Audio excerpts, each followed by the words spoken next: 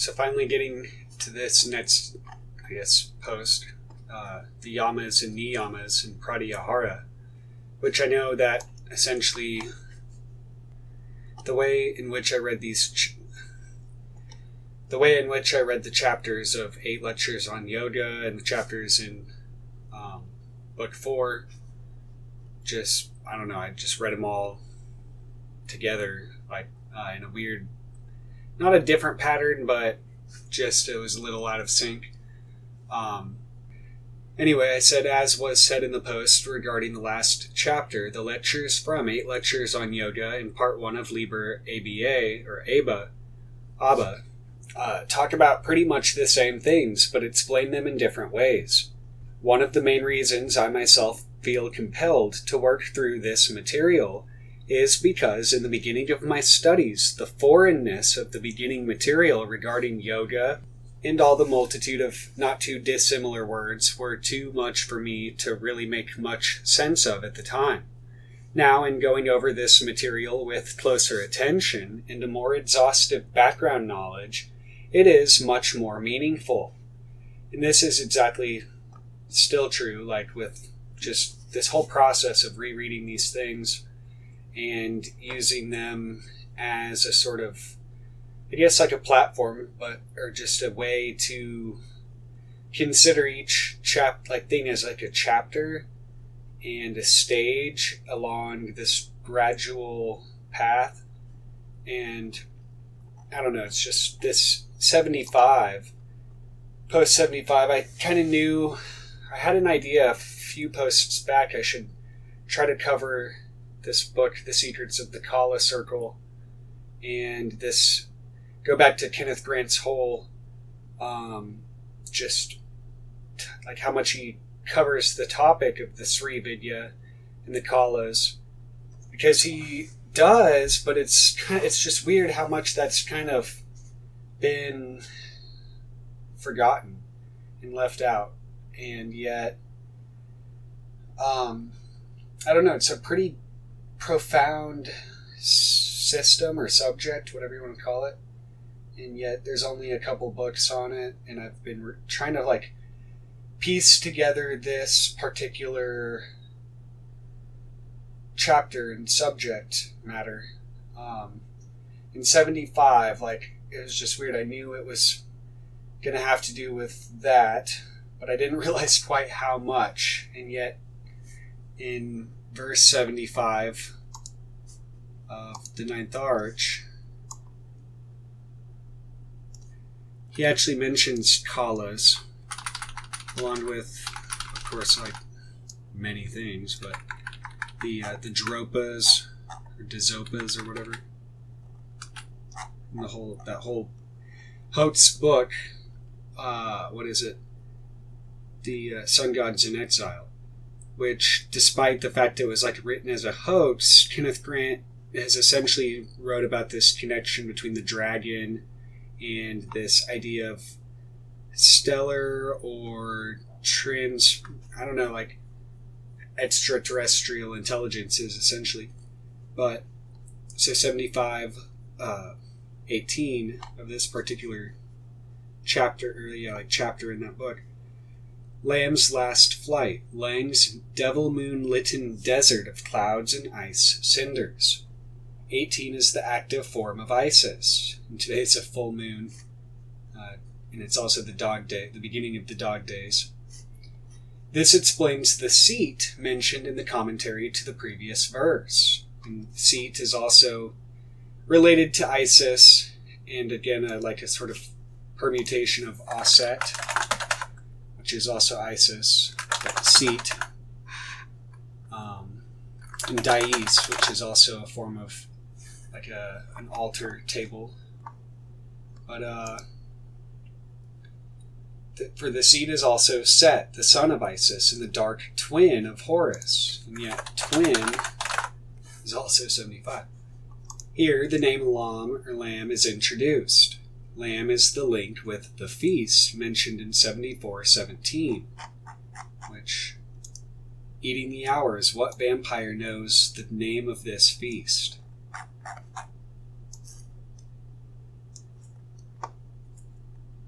So again, Yesod being that 74. And with the plateau of Lang in Kadath, the cold waste, see the Necronomicon. The lunar component of the feast is reiterated. The primum mobile, the first whirlings of spirit towards manifestation, as matter occur in the moon. That is to say, the lunar current is the instrument of its manifestation. It is to be noted also that 18 cubits is the highest measure of the Nilotic flood at the time of the inundation. The oracle is Layla, night, of Nuit, the stellar goddess, and of Hast, the goddess at the gate of heaven by night, in the Book of the Dead, page 532. Again, 75 is Hallel, the bright star Lucifer, so essentially like Venus, the herald star, and Kima, or Kima, Kime, the Pleiades, which play an important role in the stellar mythos of the Great Pyramid. Yet at the other extreme, 75 is also Kaf, Zayin, Cheth, Lamed, Yod, or Keztli, Instar Reptilium, like creeping things, a symbolic mode of portraying the Ophidian current. 75 is also the number of OGB, or Ayin Gimel Beth, to love lasciviously. Hues, colors, complexions, kalas are also subsumed to the number 75. And I guess that's Guni or Gavani, and that's in Liber 777, or, well, Liber 500, Sefer Sephiroth, in Liber 777. It is Lamb's last flight from transplutonic spheres because, having descended to Earth, he remains to prepare the way, and to ensure the return of the great old ones. The meaning of Lamb's name being the way. Way is also 17, and then Lamb the Way is 107. A word of explanation should be added concerning the Oriental component of the Gnosis presented in these Typhonian trilogies, and particularly in the present volume and in the Nightside narrative Against the Light. Although references to the Chinese cult of the Q are to be found in these writings, it is necessary to understand the cult's derivation from an alien source. This source had its origin in the second of two widely separated visits to Earth by representatives of a race of beings known as the Dropas, or Zopas, located somewhere in the stellar system of Canis Major. The initial visitation occurred 25,000 years ago, the second some 900 years ago. Dr. Robin Evans gives the date of the latter as 10,000. Dr. Robin Evans gives the date of the latter as 1017 AD, or 1017 AD. See Robin Evans' Sun Gods in Exile. And so again, this book, there's like a whole, Wikipedia's, take it for what it is, but it's mentioned here, and you could read about the author, and the author himself claimed it was a hoax, which this isn't.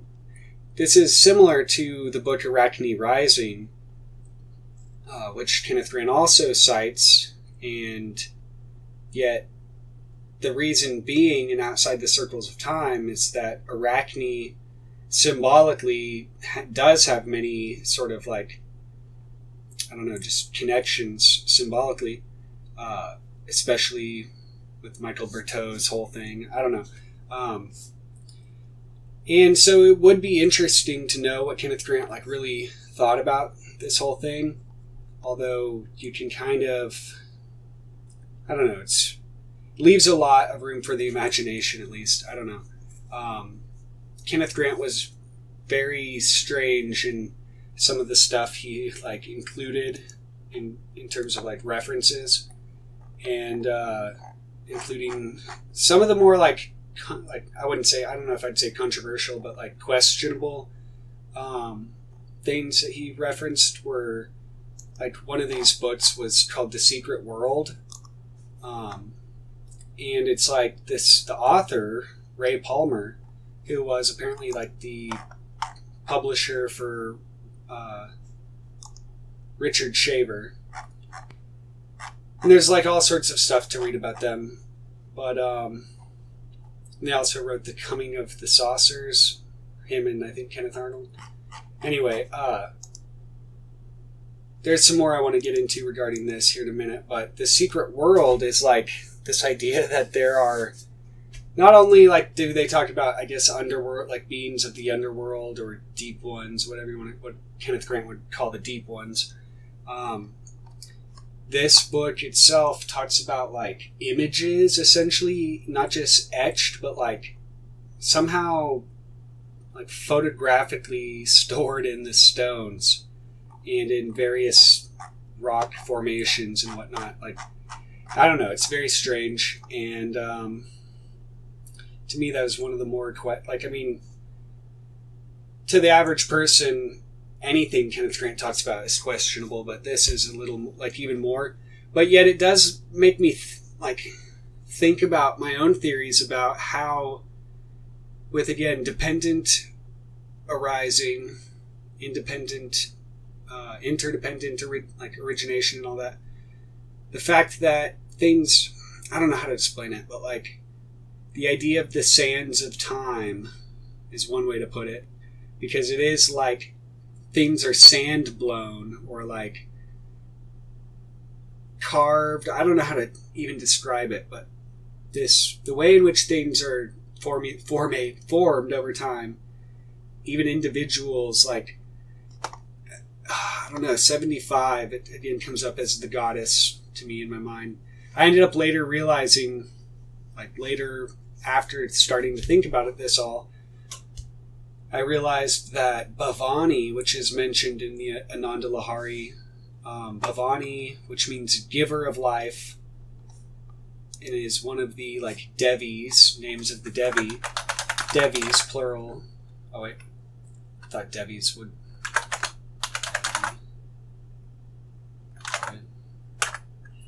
So,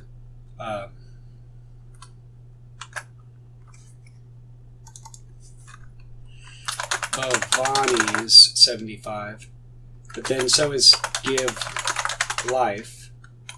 Give is also death, so life and death. Give life, life and death. But it's just weird how much this is like a Hindu goddess number, because Hindu is 75. But then so is India. In India, which obviously in Indian or Sanskrit, it's Bharat or Bharati or Bharata. India.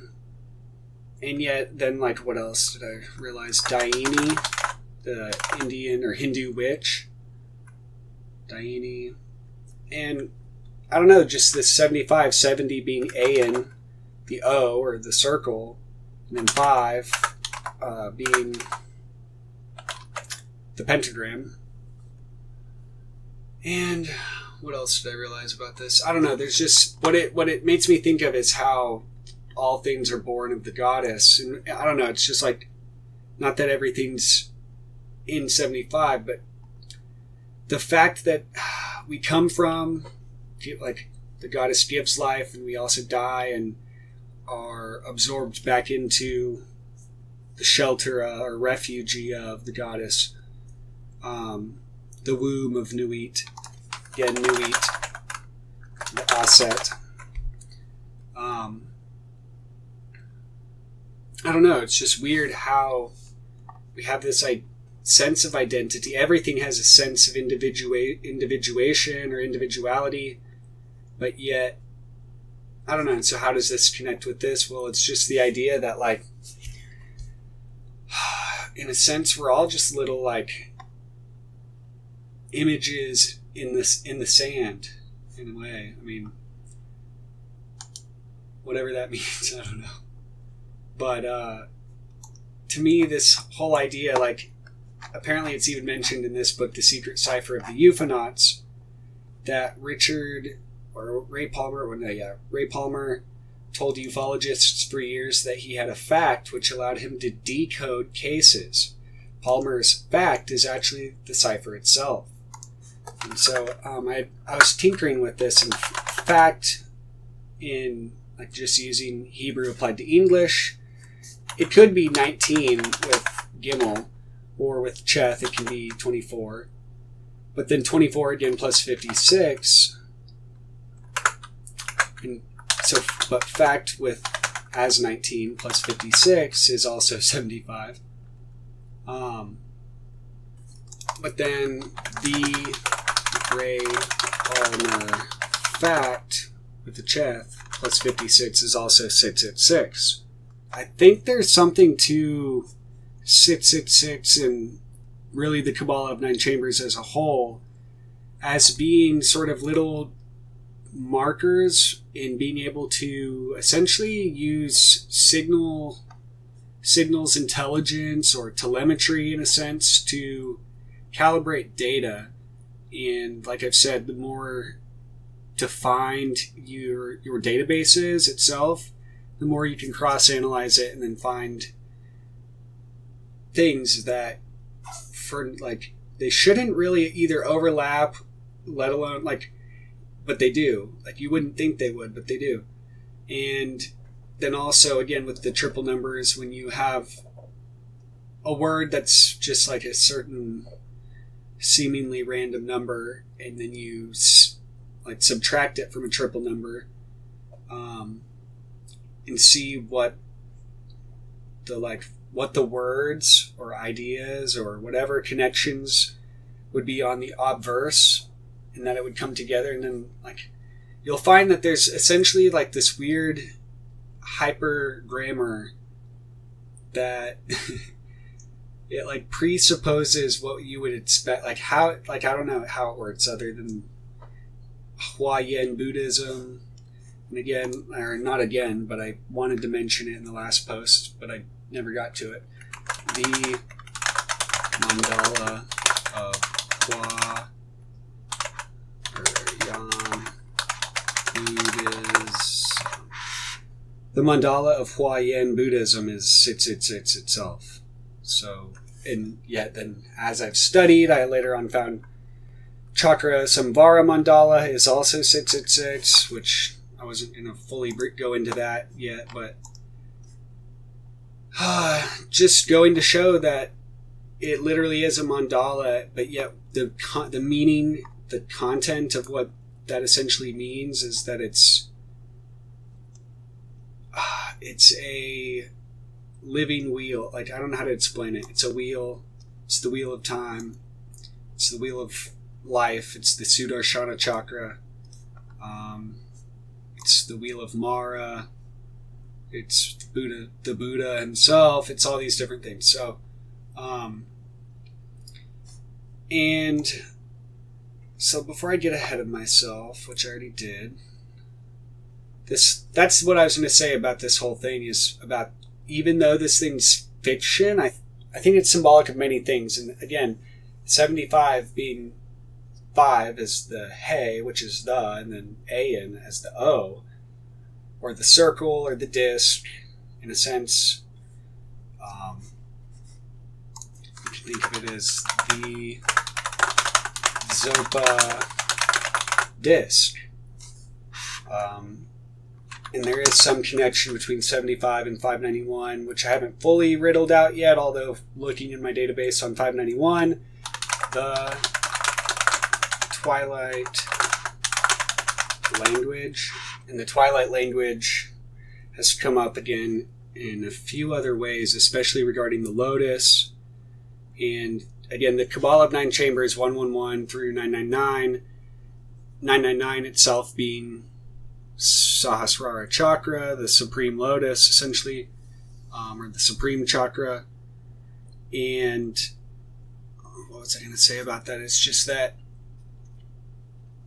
this 75 is like a chakra, essentially a wheel, but 591 in this Twilight language, not only is it the language, it relates to lotuses somehow, or in various ways, which I'll try to bring up at some point. But Also just the kalas, or these points or dots or bits or bindus, whatever you want to call these bits of data, and data plural is 75.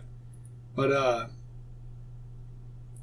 there's something to this twilight that's essentially what this is, the numbers, where all these various languages resolve into a universal language, and it's called twilight language for various reasons, but they also call it this polysemic language of Tantra, the polysemic language of Tantra 777. And there's something about this evolution from 666 to 777, which I've been talking about for a while. The Greek word libertinos, which is like the liberated or liberation. And it's hard to kind of go through my thought process about this all because the content of it is overwhelming, but it seems that the 666 and the 6 chakras and then like the 777 opening, flowering from within has to do with that Sahasrara chakra, despite it being 777 and Sahasrara chakra being 999. Although 222 is significant because it happens to be this Siva, not only the Siva Samhita, which explains the whole Shaiva Siddhanta, which I think is also 222, and but it's also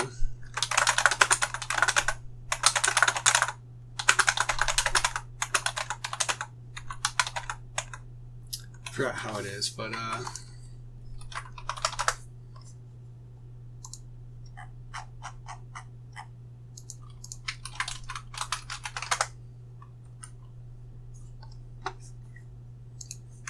so yeah, it's also the Shiva Shakti Tattva, which in the whole Kamakala Vilasa is very important, and essentially like this relation between these codes, which you would think are just simple little codes, how deep can they really be? That this whole thing about Tantra being a web, a loom or a weaving, but also the underlying, essentially electromagnetic spectrum of energy and sound, etc., mind. There's a development process happening here. And so this division of 222 and 777, or 333 and 666, or 444 and 555, etc., or 333, 333, and 333, there's different aggregates of things that are happening, essentially, like in any given situation, and that is what you could call the twilight, like, I don't know, the twilight language of events, elements, which are essentially, you could think of like the hexagrams of the I Ching. It's essentially just formulations of whether you want to call it the goddess or whatever. But yeah, like I think every number is a number of the goddess, apparently. Like one of my friends pointed out, that Kenneth Grant says so many times. But anyway, at this time, Tibet was disrupted by warring factions on Earth. Dr. Robin Evans records a meeting between one of the Dropas and a High Lama of the Bon cultists who preceded the Buddhists in that part of Asia. Although the doctor misses the significance of this encounter, it is because of it that the Dropas emerged as the sect later known as the Drupas or Drukpas. This accounts for the peculiarly alien slant of this deeply mysterious form of Buddhism.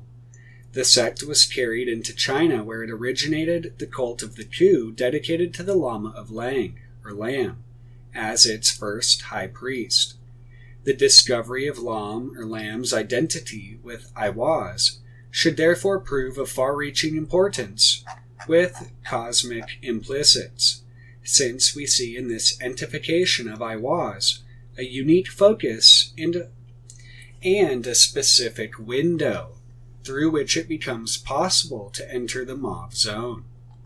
And so again, turning that formula of the he and a-in, or like the o, around.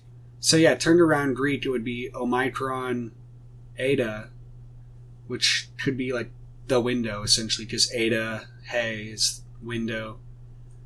And so that whole idea of the window, which is really like a dimensional, I don't want to say just doorway, because the door is the door, but it implies another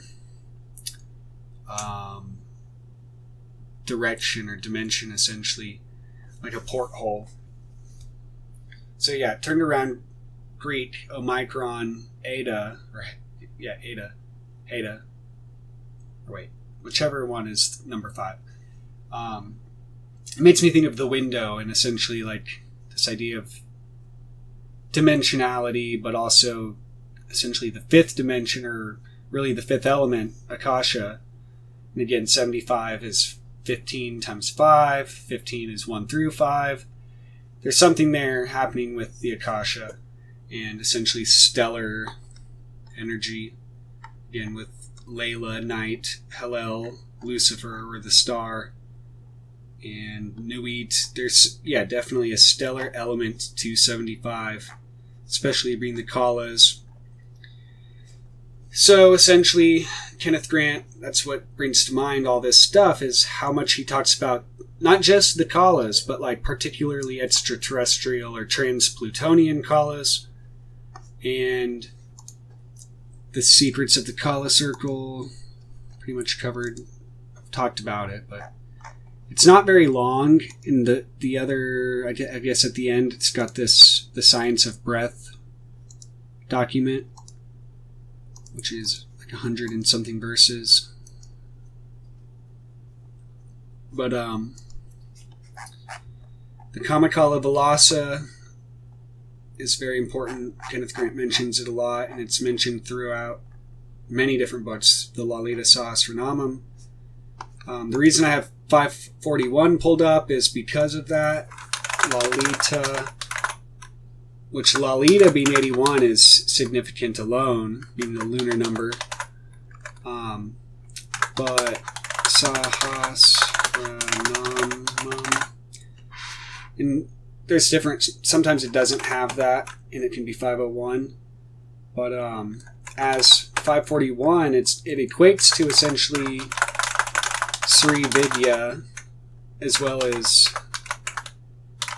Sri Yantra. And as you can see, Sri is also star in Tantra. And there's some weird, there's just so much overlap in this Twilight language idea. But this idea of 541 as Israel, essentially the 10th hexagonal star number, I think that it's important. I haven't fully understood quite what that would symbolize, but to me it's just something that comes blatantly to mind, of 541 being literally Sri Yantra, literally Sri Vidya, Lalita Sahasranamam, and then very commonly known as Israel, which is also a hexagram. And so again, it just goes to show this sort of underlying numerical language.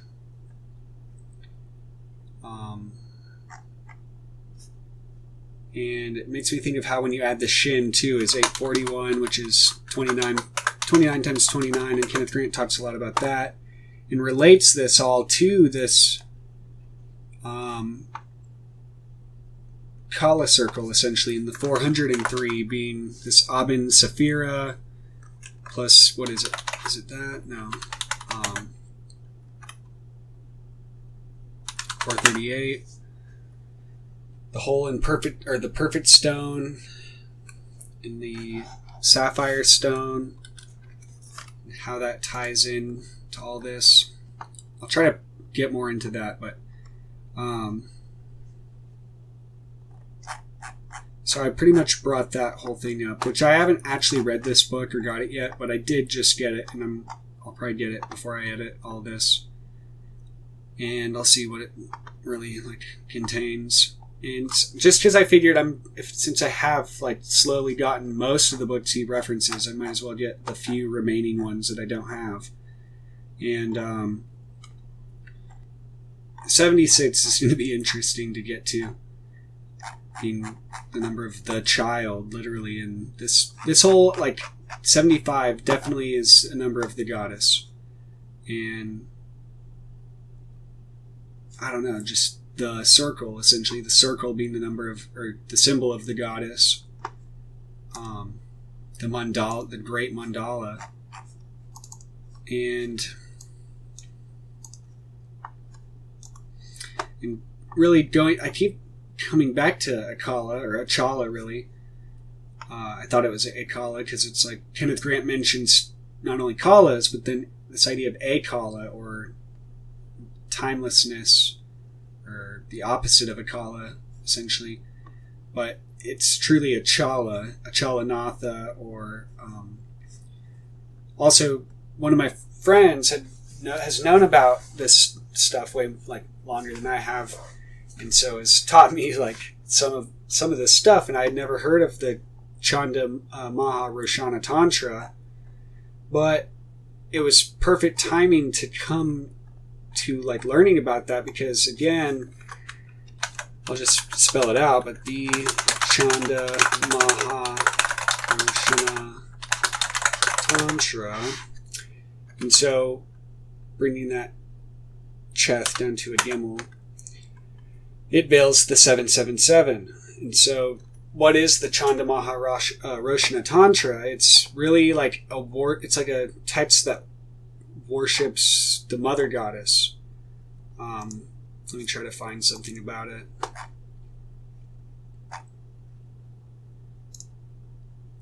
Written around the 10th or 11th century CE in the late Mantrayana period, the Tantra of Caṇḍa or Candamaharosana represents the flowering of the Yogini Tantra genre.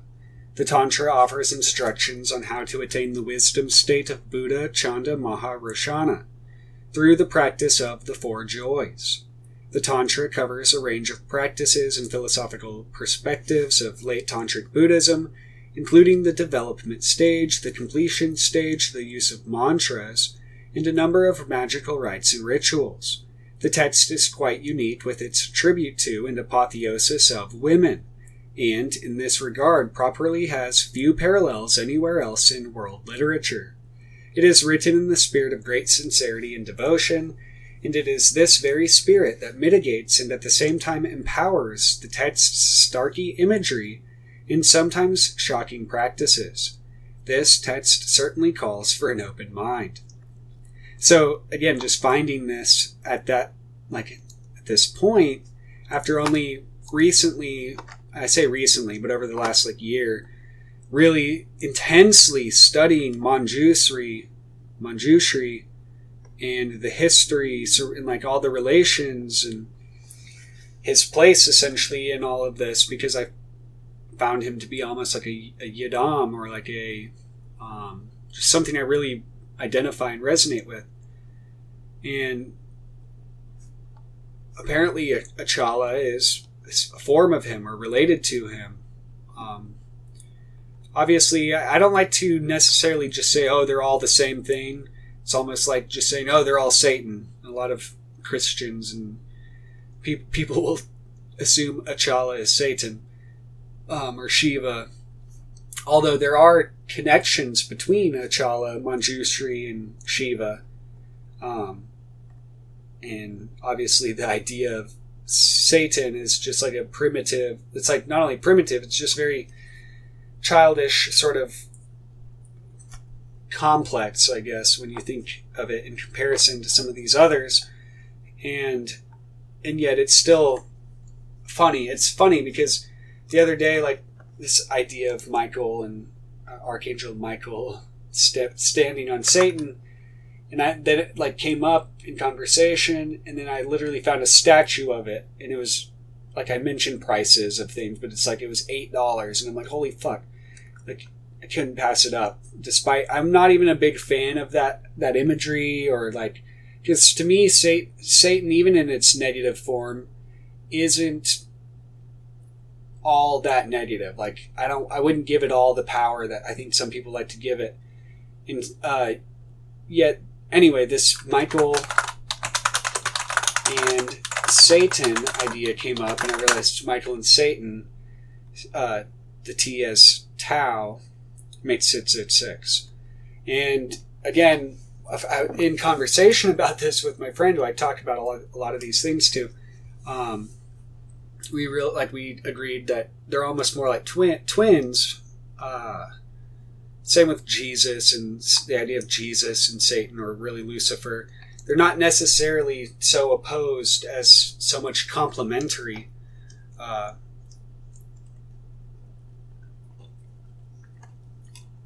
anyway, I easily digress. But anyway, this form of Manjushri or Achala, and then this Tantra, the Candamaharosana Tantra, which I haven't read yet, and I wish there was I wish there was an available printed version, but I wish there was an available like book form.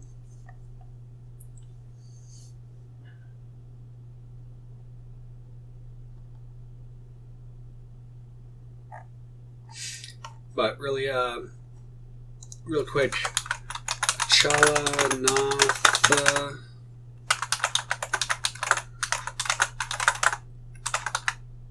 Yeah, Chalanatha came up, or just without the Cheth. That's 493, and 493 kept coming up for a few days whenever I was contemplating this whole goddess relation, because it's also Maria Canon, and there's this, people have already recognized the relationship between, or like the overlapping similarity between Mary and Kuan Yin or Canon, and the cult of Shakti, the Shakta religion. And then not only is Achalanatha 493, but then Caṇḍa, mahā, or roṣaṇa. But in this case with the Cheth. So again, just knowing that little Cheth thing, sometimes it's like, I swear it's a little like a veil or a blind, a key in a sense. Not just the He, but really the Teth and the Tau for the T, the Samek, the Shin for the S, Gimel and Cheth, and the final values, essentially. Which again, you would think, well, that can make things be able, like you can be able to make things equal anything, but really you can't. In a way, it provides for an even more like unique, I don't want to say encryption, but where these things end up coming about, it's highly, that's why I say it's like a hyper grammar, or hyper, because it's like it, I don't know, it's not like you're sitting there doing it consciously and making it equal that. You're like revealing that it already does. So, and again, 493 is just Shin less than 793, which I've been talking about as also relating to so many different forms of the goddess.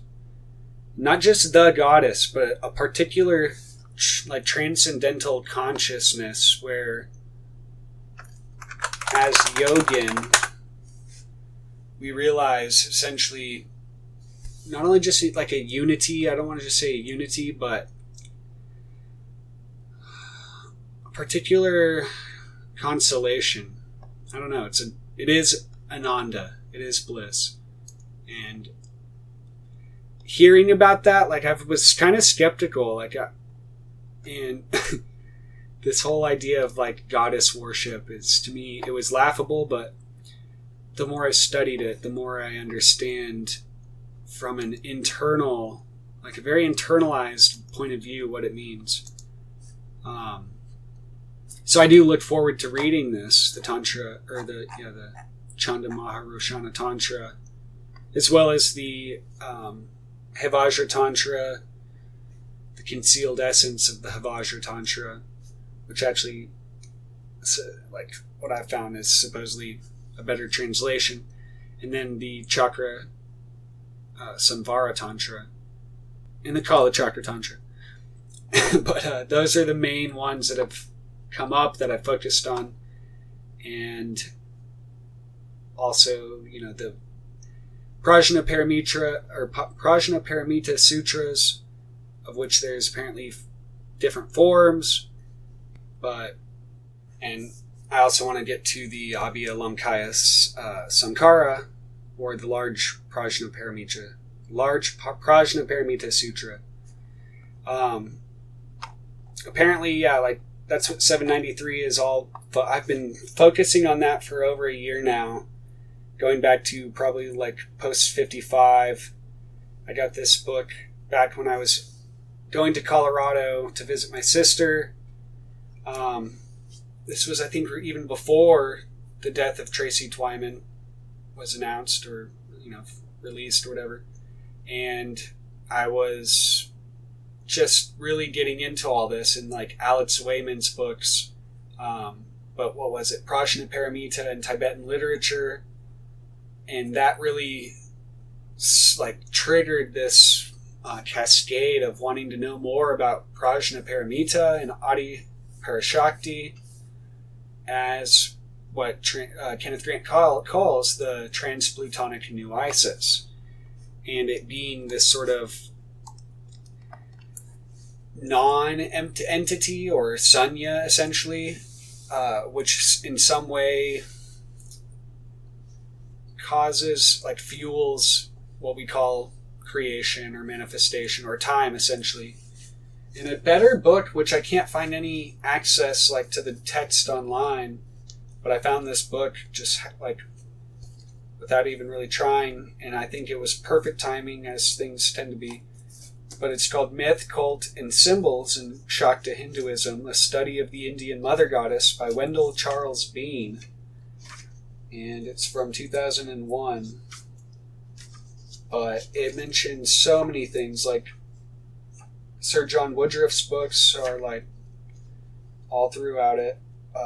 Mersha Eliade, numerous other books I've never heard of. The Popular Religion and Folklore of Northern India, which I only recently also found myself, which is a good book. That's where I can't realize that Daini is 75. But I wish I could do better justice in just this little talk for this book, because it's very important, I think. It helps me to see how this stuff really needs to be intricately understood, appreciated, integrated, and it's what's taken this particular post so long, is I'm literally in awe, but yet it's amazing. The sort of new lease on life that this particular topic has given me. I swear to God, I know that sounds I guess dramatic, but it is. It's every day I wake up and I'm wow, I get to go back to work on this whole thing, and I just really enjoy this whole Manjushri and Achala. It's very blissful, is all I can say. It's very Ananda, very 107. And let's see.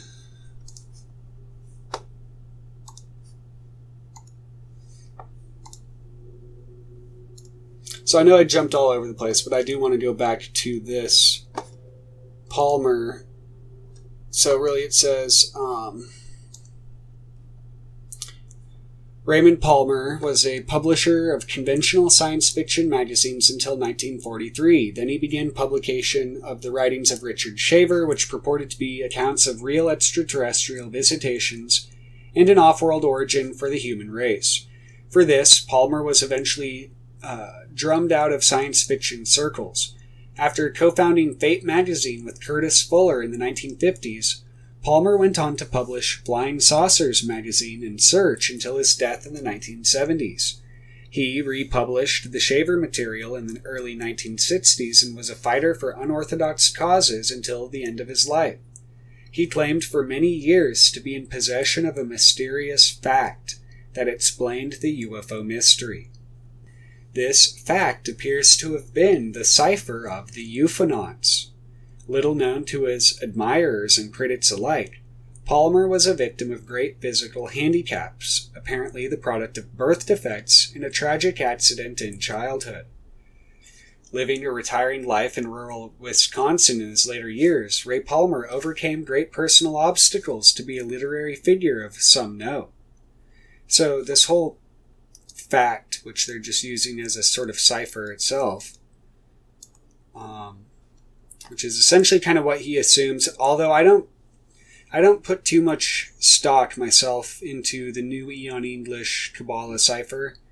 And someone recently asked about it, and I said, like, internally, like, when you use it and you look at the things within it, a lot of things relate within and amongst it, but, like, as far as all the, like, the Kabbalah at large, the correspondences to me aren't as universal, I guess, or I don't know how to explain it. They just don't plug in quite as well as some like, for me, I don't know, and it's weird, different people have their own chosen ciphers or preferred ciphers, but the Hebrew applied to English for me seems to be the, like, what I use, at least to decode extra knowledge, I guess, for, like, that's what I use. But although Hebrew, like, what I've found is that Hebrew alone has, like, a certain uniqueness that you'll find Hebrew facts within the Hebrew gematria. Same with Greek. You'll find Greek and, like, Greek, how would I even put it? Like, just patterns or formulas in the Greek in particular ways that remain within the Greek system, and then same with the Hebrew English, or the phonetic Hebrew, whatever you want to call it. Because again, when you apply it to Sanskrit transliterations, the fact, like, I've been analyzing this and I've been trying to, like, I don't want to just say learn Sanskrit because there's too much to just simply learn, but I've been getting into trying to learn, like, the simple concepts I know in English in their actual Sanskrit, and I've been transcribing the Ushnisha Vijaya Dharani, because to me it's just helpful in seeing the grammar play out. But you would think that with their, like, I don't know how to put it, it's very complicated to try to put what I think as far as the nuances of Sanskrit with the, like, how their letters, not only the variations, but then that the A could add a 1 in some instances, and yet not necessarily, but yet when it's transliterated, it usually does anyway. And it seems to me, though, in tinkering with certain words, like, you can almost find the proper spelling or the proper transliteration using this method, especially using the Kabbalah of 9 chamber numbers as, like, points in which formulas would come to be, like, flush. If you're looking for perfect expressions, or, like, what is it? I was thinking about this earlier.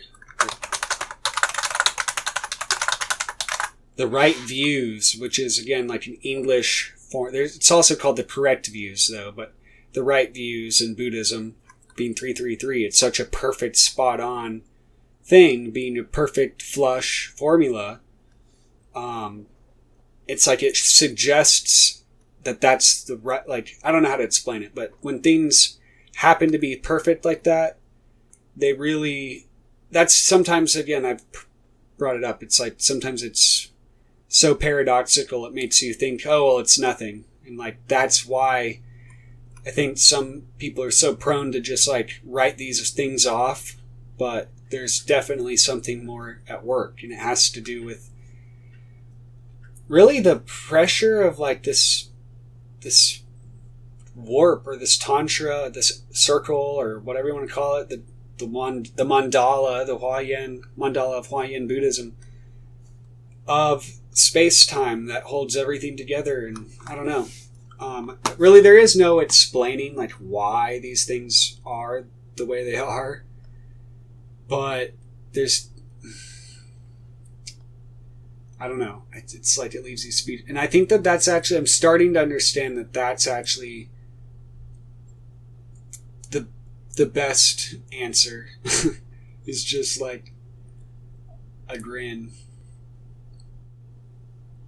But anyway, this cipher doesn't necessarily mean that there's only singly like one cipher. I've long said I think they all should be considered and kind of grouped into a database based, indexed by number, but separated based on like subject, first of all formula, but then subject.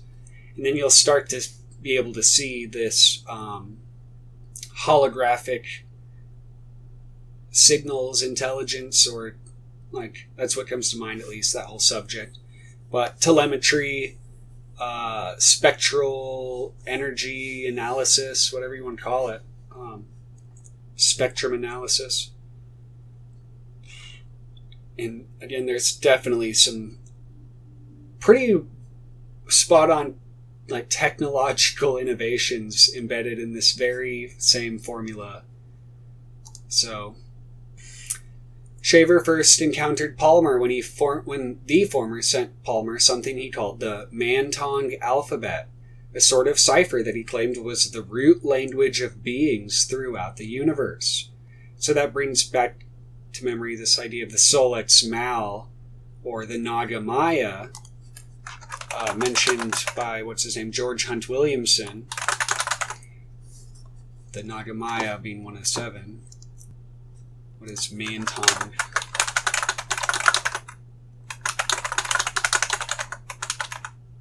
Man-Tong alphabet. And which bore a close relationship to English. Shaver maintained that English was a late, degenerated form of Man-Tong, relating rather like Spanish does to classical Latin. Palmer took one serious look at the alphabet and recognized he was on to something. Either Richard Shaver or whoever or whatever this or his source was appears to have been attempting to introduce the cipher of the Ufonauts to certain scattered initiates through amazing stories and related publications. The base readership certainly overlapped with that of Weird Tales and other followers of the fantastic occultism of the Lovecraft Circle. The new readership, which came and went with the Shaver material, were prime candidates for introduction. Man-Tong is not the cipher for the Ufonauts in its current form, but many key names and words used in the Shaver material, sometimes capitalized for emphasis, yield startling results for the ufologist and occultist when reduced to cipher and decoded, using the methods outlined in this book. And so, I won't go too much into all that. I think you could probably even go further. I think that these books are good like introductions to some of this information, but I think that a lot more could really be done in terms of like really looking further into it all and applying it further.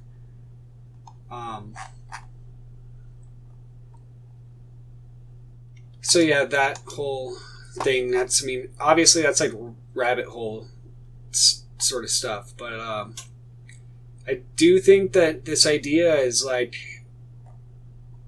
for lack of any better way of putting it, it heads in that direction, let's just say that. It goes towards, that's why I got into this whole idea of, to me, I mean, they call it the targeted individual or gain stalking phenomena, But really, it's electronic warfare and electronic surveillance, essentially, which, not that 90% of the people who claim it, either, I mean, I don't know, it's just, it's potential and it's possible, but the likelihood and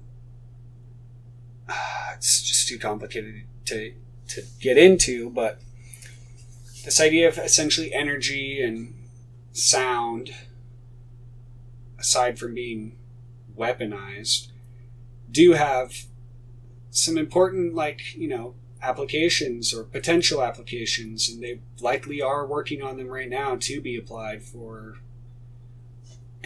all manner of wonderful delights. But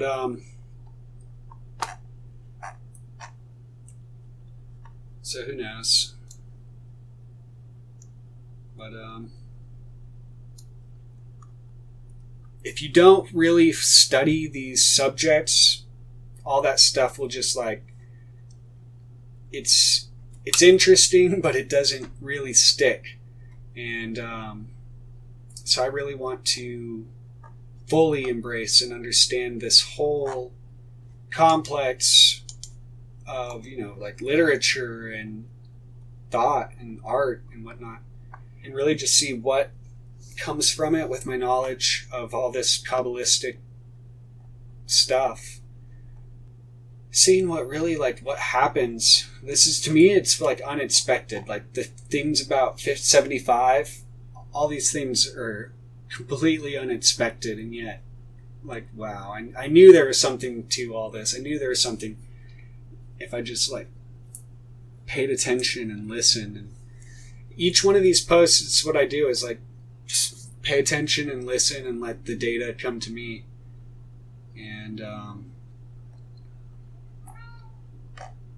trying to remember, like, there's so many thoughts that I have, and I'm like, oh, I need to talk about that. I need to talk about that. But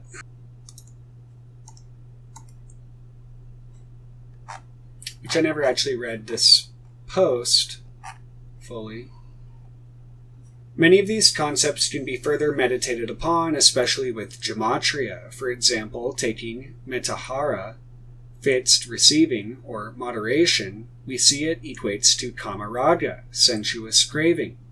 Many people, even those who actually use gematria, such as the Orthodox Jews, dismiss the idea that it can be applied to other languages, much less transliterations thereof.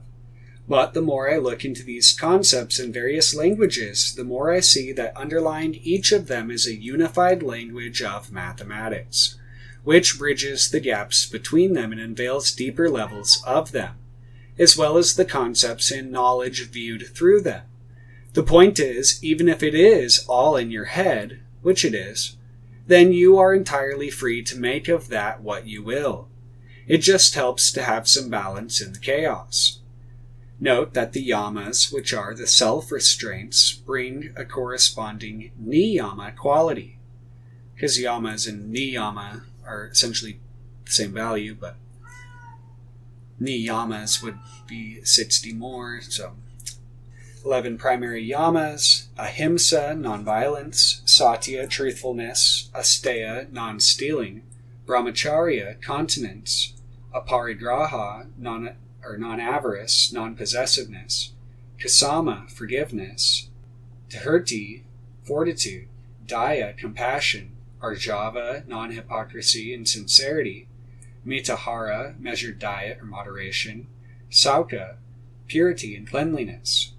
12 primary niyamas: tapas, persistence or perseverance in one's purpose and austerity; santosa or santosha, contentment, acceptance of others and of one's circumstances as they are; optimism for self; astika, faith in real self; jnana yoga, raja yoga, belief in God, bhakti yoga; conviction in Vedas and Upanishads, Orthodox school; dana, generosity, charity, sharing with others; Ishvara Pujana, worship of the Ishvara, or God, Supreme Being, Brahman, true self, unchanging reality; Siddhanta Vakya Sravana, listening to the ancient scriptures; Hri, remorse and acceptance of one's past, modesty, humility, svadhyaya, study of self, self-reflection, introspection of self's thoughts, speeches, and actions. Mati, think and reflect to understand, reconcile conflicting ideas. Japa, mantra, repetition, reciting prayers or knowledge. Huta, rituals, ceremonies such as yajna, sacrifice. Ishvara pranidhana, contemplation of the Ishvara, God or Supreme Being, Brahman, true self, unchanging reality. Pratyahara refers to the withdrawal of the senses and even mental action and movement. It would be unwise to think that the true states which yoga can confer can actually be accessed or apprehended through any form of analysis or consideration, since they are naturally formless. This is why the idea of zero is the portal of dimensions and porthole through which the withdrawal via pratyahara, the sense, and chitta, withdrawal, chitta being mind stuff or mind, confers the sarva, pratyahara and sarva, the all which pervades all. And so that makes me think of this other thing, which is Mahabhagavat, which is basically a supreme devotee or one who perceives God within all things and all things within God. Sarva and Pratyahara, 508. So, and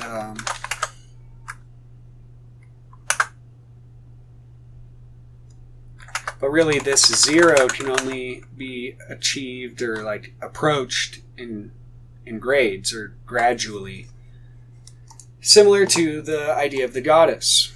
And that's why it's ironic that the Sanya is 777, which is also the Ha-Shabbath. And so essentially, like this book, Myth, Cult, and Symbols in Shakta Hinduism, time is the goddess. Like life and death and Bhavani, the giver of life, 75 as the circle apparently is time, now that I think about it. It's the womb. Nuit is the womb, really. There's this diagram in the appendix, which is interesting. I don't know, there's just so much to this. To me, I can't really say much more than I already have, other than to read these things, which I have. I'll just put them there. But, I don't know, and come to think of it, I end up reading, one of the chapters I read has Haxon as the video. And so, I don't know, just this connection of the Daini or the witch in Hindu. The idea of the witch is looked down upon, but really it's yet another form of the Devi. So I don't know, there's just not much more I can say. I can't make it much I don't know if I can make it any clearer than I have tried to.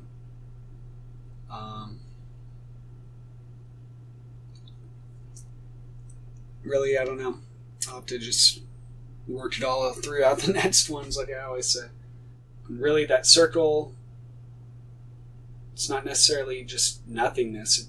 It's in a sense, it's a lotus itself, too. I guess also being, again, the Sahasrara chakra, 999, or 999 being the Sahasrara chakra, which reflects the void, makes me think of that circle as, in a sense, a lotus.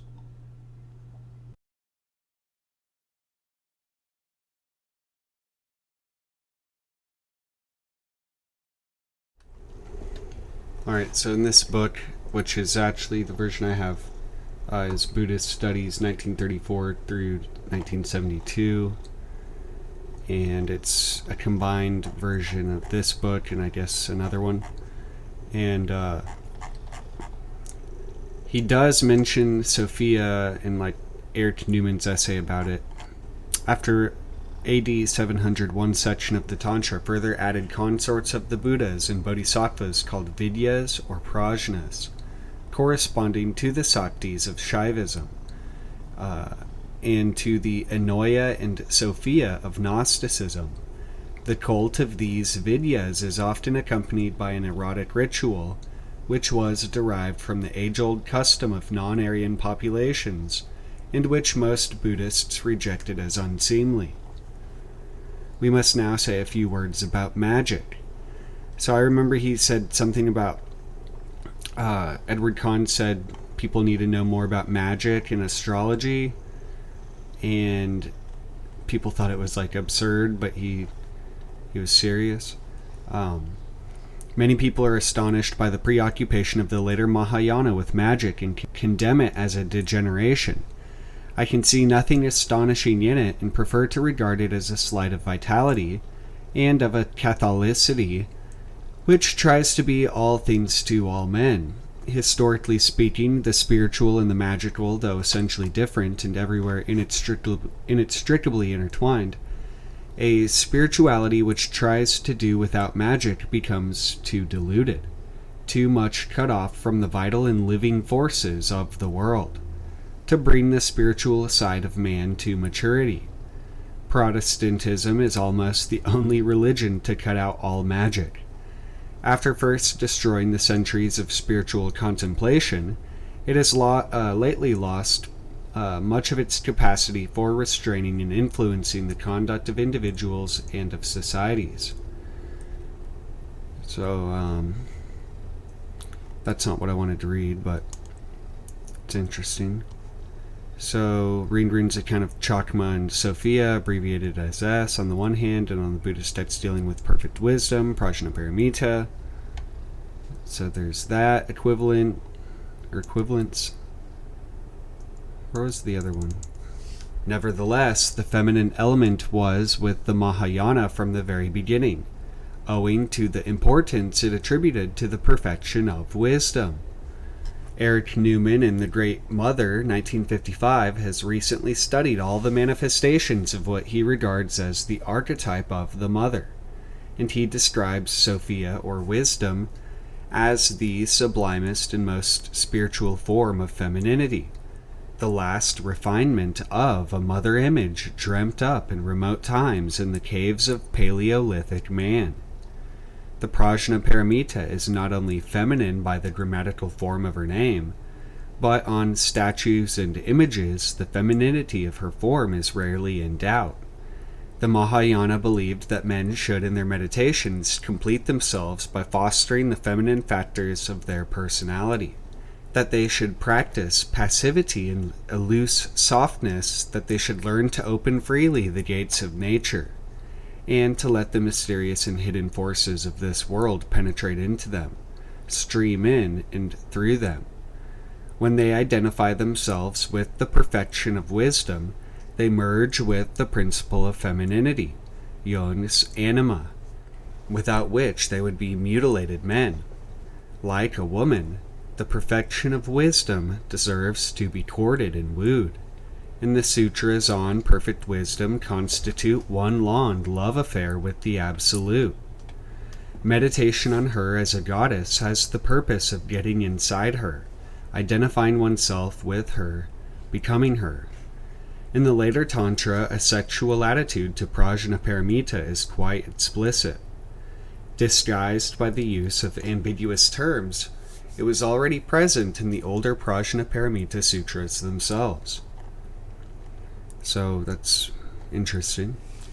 And so this is just a short little chapter, Prajna and Sophia, and it's, I don't know if it's an essay based on this book, but Word and Wisdom, Studies in the Hypostatization of Divine Qualities and Functions in the Ancient Near East by Helmer Ringgren, Håkan Olsson's Bucktrickery, Lund, 1947, 234 pages. And he says, although H. Ringgren's book was written chiefly for theologians, it is invaluable to all students of Asiatic culture. Rindran assumes that monotheism is the primitive religion, and polytheism a later stage of religious development. How then, he asks himself, has the puzzling multitude of gods and goddesses that we meet with in most peoples arisen? In Word and Wisdom he considers one of the factors that have been active in this process, viz. The hypostatization of divine qualities and functions, page 8. In the course of his book, he surveys the hypostases in the religions of ancient Egypt and Mesopotamia, among the Western Semites and ancient Jews, and in pre-Islamic Arabia. Whatever may be the merits of Rindran's theological thesis, his long chapter on wisdom in the Old Testament and in later Judaism brings out the extraordinary fact that during the same period of time, i.e. from circa 200 BC onwards, two distinct civilizations, one in the Mediterranean, the other in India, constructed a closely analogous set of ideas concerning wisdom, each one apparently independently, from its own cultural antecedents, or antecedents. Not that Rindran, a specialist in Near Eastern literature, is aware of this connection. His account of Jewish wisdom literature is unbiased by any opinion about its relation to Indian thought.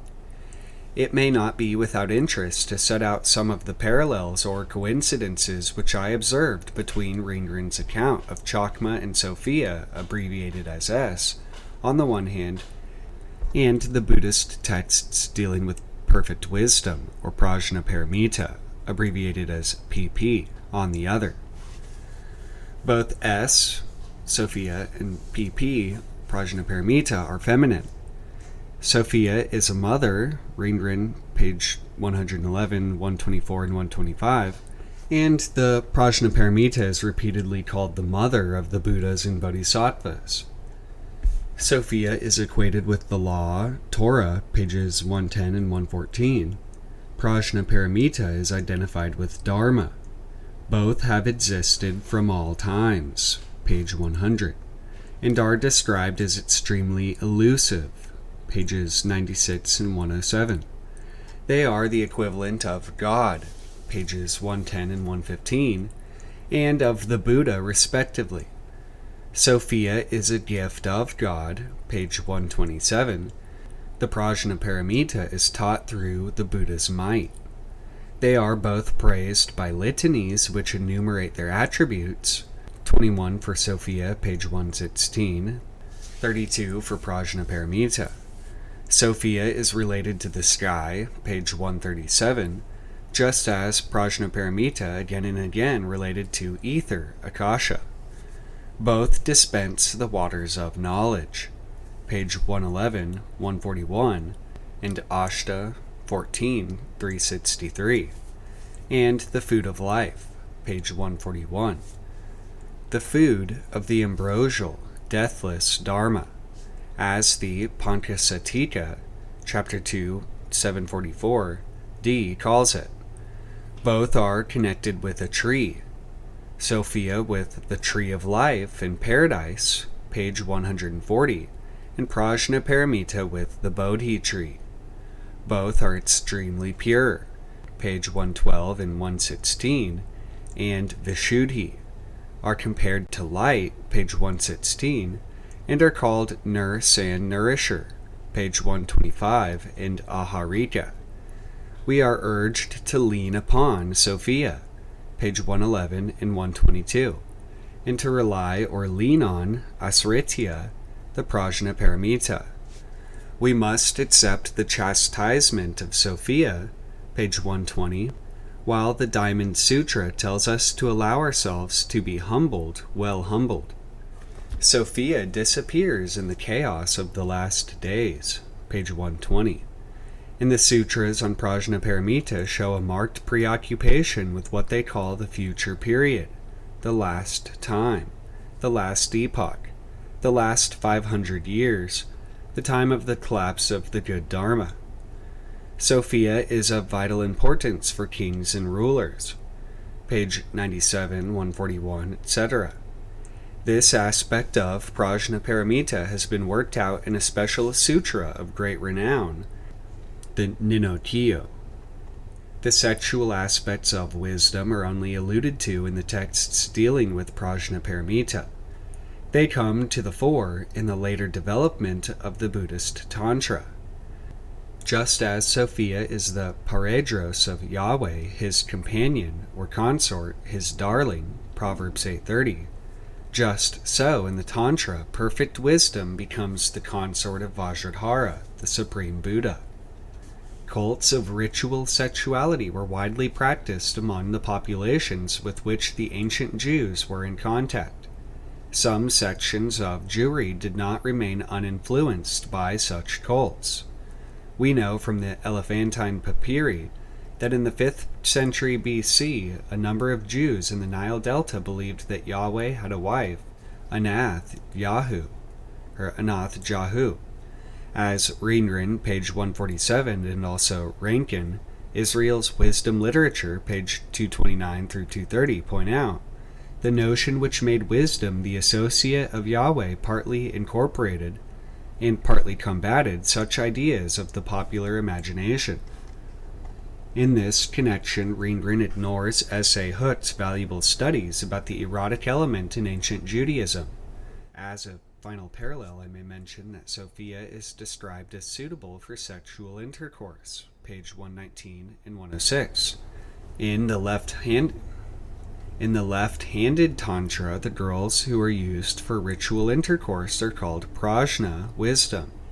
In a similar spirit, the Gnostic Simon called his wife, Helena, Sophia or Inoia, Jnana. The number of parallels could easily be multiplied if one were to take into account the kindred literature of Hellenism or Gnosticism of Neoplatonism. We find everywhere in the Mediterranean world at that period a fusion between the idea of wisdom and the idea of the Magna Mater, resulting in a new deity who is modeled on Ishtar, Isis, and Athene, and who is placed by the side of the supreme male being. A study of the more philosophical authors like Philon or Proclus reveals a profusion of verbal coincidences with the Prajnaparamita texts. Here, Sophia as the Oika, or Oikia, house of the wise. There, the Prajnaparamita as the Vihara, dwelling. The epithet Phosphoros, light-bringer, corresponds to Alokakari, Akrantos, immaculate, to Anupalipta, etc., etc. It cannot be the purpose of a review to try and exhaust a problem of this magnitude. Reingren himself gives a very thorough survey of foreign influences on the Jewish conception of wisdom, page 1238, 149, without coming to any very definite conclusion. I regretted, incidentally, that he does not discuss Trojet's suggestion as far back as 1925 that Sophia is derived from Buddhi. In all this, we may have to deal with parallel developments under the influence of local conditions from a general, widely diffused culture pattern, or it may, of course, be that there is some hidden rhythm in history which activates certain archetypes, as Jung would call them, at certain periods in widely distant places. All that I set out to do in this review was to remind readers that there is a problem here which historians cannot ignore, and for which they find first-hand material in Reingren's careful and painstaking survey of the facts concerning the ancient Near East. So there's that where he essentially links Prajnaparamita and Sophia, which was interesting to find. And there's a lot of different writings in here on Prajnaparamita, but the particular link with Sophia was interesting. The development of Prajnaparamita or Paramita thought. Many people in the West, and among them the author of this article, first heard of the Prajnaparamita through the writings of Daisetsu Tetaro Suzuki, especially in his Manual of Zen Buddhism, 1935, and his Essays in Zen Buddhism, Volume 3, 1934, pages 187 through 288. In my own case, the good news wrought quite a revolution in my thinking, and has induced me to devote the last 25 years to the study of these scriptures. It is therefore only natural that I should be delighted to be asked to contribute to the volume issued in commemoration of my honored teacher's 90th birthday. This essay adopts the historical approach which comes natural to scholars reared in the West. One must admit, of course, that it tends to subject spiritual truth to historical relativity, and its application to Christian documents has done little to strengthen the faith of earnest believers. At the same time, while we may well agree that the Spirit itself has no history, there may be no great harm in tracing the historical development of the actual documents with which we are confronted. The conclusions here briefly presented can be no more than provisional suggestions. Knowing almost no Chinese, I could make no use of the early Chinese documents, T 221 through 227, but had to confine myself to the Sanskrit and Tibetan sources. Others will, I hope, be stimulated to do better than I have done. Another difficulty which has for long deterred me from writing on this subject lay in the uncertainties about the dating of the various documents. But since I have found that Professor R. Hikata and myself have independently come to practically the same conclusions, this is no longer a serious obstacle. See an introductory essay on Prajnaparamita literature in his edition of the Suvikranta Tavi Krami Pari Prika, 1958. What perturbs me more is that at present we have no clear idea of the circumstances under which these sutras were composed, who wrote them or why, how or for whom they were written. All that is lost in the fog of the past. One must, I think, distinguish 9 steps in the development of Prajnaparamita thought, and for the convenience of the reader I list them here at the very outset. 1. The initial formulation represented by the first 2 chapters of Erich. 1. A note on my quotations from the texts. A is Ashtasa Hasrika, edited R. Mitra, 1888, but as printed in Wodihara, 1932-5. A. Abhisamaya Lankara, edited Theodore Sherbatsky and E. Obermiller, I forgot his name, but 1929, and translated by Edward Conze, 1954. Ad or AD Ashtadasa Sahasrika, quoted by the folios of the Gilgit manuscript now in New Delhi and Rome. P. Panka Vimsati Sahasrika, edited N. Dutt, 1934, and Cambridge manuscript, 1628. Riggs or RGS, Ratna Guna Samkhya Gatha, edited E. Obermiller, 1937, reprinted 1960. S. Satahasrika, edited P. Gosha, 1902 through and 13 in the Cambridge manuscript. And so, 1. The initial formulation represented by the first 2 chapters of Ratna Guna Samkhya Gatha. 2. Chapters 3 through 28 of the Ratnaguna Samkhya Gatha.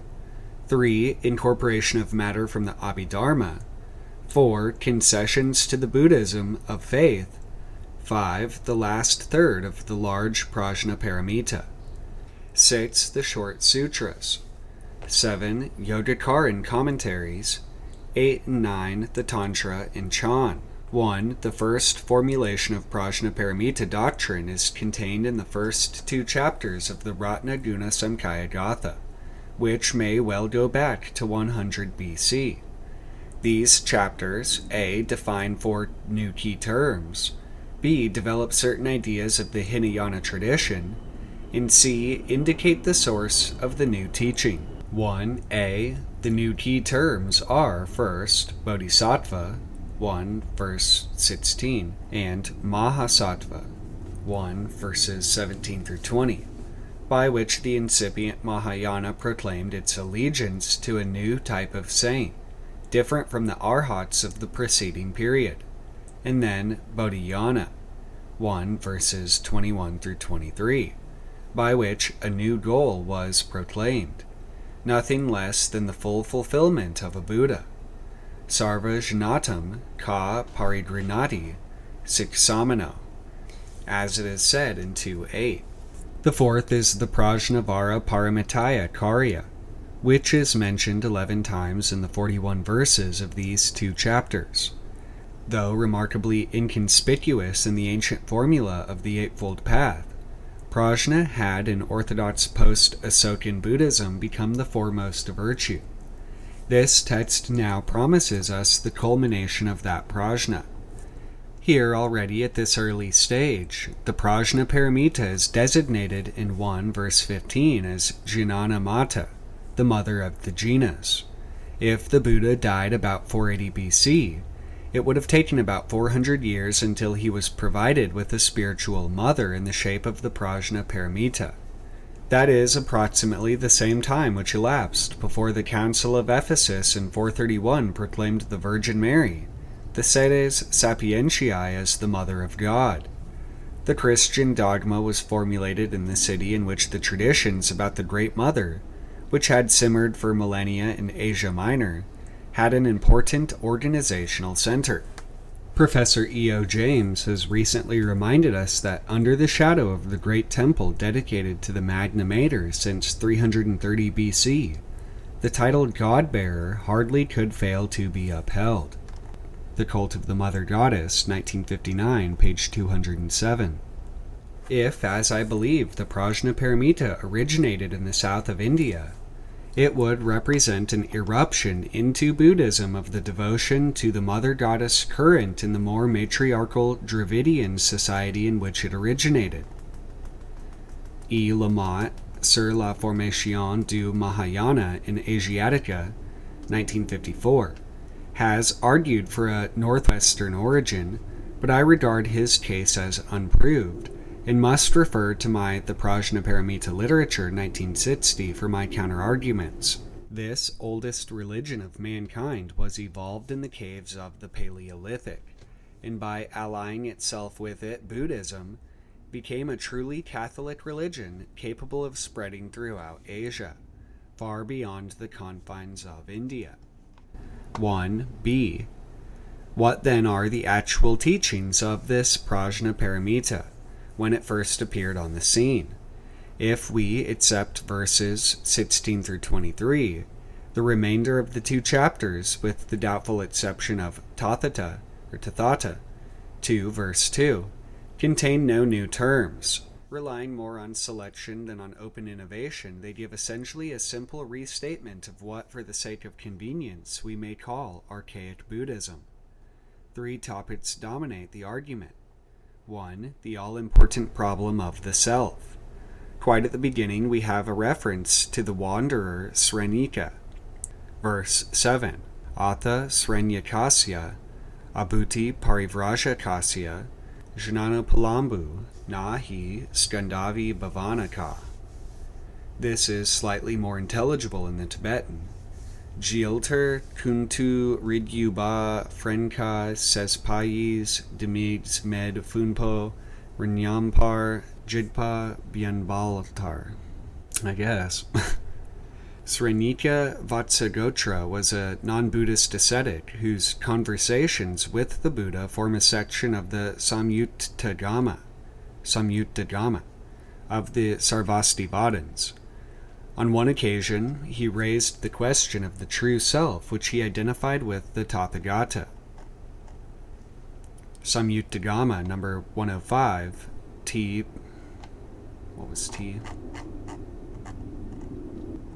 page 31c32. The Buddha told him that the Tathagata cannot be found in the skandhas, nor outside them, nor in their absence. In a supreme act of faith, Srenika was willing to accept the Tathagata in spite of his inability to relate him to anything that is known empirically. Srenika's jnana was, however, as the prose text of A19 puts it, only a pradesika jnana, a knowledge with a limited scope, i.e., as Haribhadra explains, it stopped short at the understanding of Pudgala Nairatmya, whereas the Bodhisattva can extend his insight to all dharmas. And so the Ratnaguna draws the Mahayanistic conclusion, just so the Bodhisattva, when he comprehends the Dharmas as he should, does not retire into blessed rest. In wisdom then he dwells. Yo bodhisattva parijanati eva dharman na ka nivritam sparsati so viharati prajnam. Blessed rest, nirvriti, is the nirvana which excludes the world of suffering. The bodhisattva should not get absorbed in it, because then he would separate himself, or his self, from the skandhas which are the basis of suffering, and act against his insight which showed him, in the words of A19, that Buddhahood, or the cognition of the all-knowing, is not inside the skandhas nor outside them, nor both inside and outside, nor other than the skandhas. And quite at the end, at 2:12, the ultimate unreality of the self is asserted in the memorable words. If for eons countless as the sands of the Ganges, the leader himself would continue to pronounce the word being, still pure from the very start, no being could ever result from his speaking. 2. Furthermore, the text describes 3 aspects of the attitude which the wise man should adopt towards all the phenomena he may encounter. A. He should be anaketakari. 1 verses 6, 10, and 2:3. This term, which for a long time had designated the monk's non-attachment to possessions and social ties, now acquires an ontological meaning. Nowhere in the 5 skandhas do the wise find a place to rest on, sthanhu, or sthanu. And with regard to all dharmas, they are asthita, asthitaka, and aparadrita. To course without a home means not to course in any of the skandhas, his thoughts directed to non-production, anupadati, or anupadati. This non-production is in itself, of course, not a new idea, since the Anutpadajnana is well known to form a regular part of the stock of Hinayana teaching. B. He should practice non-apprehension, anupalabdhi, as it is said in 1.5. No wisdom can we get hold of, no highest perfection. No bodhisattva, no thought of enlightenment either. When told of this, if not bewildered and in no way anxious, a bodhisattva courses in the well-gone's wisdom. Fictitious things like the self or a person had often been characterized by the phrase that they cannot be apprehended, cannot be got at, nopala biyante. So also at Ratnaguna Samkhyagatha 1:22-3. But here this characterization is extended to the very machinery of salvation. C. All phenomena should be treated as illusory, as maya, that the skandhas 1 verse 14 and beings 1 verse 19 are illusory had often been said in the past. The novelty lay in now, 2 verse 5, extending this concept to the transcendental world, in saying that the fruits of the holy life, whether won by arhats, pratyeka Buddhas, or fully enlightened Buddhas, and that nirvana itself are mere illusions, mere dreams. In Ratnaguna Samkhyagatha this is regarded as so startling that it is backed up by the assertion, so has the Tathagata taught us. Nirvanu yo adigato, vidu panditehi, sarve ta mayaha, mayaja, nirdistu tathagatena. In the prose text of A 240, when it describes the astonishment of the Devaputra at this message, does not conceal that we have here to deal with a rather shocking departure from accepted ideas. 3. Thirdly, we find an interpretation, or rather a reinterpretation of the higher stages of the path. A monistic conclusion is drawn from the formula of the first formless dhyana. When freed from the notion of multiple things, he courses in peace. Then that is his practice of wisdom, the highest perfection. nanatva samjnavi gato, upasantikari esa sa Prajnaparamita karya. 1 verse 14. Here, nanatva samjnavi gato clearly alludes to iha sarvaso rupa samjnanam samati kramat pratigasam jnanam astangamat nanatva sanjananam amana sikarad anantam akasam iti akasanantya yatanam upasampadaya viharati.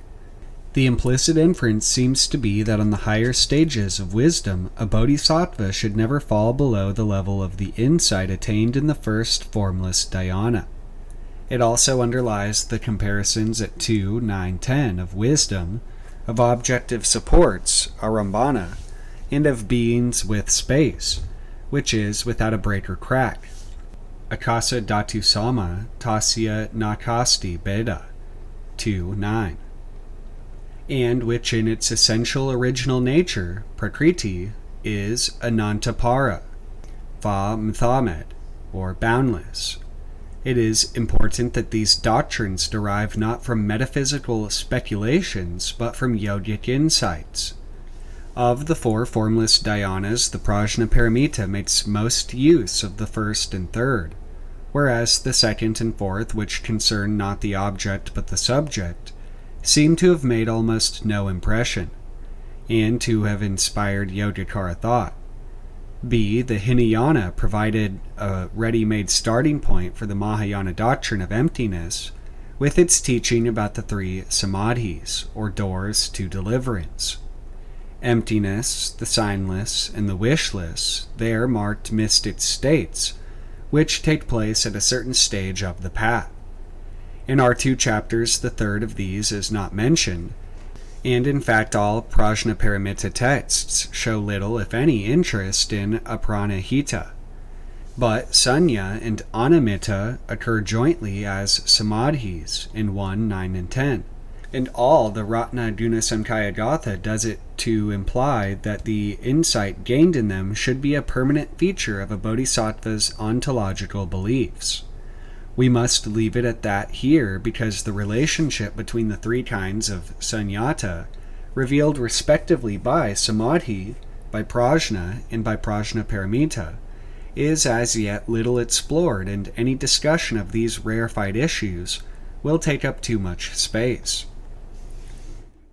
See, at the end of the journey we come to nirvana, the meaning of which is explained in 1 verse 22. Thus, transcending the world, he eludes our apprehensions. He goes to nirvana, but no one can say where he goes to. A fire's extinguished, but where, do we ask, has it gone to? Likewise, how can we find him who has found the rest of the blessed? Nakalabhyate ya vrajate disa aruhitva nirvana uttagamanam gati nopalabdi. Yatha agni nivritu na tasya gati prakaro sotena nivriti pravyukyadi karanena. The second line runs in Tibetan, Mia nan daspar gro bar dyasunspad gromi demigs. And it is therefore not surprising that the Prajnaparamita should so often insist that the absence of anxiety is the sign which indicates that one can actually bear this doctrine. E.g., Ratnaguna Samkhya Gatha 1.5, Evam srunitva na ka muyati nasti traso, so bodhisattva karate sudatana prajam. Also 1.8, 15, 20, 28, and 2, 4, and 6. 1c.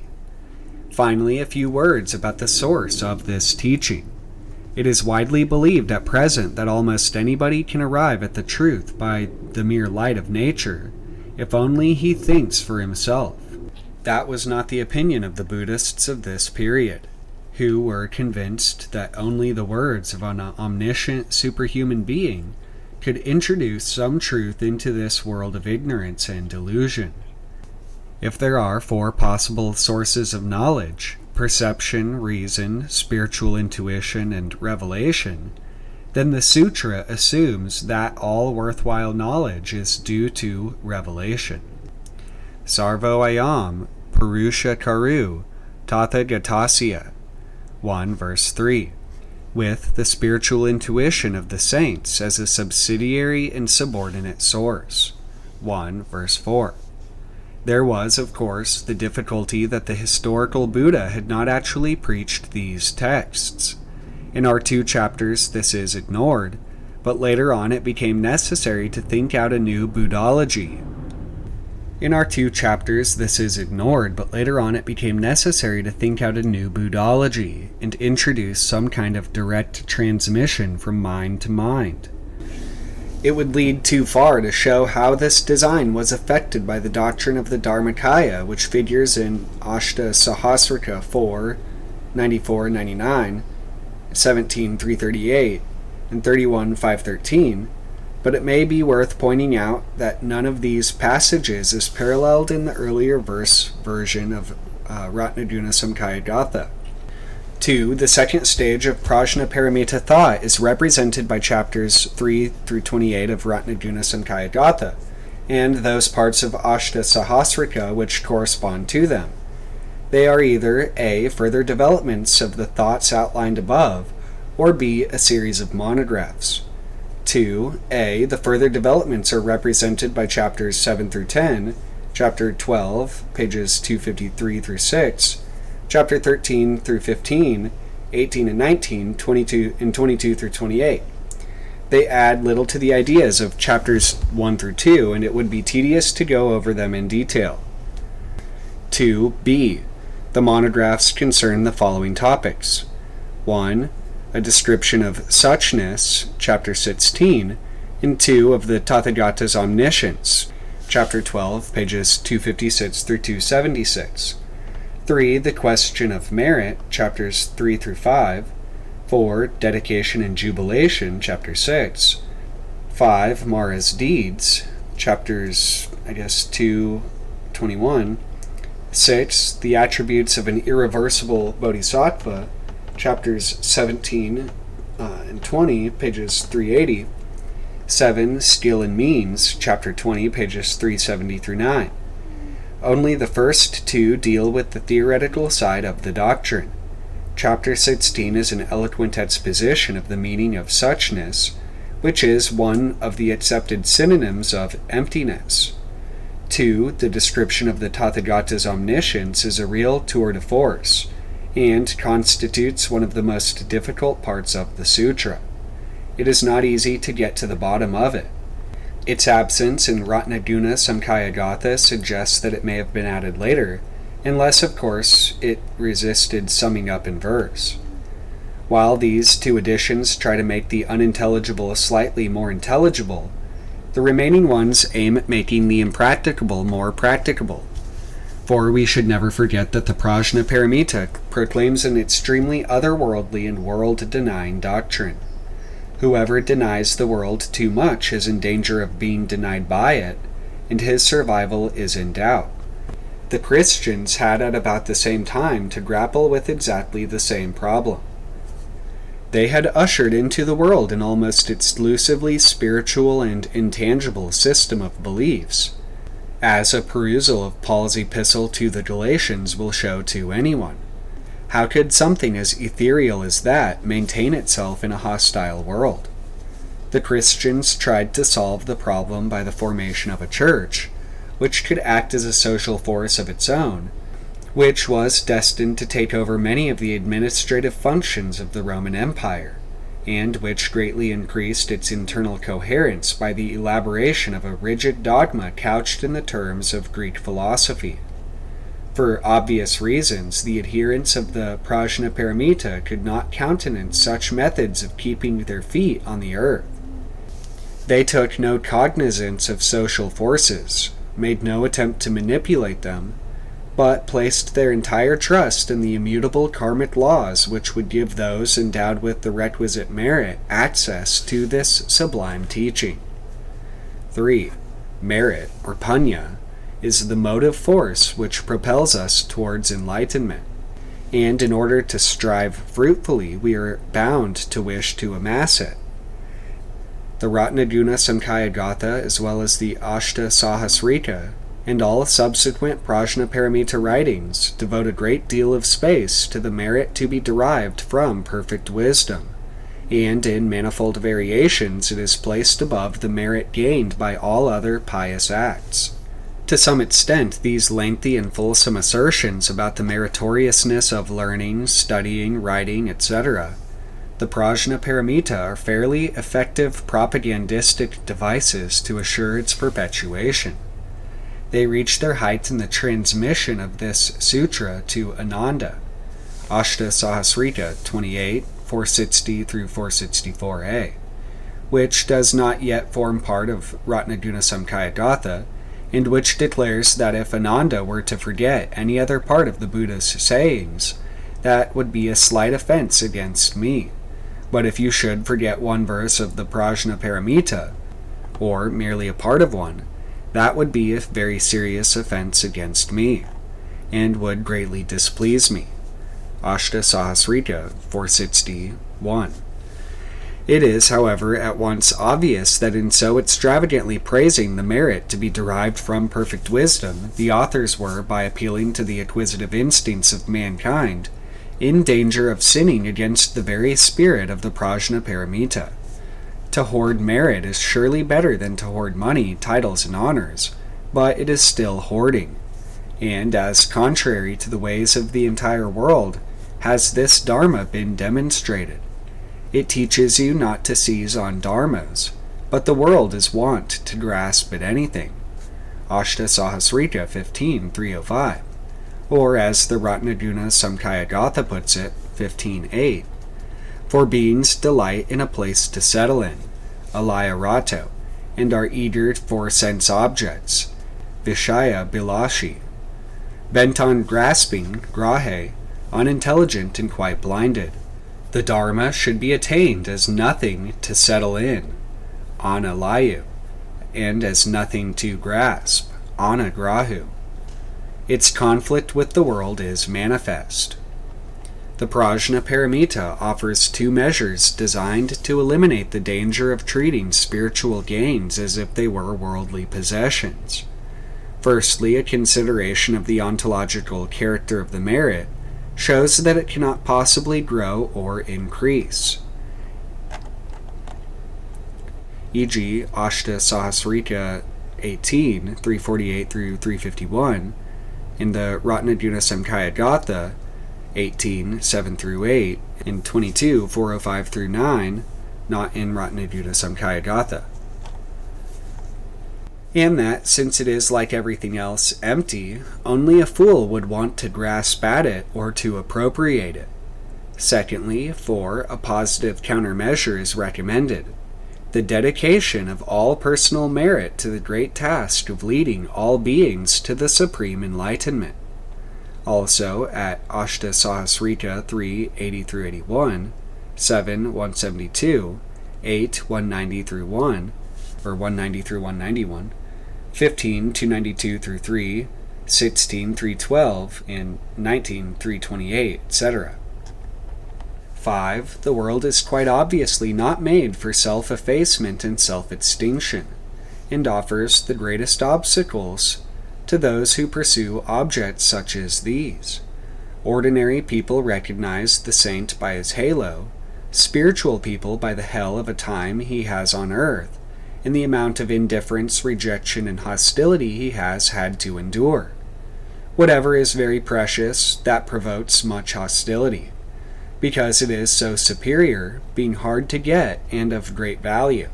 One should therefore expect that as a rule many obstacles will arise to this perfection of wisdom. Ashta Sahasrika 11, 250. The Prajnaparamita goes to some lengths to explain the difficulties of the elect as the result of Mara's deeds and to bolster up their morale, by pointing out that Mara has power over them only thanks to their own imperfections, and consoles them by the assertion, Ratnaguna Samkhya-gatha 11:10, that while Mara will be zealous to cause obstacles, the Buddhas in the 10 directions will be intent on helping. 6. One foe, however, is infinitely worse than even Mara, the evil one, and that is impermanence, which, once realized, may sap the will of even the strongest. The Buddhists of this period longed as much as everyone else for a permanent achievement which can no more be lost. This longing crystallized itself in the concept of an irreversible bodhisattva, which aroused a quite extraordinary interest in the first centuries of the Christian era. The authors of the Prajnaparamita also contributed to this much-debated problem and enumerated a number of attributes of irreversible bodhisattvas. Ratnaguna Gatha 17:7, Avivartayana imi linga prajanitavya. Ashtasahasrika speaks of the Akara Lingani Nimittani of the Avinivartaniya Bodhisattva. 7. This leaves the seventh and by far the most difficult problem, skill in means. How can a bodhisattva tone down without at the same time losing his Gnostic insight and his transic exaltation? The transic aspect is stressed in Ratnaguna Samkhya 21. Asamahito Karuna Preksati Sattva Datum Atrantare Na Parihayati Buddha Dharma. To such an extent that he maintains contact with the world as it falsely appears to be, and with the essentially illusory beings whom he is pledged to save. It is well known from the Dasa Bhumika that skill in means is a virtue even more exalted than perfect wisdom, and its explanation will therefore be correspondingly even more difficult. Apart from some occasional remarks, 3:58-75, 11:243, 14:287, 16:310, 19:356, and 25:427. The Ashta, or Ashtasahasrika, devotes its 20th chapter to this subject. The three similes of pages 371 through 375, which would be the Ratnaguna Samkhya 22-10, are quite easy to follow, but the remainder of the chapter is rather obscure, and the Ratnaguna Samkhya Gatha sums it up in two brief verses, 21-21. And shows its conviction that the problem should be clarified by metaphor rather than abstract reasoning when it adds another 5 similes, 20:11-20, not found in Ashtasahasrika. This was only a first attempt at coming to grips with skill in means, and we must agree with Hikata, LC 31, that most of the later elaborations of the Prajnaparamita, which we have assigned to the 5th phase, deal essentially with the various aspects of Upaya Kausalaya. These are the chief additions made in the 2nd phase of Prajnaparamita thought, arranged in what I conceive to be their logical order. 3. Our 3rd stage is represented by those parts of the large Prajnaparamita, whether in 18,000 or 25,000 or 100,000 shlokas, which correspond to the first 28 chapters of the Ashtasahasrika. The text was now tremendously enlarged by the incorporation of matter from the Abhidharma. This took 2 forms. A. Abhidharma lists were incessantly repeated, and did much to swell the bulk of the sutra. And B. Some of the items in these lists were defined. 3. A. The lists serve as a basis for meditational drill. The book, which is devoted to the splendor of the Mother of the Buddhas, now incorporates into itself the contents of an older form of literature, the Matrika, which were likewise preoccupied with both wisdom and the concept of motherhood. For Matrika means, among other things, mother, and Przyaluski translates the Chinese equivalent in the Ashtasahasrika, Yu Wang, king, as Sagas mare. It was probably towards the end of Ashoka's reign, Migo, un grand disciple du Buddha, Sariputra, BEFEO, ItsLVI, 1954, page 538-41, pages 538 through 541, that the adherents of a comparatively late concern with prajna composed a literature of numerical summaries, or matrikas. Later on, the rationalists in the Buddhist community developed them into works on Abhidharma, whereas the mystics absorbed them into the Prajnaparamita. Both the Vinaya of the Mula Sarvastivadins and the Akosha Vadana give the following definition of the Matrika Pitaka. See also this, page, also Un Grand Disciple du Buddha Sariputra, page 524. It clarifies the distinguishing point of that which ought to be known, Jnana. It comprises the 4 applications of mindfulness, the 4 right efforts, the 4 roads to psychic power, the 5 dominants, the 5 powers, the 7 limbs of enlightenment, the 8 limbs of the path, the 4 analytical knowledges, the Aranya Samadhi, and the Pranidhana Samadhi. 1. Jean Przlewski, Le Concile the Rajagriha, 1926, page 45. This gives 43 items. See note 3. In Lalita Vistara, 127, the alphabet is called Matrika. This is precisely the list which, with many additions towards the end, takes up so much space in the large Prajnaparamita Sutras. 3b. We now turn to the definitions. They cover 1. The 16 through 20 kinds of emptiness, Panka Vimsati Sahasrarika, 195 through 8. 2. The 112 kinds of meditative practices, Panka Vimsati Sahasrarika, 198 through 203. The number varies in the different sources. In Dutt's edition of the revised Panka Vimsati Sahasrarika, there are 112. The New Delhi manuscript of the original Panka Vimsati Sahasrarika gives 117, whereas the Tibetan translation of S has 162. 3. The 21 practices of the path, Panka Vimsati Sahasrarika, 203 through 212. 4. The 43 Dharanis, Panka Vimsati Sahasrarika, 212 through 214. It is not easy to decide whether the correct number is 43 or 42. The Ganda Vayuha and Kumara Jiva have 42, and S. Levi, Memorial S. Levi, 1932, pages 355 through 363, and F. W. Thomas, Miscellanea Academica Berolinensia, 1950, page 204, assume this to be the original number. This is to some extent confirmed by Panka Vimsati Sahasrarika 536b, duplicated by the Ashtadasa Sahasrarika 282r, which speaks of 42 aksharas, though not explicitly in connection with the Arapakana. On the other hand, the number is clearly 43 in Wansang in Goshe's edition of S, and, most important of all, in the New Delhi manuscript of Panka Vimsati Sahasrarika. Sanskrit has 48 letters, Pali normally 41, though Magalo Navi Akarana, Colombo 1890, gives 43. 5. The 10 stages, Panka Vimsati Sahasrarika 214 through 225.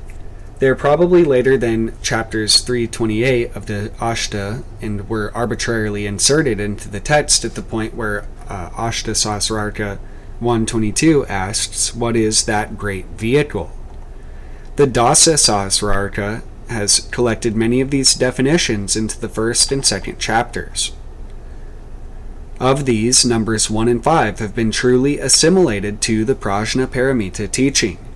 As concerns number 1, no theoretical development of the concept of emptiness is intended, when it is said to be the result of dharmas being neither permanent nor destroyed. Akutashtavi nasi tamu padaya. This is only a repetition of the old saying common to all schools. which represents Buddhism as the middle way between the two extremes of eternalism and annihilationism. What the passage, Suzuki saw its importance and explains it in EZB 3, 222 through 8.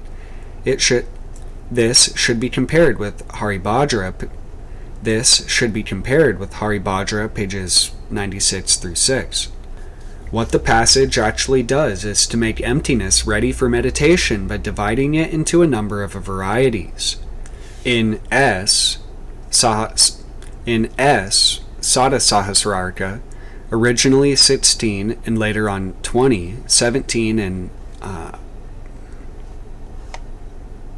in Ashtadasasasrarka, F 236b, 18 and Pankavimsadisasrarka, and occasionally we hear of aberrant lists in 7 and 14, Sadasahasrarka 1, 137, though the corresponding passage of New Delhi Pankavimsadisasrarka gives 10, and Ashtadasasasrarka 63, 248b. Similar lists occur with quite different explanations in Sandinir Mokana Sutra 829, Madhyanta Vibhaga Tika, pages 52 through 59, and Lankavatara Sutra, page 74. But their relation to the Prajnaparamita lists is not easy to explain. The growth and historical development of all these categories awaits further study. Number 5 constitutes one of the most impressive sections of the large sutra. Ashtasasrarka in its later parts, 26, 435, knew of 4 stages of a bodhisattva's career. Now 10 bhumis are systematically expounded, and our sutra stands halfway between the chaos of the Mahavastu and the architectonic elaborateness of the Dasa Bhumika. This account of the bhumis was probably specially written for the Prajnaparamita, and is consonant with its spirit. The decisive bhumi is the 7th, on which the Prajnaparamita is realized. In Dasa Bhumika and Bodhisattva Bhumi, the Prajnaparamita is aligned to the 6th bhumi. In the rest of the sutra, this treatment of the bhumis is, however, really ignored. No use is made of it, and a quite different, essentially Hinayana, list is frequently enumerated. That is, however, nowhere defined, and later scholastics had some difficulties in squaring it with the Mahayana list. See my marginal notes to the Abhisamaya Lankara, Liebenthal Fetch Script, Sino-Indian Studies, 5, 3-4, 1957, pages 26 through 31.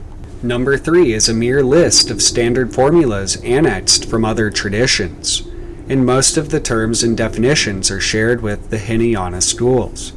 Finally, numbers 4 and 2, the Dharanis and Samadhis, concern the occult side of this teaching.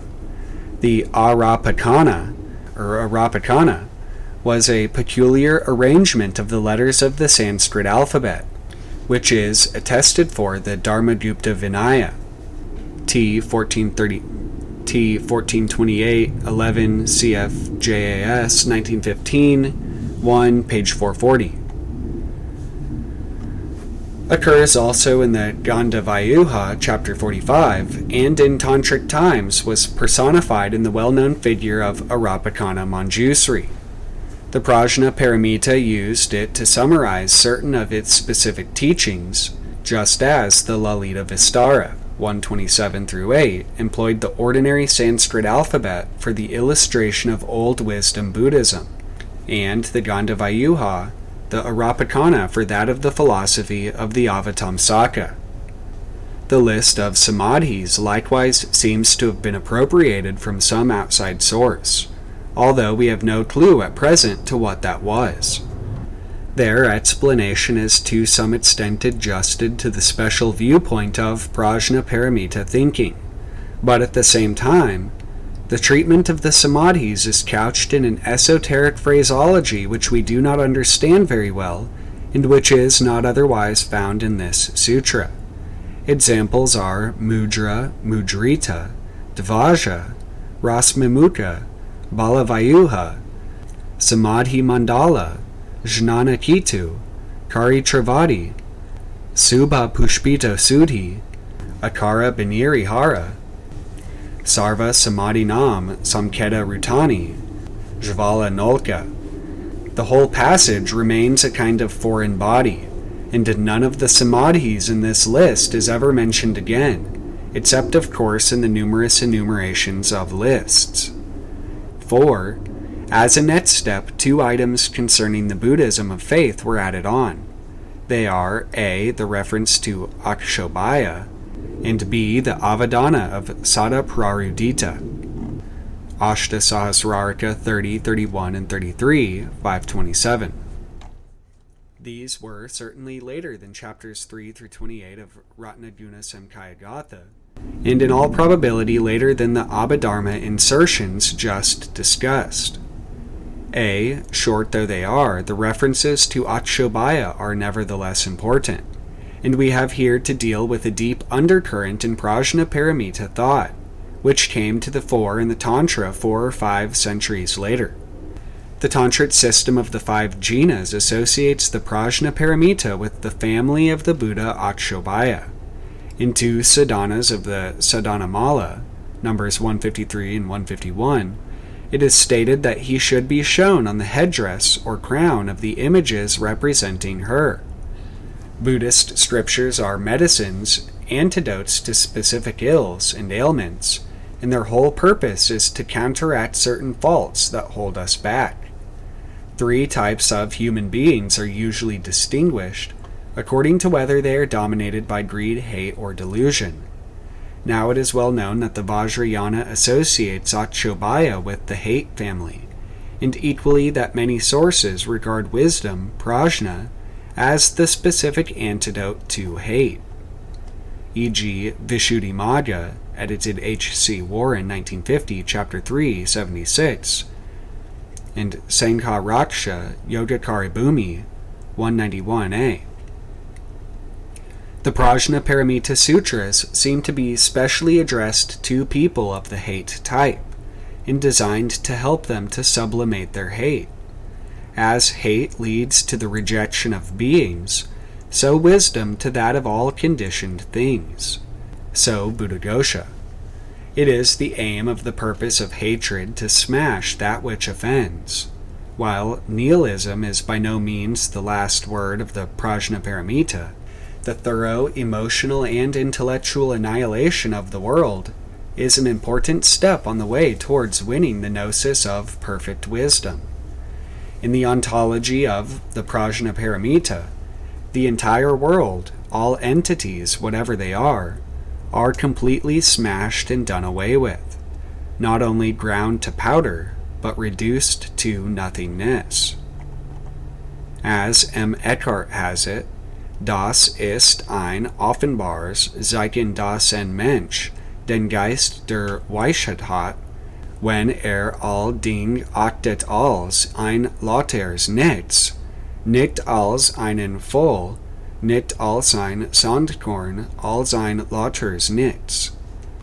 This is a great triumph of universal hate. If one's own self is included in the general annihilation, it is at the same time also a triumph of the spirit. That is one side of the introduction of Akshobhya. The second lies in that the Prajnaparamita deliberately supplements its abstractions with the personifications of mythology.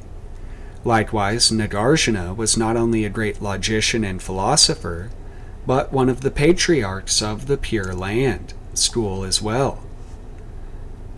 These men realized that a religion is bound to become emaciated if defined in terms acceptable only to highbrows and intellectuals. As Mahayanists, they aimed at universality, and therefore sought ways and means of making their philosophy to some extent meaningful, also to the masses of the people. While society was still primarily agricultural, it could be assumed that the virtue of the masses lay in faith, and that a wisdom doctrine meant for the elite had to be supplemented by one offering objects of faith to the ordinary people. This method no longer works well with the urbanized masses, and no one has yet found a way of making the traditional religions attractive to the industrial worker or the clerk in his office. But before 1850, no religion could establish itself firmly in society without restating its doctrines in terms of faith also. About AD 150, that faith was directed to Akshobhya, and 2 centuries later links were forged with Avalokiteshvara, as in the Hridaya and Svalpaksara. B. The story of Sada Prarudita is concerned with the problem of how one should search, Paryastavya, for the perfection of wisdom. What are the moral and spiritual qualifications which a person must have in order to grasp and realize these sublime teachings? The answer, as exemplified by the conduct of Sada Prarudita, is that complete self-sacrifice must precede any deeper understanding of this doctrine. Later on in the Suvakrantavi Krami Pariprika, the same problem is discussed slightly more systematically, and in 2 beautiful passages, 1 4b6a and 2 19b 24a, translated in my selected sayings from the Perfection of Wisdom, we are told what kind of people are fit and worthy to learn about Prajnaparamita. Not many such people can obviously be found among us, and in this phase Prajnaparamita thought was clearly rather pessimistic on this subject. In the later parts of the Ashta, the only persons who are named as actually dwelling in perfect wisdom are the Bodhisattvas Ratnaketu, Sekhin, and Gandhahastin, who all reside in the Buddha field of Akshobhya. Likewise, it is said of Sada Prarudita, the ever-weeping, that at present he leads the holy life with the Tathagata Bhishma Garjita Nirgosha Svara, i.e. wherever he may be, perhaps according to the Siddharma Punda Darika, page 318, in the world system Mahasambhava. He is in any case not on this earth. 5. Finally, a substantial section was added to the large sutra which deals almost exclusively with one of the facets of skill and means. Why, if everything is one vast emptiness, if there is no person, no object, no thought, no goal, no anything, should anyone strive for perfect enlightenment through a practice of virtue and a knowledge of dharmas? Hundreds of times, Subhuti is made to ask the self-same question, and hundreds of times the Buddha answers it. The problem was obviously felt to be a most intractable one, and in the Sada Sahasrika, 413 leaves are devoted to it.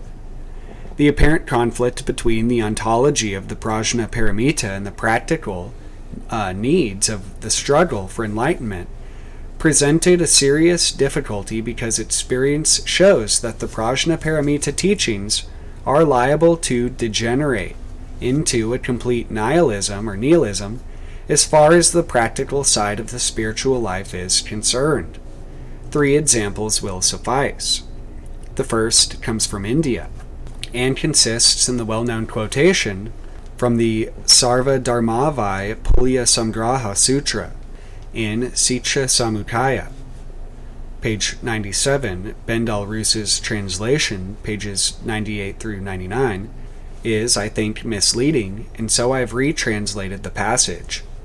As to the complete accomplishment, samudagama, of the 6 perfections which the bodhisattvas must have so as to win full enlightenment, these deluded people will say a bodhisattva should train in the perfection of wisdom, and not the other perfections. So they will disparage, dushayatavya, the other perfections. Was the king of Kasi acting unwisely, Dushprajna, when he gave his own flesh to the hawk to save the dove? Have I in any way been injured, aparkrita, by the roots of merit bound up with the 6 perfections which I have heaped up during my long practice, karya, as a bodhisattva? But these deluded people will say, enlightenment comes from one method, naya, only, i.e. that of emptiness. How can they be quite pure in their practices? Karyasu. The second example comes from the debates which accompanied the Council of Lhasa, or Basamyas, of circa 790. At that time, Kamalasila and the Indian Pandits believed, rightly or wrongly, that the Chan interpretation of Prajnaparamita excluded the necessity for making any special effort. At present, we witness a similar phenomenon in Europe and North America in those circles which have been stirred by Suzuki's presentation of Zen. While in the USA, the beatniks seem to regard it as advocating a life of undisciplined whimsy, in Europe, many Zen followers rejoice at this teaching because it seems to create a vacuum in which their own egotism can operate without let or hindrance. It has thus often been thought that in attempting to safeguard the spiritual intent of all religious striving, the Prajnaparamita takes away the motive for doing any striving at all. Apparently, it was not easy to prove these nihilistic conclusions to be unjustified. If the paradox could have been resolved by a few cogent arguments, they would have been given. By lavishing so many words on it, the authors of the Prajnaparamita showed by implication that no verbal answer is possible. The living rhythm of the spiritual life, lived from day to day, alone can teach what words fail to convey. We have now roughly defined the main theme of the last third of the large Prajnaparamita. In connection with it, we are given a number of lengthy treatises, which discuss all the 6 perfections and their possible combinations in great detail. The discussion throughout this part proceeds on a very advanced level, and frequently employs terms which we understand only imperfectly. This last flowering of Prajnaparamita thought also gives a number of useful definitions, e.g. of the 3 kinds of omniscience of the Buddha, of enlightenment, of perfect wisdom, of prapanka, of the major and minor marts of a Buddha's body, and so on. 4. This concludes our discussion of the large Prajnaparamita. The really creative period, which we surmised to have begun in 100 BC, ceased on the evidence of the Chinese translations 250 years later. It now remained to produce what we may call portable editions of this vast document, which was too extensive to be memorized, and too obscure to be copied out correctly for long. Already the Gilgit manuscripts of Pankavimsati Sahasrarika and Ashtadasa Sahasrarika are full of mistakes, as is shown in my Rome edition of chapters 55 through 69 of Ashtadasa Sahasrarika. Short sutras in 25, 300, 500, 700, and 1250 shlokas aimed at providing handy summaries of its contents, and we must now ask ourselves whether they are mere abbreviations of the large sutra or propound original ideas of their own. Generally speaking, these documents of the 4th to 7th centuries follow the doctrines outlined in the large sutra. The differences mainly concern such external points as the kind of abhidharmic teaching which is subjected to the new analysis. The version in 500 shlokas alludes to many abhidharma categories unnoticed in the large Prajnaparamita, and the lists adopted in the version in 1250 shlokas are somewhat at variance with those of the large sutra. There are, as far as I can see, only 3 differences worth commenting upon. 1. During the 3rd phase already, the Prajnaparamita had resorted to the enunciation of plain contradictions as a means of expressing the inexpressible, e.g. Sadasahasrarika 3, 495 through 502, and Pankavimsati Sahasrarika 136 through 38.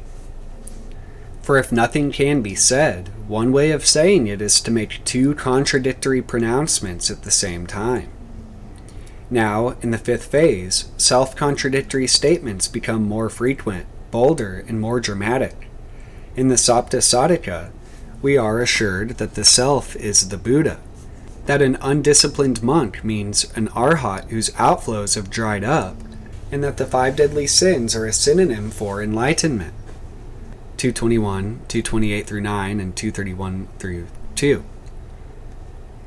In the Vajrashadika, the formula which identifies a term with its contradictory opposite is restated in varying forms no fewer than 35 times. For the references, see my edition of the Vajrashadika, 1957, page 12. And the bulk of the Hridaya is occupied with piling one contradiction on top of the other. 2. The later sutras show a few distinct Yogacaran influences, which were absent in the older documents. These accretions are not really surprising, because the Prajnaparamita could live only as long as it absorbed everything that was really alive in Buddhism. A. There is, first, the adoption of the exegetical method known as Samdha Bhāsya. In the scriptures of the Theravadins, Sandhya, Bhasitam or Bhutam means in reference to. Some scholars have claimed that this is the meaning also in Vajrashadika chapter 6, but that is more than unlikely. With reference to demands something to which it refers, and in the Pali, Sandhya is always preceded by a word in the accusative, such as etam, tam, yam, vakanam, rupa, kaya, dasanam, etc. This is not the case in the Vajrashadika passage. The context likewise is perfectly unambiguous. There is nothing esoteric or profound in this parable of the raft as such, which is quite easy to understand and almost self-evident as told in Majjhima Nikāya 1, page 135. But the Vajrashadika gives a twist to it, lays bare its hidden intention, as the Yogacarans were wont to do. On the face of it, the word dharmas in this saying of the Buddha means virtues, and so have Buddhaghosa, Woodward, and I.B. Horner, BT number 77, understood it. By taking dharmas not as a moral but as a metaphysical term, meaning entities, our sutra here discloses the hidden meaning of the simile.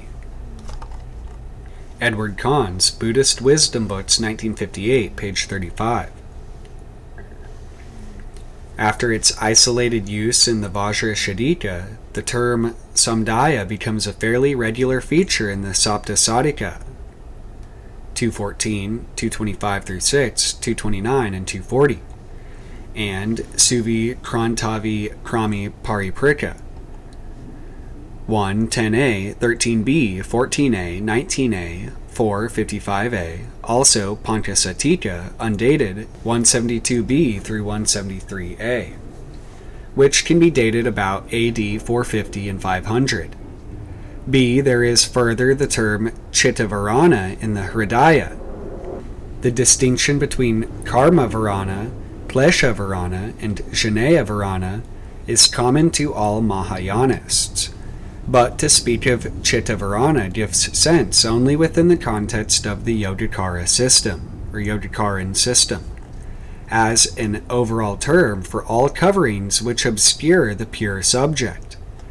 The term is attested elsewhere in Asanga's verse commentary to Vajrashadika, verse 42, and in the title of the Tantric Aryadeva's Chittavarana Vishuddhi Prakarana. Its Yogacaran connotation is further underlined by the variant readings of this Hridaya passage. 3 Chinese transcripts have Chittalambanam, and 6 Nepalese manuscripts Chittarambanam Matravat. C. 2 specific Yogacaran doctrines were worked into the revised Pankavimsati Sahasrika, which may well belong to the 5th century. They are 1. The doctrine of the 4 bodies of the Buddha, and 2. The 3 kinds of own being. Pankavimsati Sahasrarika 532a6 through 523b6, and Pankavimsati Sahasrarika 578a5 through 583b5. We have also one short sutra, T 247, which, claiming to give the direct meaning of the Prajnaparamita, includes an enumeration of the 10 Vikalpas of Yogacaran tradition. 3. The later sutras show a greater awareness of the pressure of the social environment, which Buddhists felt to be increasingly adverse to their ideals. In the very brief span of the Vajrashadika, we hear 4 times of the last time, the last epoch, the last 500 years, the time of the collapse of the good doctrine. Chapter 6, 14b, 16b, and 21b. Since we do not know which date is here assumed for the nirvana, we can unfortunately not use this for dating the sutra. It is, however, noteworthy that there is no such preoccupation with prophecies of gloom in the earlier parts of the Ashta. The last days are, it is true, mentioned at times 225, where it is said that when they come round, the Prajnaparamita will be studied in the north. But this is a late addition, and absent from the Ratnaguna Samkhya-gatha. The Buddhists reacted to their sense of social oppression by soliciting the blessings of heaven and mobilizing, by means of mantras, etc., the forces of the invisible world for their succor. The Hridaya already contains a mantra which is connected with the Prajnaparamita, and which is claimed to be Sarva Dukkha Prasamana. The reading Prajnaparamitaam Utto is difficult because, as also Suzuki, EZB 3199, has observed, no such mantra exists anywhere in the Prajnaparamita. Matters might be mended by reading with some of the documents Prajnaparamitaya Utto. The Tibetan has the genitive and not the locative case. After 8500, a number of short sutras were composed, which multiply the mantras and dharanis at the disposal of the follower of perfect wisdom, and Vajrapani, once mentioned in Ashtasasrika 17333, now acquires a greater importance than he had before. For the details, see my Tantric Prajnaparamita texts, Sino-Indian Studies, Volume 2, 1956, pages 100 through 122. Next, Stage 7 is marked by the production of systematizing commentaries. There had, of course, been commentaries before that time, especially the Mahā Prajnaparamito Padesa, but they had been the work of Madhyamikas who had been content with bringing out the actual meaning of the sutra, did little violence to the existing text, and confined themselves to explaining just what is said.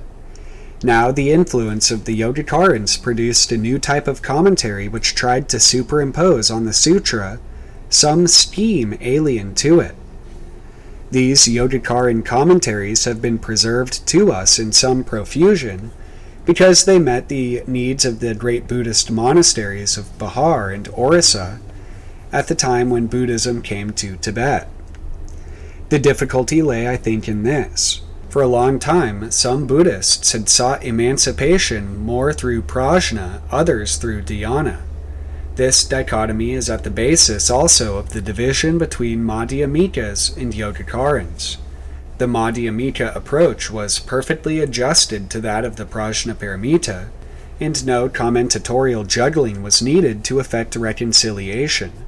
The Madhyamika Karika and the Prajnaparamita expound exactly the same doctrine, the one to Tirthikas and Hinayanists, the other to Mahayana believers.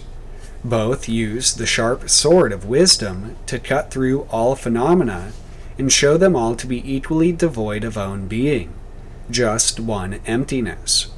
The standpoint of the Yogacarans is not so much in conflict as incongruous with this. Following to its logical conclusion the traditional dhyanic method of withdrawal from all external objects, they attempt to realize the ultimate subject which can never be an object. This is not at all the method of the Prajnaparamita, which by contrast drives to its logical conclusion the traditional method of dharma pravikaya, or dharmic analysis. It was now the fate of the Prajnaparamita texts to fall into the hands of the Yogacarans, to whom they presented as much an embarrassment as an inspiration. The sutras had been composed on the principle that the spirit bloweth where it listeth. Wide open to any suggestion, they meander from subject to subject, and whatever connection there may be between them is rarely a logical one. The Yogacarans, working in the 4th century and later, tried to find a hidden system behind all these meanderings. Asanga and Vasubandhu demonstrated that the Vajrashadika is not as incoherent as it looks, revealed the links between the apparently disconnected arguments, and distributed its subject matter under 7 topics. The material in Giuseppe Tucci's MBT 1, 1956. Next we have Dignaga's Prajnaparamita Pindartha, edited by Giuseppe Tucci, JRAS 1947, pages 57 through 9, which claims, in verses 6, 22, and 58, a special connection with the Ashta Sahasrika, although the bulk of it, verses 5 through 54, is based on passages of the large Prajnaparamita which do not occur in it. Here the teaching is arranged under 32 subjects, but the most systematic treatment is the first and most influential of these, the Abhi Samaya Lankara, attributed to Maitreya, which reveals the deeper hidden and indirect meaning as distinct from the plain and obvious sense, and which turns the Pankavimsati Sahasrika into a very elaborate system with fixed categories, a consecutive argument and manifold divisions and subdivisions. Valuable for the study of the letter of the Prajnaparamita, it nevertheless seems to some extent to conflict with its spirit. It had been the exasperating and rather self-contradictory task of the Prajnaparamita Sutras to say something about the spiritual world without saying anything definite. As Subhuti once put it to the puzzled gods, there is nothing to understand, nothing at all to understand, for nothing in particular has been indicated, nothing in particular explained. Ashta Sahasrika 238. The Prajnaparamita had offered an exclusive series of subtle illusion, which at times are not unlike what is known as free association in modern psychology, and its presentation of the subject is the sign of a mind inwardly free, not unduly concerned with definite facts or achievements, not unduly occupied with self-justification or self-protection. The Yogacaran commentators once more confined the celestial phoenix within a golden cage. Just as 500 years ago the mindful meditations of the monks, who watched the rise and fall of dharmas, had hardened into a fixed abhidharmic system, which provoked the reaction of the Prajnaparamita, so now again the prison walls of a fixed scholastic system enclosed the fleeting intuitions of the Prajnaparamita. The freedom of the spirit was once again in danger. After 8500, it reasserted itself in the third creative outburst of the Buddhist spirit, which is represented by the Tantra and by Chan or Zen. They are both parts of the same process, and their similarities become more and more apparent. Their violent reaction against the deadening effects of a successful and flourishing ecclesiastical system equally affected the 3 departments of Buddhist endeavor, i.e., morality, meditation, and wisdom. The antinomianism of the Tantra seems directed chiefly against the 3rd and 5th precept, although the others were not entirely neglected. The same antinomianism is perhaps more subdued in Chinese Chan, but in Japanese Zen it openly defies the first precept. As for meditation, the traditional methods were almost entirely discarded, and replaced by new ones quite unheard of so far. The presentation of wisdom likewise took entirely new forms. 8. The Adyar Dasatika. The one truly tantric exposition of the Prajnaparamita represents an entirely new departure.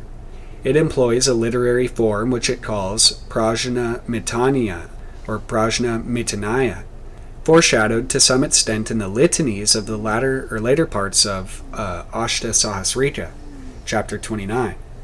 The best I can do here is to quote one of these Niyas, number 12, in a rather faltering translation which reveals not only my own ignorance, but also the irrational nature of these utterances.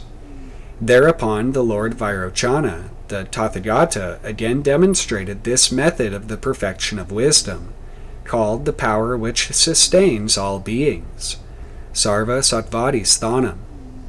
All beings are embryonic Tathagatas, Tathagata Garbha, because they all have the self-nature, Atmata, of Samantabhadra, the great Bodhisattva. Thunderbolts in embryo, Vajragarbha, are all things, because they are consecrated with the thunderbolt womb, Vajragarbha Bhishittataya. Dharma in embryo are all beings, because all speech comes to pass, Sarvavat Pravarta Nataya, Nagthams Kad Rabtu Byunbas. Karma is potentially present, Karma Garbha, in all beings, because all beings exert themselves in doing deeds. Thereupon the outside adamantine families raised a clamor, and to them this quintessence, Shnimpo, was offered, and the meaning of this Dharmahood was explained in greater detail. Thereupon the great adamantine ruler of his own offered this very same quintessence, Tree. Thereupon all the heavenly mothers paid homage to the Lord, and of their own offered this very same quintessence of the doctrine called the religious observance of the accomplishment of the gathering, taking up and examining all harmonious sayings, Biyo. Thereupon, beginning with the bees, Sabran, Ritzir, Biedpa, La Sodspa, the three brothers, Minpo, paid homage to the Lord, and speaking harmoniously to Shid Thunpar, of their own offered this very same quintessence, Sva. Thereupon the four sisters paid homage to the Lord, and of their own offered this very same quintessence, Ha. Whatever this may mean, it is clear that it is replete with terms which have no rational standing or meaning at all, but which give sense only within a ritual system which aimed at achieving harmony with the cosmic rhythm. The Prajnaparamita thus has been absorbed, but transmuted out of all recognition. 9. And so it was in Chan. The influence of the Prajnaparamita on Chan thinking, and the interpretation of Prajnaparamita texts by the Chan masters, would deserve a more detailed investigation. The space allotted to me is now exhausted, and it would in any case not be seemly for me to make self-confident remarks about Zen in an article dedicated to D.T. Suzuki. All that I could do here was to sketch out briefly the changes which Prajnaparamita thinking underwent in the course of 7 or 8 centuries, and to suggest some of the reasons which may have prompted this development. A better knowledge of the vast and still largely unexplored material will enable future scholars to fill in the details, and to correct my perspective wherever necessary.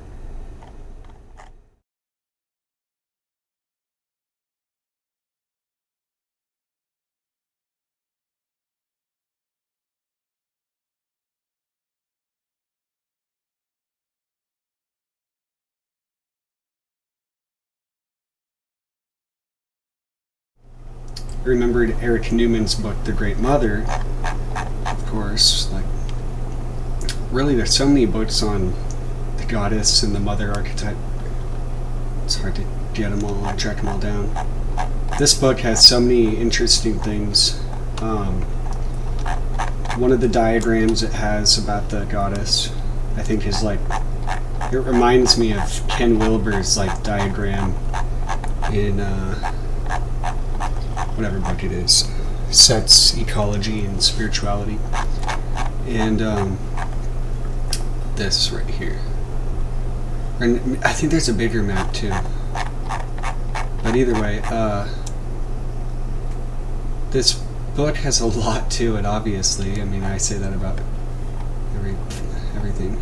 But The one thing I want to read in particular is where it talks about Sophia and Prajnaparamita, which it'll get to that, but this section on Sophia says, the dual great goddess as mother and daughter can so far transform her original bond with the elementary character as to become a pure feminine spirit, a kind of Sophia, a spiritual whole in which all heaviness and materiality are transcended.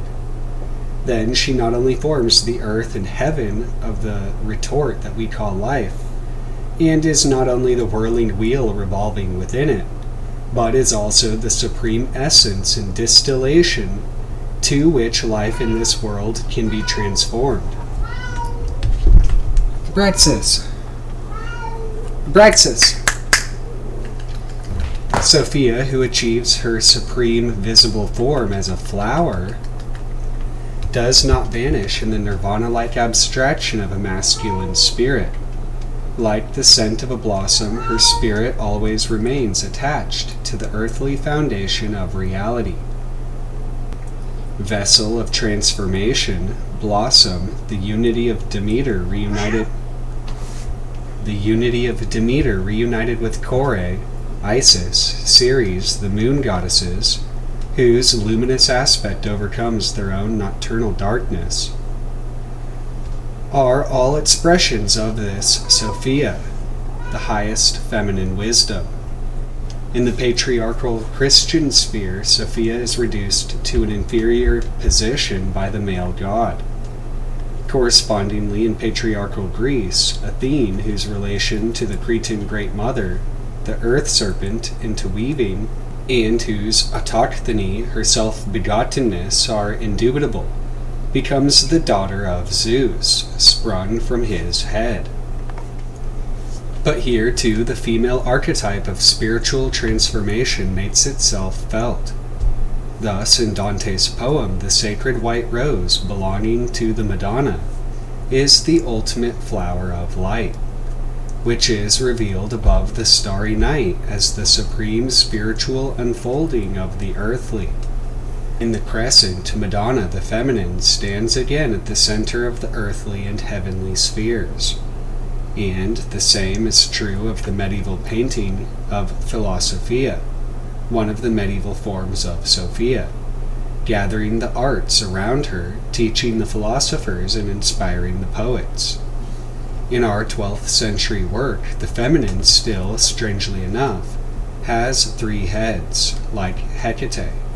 She remains the Great Mother, even when, as Philosophia, she bears within her the world disk, zodiac, planets, sun and moon, an exact counterpart to the negative Tibetan cosmic wheel, and the queen sitting with her child in her lap, enthroned in the center of paradise, surrounded by the evangelists and the virtues, is again the feminine self as the creative center of the mandala.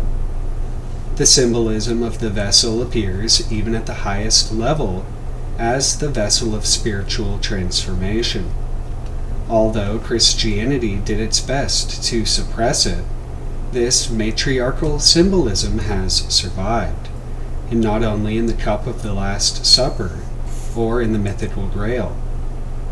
The pre-Christian plunge bath signifies return to the mysterious uterus of the Great Mother and its water of life. The plunge bath, which in Judaism has retained its ritual significance down to the present day, became in Christianity the baptismal bath of transformation that, as a late work of art still shows, is a return to the primordial egg of the beginning. For this reason, the baptismal font is a vessel of transformation. Cf. also the baptismal font in Plate 179. It is not only the crown of the tree of life, but also the spring of life, which, through the descending upper water of the Holy Ghost, becomes an alchemistic vessel of renewal. Paradise, too, is taken as a transformative situation in the vessel. Yet, because the fall from grace is connected, not with the tree of life, but with the death tree of knowledge, the life vessel of paradise becomes, through it, a death vessel of negative transformation, leading downward to the underworld, into the gaping jaws of hell. In this, the Christian sphere, the vessel remains, to be sure, the container of opposites.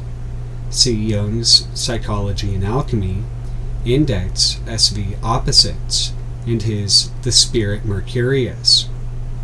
But as a recipient of the lower power, it confronts a higher power that, as Holy Ghost, as dove, and as upper water, flows down upon it and fructifies it. In contrast to this, we find later in alchemy a revival of the original matriarchal symbolism of the vessel that contains the whole. This important aspect of alchemy must be discussed at length elsewhere. Here a reference to the symbolism of a single picture may suffice. It is a representation of the old cosmic egg, the universally known symbol of the primordial matriarchal world, which, as great round, contains the universe. At the base lies the chaos dragon of matter. The uppermost level, also theriomorphic, is the spirit, which, as dove, i.e. as Holy Spirit bird, is the quintessence of what must issue from the spirit. Development to it is suggested by two symbols of growth. The trees of sun and moon signify the male and female principles of the polar tension that is to be synthesized. The intertwined and yet hierarchically arranged three figures of body, soul, and spirit are also symbols of the ascending transformation in the womb of the archetypal feminine. Over the figure of the spirit with its outspread arms flies the upper bird of the Great Mother, the dove of the Holy Ghost, the supreme spiritual principle. In many other pictures, the alchemistic principle of growth is also symbolized by the ascending snake. The snake is often, and not only in the biblical story of paradise, the spirit of the tree, as well as the vessel. See Zimmer, Myths and Symbols in Indian Art and Civilization, Figure 70. The connection between staff and snake, already found in pre-dynastic Egypt, appears in many myths as the often ambiguous, but always numinous and divine spirit of a process of growth, whose purpose is inaccessible to the intelligence.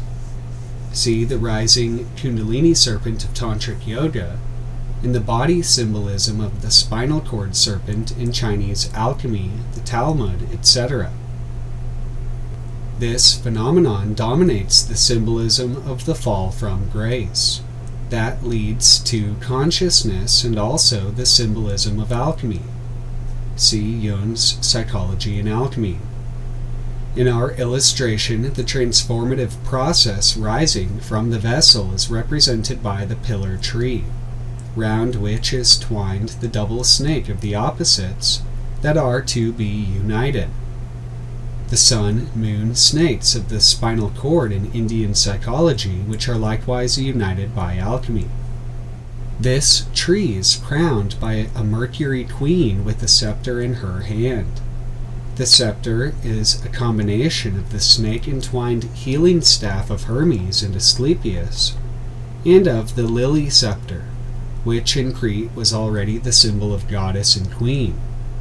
Mercury's bisexuality points here to the corresponding male-female Ouroboros nature of the archetypal feminine, which combines the form of the virgin goddess, Lily, with the character of engendering transformation and cure, the caduceus.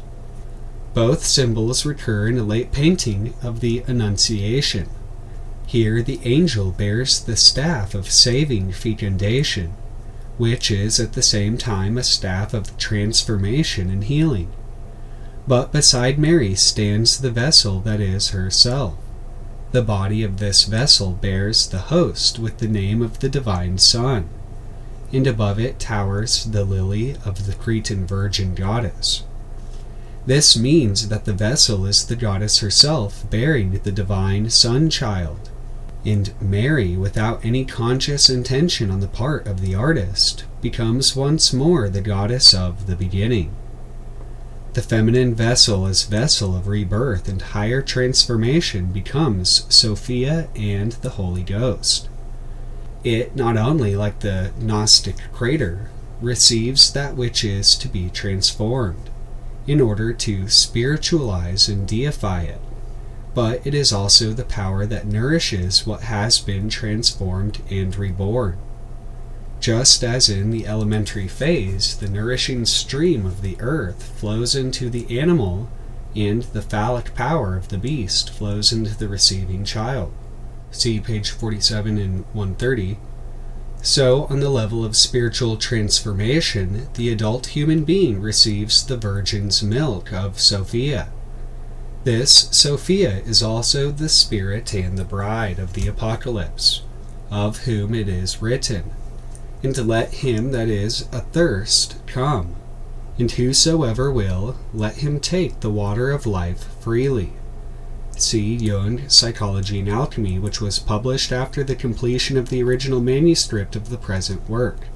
Figure 7, a material figure presiding over the goddesses of fate. And Figure 26, the Virgin Mary surrounded by her attributes. Both illustrate the highest feminine figure, the Sophia.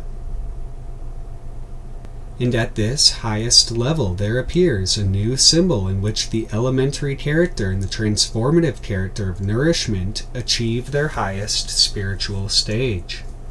The heart spring of Sophia, the nourishment of the middle. This central stream flows from Sophia in our Philosophia, in the Ecclesia, and also in the representation of the Indian World Mother. A new organ becomes visible, the heart that sends forth the spirit-nourishing central wisdom of feeling, not the upper wisdom of the head. At this highest level, the feminine more and more loses her original archetypal character as goddess and seems to become concept and allegory. Sophia, like Philosophia, or Philosophia, and in the Jewish sphere Torah, the law, and Hakma, or Chakma, wisdom, a central symbol of the Kabbalah, tends in this direction, while in the Shekinah, the glory of God in exile, and its personification, Rachel weeping for her children, the personal character is still preserved, or else reasserts itself. Here, however, it should be borne in mind that conceptual symbols, as for example the Egyptian Ma'at or Ma'at, need not necessarily be products of a late epoch. They seem, on the contrary, to stand at the beginning of the development of the human spirit, which starts with an accent on the visionary symbolic figure and ends with the abstract concept. In psychological terms, we speak of the law of compensation by which the unconscious, through dreams and visions, through its reactions and its action-determining mechanisms, equalizes the one-sided deviations of the centroverted conscious personality. In other words, the unconscious not only endangers the ego through the superior power of instincts and drives, but also helps and redeems it. The study of depth psychology has shown that consciousness with its acquisitions is a late son of the unconscious, and that the development of mankind in general and of the human personality in particular has always been and must be dependent on the spiritual forces dormant in the subconscious. Thus, modern man on a different plane discovers what primordial man experienced through an overpowering intuition, namely that in the generating and nourishing, protective and transformative feminine power of the unconscious, A wisdom is at work that is infinitely superior to the wisdom of man's waking consciousness, in that as source of vision and symbol, of ritual and law, poetry and vision, intervenes, summoned or unsummoned, to save man and give direction to his life. This feminine maternal wisdom is no abstract, disinterested knowledge, but a wisdom of loving participation. Just as the unconscious reacts and responds, just as the body reacts to healthful food or poison, so Sophia is living and present and near, a Godhead that can always be summoned and is always ready to intervene, and not a deity living inaccessible to man in innumerous remoteness and alienated seclusion. Thus, the spiritual power of Sophia is living and saving. Her overflowing heart is wisdom and food at once. The nourishing life that she communicates is a life of the spirit and of transformation, not one of earthbound materiality.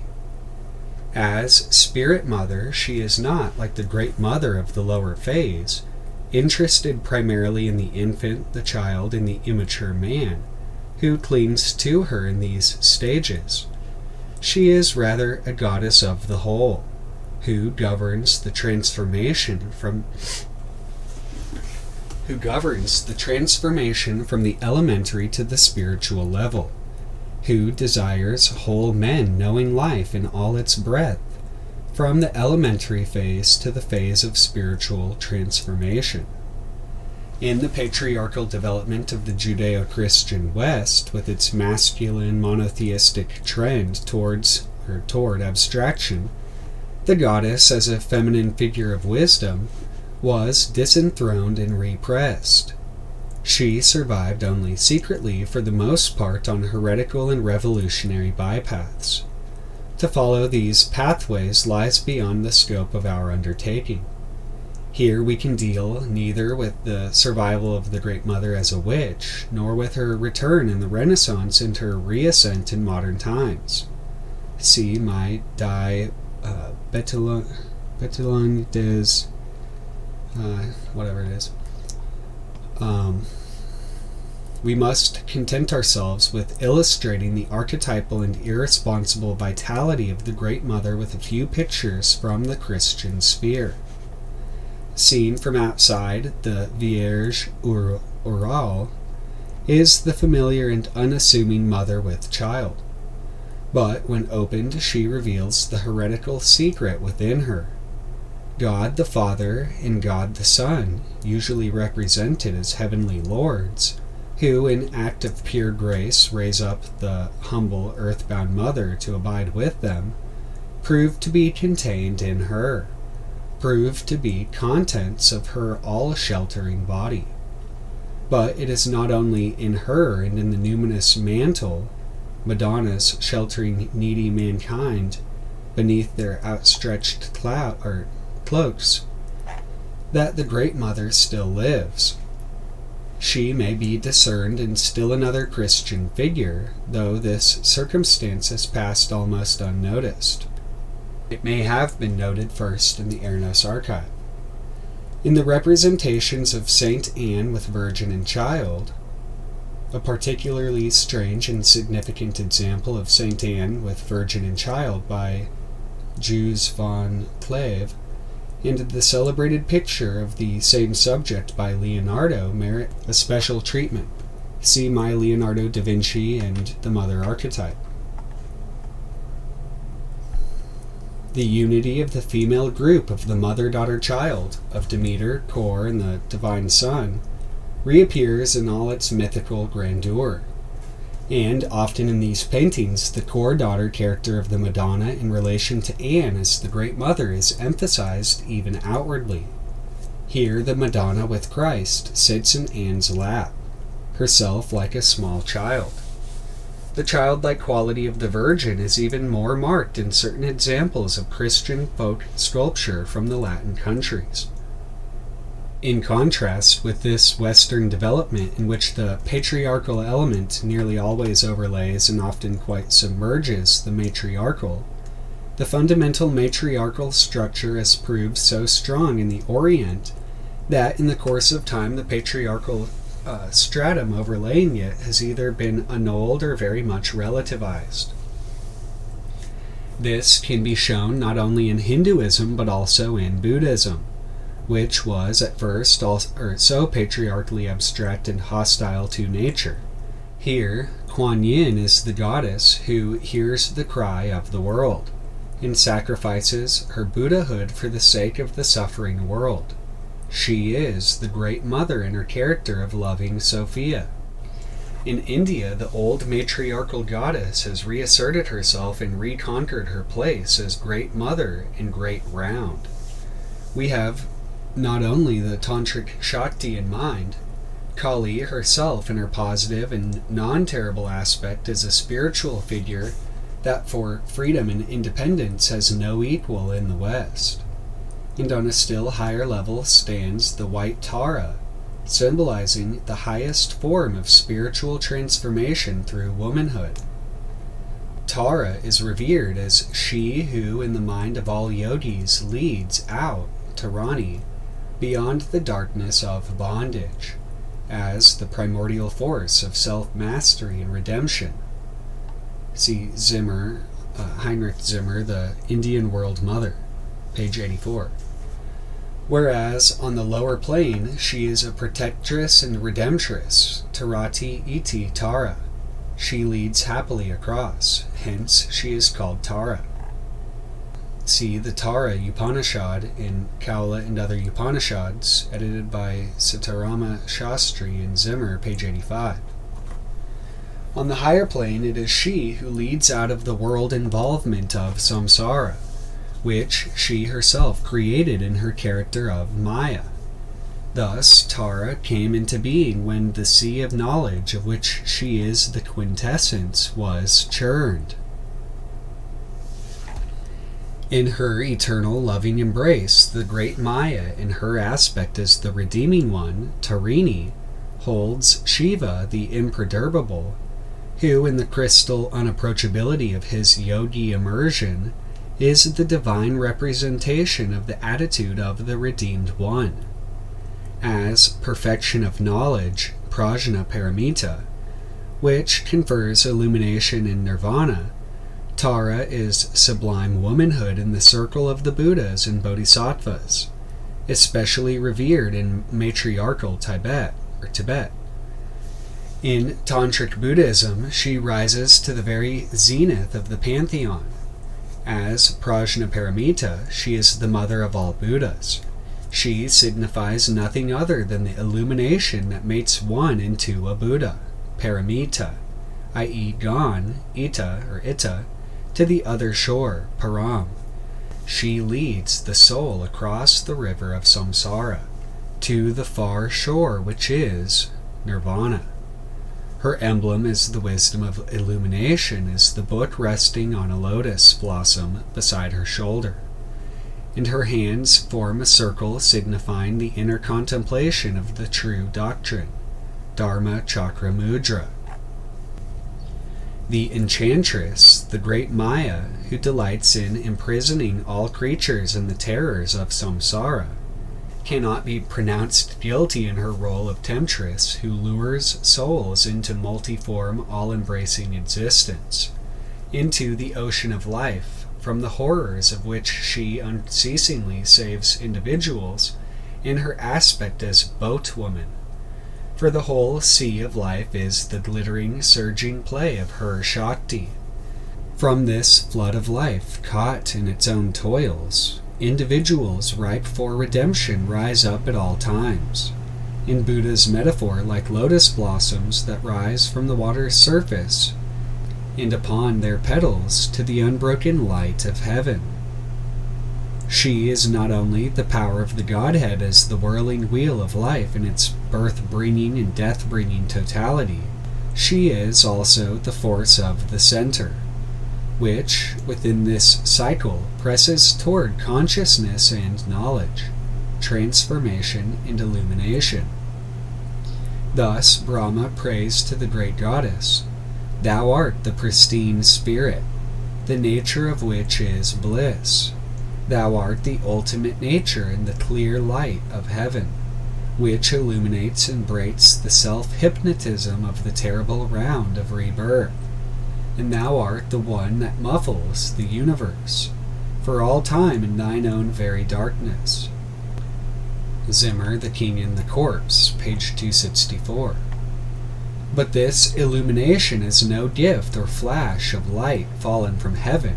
It is a living growth, which has taken root in the moldering depths of the earth, which has grown slowly, fed by the numinous water of life, and put forth a closed bud that only in the end will open up a lotus blossom in the unbroken light of heaven. Figure 74, Trimurti, from a Hindu painting. The archetypal feminine in man unfolds like mankind itself. At the beginning stands the primeval goddess, resting in the materiality of her elementary character, knowing nothing but the secret of her womb. At the end is Tara, in her left hand the opening lotus blossom of psychic flowering, her right hand held out toward the world in a gesture of giving. Her eyes are half closed, and in her meditation she turns toward the outward as well as the inner world, an eternal image of the redeeming female spirit. Both together form the unity of the great goddess who, in the totality of her unfolding, fills the world from its lowest elementary phase to its supreme spiritual transformation. In the Indian Trimurti, we find at the lowest level the earth symbol, the maternal tortoise. On it rests the Great Mother in her terrible character, the death's head with the two antithetical flames spurting from it, and above it the Great Mother as Lotus Sophia. Concerning this work, Jung writes, the whole picture corresponds to the alchemical opus, or opus. The tortoise symbolizing the massa confusa, the skull, the vas of transformation, and the flower, the self or wholeness. Jung, Psychology and Alchemy, figure 75, page 147. Tortoise, vessel of death, and flower are matriarchal transformative symbols of the Great Mother. Slightly modified, they appear as such in our representation of Tara, which encompasses all the stages of feminine transformation. Each stage of transformation rests on the foundation of a unity of lotus and cobra, a life-giving and deadly power. The base consists of the material world of the tortoise, the lunar world of earth and water. It supports the tree of life with the antagonistic dragons to either side of it. See our alchemical illustration, plate 171. The world of life in the opposites. The crown of this tree is the second lotus upon which stands, strong and powerful, the sun lion of the masculine spirit born of it. But above this lion rises the goddess, Tara Sophia, no longer riding upon him, but enthroned on her own lotus chair. Around her shines a halo of spirit, in which the animal principle of the lower world, beginning with the lion, is transformed into a vegetal light,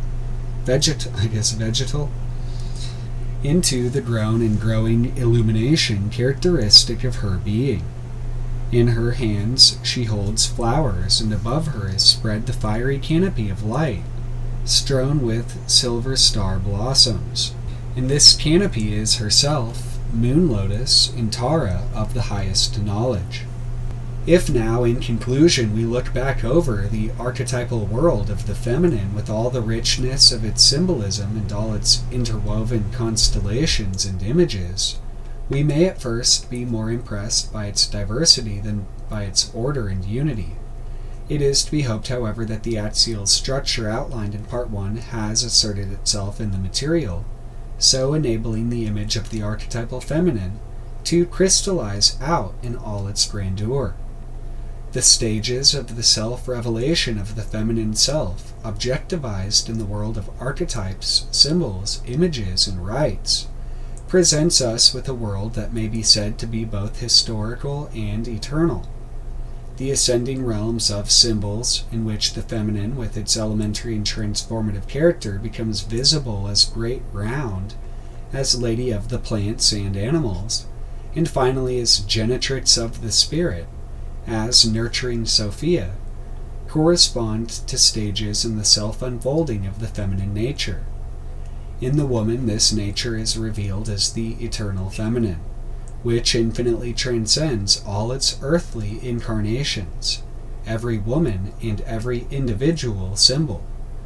But these manifestations of the archetypal feminine in all times and all cultures, that is, among all human beings of the prehistoric and historical worlds, appear also in the living reality of the modern woman, in her dreams and visions, compulsions and fantasies, projections and relationships, fixations and transformations. Whereas the world of the great goddess is, even more so, eternal and hence can be described in its pure form, independent of the psychic process of the individual, its living reality is based on the individuality of the modern man. For this reason, an exposition of the psychic phases of feminine transformation exceeds the scope of this work. We hope that we may be able to submit such a study in the future.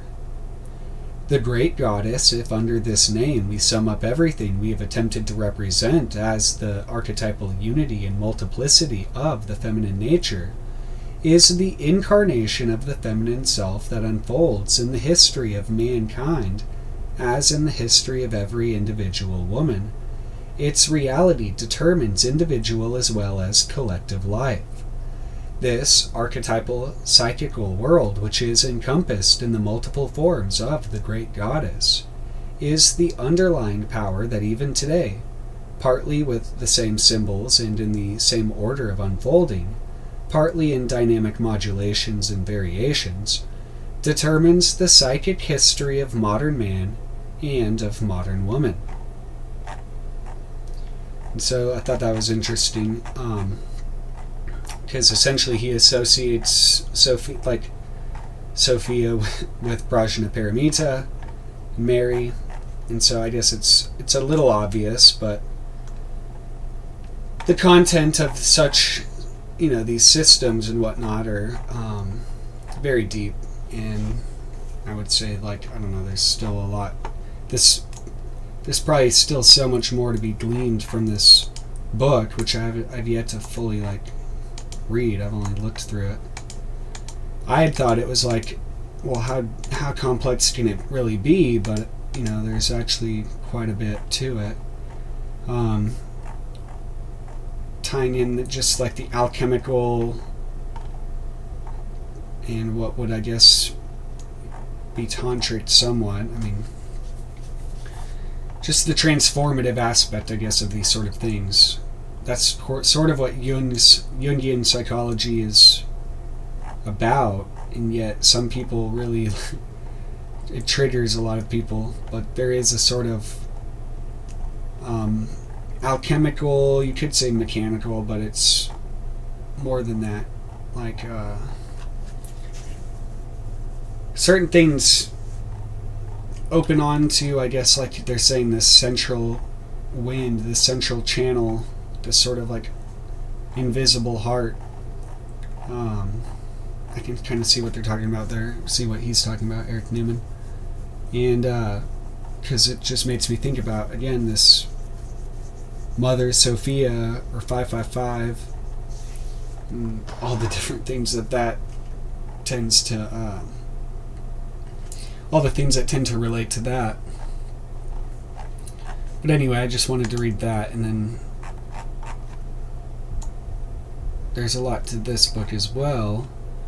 Not a lot, it's obviously an book of essays.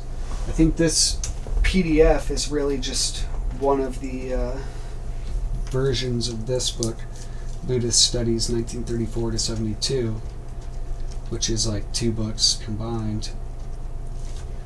And he goes, obviously Edward Cahn's translated the he's got a few different versions of it, like a short version, selected sayings of, and then the large sutra on perfect wisdom.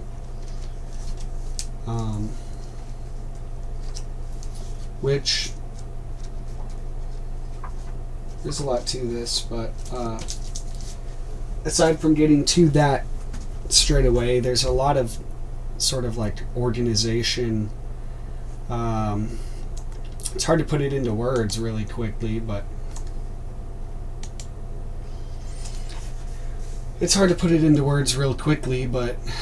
I guess to summarize it real quick, I was reading Beyond the Mauve Zone, and it mentions the Ananda Lahari primarily, which is really just the beginning of the Saundarya Lahari, which I just had. The Saundarya Lahari, which is like it's got all these yantras. It's got 103 different verses and yantras.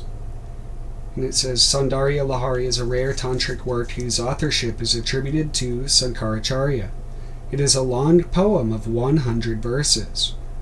See, I thought it was 103, but a hymn of praise to the Divine Mother, an invocation and a prayer that awakens man from stupor to a state of effulgent energy and creativity. Saundarya Lahari is a rare tantric work whose authorship is attributed to Sankaracharya. It is a long poem of 100 verses, a hymn. See, I thought it was 103. Maybe it is. Maybe they just didn't say that. No, I guess it's 100. A hymn of praise to the Divine Mother, an invocation and a prayer that awakens man from stupor to a state of effulgent energy and creativity. In this monograph, the original Sanskrit text of each verse is presented in Devanagari script and accompanied with its Roman transliteration. So, there's this, but the Ananda Lahari was mentioned, as well as what is essentially, it was originally the tantric doctrine of Immaculate Conception, I believe. And this is The Secrets of the Kaula Circle, is what it was reprinted as, by Elizabeth Sharp. And it does mention Crowley as 666 and gives a sort of negative, like he's like a very pernicious sort of figure in this book, as well as I guess her husband, or this, as well as this other Lama guy too. There's some weird stuff going on in this book, but it's also got a manuscript called The Science of Breath. That's yet another document. What else is coming to mind? The Serpent Power. John Woodruff has a lot of books, and The Serpent Power is one that, like, I had the paperback to that, and then I got it in hardcover whenever I was able to, just because the paperback was getting sort of tattered. But his books have slowly been hard to acquire, like, just get them whenever I can. And they're very deep, though, and they should be reprinted. And I mean, there's some somewhat newer paperback versions, but not all of them. And but that's got, I think, 2 different texts in it. So yeah, there's just a lot of texts, I guess, leading the groundwork for all these different things. But what comes to mind is, of course, Aleister Crowley in India by Tobias Churton, because it had its last chapter, The Coiled Splendor, does give some more, like, it gives a little bit of, I guess, background and context, an overview of Crowley, the Elizabeth Sharp book, Kenneth Grant, and then this other guy, David Kerwin. And there's a whole book that I ended up having to go, like, I've known of it, but I was just like, I didn't really have a reason to get it. But since I was studying all this, the time came that I needed to get it. And it's apparently 565 of 777. Brother Kerwin and Brother Crowley, Brother Kerwin, Brother Crowley, a correspondence, edited by Henrik Bogdan and forward by Tony Matthews. But this is basically their correspondence, and the introduction is pretty interesting too. It's pretty deep. But yeah, like, I definitely think, just as Kenneth Grant, apparently, I forgot where it was exactly, but I know he had said in one of these books I'd recently got, either the intro of the Incoming of the Eon of Ma'at, or Servants in the Star and Snake, because I got that around the same time. But Kenneth Grant had apparently said in a letter to someone that, like, finding out more stuff about this Oriental stuff made him want to, like, renounce the Western tradition, or at least Crowley's stuff in particular. But then he, like, came back around and realized that's kind of just what Crowley's stuff was lacking. And in here it says Crowley was basically dissatisfied with, like, the OTO secrets when he found out about the Tantric secrets. And I say secrets, but just the deeper esoteric knowledge. And so again, just putting this all into context, and then I remembered that Peter Levenda, who wrote The Dark Lord, also wrote this book, The Tantric Alchemist, which is about Thomas Vaughan, and yet another guy, like, what's his name, Arthur Waite. He wrote the works of Thomas Vaughan, I believe. And Thomas Vaughan was active in, like, the 1600s, and apparently worked with his wife and did alchemical, possibly sex magic, essentially tantric sort of things, which back then was, like, pretty early. But it's just interesting to see this sort of influence, and it's sort of, I wouldn't say it's, I don't know, it's one of the deeper elements that I guess obviously get occulted and set aside amid all the other things that Crowley and Kenneth Grant really relate to. And Kenneth Grant, obviously, like, that's why I wanted to read The Magical Revival, Starfire, because he mentions this as far back as that, but it really takes a while to develop and get into the details. And so yeah, but that Tantric Alchemist book by Peter Levenda, I was expecting maybe a little more reference to the Kaulas, but it's really in the appendix to The Dark Lord. He gives the list of these Kaulas, because Kenneth Grant, if you read and look for them, he doesn't actually list them. And he gives the Kaulas, the Nityas, and the Tithis. Which I guess I'll just read this. So he says, or I guess I could pull it up because I have the PDF. Hold on. Alright, so I thought I had it in PDF, but it's on this weird format. So the appendix, Kaulas, Tithis, and Nityas. While Kenneth Grant goes on at great length through all of his books in discussing the Kaulas, the vaginal secretions that are so central to his concept of Tantra and Thelemic magic, he does not enumerate them or describe the individual Kaulas. For someone who wants to dig deeper into this system, this is a glaring hole in the data. There are some good reasons for this, and one of them is that this is a subject fraught with complexity and a bewildering number of Sanskrit terms and Vedic references, not all of which agree with each other. Another reason might be the advisability of using Vedic astrology in conjunction with the ritual of the fire snake. And Vedic astrology is not well known in the West, aside from a few popular books on the subject, and it is virtually ignored among the Thelemic magicians of the author's acquaintance, admittedly very few. To become reasonably expert in Vedic astrology would require a good knowledge of Sanskrit and tremendous patience with the rather disorganized and confusing array of books on the subject. And this is somewhat lacking among occultists in the West. So, what the author offers here is a list of the Kaulas with their associations and a discussion of the Kaulas in the Tithis, the phases of the moon which are the same in number as the Kaulas, and which can afford us a better understanding of the whole subject. In addition, the Nityas will also be listed. These are the deities associated with the individual phases, or Tithis. In this way, it is hoped that the new generation of Typhonian magicians and those simply interested in the subject will have access to a more profound understanding of the praxis.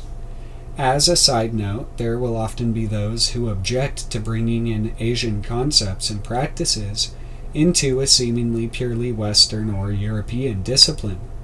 The objection may be from an academic, anti-universalist point of view, or simply may be a matter of taste. But the Typhonian tradition, as the author understands it, is concerned with the pre-dynastic Egyptian traditions and those that are much older even than Sumer or Mohenjo-Daro.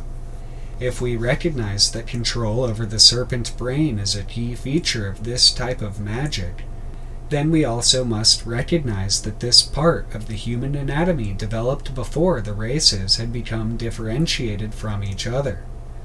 What we share is the basic psychobiological structure of our anatomy. The practices that work in India will also work in Mexico, in Europe, and everywhere else once linguistic and cultural differences have been addressed.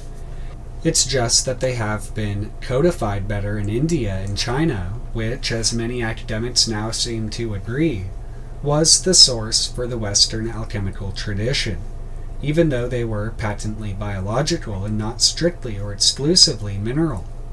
The Typhonian tradition, it should be obvious by now, rejects nothing and accepts whatever works. The Kaulas, quite often the Kaulas are identified with the Tithis, or the phases of the moon. However, the phases of the moon have their own nomenclature, really little more than numbers, while the Kaulas have more descriptive names. There are 16 Kaulas, of which only 15 are considered visible. Their names are as follows. 1. Manada, no translation available but possibly measurement. 2. Pusha, nourishing. 3. Tushthi, contentment. 4. Pusthi, increase. 5. Rati, love. 6. Dhruti, motion. 7. Sasachini, no translation available. 8. Chandrika, moonlight, illumination. 9. Kanta, beautiful, beloved. 10. Jyotsna, moonlight. 11. Shri, auspicious, also a reference to Lakshmi. 12. Priti, pleasure, gratification.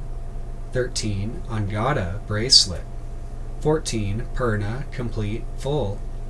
15. Purnamruta, full of Amrita. 16. Amrita, the elixir vitae. In the above list, the last color, Amrita, is the invisible one. Readers will recall that Amrita is the word signifying the elixir vitae, the soma that descends from the cranial vault, or from a space a little above it, down through the body once union between Kundalini and Shiva has been attained. For this reason, the Kaula named Amrita is ruled by a Nitya, in this case a kind of goddess of the Kaula, called the Mahā Tripura Sundari, i.e. the goddess of the Sri Chakra. The other Nityas are as follows. Nityas. 1. Kameshvari, Lady of Desire, also the goddess Parvati.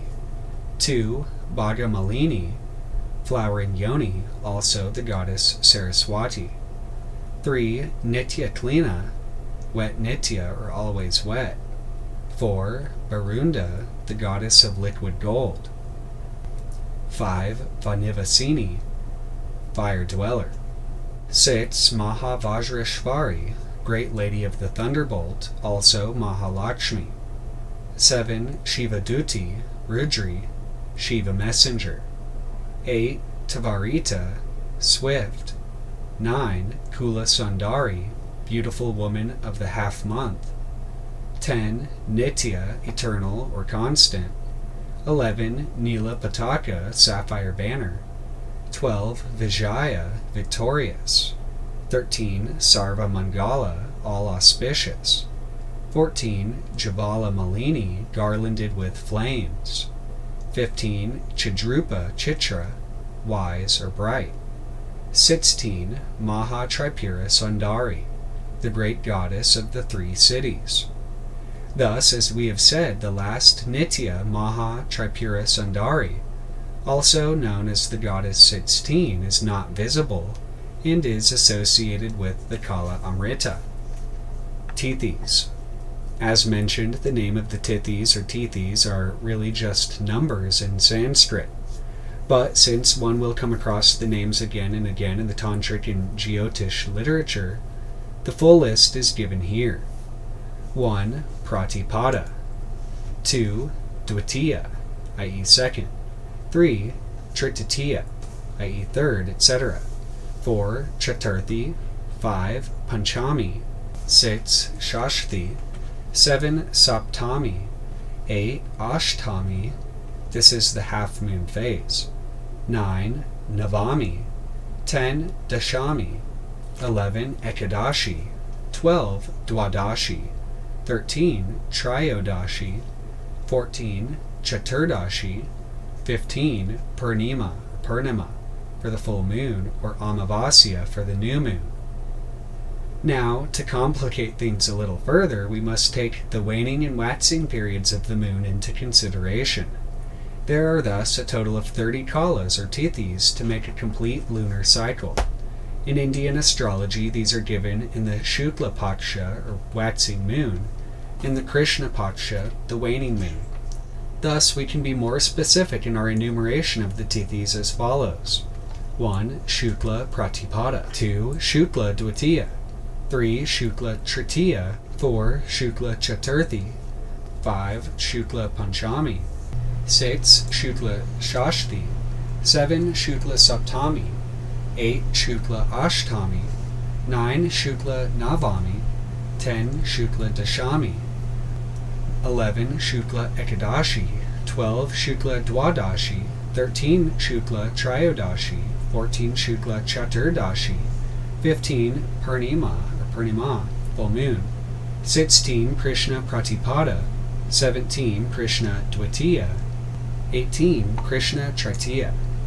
19. Krishna Chaturthi. 20. Krishna Panchami. 21. Krishna Shashti. 22. Krishna Saptami. 23. Krishna Ashtami. 24. Krishna Navami.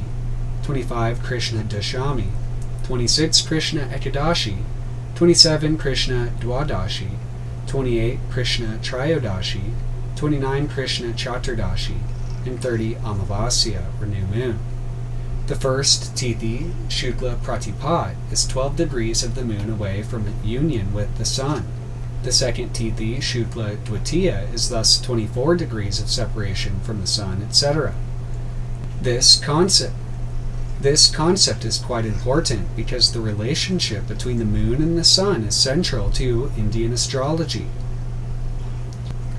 This concept is quite important because the relationship between the moon and the sun is central to Indian astrology, which computes everything from the moon rather than the sun.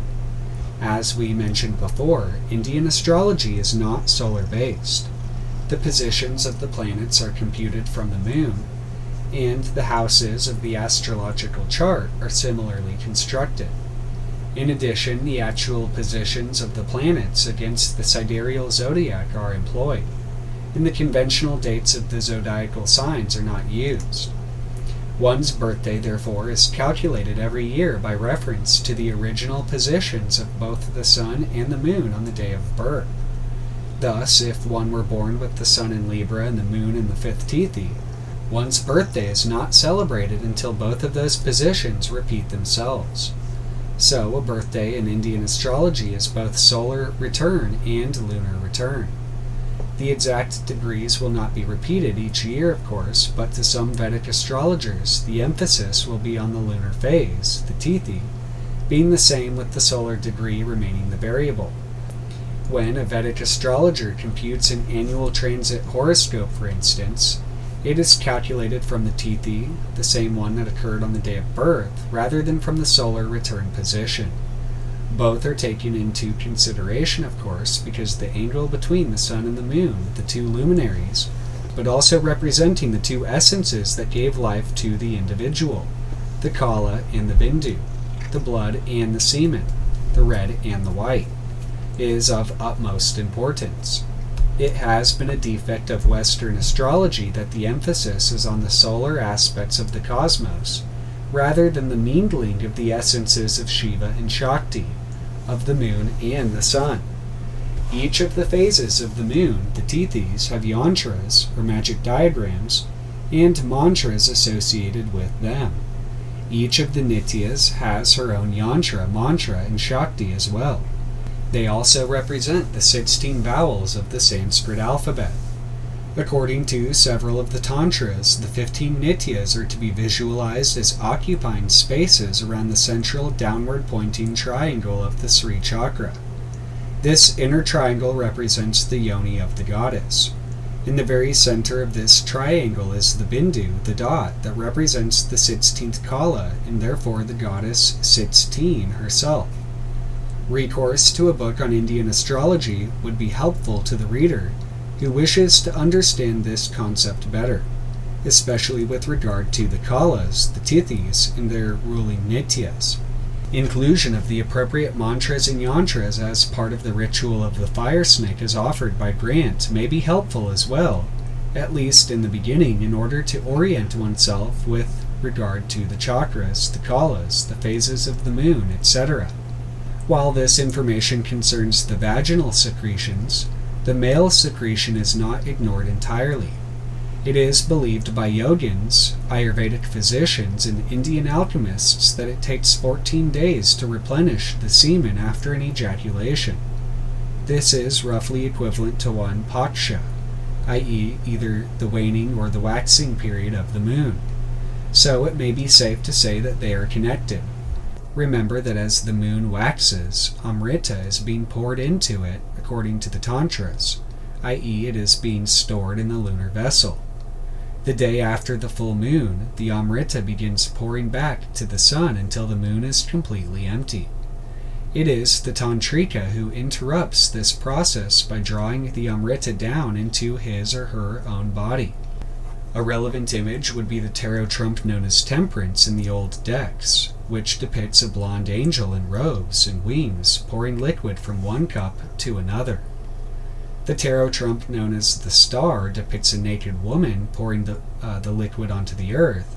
Above her head are 7 stars, surrounding a larger star in the central axis. Thus, a word to the wise is sufficient.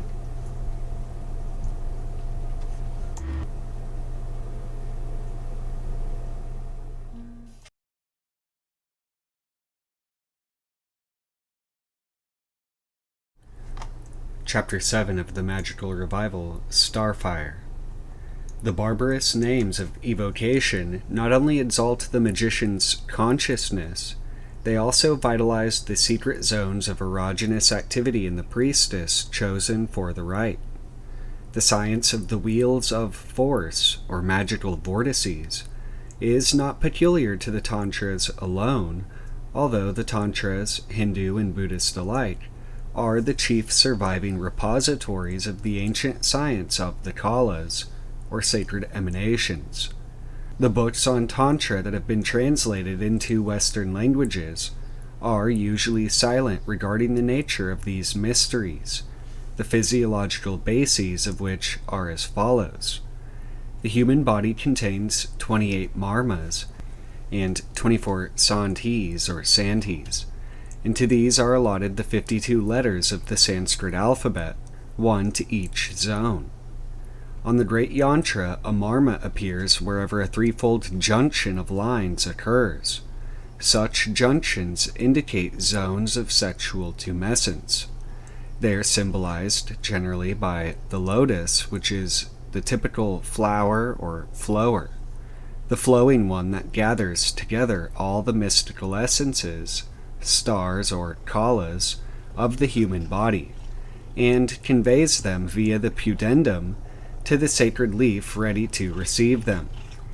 The lotus, comprising all these currents, all these essences, flowers and the vaginal emanations that flow from the priestess. It is with these subtle emanations, magnetized by appropriate manual passes as they travel along the occult arteries of the invisible anatomy, that the rites are performed and the magical talismans consecrated. In a letter to Frater OPV, or Norman Mudd, who was at the Abbey of Thelema in Cefalù, Crowley comments on the word secret, which appears several times in the Book of the Law. I doubt whether the word secret is used in the book in its vulgar sense. I assimilate it to ideas in secretion. This sentence provides a vital clue to an understanding of the Book of the Law and its connection with tantric rites, as will be seen from the following extract from Initiated Comment on a Sacred Tantra. What is not generally known is that these secretions are not mere excretions.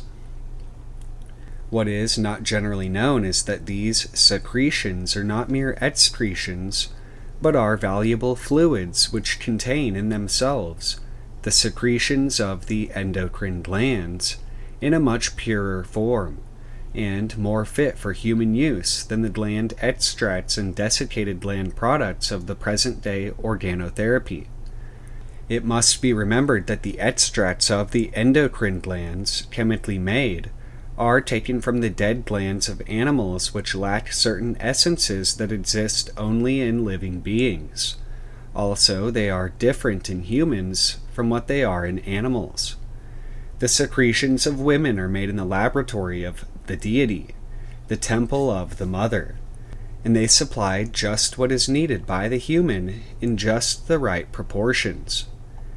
In the more ancient versions of these rites, the Kaulas are collected on a burja leaf, or a talisman specially prepared to receive the divine efflux. When the priestess or the scarlet woman is in rapport with a god or spirit, her utterances from both upper and lower mouths are regarded as oracular. This is why the primordial utterer of the word was held sacred as the goddess, the primal uterus, the first mouth to speak and reproduce the image long before verbal speech had been evolved. According to a text known as the Lalita Sahasranama, the 1,000 names of the goddess, the 16th Kaula, or ray of the moon, the most secret of all the Kaulas, is the essence where time stands still, where time is not, i.e. Nuit. The Tantrists of the Kaula sect, which forms a division of the left-hand path, Brahmacharins, identify the body of the priestess, Suvasini, literally sweet-smelling woman, with the Sri Yantra itself. The sweet-smelling perfume of sweat mentioned in the Book of the Law carries over the same symbolism. The goddess Kali represents a similar concept in the Tantras. Among other things, Kali denotes time. Kala also means time. Time and periodicity are associated with the lunar cycle of the female. The Ka is the emblem of the female in Egyptian as well as in numerous African dialects, and the Kala is the emanation of the Ka in terms of time or periodicity. Like the Q or Ku, the Ka is the magical power, the Sakti or Shakti of the gods. The Ku, as the Kwe, is the tail. In the Kabbalah, it is signified by the letter Kaf, Q, which is assigned to the moon. The English letter Q shows the female emblem, the Vesica, or zero, or O, or oval, with the tail added, or circle, really. The lunar rites associated with the mysteries of Kaf, the Ku, are closely related to the stellar or astral current, typified by the Kaulas or stars. The OTO in its higher degrees teaches the magical control and direction of the sexual current in a threefold sense: autosexual, heterosexual, and homosexual. This term is here used in a symbolic sense.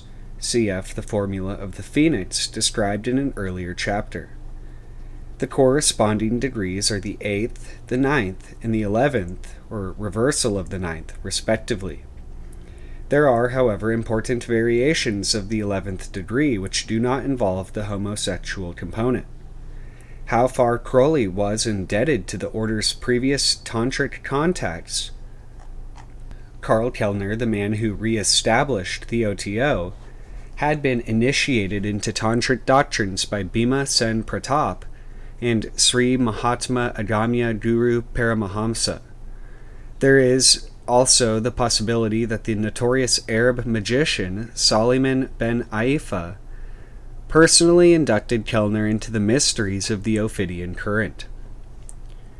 So, how far Crowley was indebted to the order's previous tantric contacts for the reformulation of these degrees, it is impossible to say. But one thing is certain: the representation of Nuit in the posture ascribed to her in the Book of the Law shows great similarity to a tantric formula known as Viparita Maithuna. This term is almost as difficult to translate without the probability of its being totally misunderstood as the term Vamamarga, left-hand path. In their symbolic sense, both terms hark back to the earliest cosmogonies, wherein the feminine principle is regarded as predominant. In the more technical and specialized sense, the term Viparita Maithuna means upside-down sexual congress, the position in which the woman is active and uppermost. This posture is adopted to facilitate the free flow of the magically charged fluids which emanate from the priestess. That this formula was known outside the tantric tradition is proved by Muhammad's counsel: "Cursed be he that maketh himself earth, and woman heaven." Crowley's comment is, Muhammad understood this formula as of enormous magical power, and wished to keep it from the profane who might abuse it or injure themselves by ignorant application. He refers to relevant passages in the Book of the Law, chapter 1, verse 14, 16, 19, and the Book of Lies, chapters 4 and 15. He also compares the formula with the Shaivite doctrine of Bhavani, who hath encroached even upon the other half of the destroyer, i.e. Shiva, and the well-known Yab-Yum posture of Tibetan Buddhism. But the greatest of all is the Stela of Revealing, known as the Stela 718. It is probable that the symbolism of the tarot key entitled the Hanged Man also has affinities with this formula. The man is suspended or hanged upside down. This was the position or asana in which the Knights Templars were said to meditate. It is also alluded to as the sleep of Salome. The symbolism of this posture no doubt accounts for the peculiar reverence in which the bat is held in cults usually considered evil or averse. In passing, it is interesting to note that according to Henry Boguet, in Discours Sorciers, 1590, when Satan means to lie with a witch in the form of a man, he takes to himself the body of someone who has been hanged. See Chapter 11, An Examen of Witches, translated by Montague Summers, 1929, reprinted 1971. In the Book of the Law, the goddess Nuit says, "Invoke me under my stars. Love is the law, love under will." The stars, as previously shown, are the Kaulas of Tantricism. These stars, rays, flowers, essences, perfumes, oils, unguents, times, cycles, emanations, parts, etc., etc., are all concentrated in the black goddess Kali. The word kohl, denoting that which is black, derives from the same root. Also, kohl, the cosmetic with which women darken their eyes. So also does the word calendar or calendar, which is concerned with the divisions or periods of time. The flower, the one who flows, is Kali, the living symbol of time. The nubile maiden in her first menstruating phase is referred to as Ritu, from which derive the words rite, rut, root in red, denoting not only the nature of the first rite, but also its character and complexion. In the Hebrew tradition, the Bath Kol, daughter of the voice, is a cognate symbol. The voice originated as vak, vox, of female puberty and gestation. Gerald Massey notes that this was the first and most mystical of all the tellers of time. It became the Holy Ghost, of a feminine nature that was represented by the dove of Hathor, Semiramis, and Mary. In Hebrew, kol is the voice in a mystical sense. It is an indistinct, inarticulate voice. Also, in the form of kara, Sanskrit, it is the word, the messenger or feminine logos, one with the bath kol. Kal in Sanskrit means to announce the time, a period, a fixed or proper time. One form is the Ritu Kala. The bloody goddess Kali came from this source. The womb or uterus, as the utterer forth, is the Kalana. The fixed or proper time is the right time, which later denoted the right time, i.e. the permitted or lawful time of congress.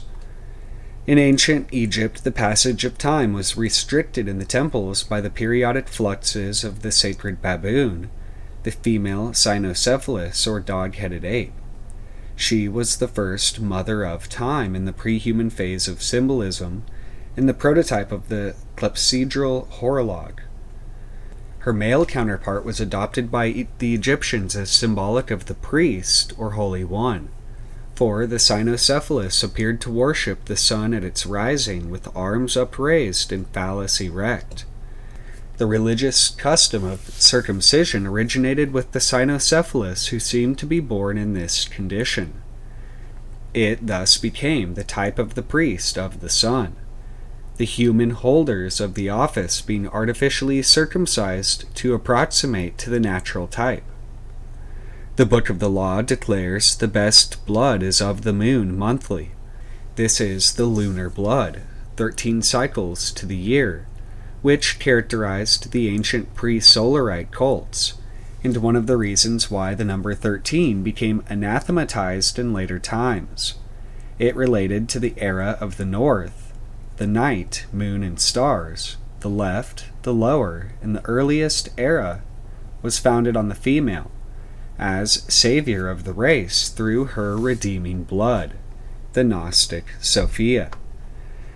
The tantric flavor of the Book of the Law is here emphasized, and a practical interpretation of many of its verses depends upon a knowledge of tantric lore.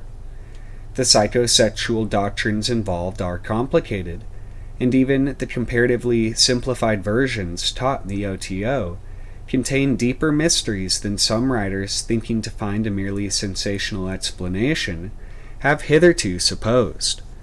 When it is realized that some tantric rites involve the use of as many as 43 flowers, lotuses, and that there are sometimes further subdivided into as many as 108, and according to some traditions, a much greater number of subdivisions, such facile descriptions as phallicism or sex worship betray only ignorance on the part of critics. Owing to Crowley's magical experiments, certain regions of natural, though mysterious activity have become easier of access to occultists working with the same current. Acceptance of the law of Thelema automatically makes it possible for a person willing to undergo the necessary training to work in accord with and not in opposition to the energies of the new eon, thereby enabling him to draw on immense reservoirs of elemental power sealed up in the current which Thelema embodies. Such acceptance involves not only empathy with the spirit of the Book of the Law, the manifest image or word of I Was, it also vitalizes the marmas which are connected with specific psychosexual zones of the human organism. Although Western scientists have lately become aware of their existence, their specific locations and potentialities are, with few exceptions, still unknown to them. Some of the ancient texts refer to as many as 16 fluids or kalas, some of which are unknown to orthodox science. Havelock Ellis, in Studies in the Psychology of Sex, Volume 3, page 146, refers to the numerous secretions of the female genital canal, but makes no attempt to interpret their possible uses. As a tantric commentator observes, in the East is more certitude. Of the three kinds of fluids, the urine is the least and weakest. Rajas, menstrual secretion, is next, and Bindu, the last, is a secretion not at present known to the West, and obtainable only by means of the Shakta Tantra, and their analogues in Mongolia, Tibet, China, Peru, Mexico, and elsewhere. A fluid that bisexualizes man and woman, and rejuvenates to an extraordinary extent.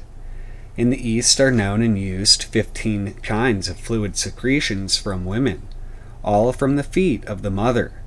The 16th is kept secret and known as the Sadakya Kaula, the ray of value. No doubt that these secretions do convey values from the cerebrospinal fluid and from the endocrine glands, for it is known that there is a nerve center governing micturition in the floor of the third ventricle, and a nerve directly connecting that center with the bladder.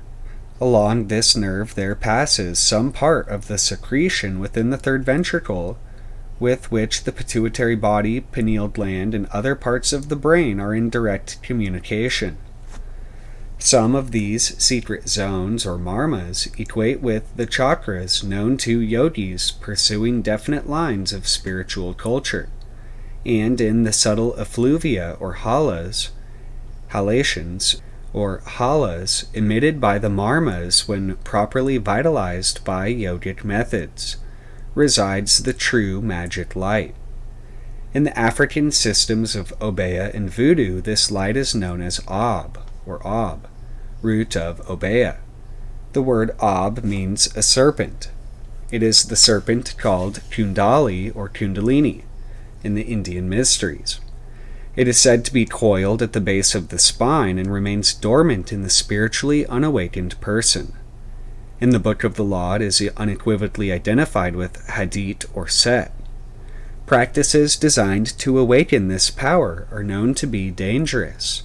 The foolhardy alone undertake them without due magical preparation. Kundalini awakened vitalizes the marmas and imbues them with nectar, or maybe the venom of its serpent kiss. The mingling of the nectar with the fluid surrounding the sacred lotus at each marma generates a Kaula of great potency. The nature and position of the lotus will determine the type of vision experienced. If the Shakti plays in the psychosexual centers exclusively, depravity and destruction inevitably result. But if the serpent is raised erect and surpasses all the lotuses during its upward flash, and if it then unites with the nectar dripping from the 1,000-petaled lotus in the cerebral region, illumination ensues and the highest initiations result.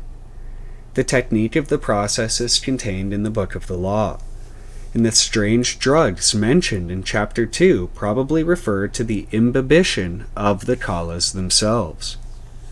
Crowley, an incorrigible jester, translated the serpent's kiss into a practical erotic joke, when he sank his teeth in the flesh of a woman's arms or thighs. The idea may have come to him when rumor had it that he was a vampire. To take his action seriously is to emulate those who regard the Kundalini as the phallus, instead of regarding the latter as an expression on the material plane of the former, or those who mistake Blavatsky's suspect tintinnabulous device for the astral reality upon which it was modeled. There could have been no fraudulent bell had there not existed genuine astral phenomena to suggest the idea. She, too, was an incorrigible jester and answered fools according to their folly. The revival of tantric elements in the Book of the Law may be evidence of a positive move on the part of Aiwass to forge a link between Western and Oriental systems of magic. Be this as it may, it does emphatically establish a relationship between the most ancient and stellar form of the goddess Nui and the Kaulas of Kali. The latter equate with the psychologically modified somatic secretions of the erogenous zones that have not yet been investigated by physical science. The magic of the left-hand path is far from being mere sex magic in the usual connotation of the term. It is also far removed from the crude interpretations which are given to it by writers as ignorant of religious symbolism as of most other matters. To the tantric as to Crowley, nothing of a supernatural nature is implied by the term occult. On the contrary, occult laws, once discovered, are no longer occult in the strict sense of the term, though they may continue to remain hidden from physical vision or apprehension, in the same way that the mind will ever remain invisible, although the brain may be revealed to the sense. However deeply we penetrate the mysteries, we remain in the domain of an exclusively natural order. A philosophy of emergent materialism may be implied, but need not be. Another point of contact between Tantra and Thelema is contained in the Thelemic aphorism, "There is no God but man." This is not an expression of atheism, but a statement of fact directly dependent upon the conception of a natural order of phenomena. As man goes on unveiling and understanding the powers of his own constitution, he realizes that the macrocosm, universe, is contained within him, not vice versa. For man, being the only complete microcosm, he alone of all orders of existence has a link with, or possesses within himself, the potential of the entire gamut of manifestation. The Emerald Tablet of Hermes, thrice greatest, states of a similar truth. That which is above is like that which is below, and that which is below is like that which is above, for the performance of the miracle of the one substance. The mysterious science of alchemy approximates closely to the tantric doctrine of the Kaulas, and it contains concepts of a parallel nature. But the literature of alchemy is by no means as systematized. Furthermore, individual experimenters, usually wider duress, employed intricate ciphers, thereby adding to the jungle of symbol and glyph that has baffled all interpretation. The one substance is consciousness. Its reflection or projection in physical terms has absorbed the interest of the alchemist, the tantric, and the scientific illuminist. The germ of consciousness abides in chaos, the primeval substance from which all things are generated. The 17th century Arab alchemist Ali Puli declared all animals increase themselves by a slime. This may seem an oversimplification, yet undoubtedly it indicates the nature of the first matter of the alchemists, their menstruum of basic effluvia. It is the Kamakala of the Indian systems, the Tribindu which is referred to in the higher degrees of the OTO as the solar fire, the Ab and the Od combined, the sun or soul of the Illuminati. Commencing from Ali Puli's simple statement, the alchemists, the tantrics, and ages before them, the star worshippers of Akkad in ancient Egypt, elaborated a ramifying science of living substances, of which slime is the matrix, the mother source. The exudation and imbibition of magical kalas inherent in human fluids is the main subject of this ancient science, known in India as the Sri Vidya. In a letter to Brother OPV, Norman Mudd, dated 1924, Crowley stresses the alchemists' metals were living substances. These metals or medicines are further subdivided according as to whether their generators are solar, lunar, or mixed currents of creative energy, or in spagyric language, whether they proceed from gold, silver, or mercury. The Hindus would say from sulfur, salt, or mercury. These three, sun, moon, and fire, form the threefold substance, the triune seed, of which the Sri chakra or great energy zone is the full and final flowering. This is the mother lotus, the source chakra of supreme occult power. The threefold seed is represented geometrically by the triangle or pyramid, the symbol of Horus and of the unwedded mother. When the apex is uppermost, Horus is indicated. When it is inverted or southward pointing, Set is implied. In the Tantras, the Sri Yantra appears with the central triangle upward or downward, pointing according as to whether the ritual is of the right-hand path or of the left-hand path. The fusion of these two triangles of Hadit and Nuit, north and south, female and male, forms the six-pointed star of spirit, symbolic of transcendental consciousness. This star is the symbol of the 9th degree OTO. Babylon, the Scarlet Woman, is the earthly avatar or priestess of the stars, of those Kaulas which inform the sexual emanations of the magically trained woman. Likewise, the beast, her complement, is the vice-regent of the sun upon earth, i.e. the vehicle of the solar current represented by the phallus. In a comment on the vision and the voice in the 12th ether, Crowley says that the formula of Babylon is constant copulation or samadhi on everything, or as Austin Spare has it, all things fornicating all the time. Any properly trained woman may become oracular in the sense which applies to the Scarlet Woman. So also any properly trained and magically consecrated male may perform the office of the beast, though Crowley thought that this office referred to him alone. The beast signifies the non-individualized or anonymous transmission of solar energy, Hadit, to particular matrix, thus creating souls or stars in the body of Nuit. As in the primordial cult of Shaitan, so in that Thelema, the role of the unwed mother, the whore, is exalted above all other expressions of the feminine principle. According to Skeet Etymological Dictionary, the word whore signifies dear one, Kara, the beloved. It conveyed originally no moral obloquy, nor was it interchangeable with prostitute. Crowley uses the word in its pristine sense. Of the three main phases of femininity, the virgin, the mother, and the whore, Crowley exalts the whore as the type of Thelemic womanhood. In the formula of the virgin and the wedded mother, respectively, he sees the formula of the Black Brothers, isolation and rejection of the universal life current. The virgin represents the wrong kind of silence, i.e. the silence of the Black Brothers, the sterile inertia resulting from exclusiveness and restriction. In the Book of the Law it is said the word of sin is restriction. Crowley therefore identifies virginity with sin in its specific sense.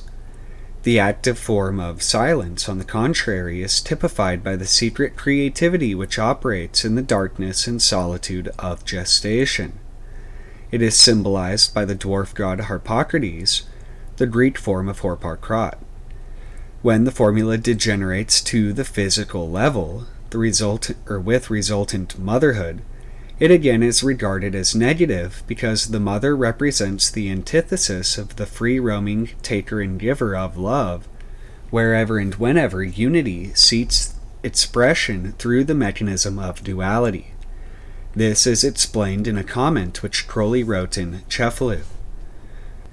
Woman is Shakti, the Te, the magical door between the Tao and the manifested world. The path of Daleth, the door, is attributed to Venus. See the Tree of Life. The great obstacle is if that door be locked up. Therefore, Our Lady must be symbolized as an whore. Clearly, the enemy is this shutting up of things. Shutting the door is preventing the operation of change, i.e. of love. The objection to Calypso, Circe, Armida, Kundry, and company is that one is liable to be shut up in their gardens. The whole of the Book of the Dead is a device for opening the closed vehicles and enabling the Osiris to go in and out at his pleasure. On the other hand, there seems to be a sealing up for a definite period in order to allow the change to proceed undisturbed. Thus, Earth lies fallow. The womb is closed during gestation, and Osiris is plugged with talismans. But it is vital to consider this as a strictly temporary device, and to cut out the idea of eternal rest. This Nibbana idea is the coward mother's boy idea. One ought to take a refreshing dip in the Tao, no more. I think this must be brought forward as the cardinal point of our holy law. The seaman is God. The going one is shown by the ankh or sandal strap, which he carries, because he goes in at the door, and comes out again, having flowered, and still bearing in him that seed of going. In his magical record, 1920, Crowley notes how the Scarlet Woman riding upon the beast is going, drinking the lifeblood of the saints, adulteress, the lady of change, of energy, of life, while the modest woman, Mary Inviolate, is shut up, stagnant, impotence, and death. See the Book of the Law. These expressions are loaded in a way only to be widerstood by a study of that book. They convey more than one meaning to the initiate. Thus, the modest woman, the mother, is to me the symbol of defeat and death. The scarlet whore who rides the great wild beast, who drains the blood of the saints into her cup, who is adulteress demanding change, is victory and life. In another sense, however, the formula of the whore is connected with the moon of witchcraft, with black magic and the dark sorceries involving sterile and malevolent entities, such as Echidna, Lilith, Melusina, Lamia, certain aspects of Kali, Kundry, and the fairy nature generally. This comes closer to the popular conception of the whore as a vehicle of sterile lusts, misogynous and vampiric. Unlike the true whore or beloved, she cannot form a gateway through which the magician is able to contact sources of real power. Her way is limited to the world of glamour, of illusion, and of the treacherous realms of the astral plane which skirt the Qliphoth, the world of shades or shells. The word Qliphoth or Qliphoth betrays its close connection with these ideas. It is the plural form of Qlifa, meaning a harlot. Her importance is of a different kind to that of the Virgin, whose chief magical power is inspiration, a power which Crowley for some reason fails to consider in the passage quoted above. In some of the tantric rites, none but virgins are used. In fact, the childless, though nubile female is prized more highly than the mother herself, because the magical energy of the latter has been to a certain extent dissipated and therefore impaired by the production of physical offspring. The Scarlet Woman, the woman of the moon juice, is paramount in magic. She is oracular at the moment of lunar eclipse, for at this time a gate is opened, and the solar phallic energy of the mage floods the darkness with light, and in the darkness of Nuit, infinite space, a star startles the earth. Babylon, the Scarlet Woman, is the star of blood, the star ruby typical of the north, the cardinal point towards which the Yazidi faced when invoking their devil. As shown, Crowley insists that this devil was a god, the god Set, Shaitan, or Satan, degraded to the status of a demon by later cults in exactly the same way that the polar light Nuit, the dragon of the seven stars, became the evil mother, the primordial witch woman, goddess of the night and of dark infernal rites. Classic methods of establishing communication with the gods are on record, and the use of blood and ceremonial magic is so well known that elaboration is unnecessary. The technique peculiar to the Tantras is reflected by Crowley in Liber 777 in connection with the Hebrew letter Kaf, which is the letter of the Qliphoth. He says the Hebrew letter Kaf represents the hysterical, sealed womb at night. The womb sees things in the glamour of physiological upset, while the sun lurks. This is the correct version of the misprinted comment in Liber 777 Revised, page 41. The Kabbalistic value of Kaf, or Q, is 100, the number of Maya, magic, illusion, and of the phallus and Tithis conjoined, for these are the generators of illusion. Kaf is attributed to the 29th path of the Tree of Life. A description of the relevant tarot key entitled The Moon resumes the formula epitomized by Crowley's comment on Kaf. There are numerous instances in Crowley's magical record of sex magical operations performed during the lunar eclipse. This expression refers not to the celestial phenomenon, but to the physiological moon, the menstrual flux. In the record, the operation is usually denoted by the phrase El-Rub, or El-Rub, an abbreviation for Elixir Rubeus, the red elixir or blood filter. The expression has a special connection with Liber Stellae Rubii and the rite of the star ruby. This is the ritual of the pentagram, the star of Nuit, performed in a certain secret manner with the aim of producing physical phenomena, such as materializations and the acquisition of wealth or red gold. The use of the lunar current involves the densest aspect of the astral plane. Its solidification in metallic substance as gold is but the final and, to the adept, usually unnecessary completion of the process on the material plane. To make gold, you must take gold, is an alchemical maxim relating to the mundane aspect of the great work. The middling form is the transmutation of worldly experience into divine experience. The highest, or mystical, is the realization of the supreme consciousness as identical with the true self. Mundane, middling, and mystical are the three forms of the great work. They apply to Karma Yoga, Bhakti Yoga, and Jnana Yoga respectively. An important feature of the magical practices of the Yazidi was the use of the lunar current for materializing the astral double of the adept. And it is now clear why Crowley's work contains so many references to the left, the lower, the north, the Qliphoth, the whore, the beast, and finally to Aiwaz himself, the solar phallic Lucifer of antiquity. Crowley was fully aware that this symbolism would be misinterpreted and deliberately distorted by sectarian prejudice, no less than by the upholders of bourgeois morality, particularly by the believers in historic Christianity, the typical cult of the dying god which dominated the previous eon. In his Confessions he writes, the cult of the dying god introduced by Dionysus destroyed the Roman virtue and smashed the Roman culture. Possibly the introduction of the worship of Osiris in an earlier epoch was primarily responsible for the decay of Egyptian civilization.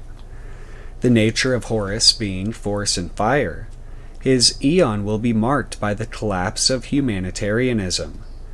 By the last sentence, Crowley means the pseudo-altruism that boosts the ego, and nothing more. Some of the absurd legends which grew around Crowley during his lifetime are being perpetuated today by those who fail to grasp the significance of the ancient symbology that preceded the epoch of historic Christianity. Crowley did not discourage the growth of these legends because it enabled him to gauge the suitability, or otherwise, of candidates who came to him, ostensibly to help him in his work. Those who believed the legends automatically proved themselves devoid of the qualities which he most needed in his collaborators, i.e., the ability to discriminate between falsehood and truth, the ability to recognize a true master in whatever guise he should choose to appear to the world. As it is written in the Mahavakya Ratnamala, the knower of truth should go about the world outwardly stupid like a child, a madman, or a devil. A formidable work confronted Crowley, that of training people to discover and exercise their true will, and to stabilize the new current and establish the Aeon of Horus on sure foundations. At a time when humanity is threatened with total collapse, when the planet is, for the first time in its history, totally lacking a brain expansive enough to control and command all the energies that science has recently placed within man's grasp, Crowley had no time to spare on those whose critical faculties were swayed by slanders on his personal character. It was necessary to institute a general and automatic test of individual fitness for the great work, and the legend was that test. In tantric terms, it was a case of being adhikari, or spiritually ripe. In the East, where the arcane traditions operate at more refined levels of selectivity, such a situation as that which congealed about Crowley would have been inconceivable. A false guru is swiftly ejected from the system, and no guru would be expected to prove himself to people ignorant of all spiritual traditions, even as their own, as Crowley was expected to do. Even their own, as Crowley was expected to do. He compared himself in this respect with Helena Blavatsky, who deliberately repelled by pretending to be a cheat. Extract from a letter to Norman Mudd, dated November 17, 1923.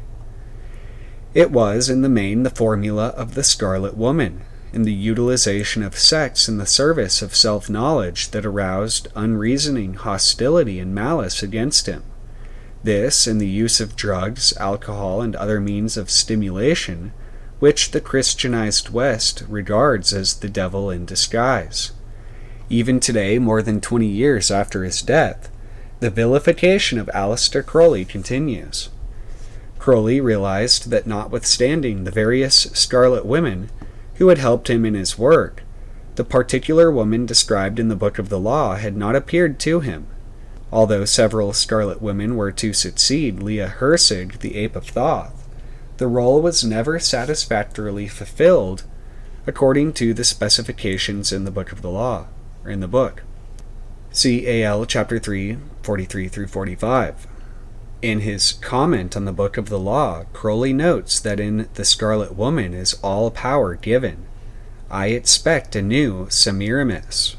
Others followed Leah, as they had preceded her, Dorothy Olsen, Sister Astrid, Henny Yeager the Monster, Pearl Brooksmith, Anu, and so on, but none of them fulfilled the necessary requirements. In the 20s, the idea became a veritable obsession with him.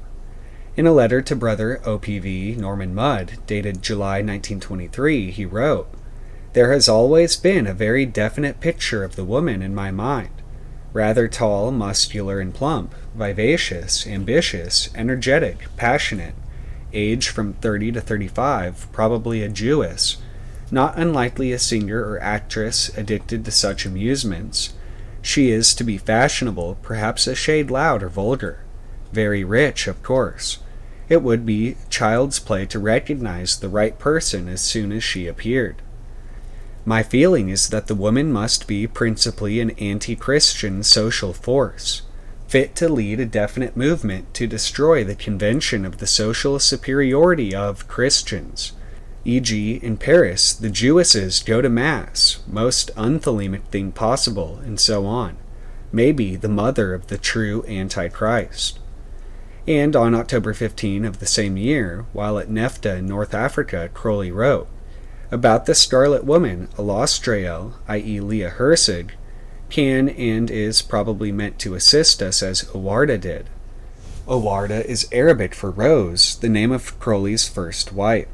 She it was who put Crowley in contact with Aiwas in Cairo in 1904.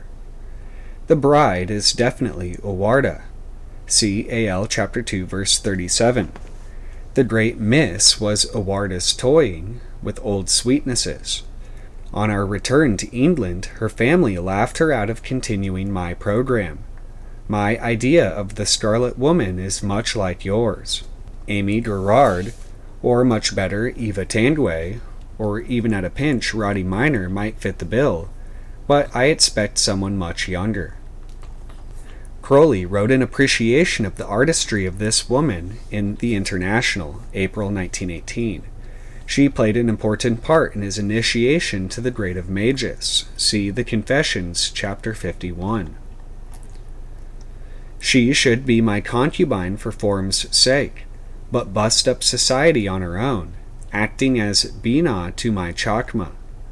Chakma is the sphere of the will, Bina of the understanding. Crowley means that the Scarlet Woman will express his will in terms of phenomenal action. I have always doubted whether Elastrael could do this job, and she did fail in our supreme ordeal. Hence, no doubt, our present necessities.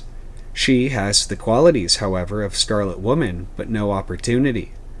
We do not want a common adulteress a la Lady Abdi, or even a selfish, stupid debauchee like Amy Gerard. Eva Tandway is the ideal if she were 10 years younger.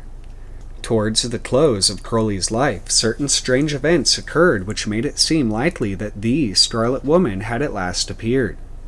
These events did not occur to Crowley direct, but to the head of his magical order, OTO, in California. This person, John Parsons, performed an elaborate magical operation in 1946 with the object of invoking the Scarlet Woman. He called the operation the Babylon Working, and a creature claiming to be Babylon answered the call. It is doubtful whether Crowley ever knew or cared about her advent, for at the time of the working he was a dying man. She may not have been the Semiramis Crowley had expected, but she was certainly as strange and disturbing as any of the Scarlet Women who had assisted the Beast 666. Her name was Marjorie Cameron. Further reference to her will be made in Chapter 9, Infra.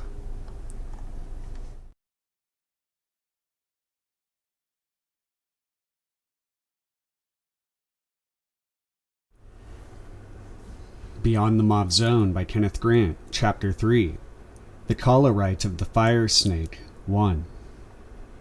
One of the most comprehensive and complete repositories of the Typhonian tradition survives today in the form of the Hindu Sri Chakra. Its complex system of yantras and mandalas constitutes a map of magico-mystical forces and of power zones in alien dimensions to which most other ancient signposts have been obliterated by time or distorted by misrepresentation. In this and the following 2 chapters, an attempt will be made to reconstruct and interpret an all but lost lore. For the Sri Chakra contains formulae of immense potency, waiting to be restored and used again by those competent to do so. The potency referred to is the Kundalini, or fire snake, described in the Tantras and other sacred texts as sleeping at the base of the spine in man. There she reclines, coiled 3 1/2 times in spiral form, as glyphed by the Pranava Om. Om, the root mantra or basic vibration that lies at the core of matter. In its threefold form, as AUM, it is related to the states of consciousness known as waking, dreaming, and deep sleep. In terms of magical symbolism, these 3 states are typified by sun, moon, and fire. The Sri Chakra resumes the 6 power zones, or chakras, through which the awakened fire snake passes on its ascent from Muladhara to the great, or Shri Chakra, at the crown of the head, symbolized by the 1,000-petaled lotus. The fire snake is not subject alone of yoga, alchemy, and magic, for she is ever present in the mundane sphere of human consciousness, although her manifestations there are not so easily recognized for what they are. Partially awakened, the fire snake is responsible for many of the unusual and largely inexplicable occult phenomena associated with atomic physics. Certain areas of consciousness are particularly susceptible to such phenomena, and, as a result, a growing number of people are experiencing unexpected psychic upheavals. agitated by the influences of radioactive and nuclear forces in the Earth's atmosphere, the fire snake projects as external phenomena the chakras, or internal wheels of light, that are observed by peculiarly constituted individuals, and referred to, for want of a more precise name, as unidentified flying objects, or UFOs. Along with these manifestations are heard buzzings or hummings, like the continuous deep-sounding drone of the pranava. Om in glyphic form exhibits the 3 1/2 coils of the phylum terminale, or tail of the fire snake. The mind conceives these shapes and sounds in forms determined by its innate tendencies, modified by fashions of symbolism, religious, magical, technological, etc.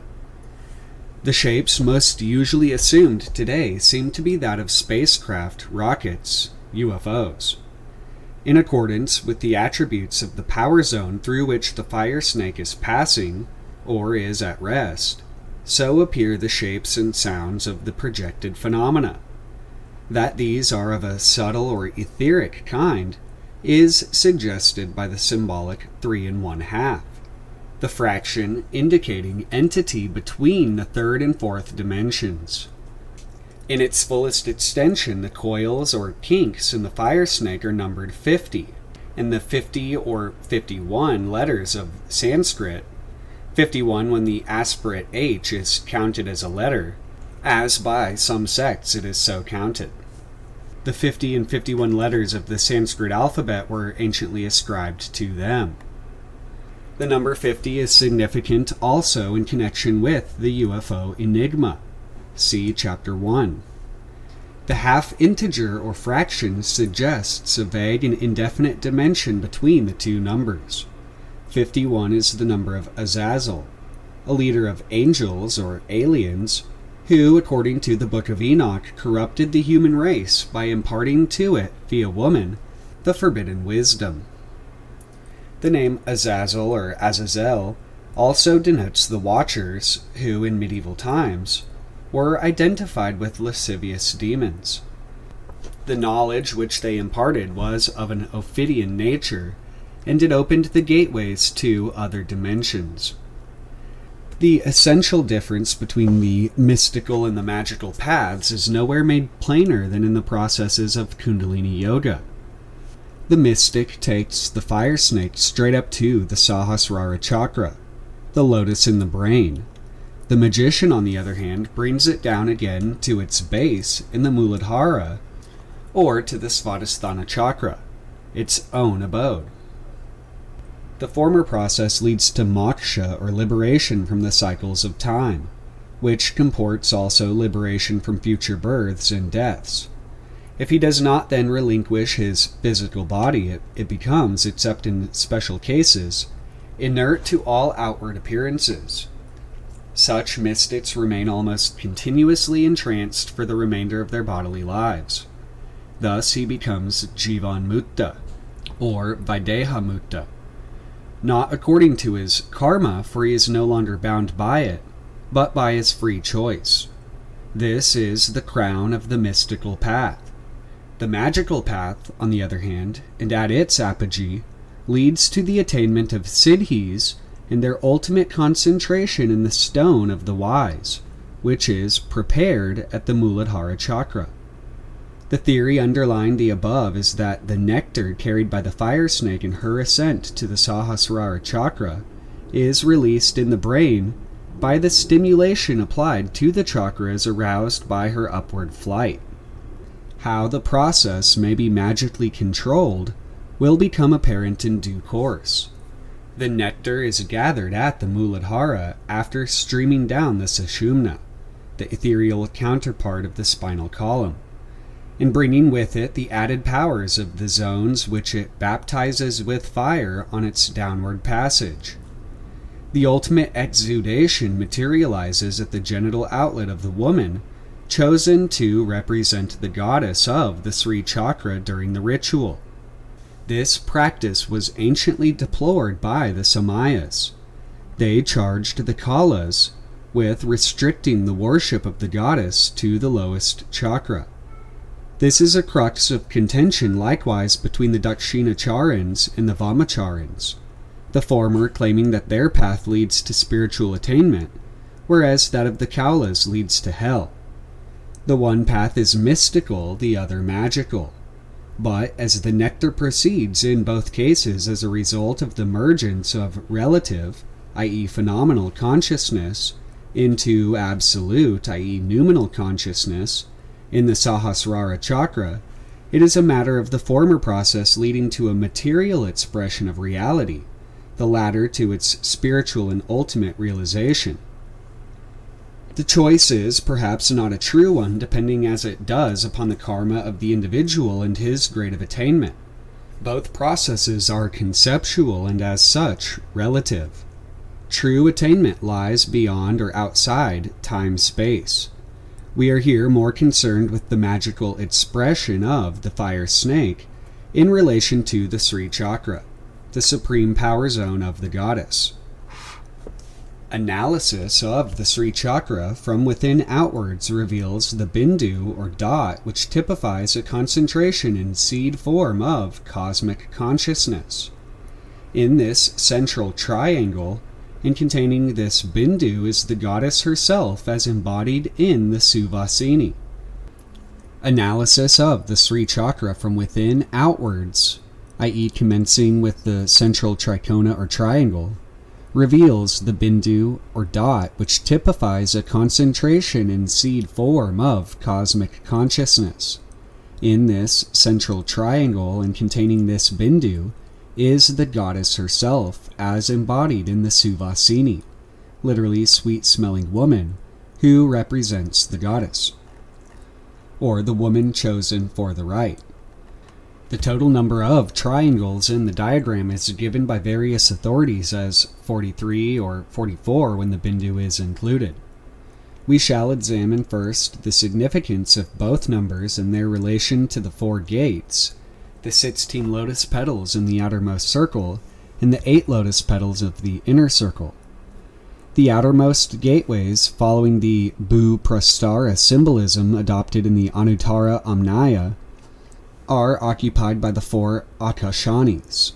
See glossary for technical terms.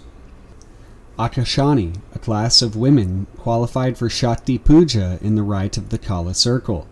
They are 4 in number. The word means literally those who eliminate. The reference is to the objects of the senses which the Akashanis are trained to abolish in the Pujari. The Pujari is essentially the priest or the one running the puja. And Pujari is one who conducts or participates in puja.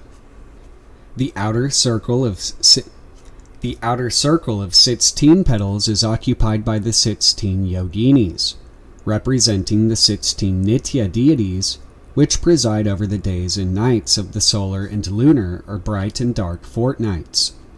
Occupying the circle of the 8-petaled lotus are the Vasinis.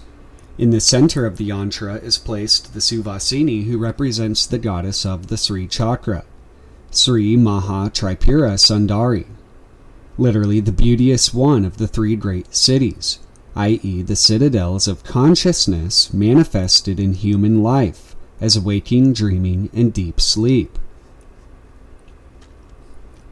The 44 angles stretched as a web between the Suvasini and the Vasinis, etc., form the Sri Chakra of the goddess, a complex yantra exhibiting the erogenous zones of tumescence and detumescence in the body of the Suvasini.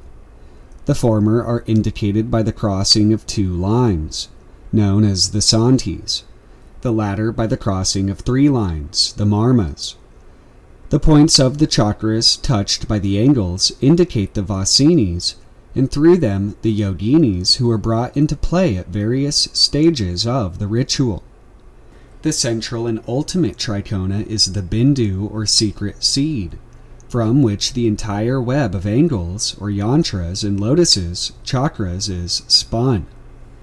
The trikona represents the primordial desire of the mother to manifest as self-consciousness, whereby on becoming a conscious object, her subjectivity is reflected outward as the objective universe.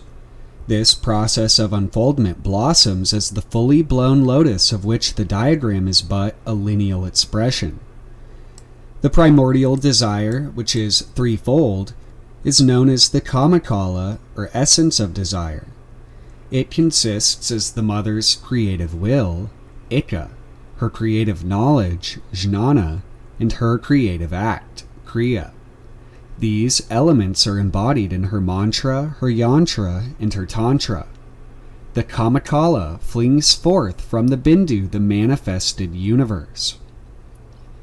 The ancient interpretations of this diagram were determined by the aims and goals of the sects that used it.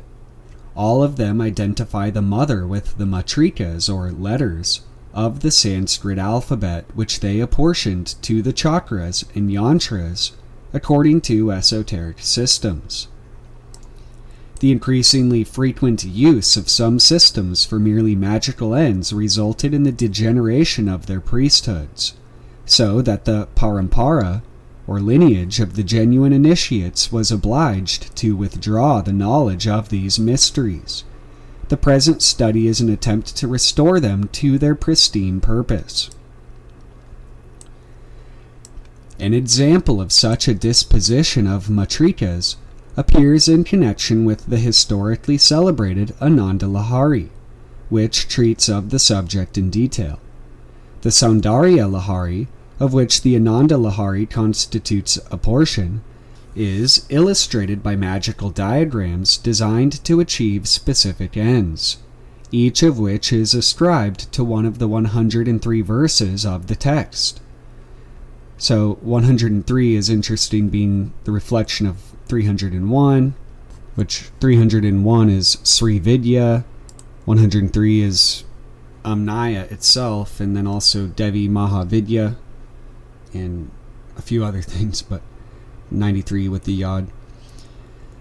With these practices, or prayogas, we are not here concerned. They have no place ultimately in the mystical doctrines which the Sri Chakra embodies. The procedures described here apply in the main to highly specialized alchemical formulae that involve the use of the Ophidian current and to the parasexual dynamics of the fire snake. In order to penetrate the deeper mysteries of the Sri Chakra, it is necessary to understand the systems of microcosmic power zones which are visualized by the practitioner as existing along the spinal canal in the subtle anatomy of the human body. These zones begin at the base of the spine with the two chakras, Muladhara and Svadhisthana, situated in the sacral region.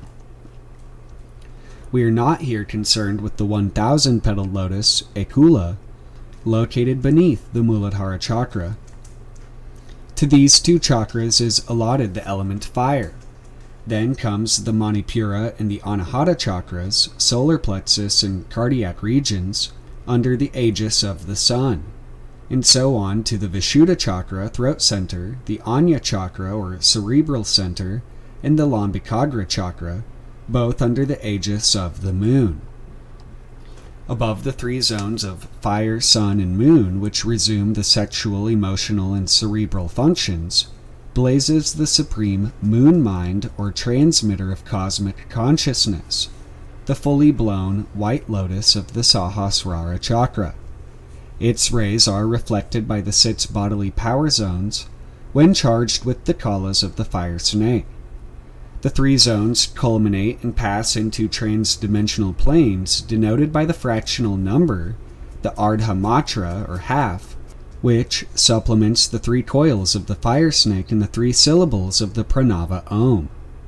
The Pranava denotes the macrocosmic root vibration. The 3.5 coils its microcosmic counterpart. In terms of human consciousness, this Shakti manifests in waking, dreaming, and deep sleep. The half state here refers to the Mauve zone, i.e. the dimension between dreaming and sleeping, or twilight. To these states of consciousness are ascribed sun, moon, and fire. In the central bindu of the Sri Chakra, the in-between state subsists in a cloud of thick darkness. Its presence is experienced by the non-initiate as a blank, a state of absence of all objectivity, as in deep sleep. To the initiate it is himself, pure preconceptual awareness. In the Anuttara Amnaya, which may be the only surviving tradition representative of the true Typhonian Gnosis, can be traced to the original ritual for awakening the fire snake by magical means. It involves the participation of the Suvasini and her 29 consecrated attendants. 4 of these attendants, the Akashanis, are stationed in the Bhupara, the 4 outer gateways. 16 other attendants, the Yoginis, occupy the outer ring of lotus petals, and a further 8, the Vasinis, occupy the inner ring. 4 plus 16 plus 8 being 28. 28 plus the Suvasini is 29. 28 is the number of power, Shakti, and of Yakud, union. In the Kabbalistic system, 28 applies to the sphere of Venus. It also enumerates Chuk, or Cheth Kaf, the internal part of the mouth. The connection here is with the symbolism of the Lambika yogins, who use the mouth and the tongue to extract the nectar shed by the lotus when the heat of the fire snake vaporizes its cooling kalas. The 29th kala, the Suvasini herself, occupies the pericarp of the lotus within the trikona, the inmost yantra. 29 is the number of the path of Kaph, which comports the zone of psychosexual energies back of the Vishuddha chakra in the region behind the throat, the Lambikagra chakra. This is the place of the word, or bija mantra, the vibration of which awakens the fire snake. In the thelemic system, 29 denotes the magic force itself. See Liber 777, Crowley and others' list of prime numbers. Again, the symbolism of the Lambika yogins is appropriate, for 29 is the number of the goddess Ked, whose title, Nith, is the Celtic form of Neith, goddess of the stars or Kalas. Moreover, in the Book of the Dead it is written, "Thou eatest the cakes upon the cloth which the goddess Tate herself has appeared." Real quick, cake is 29. Or can be 29 with Gimel as C.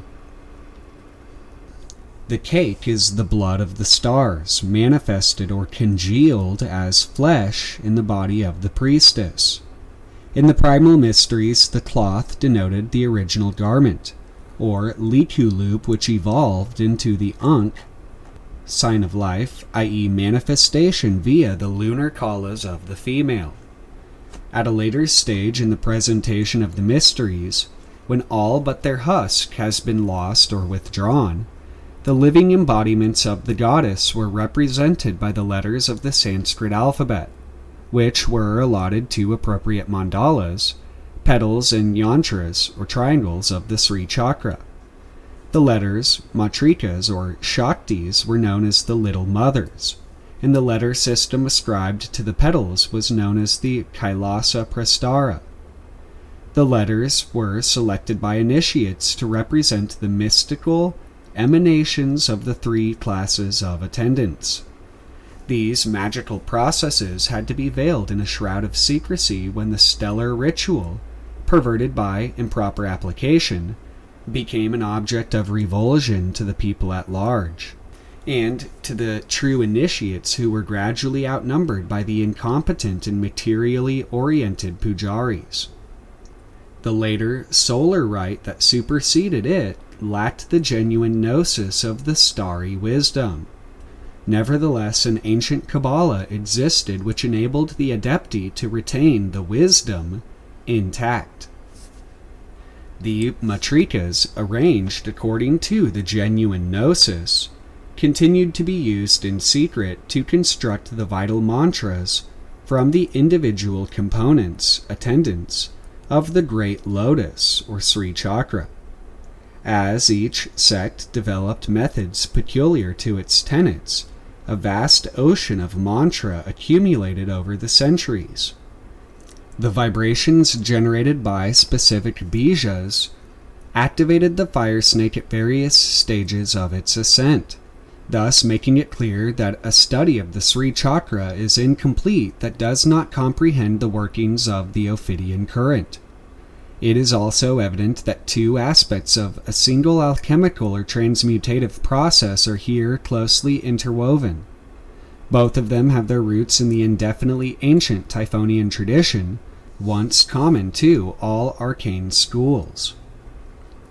This tradition held and still holds the keys to the generation of the subtle nectar that manifests at the place of the red lotus, after the fire snake returns to her abode from the white lotus of the Sahasrara chakra. The generation of the elixir depends on the disposition of the priestess and the skillful ministrations of her supporting Akashanis, Yoginis, and Vasinis. The elixir, combined with the 16th or ultimate Kaula, the full moon of the Sahasrara chakra, can, if willed, remain at any one of the stages of its descent to the Muladhara or Malkuth, and bestow magical powers corresponding to the relevant chakra. These siddhis, or magical powers, were viewed by the Anuttara Amnaya as diversions to be avoided, and were condemned as black magic. The Anuttara Amnaya concerns itself chiefly with gathering the secretions from the red lotus, the yoni of the Suvasini, but it should be understood that the Mahapujari, or high priest, was himself an awakened siddha, and that nothing more dangerous or foolhardy could be contemplated than that a non-initiate should attempt to engage in this rite, far less direct it. Being ignorant of both the mantras and their proper vibration, he would be unable to control the fire snake. Another important feature peculiar to the Anuttara Amnaya, which differentiates it from other traditions, is that the Suvasini is not permitted to be so much as touched by any member of the circle during the progress of the ritual. We can then visualize the chakra as composed of 4 Akashanis positioned at the outer gateways of the Bhupara, outside the circle. Within the circle, and constituting its outer ring, are the 16 yoginis, represented by the petals of the outermost lotus. The 8 vashinis are represented by the inner ring of petals.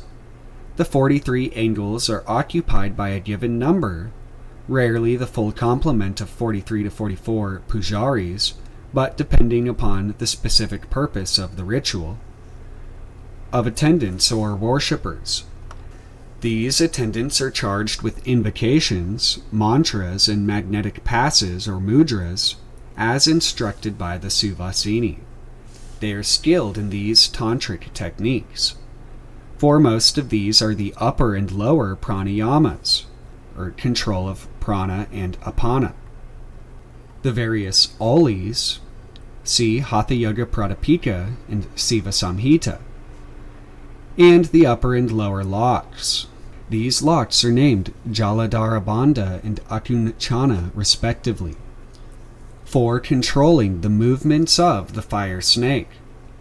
The Suvasini directs a sidelong glance, apanga, at her body to indicate which marma or sandha is predominantly vibrant in the web which links her with the double ring of attendants girdling the yantras. The web is played upon, vilasa, as the lutist plays upon the strings of his instrument. The supportive battery of this magical network is the circle of yoginis. The yoginis represent the 15 Nitya deities who preside over the days of the bright and dark fortnights of the month, according as to whether the rite is performed during the solar or lunar phases of the goddess.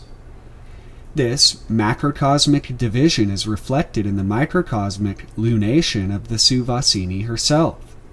In her fullness, she represents and embodies the 16th Kala, which is known as the Chandrakala or moonflower, the lotus that blooms in response only to the inner sun and moon as their light awakens the fire snake from its magnetic sleep. The full moon is the object of worship in the Sri Chakra ritual, and the moonflower blossoms as the 16th Kaula in the form of the elixir of immortality. The light is transmitted by the Suvasini on her throne, in that form of the rite known as the Meru Prastara, and it is garnered from the Burja leaf when she is stretched upon the earth in the Bu Prastara. The greater part of the rite is invisible, for it is enacted in the in-between state, symbolized by the fractional number 3 1/2. Cf. Revelation 11:11, and after 3 days and a half, the spirit of life from God entered into them. It should be understood that a fully operative chakra may include as many as 72 participants. If the Suvasini herself is counted, 73. There are in the zodiac 72 quinaries, or spaces of 5 degrees. The number 5 is the woman's number par excellence. 72 is the value of the word basud, in the secret, which connotes here the ultimate secret ion or secretion emblemized by the Sri Chakra. Ob, a form of witchcraft, also adds to 72, i.e. Obeah. Austin Osman Spare described Obeah as the only potent magic now existent. See Zos Speaks Encounters with Austin Osman Spare by Grant.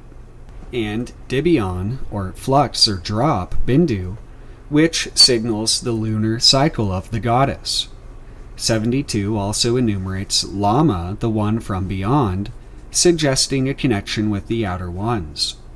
As previously noted, the Sri Chakra conceals in its symbolism more than the possibility of alien contact. It conceals the keys to doors outside.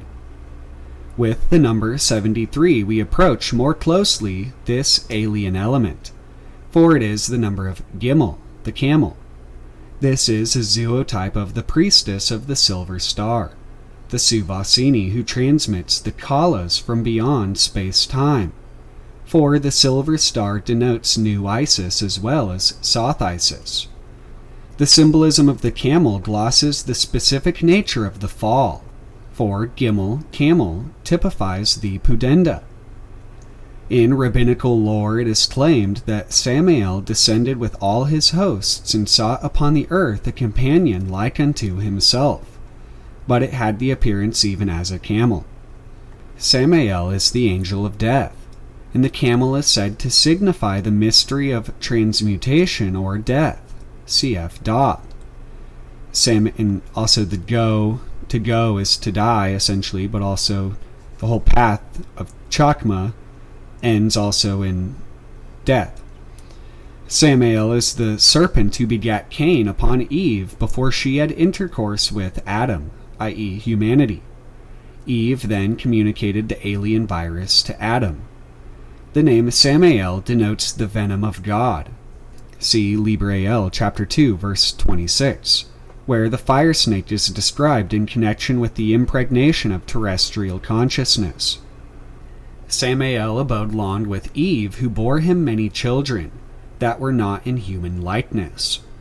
According to an English Kabbalah, the number 73 is a valuation of concepts relevant to the Sri Chakra and its Typhonian application, e.g. a secret key, my left hand, none in two, nothing is, best blood, i.e. is of the moon monthly, queen of heaven, regenerate, she is nowhere, 5-pointed, the beauteous one, I lift up my head, the rituals, throne of Ra, cf. Meru Prastara, Ra is the fire snake, my ecstasy. All of these examples are from the English Kabbalah. Linda Florio, 1979. Finally, 73 equals the word go, cow, a euphemism for woman in the Shakta Tantras. Another computation involving the 3 circles girdling the Sri Chakra yields the number 76, one more than the number of Nuit, the star goddess, and the 75 names of Ra, and one less than Cthulhu, the sleeping lord, as 77, i.e. the fire snake. See Outer Gateways, Chapter 2. According to the Schlongkraft recension of the Necronomicon on page 189, Cthulhu is the fire of the earth and power of all magic. When he joins the abominations of the sky, Tiamat will once more rule the earth. Cthulhu is also assumed to the deep, and there is a similar assumption in respect of the habitats of the fire snake, which is associated with the element earth and frequently with water, Muladhara Svadhisthana. The four elements, earth, water, air, and fire, may be attributed to Cthulhu as lord of the abyss. The number 76 is that of La-Alhi, the gods, and of Kenna, the priest, and also of Chabion, secret, in the present context, secret ion, and of Kun, the cake offering, from Egyptian Kuna Pudendum, which reveals the lunar nature of the offering.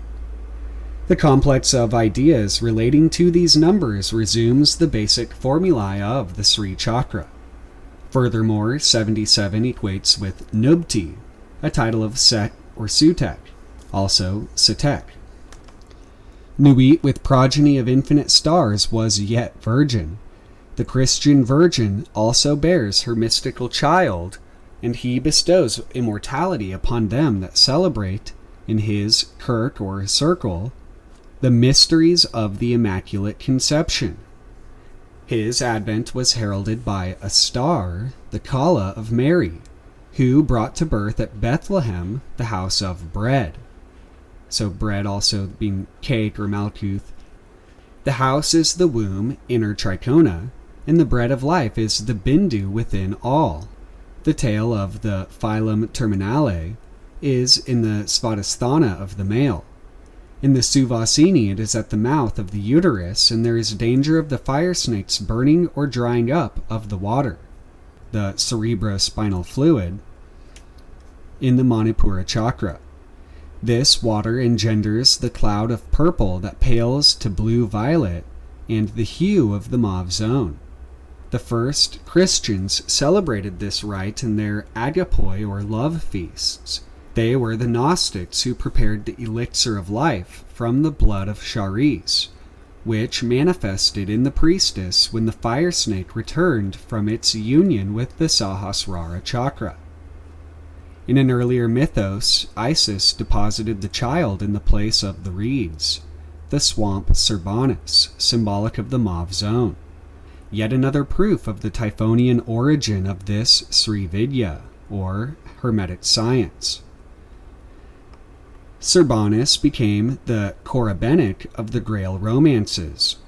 That the original transaction between the serpent and the dove also comported these mysteries is shown by the symbolism of the fire snakes ascending and the birds descending upon the chalice of the Virgin Mother.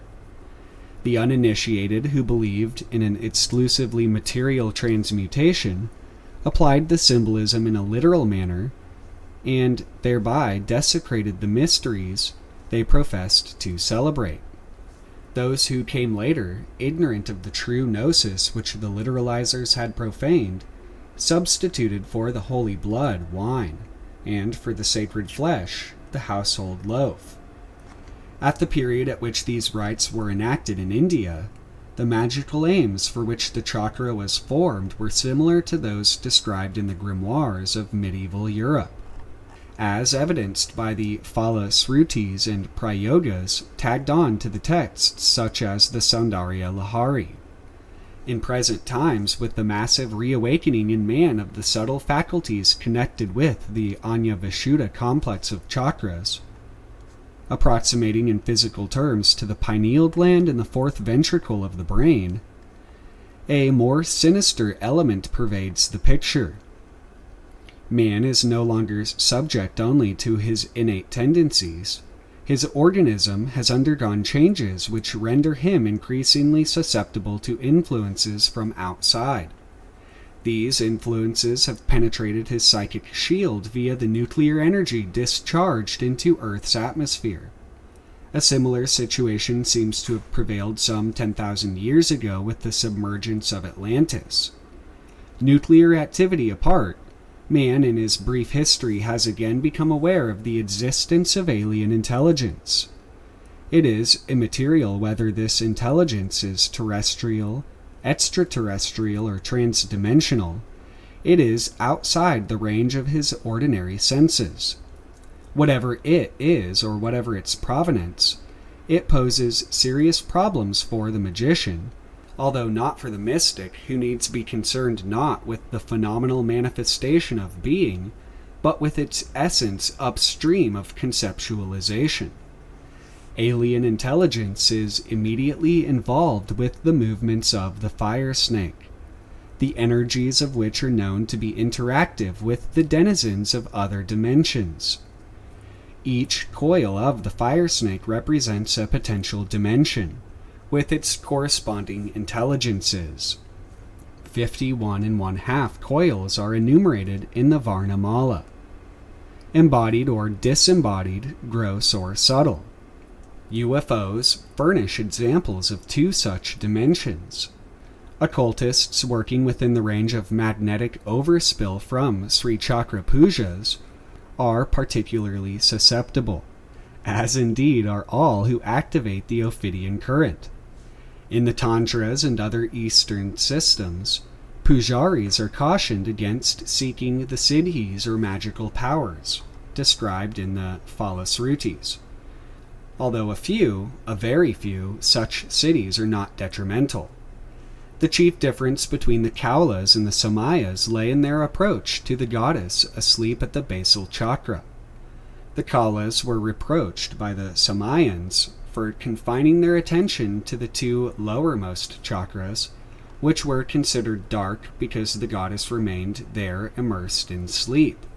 The virgin, i.e. unawakened goddess, bestowed in her dreaming the boons desired by her worshippers.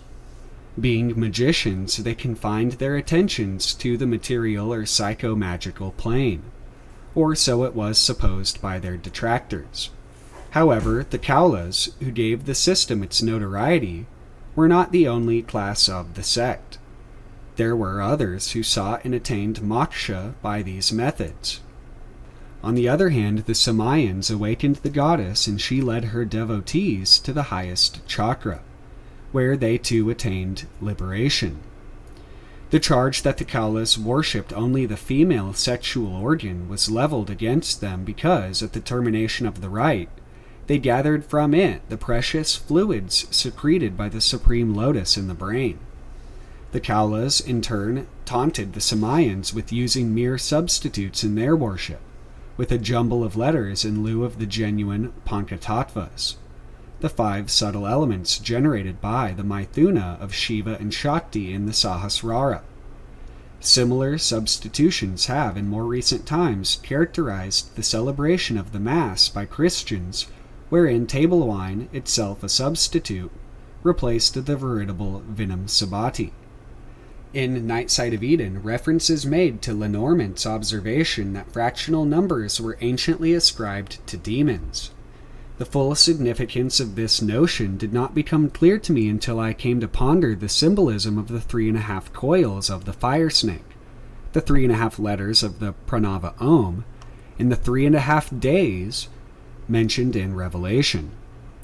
There is a curious hidden link between the fractional number and the idea of evil, which in antiquity was associated with the stranger, the alien, and with influences outside the bounds of traditions acceptable to tribes or peoples who adhered to them. See Seth, the God of Confusion by H.T. Veld. Applying this notion to fractional numbers, it was possible to penetrate in a flash the mystery of the fire snake's 3.5 coils, in the Pranava's 3.5 letters, and the great fear associated with this number in Revelation. For it is precisely at the fractional stage of the fire snake's uncoiling that creation commences and the alien influence comes into play. The 3 coils signify Bindu, Nada, and Bija, sun, moon, and fire, the Kamakala or central trikona of the Sri Chakra. But creation cannot proceed from the plane of the trikona except through outside intervention, and this is indicated by the half coil. The ensuing 51 stages of creation uncoil in due sequence. It is certain that a long-lost Kabbalah is concealed in the numerical correspondences obtaining between the matrikas on the petals, the angles of the trikonas, and the 51.5 coils of the fire snake. In the case of the pranava, the ardhamatra or half-letter is the gateway to the involution of the universe evolved from the primal vibration, or nada, Om. The Kaulas of the Anuttara Amnaya are therefore justified in claiming for their tradition the aim of moksha, for by worshipping the sleeping fire snake at the Muladhara, they approach her upstream of conception, and thus are able to merge with the preconceptual energy of the Kamakala. Those of their number, therefore, who merited the jibes of the Samayans were, like them, pseudo-Kalas, who, substituted for madhya liquor, for mamsa meat, for mina fish, for mudra ritual gestures, and for maithuna sexual congress. These are the celebrated 5 M's, makaras or panchatattvas, the 5 jewels of the cow, of Liber Cordis Cincti Serpente, Chapter 3, verse 37. Chapter 4, the Kaula Rite of the Fire Snake, Part 2. We are describing a rite that formed, unquestionably, the basic pattern of those medieval alchemical texts, concerned with the distillation from gross matter of an immortalizing energy. The texts laid emphasis on substances usually considered worthless, obnoxious even, as the material from which the elixir of life was extracted and refined. The supreme secret of alchemy was revealed to very few, and those few were not always initiates of fraternities, such as those of the Kabbalists, the Freemasons, in their highest and most recondite degrees, and the Knights Templar, who undoubtedly possessed it but later abused it. It is, for instance, recognizably present in the earliest African phases of the mysteries, where it perpetuated the most ancient Typhonian tradition, of which the Tantras and the Sri Chakra in particular preserve in their yantras the most complete surviving echoes. The psychophysiological mysteries of the fire snake are taught in the Anuttara Amnaya even today in certain carefully guarded sanctuaries of Western and Oriental orders. The goddess embodied in the Suvasini emanates the magically charged substances that are chemically indistinguishable from bodily secretions of the healthy human female. Their systematic ingestion by the adhikaris is said to bisexualize the organism and to banish fear of all kinds. One of the constantly repeated gestures of the Suvasini is the fear-dispelling Abhaya Mudra, signified in the uplifted right arm. Together with the Virata Mudra points earthward and indicates the Muladhara, the chakra of manifestation. The downward left-turned arm. These simultaneous gestures form the figure of the swastika, which symbolized the whirling wheel, or discus or chakra of light activated by the awakened fire snake. It should be understood that the substances used in the rites of the Anuttara Amnaya have been previously purified by being surcharged with cosmic energy. A mere spark of this energy is equal to more than the totality of man's power. Urine is but one of the substances, Gomaya is another, literally the product of the cow. Gomaya, calcined and applied to the surface of the body, is exemplified in the image of Shiva smeared with ashes. The consumption of these excreta is represented in the symbolism of the Tantric tradition, which explains why the pig, a zootype of Typhon, was considered unclean by later cults. The fact that this animal was observed to consume human excrement caused it to be adopted as a type of the lunar current. The planisphere of Dendera portrays the pig in the circle of the full moon. See the zodiac of Dendera, depicted in A Book of the Beginnings by Gerald Massey, Volume 2. In ancient Egypt, this animal was sacred to the full moon. The black pig in particular was associated with the god Set. Endless confusion has arisen concerning the identity of two kinds of matter involved. In the mysteries of the Bhairavas in India, carried over from Egypt, the pig symbolized the calcined ashes, the black pig being associated with the lunar current. The two substances were known as mudra, euphemized as parched cereal, and madhya, symbolized by red wine. Red and black were synonymous in the ancient mysteries. These substances formed two of the ingredients of the Panchatattva rite, sometimes known as the Panchamakaras, or 5 M's: Mamsa, Madhya, Mina, Mudra, and Maithuna. Two further ingredients derived from the genital fluids of the male and female, while the 5th M, or Makara, denoted Maithuna, or union of the two from which the elixir was distilled. This union, however, was of a kind peculiar to the yoga or union of the Shakta Tantras, which do not advocate physical contact between the Suvasini and the celebrants.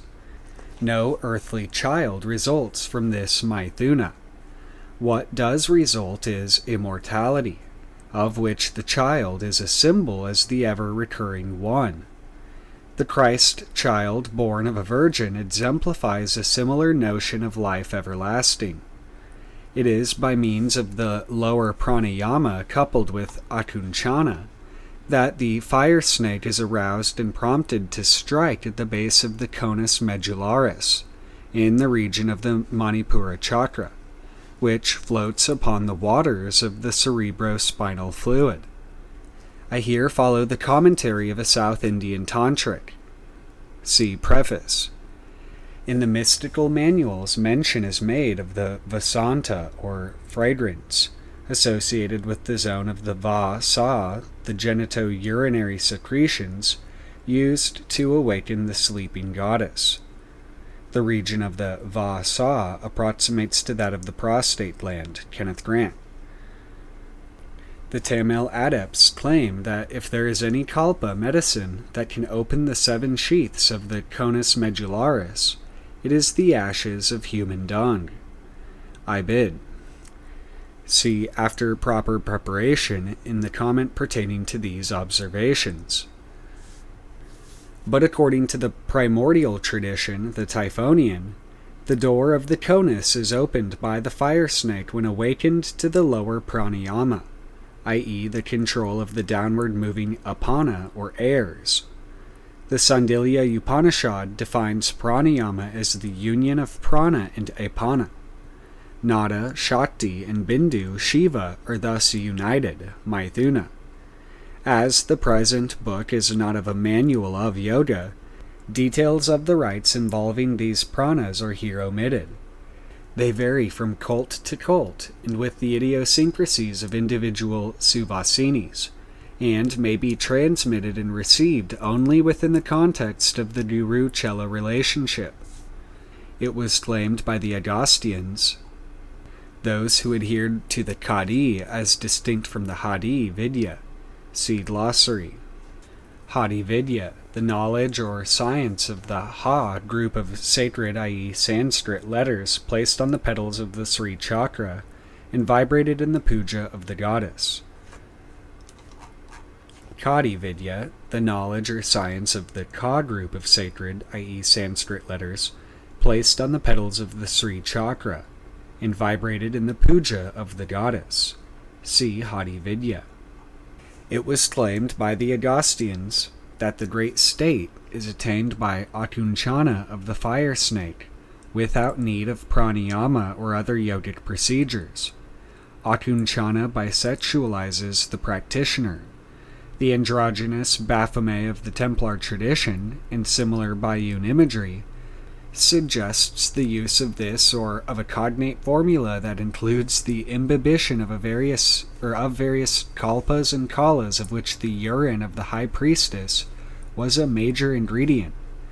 The specific nature of these rites was a closely guarded secret, and the little that has leaked out concerning them, understandably, susceptible to misunderstanding. The misapplication of such formulae can prove disastrous to those involved with their use. The symbolism, which is regarded with abhorrence by those who do not understand its meaning, has a compelling fascination for certain classes of sadhaka. Hence the present attempt to reconstruct and restate fairly its main content. The Hindus and Tamils embodied the Typhonian tradition in texts known as agamas, meaning before the ancients. The description applies aptly to influences earlier even than the Afro-Egyptian. The ancients, or old ones, were those whose shadows were glimpsed sometimes by great rishis or seers. The term sruti, what is heard, was applied by the Hindus to sacred texts, ascribed as being without human authorship, a parushaya. And the Veda itself is that word beyond human utterance which tells of the supreme knowledge. The root of Veda is vid, to know. See Avalon, the Serpent Power, page 227. The Hatha Yogins and those whose practices were based upon their teachings laid great emphasis on pranayama. Pranayama denotes control of breath, the vital airs circulating in the human body through the nadis, or subtle nerve centers, chief of which were designated sun, moon, and fire. Pranayama was claimed by these yogins to be the essential practice. When the fire snake carried the nerve currents along the sushumna, the subtle central canal in the spinal column of the etheric body, to the highest chakra, man experienced the supreme knowledge, jnana or gnosis, and achieved liberation from the thraldom of phenomenal existence. Or, upon the less advanced sadhakas, those who sought control over phenomena rather than freedom from them. There was conferred siddhi, or magical power. In the Anuttara Amnaya, however, akunchana of the fire snake was held to be the genuine pranayama. It was alluded to as the apanga of the goddess, the sidelong glance of the Devi. It was noted that the eyes of the entranced Suvasini turn upward, as in sexual ecstasy, when, during akunchana, the fire snake strikes against the conus medullaris, and flashes along the sushumna. At this moment, the worshippers themselves are suffused with ecstasy. It is at this stage of the rite that the fire snake exhibits a personality of its own, not to be confused with the group soul of the worshippers. The Suvasini acquires a correspondingly distinctive and exalted personality, and it is said bluntly that she is no longer the cow class of woman. She shows strength of will and exercises it. She is no longer merely the vehicle of worship. She directs the worship and corrects errors in ritual procedures if and when they occur, and she punishes those who step out of line, i.e., the line which limits the functions of the attendants within the 43 angles forming the web of yantras thrown out, Vama, by the Vama Suvasini from her position in the central trikona. This positive controlling role is assumed by the Suvasini at the onset of trance and throughout the ensuing oracular stages of the rite. Concerning the survival into modern times of this prerogative for punishment administered by the Suvasini, high priestess or witch mother, it may be noted that the grimoire of a coven presided over by Yelda Patterson contains mention of the witch's role in this connection. The Witch Mentor of Austin Osman Spare. See Images and Oracles of Austin Osman Spare by Kenneth Grant. Furthermore, in Outer Gateways, I referred to the remote origin of this coven and its survival from the days of the Salem Holocaust. The dangers of delinquency during the ritual are extreme, owing in part to the close physical proximity of the participants during the expression and consumption of the elixirs. The Suvasini therefore checks any tendencies to flout ritual etiquette caused by intoxication induced by the elixirs, or by the frenzies engendered by her gestures and glances. The child, magical or mystical, which is the object of the rite to birth, is known as the dwarf or mannequin. The dwarf incarnation of Vishnu, a manifestation of the Krishna or dark Kaula.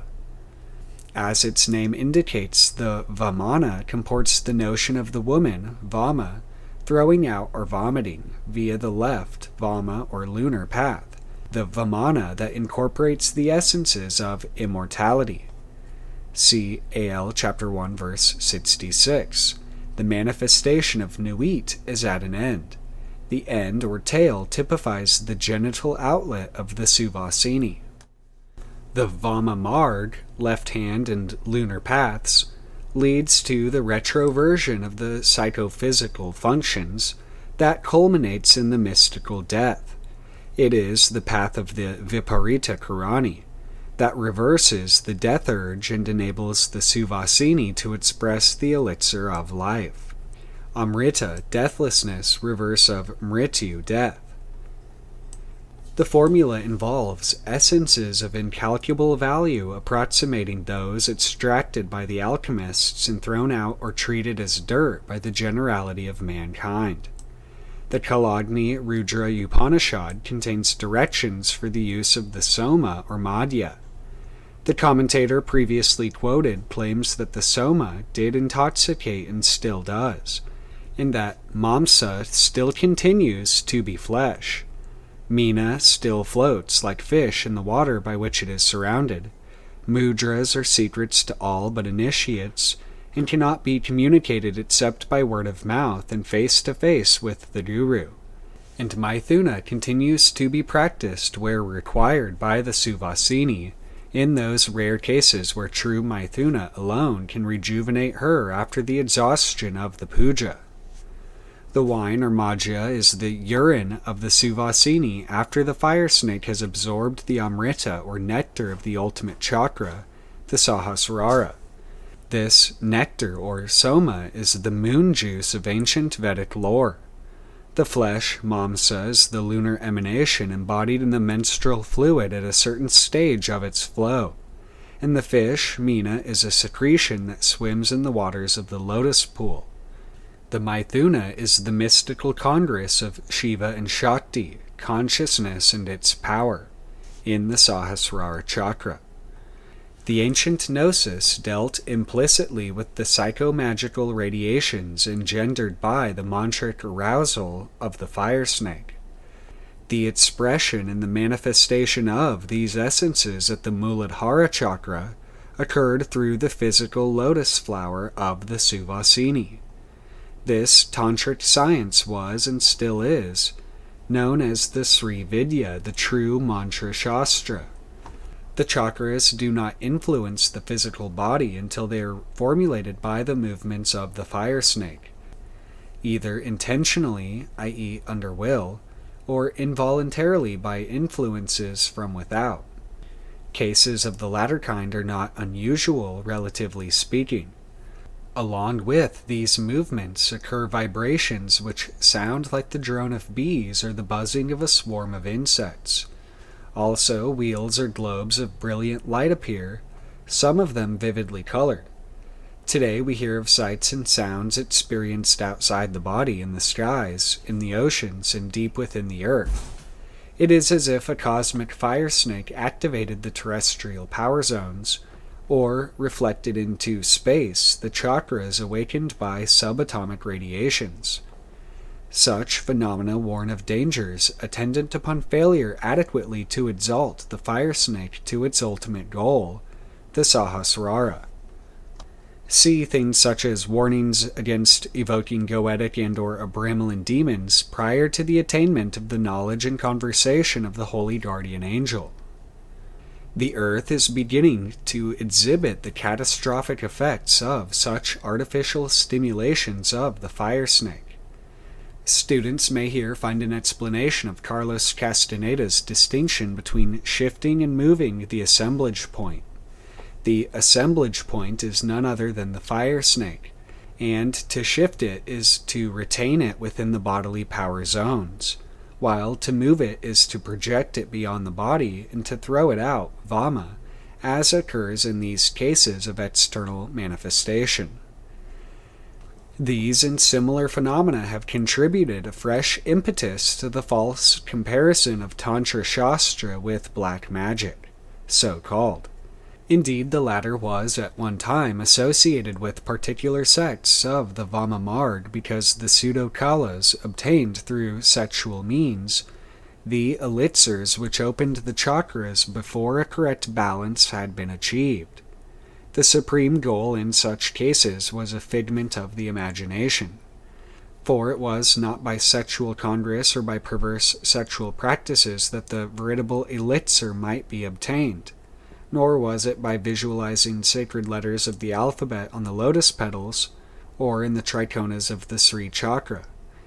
It was obtained by the total transformation of kama into prema, by the etherealization of kama into the halations of a nonetheless physical essence potent to spiritualize any matter with which it came into contact.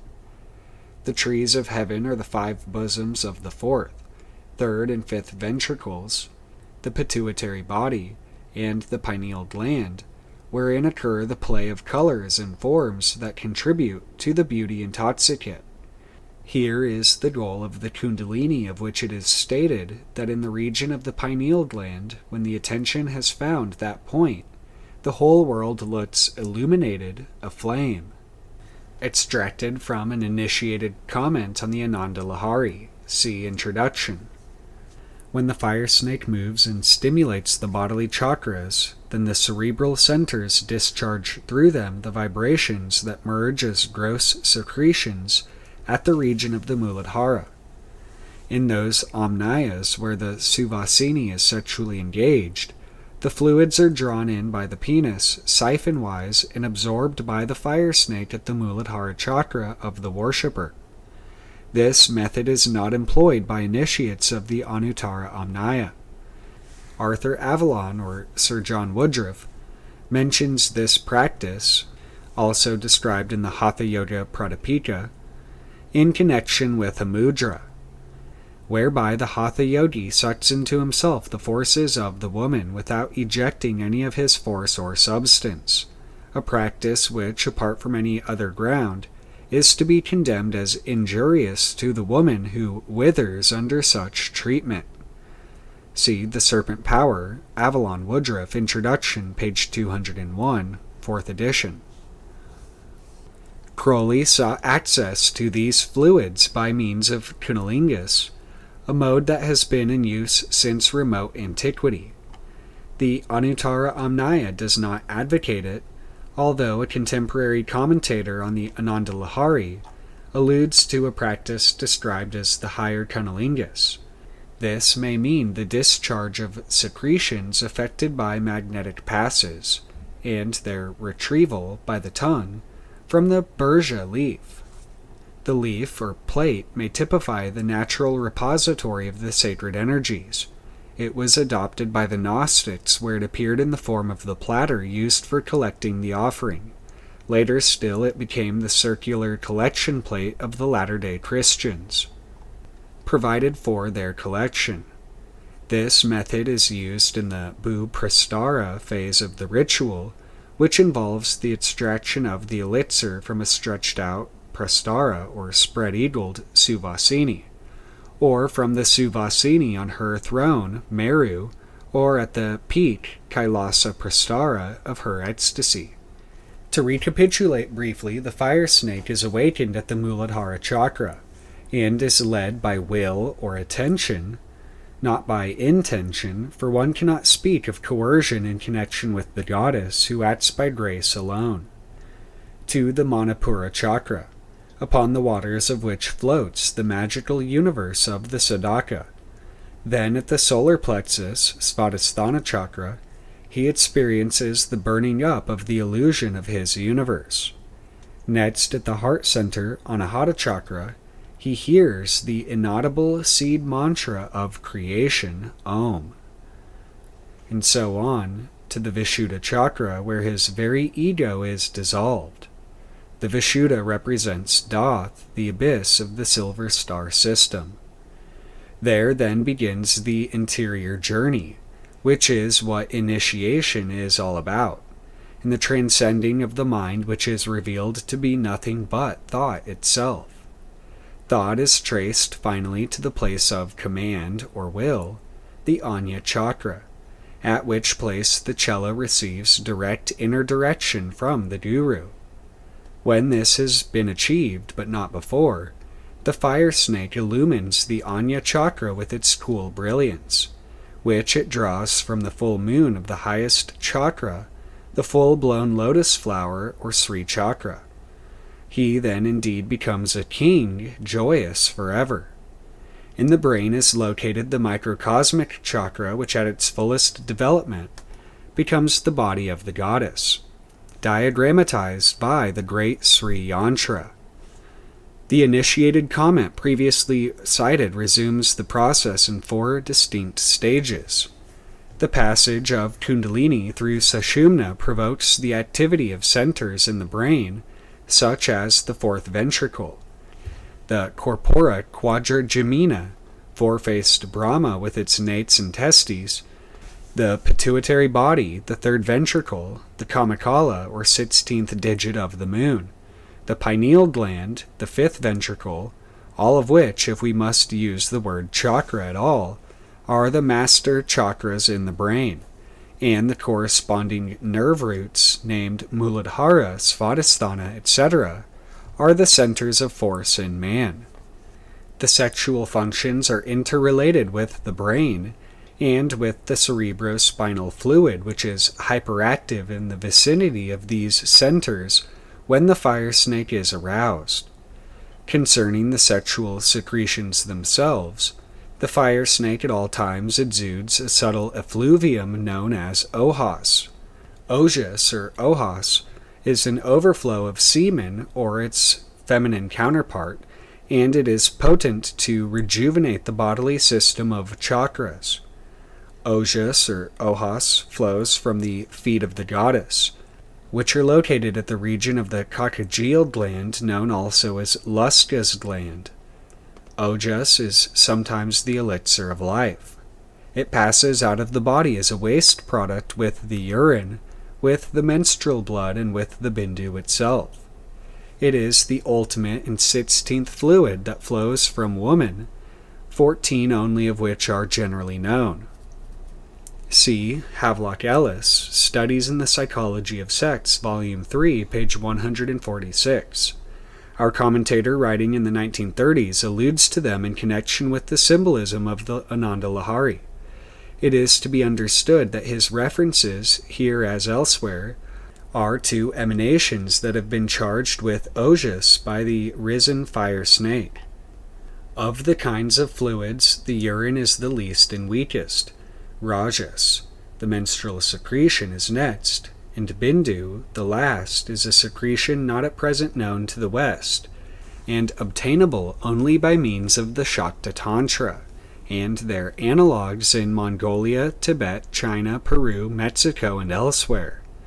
A fluid that bisexualizes man and woman and rejuvenates to an extraordinary extent. In the East are known and used 15 kinds of fluid secretions from women, all from the feet of the mother. The 16th is kept secret and is known as the Sadaka Kala, the ray of supreme value. The Kaṇḍa Tantra, cited by Avalon or Woodruff in the Serpent Power, page 426, mentions a 17th. In the pericarp of the Sahasrara placed within the circle of the moon is the 17th Kaula, devoid of attachment. The name of this is Unmani, which cuts the bond of attachment to the world. To which Avalon adds the comment, page 432. There are 17 Kaulas, or digits, of the moon, but the nectar-dropping Amma and the Nirvana Kaula are only at this stage revealed, i.e. when the fire snake has reached the Sahasrara chakra. The other Kaulas are mentioned in the Skanda Purana, Prabhasa Caṇḍa. The section Prabhasa Caṇḍa. Furthermore, the Veda proclaims, the outlet, Dvala or door, of this embodiment is resplendent, i.e. the mother. Sanctifying refers to the power of urine to purify the system of uric acid.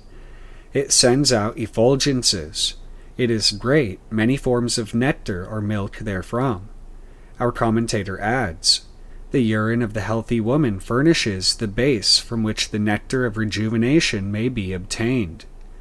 It is claimed by initiates of the Anuttara Amnaya that the fount of the Bindu is located in the fifth ventricle, but that the glamours of sects divert attention from these secretions, which have the value of gold, both in commerce and in medicines.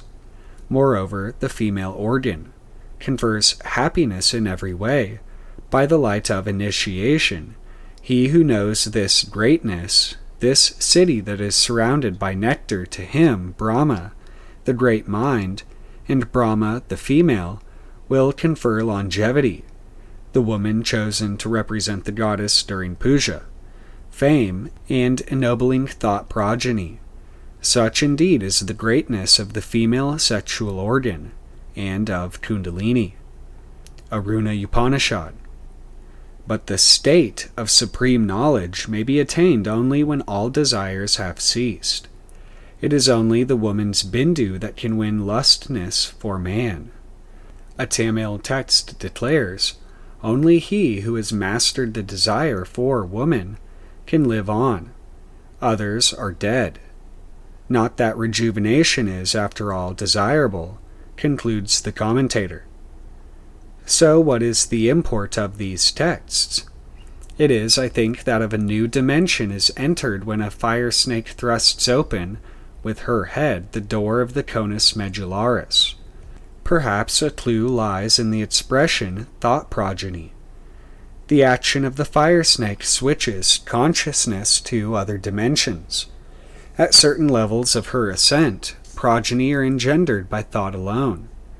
We are here, to use an expression from the wisdom of Silba, in the realm of the children of Isis. Our commentator declares, furthermore, that he who knows the fire of Indra, i.e. sexuality, is broken up like sand by emanations of these rituals, both here and in the embodiment that is to come. Therefore, treat the lady with reverence and chastity. Here again we see the paradox of a vividly Venusian rite combined with moon-cool indifference to its erotic mechanisms. The problem and the paradox is how to generate the vital secretions charged with a current of melting love, prem, and simultaneously remain bereft of bodily consciousness, for the pujari has to remain alert in order to absorb from the Burja leaf the vital essences. Liber AL also seems to refer to the problem. Be not animal, refine thy rapture. If thou drink, drink by the 8 and 90 rules of art. If thou love, exceed by delicacy. And if thou do aught joyous, let there be subtlety therein. AL chapter 2, verse 70.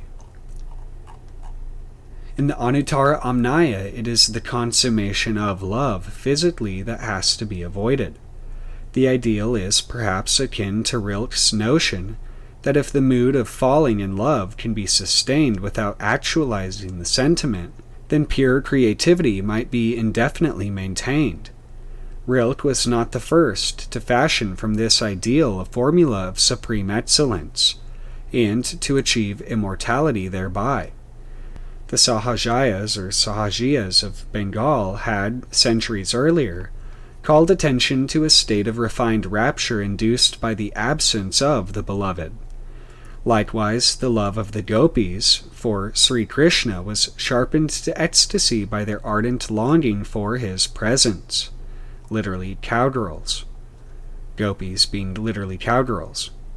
The mystique of the absent beloved, in whatever guise, is familiar to poets the world over. André Breton quintessentialized it: place your goal ever beyond your reach, and you will never cease to recreate your desire. Alert watchfulness is the key to success in the Kaula Rite. The devotee is warned against the glamour of the goddess and the wiles of her representatives. When the Apanga or love eye begins to function in the Suvasini during the ritual, the emanations become of value and normal consciousness ceases. The Suvasini disrobes herself quite naturally as if her lovers were there, but no further advances are permitted. When the signs of tumescence begin to appear, it will be time to wait and watch for the detumescence and the secretions which follow it. Whether these be bindu or nada, or even any minor fluids, they are of value as having originated from the kundalini of the inflamed Suvasini. The 360 rays of effulgence previously mentioned emanate from the feet of the goddess after she has absorbed the moon juice at the Sahasrara. 64 rays proceed from the pituitary region, 72 from the region of the fourth ventricle or Vishuddha. Thus, 136 rays issue from the lunar zone. 106 rays issue from the solar zone, comprising 54 from Anahata and 52 from the Manipura. From the region of fire proceed 118 rays of effulgence, 62 from the Svadhisthana and 56 from the prostate region of the Sushumna. Here, Sushumna denotes the Muladhara chakra. All these together materialize but rarely in the microcosm during a Kaula Rite, and externalized reflexes from the workings of individual magicians have been known to manifest. During the workings of New Isis Lodge, for example, UFOs were seen to appear like cast-off orgasm reflexes, an expression coined by Wilhelm Reich to describe a quite different phenomenon. In other words, some kinds of UFO are the slewings of magical workings, the surplus energies of which flow over and activate their subtle counterparts in the Mauve zone. Such tangential tantrams are explored in Hecate's fountain. The rays of effulgence also embody the emanations of a fully functioning Kala circle, consisting of 43 or 44 celebrants. According to the Anuttara Amnaya, Purna Diksha or full initiation involves 43 or 44 celebrants, according as to whether the Suvasini herself is counted as one of them. Their division into categories of moon, sun, and fire suggests that UFOs may be classified as corresponding macrocosmically to the three pairs of chakras which constitute the subtle anatomy of man. Experimentation in this field is underway, with particular emphasis on the creation of UFOs that respond to the vibrations of Lam, and to the 16th Kala as reflected in the Muladhara or mundane sphere. It is from the class of Devadasis, known as Vashinis, that the priest selects the material for each stage of the rite. The Vashinis serve him in the innermost 8-triangled zone which surrounds the Suvasini. The Yoginis are of an altogether different class. They are skilled in the use of the Olis, described in the Hatha Yoga Pradipika. The Olis are not practiced in the Anuttara Amnaya after the fashion of the Hatha Yogis. The Yoginis are usually, though not invariably, distinguished by physical peculiarities which render them suitable as transmitters of the elixirs. The third class, the Akashinis, are exclusively Venusian in character and require very careful treatment. Not only do they radiate almost tangible glamours, the slightest contact with them, bodily or astrally, can precipitate detumescence. It is therefore absolutely necessary to avoid all contact with them throughout the course of the rite. They are stationed in the region of the Bupuru at the outer gateways of the Sri Chakra. Compare in this connection AL chapter 1 verse 51. To recapitulate, within the Kaula chakra are placed the 4 Akashanis outermost. Next to them are placed the 16 Yoginis, then the 8 Vashinis adjacent to the Trikona, the zone of the Suvasini. When magically competent males are present, they are stationed in the remaining Trikonas and Dalas. Over the centuries, the Anuttara Amnaya has amassed volumes of shlokas or verses detailing the qualifications and tests related to these 3 kinds of women suitable for the Shakta Tantra ritual. The Upanishad quoted by Avalon in the Serpent Power states that when Kundalini sleeps, man is awake, but when man sleeps, Kundalini stirs. This she does regularly. Human beings normally experience Sushupti at least once in every 24 hours, in order to drink the nectar of the moon in the Sahasrara chakra. Vivid events occur as dreams in the luminosity shed by her ascent, and vivid visions may arise when she transcends Vishuddha and Ajna. In the dark room of the dreaming mind are developed the negatives of the subconsciousness, after which all imagery fades in the luster of her union with Shiva, pure awareness. It is then that individualized consciousness merges with the apparent oblivion of Sushupti. We slip beneath blankets to prepare for sleep, because when the fire snake quits her own abode, Svadhisthana chakra, the body loses heat. In the mass of humanity, the chaya only of the fire snake rises to the moon, literally the double. As it does, so it stirs the astral light and creates images or dreams. But when the adept reverses the solar and lunar currents, this forces prana down and apana up. The fire snake bursts open the door of the sushumna and streets aloft, leaving no residue in the body, which becomes corpse cold until revivified by her return. Fragments of the teaching that have come down to us show clearly that the activity of the fire snake is not confined alone to the subtle counterpart of the spinal column. Her chaya or shadow fans outwards and magnetizes the astral double of the adept. Professor Mukhopadhyaya, in a letter to Sir John Woodruff for Arthur Avalon, quoted in The Serpent Power, writes that in order to pervade the entire body, even, the Kundalini need not stir from the Muladhara chakra. It is precisely the basis on which the fire snake operation is founded in the imaginative mode used in the 5th degree of the OTO. The double of the fire snake is not only responsive to the image-making or imaginative faculty, for she extends beyond the body's limits to merge with cosmic energies symbolized by the stars and planets. See Chapter 7. By this means, the whirling disks, chakras, or UFOs, from Uranus, Neptune, Pluto, are rendered perceptible via the basal chakra. At this center, the goddess dissolves the conceptualizations of the magician into preconceptual cosmic power. The Uttara Kalas are able thus to range the universe. Furthermore, there are today magicians who are forging links with power zones in unfathomable space and with voids beyond time. 3 factors form the primal elements in any ritual generation of the Ophidian current. They are the fire snake, the adept, and the Suvasini, who unites them and who acts as the field of their Leela. Literally play, dalliance, interaction. The goddess Lalita derives her name from Leela. She is the sexual aspect of Shakti and is the supreme goddess of the Sri Chakra. The ritual influences of the double of the Suvasini, which in turn affects the double of the adept, as in a contrapuntal play of forces. The interaction then generates a high potential of electromagnetic energy, which protects the chaya or double against assault from outside.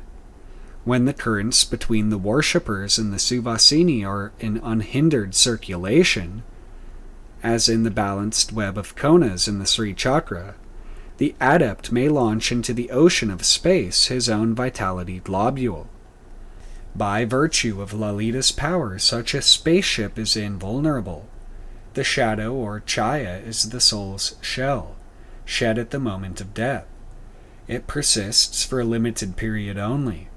Such a klifa may be annexed by unscrupulous sorcerers, but this is not the way of the adepti of the Anuttara Amnaya, who contrive to neutralize these knots of potentially disruptive energy and to facilitate their dissolution in harmony with the cosmic lila of the goddess. The sun itself possesses a similar double chaya or halo, which is its consort, brighter than anything we can conceive, yet still a shadow. The union of chaya and surya, shadow and sun, begetteth yama, death, is a celebrated tantric axiom. In the Chaldean traditions, death denoted the door of Thoth, which equates with the Vishuddha chakra, with the threshold of cosmic power zones outside the cycles of time. When a fully initiated Suvasini is unavailable, the female form is visualized as within the body of the adept himself. It is seen as stretched between the Sahasrara, where Bindu is generated, and the prostate region, Muladhara. When an actual woman serves, the Bindu is then visualized at the region of her third eye. The sun at her right breast, the moon at her left, the fire snake being located at the vulva. The main focal point is the Bindu, the rejuvenating Kaula, which is the magical essence of the cerebrospinal fluid distilled during Maithuna. The situs of this nectar is above the two breasts. In some schools, the breasts symbolize the anterior and posterior lobes of the pituitary body. According to the Antara Taluki of the Taittiriya Upanishad, the Lambika yogins locate the nectar in the region of the Vishuddha chakra, at the orifice in the roof of the palate which is blocked by the tongue, in order to prevent the downflow of nectar into the Svadhisthana, where it would be dispersed and lost. In a letter to David Kerwin, see Remembering Aleister Crowley, page 47, 7/11/1945, Crowley wrote, "Certain schools teach that the Amrita, nectar, flows naturally and normally from the Brahmarandra chakra. This is, however, caught by the fires of Agni in the stomach and its virtue destroyed. Hence the practice of closing the hernal of the palate with the tongue." Crowley was at the time anxious for information concerning a technique for holding the tongue every day to get these manifestations to occur, to turn the tongue back in the mouth so that the Amrita is prevented from draining away into the digestive system and being lost. Fire and sun are interchangeable terms in this symbology. Their emanations are not precisely balanced, nor are they entirely opposed. The yoni below them is already noted, identified by the Lambika yogins who confine their symbolism to the face or head, with the hole in the palate. Other cults also locate it in the fourth ventricle, Vishuddha. In the Anuttara Amnaya, however, the attention is fixed upon the yoni at the place where thoughts arise and where love begins to manifest. In this way, every thought becomes an act of love. From the comment of Ananda Lahari. 5. The Rite of the Fire Snake, Part 3. The two preceding chapters show clearly a system of correspondences existing between the microcosm and its reflex in the scheme of cosmic chakras, in the extreme fluidity and interchangeability of the terms of its symbolisms. In this astrophysical scheme, Pluto, Neptune, and Uranus typify the higher or outermost kalas, while the remaining planets typify the microcosmic chakras on a descending scale to Earth, Muladhara.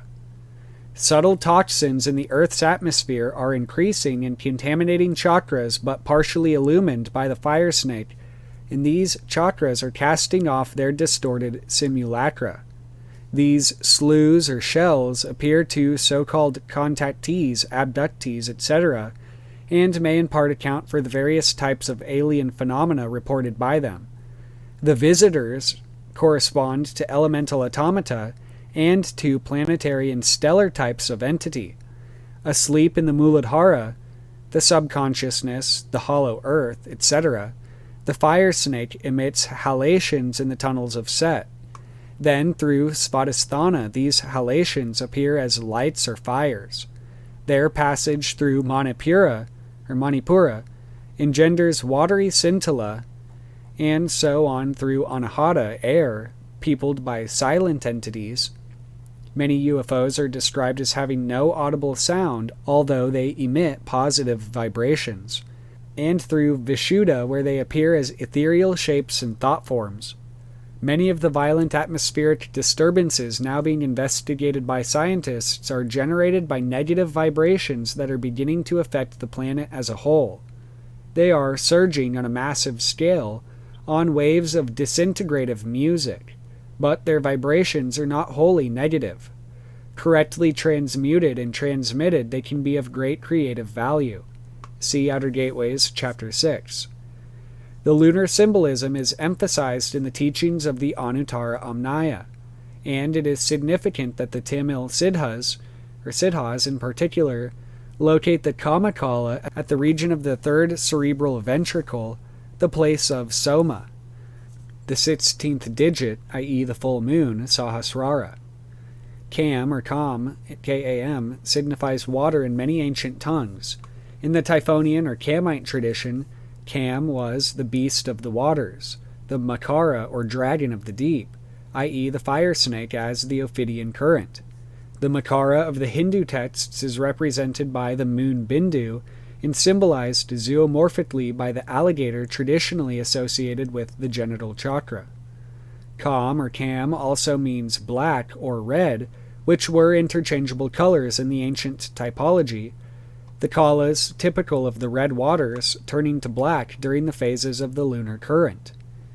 It is maintained in the Anuttara Amnaya that only he who has partaken of the Kamam or Bindu of the young lady will live, all else will die.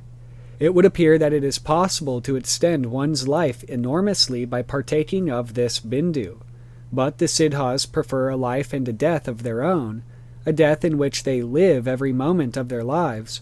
For him who has taken the fluid called Makara, there is no hunger, no desire, no more waste, no more glamour or illusions. Various occultists, among them Crowley, have endeavored to isolate this fluid. See The Magical Record of the Beast, 666, edited by Simons and Grant, essay on Amrita. A fine edition of Amrita has been published by Thelema Publications, California, 1990, with an introduction by Martin P. Starr. His mode of approach, however, was condemned by the Anuttara Amnaya on the grounds that any trace of physical contact between man and woman provokes that detumescence, which it is the aim of the Shakta Tantra rituals to avoid. No doubt a fluid comes out as a result of even the slightest touch, but that fluid is not the Bindu at all, and is not even Rajas, but merely one of the 14 kinds of fluids that issue from the genital outlet of females.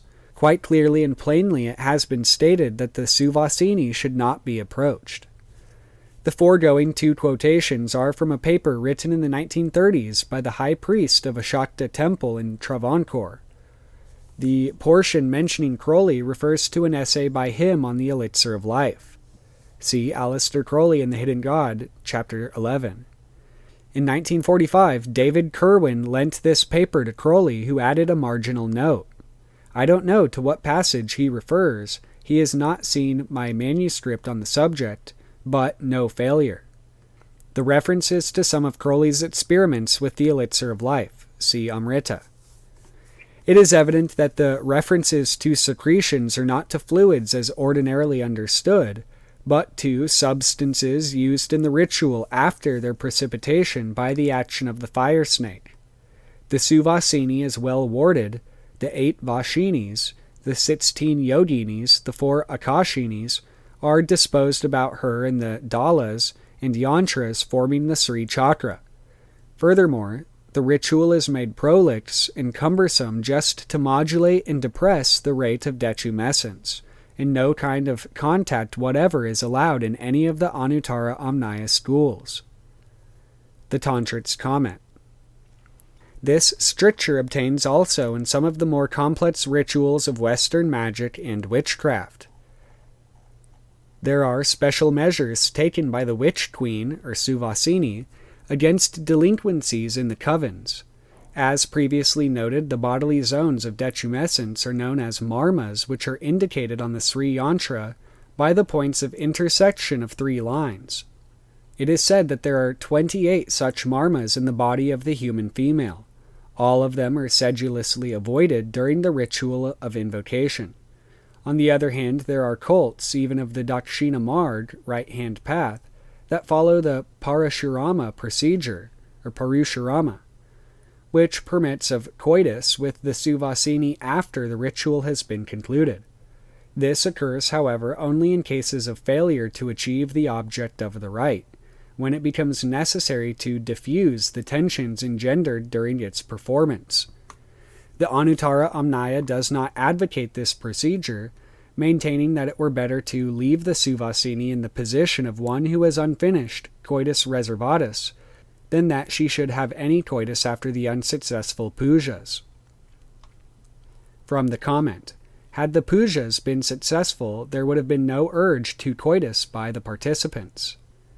The Anuttara Amnaya takes the view that it were better to strengthen her, the Suvasini, for another occasion than to be satisfied with what she obtains, something quite trifling such as magical siddhis, which, although perhaps astonishing, are rigorously discouraged and out of all proportion to the labor she has just spent on the work. The Suvasini is strengthened by the movement of the fire snake, whose ascent of the Sushumna causes a prolix discharge of cerebral spinal fluid.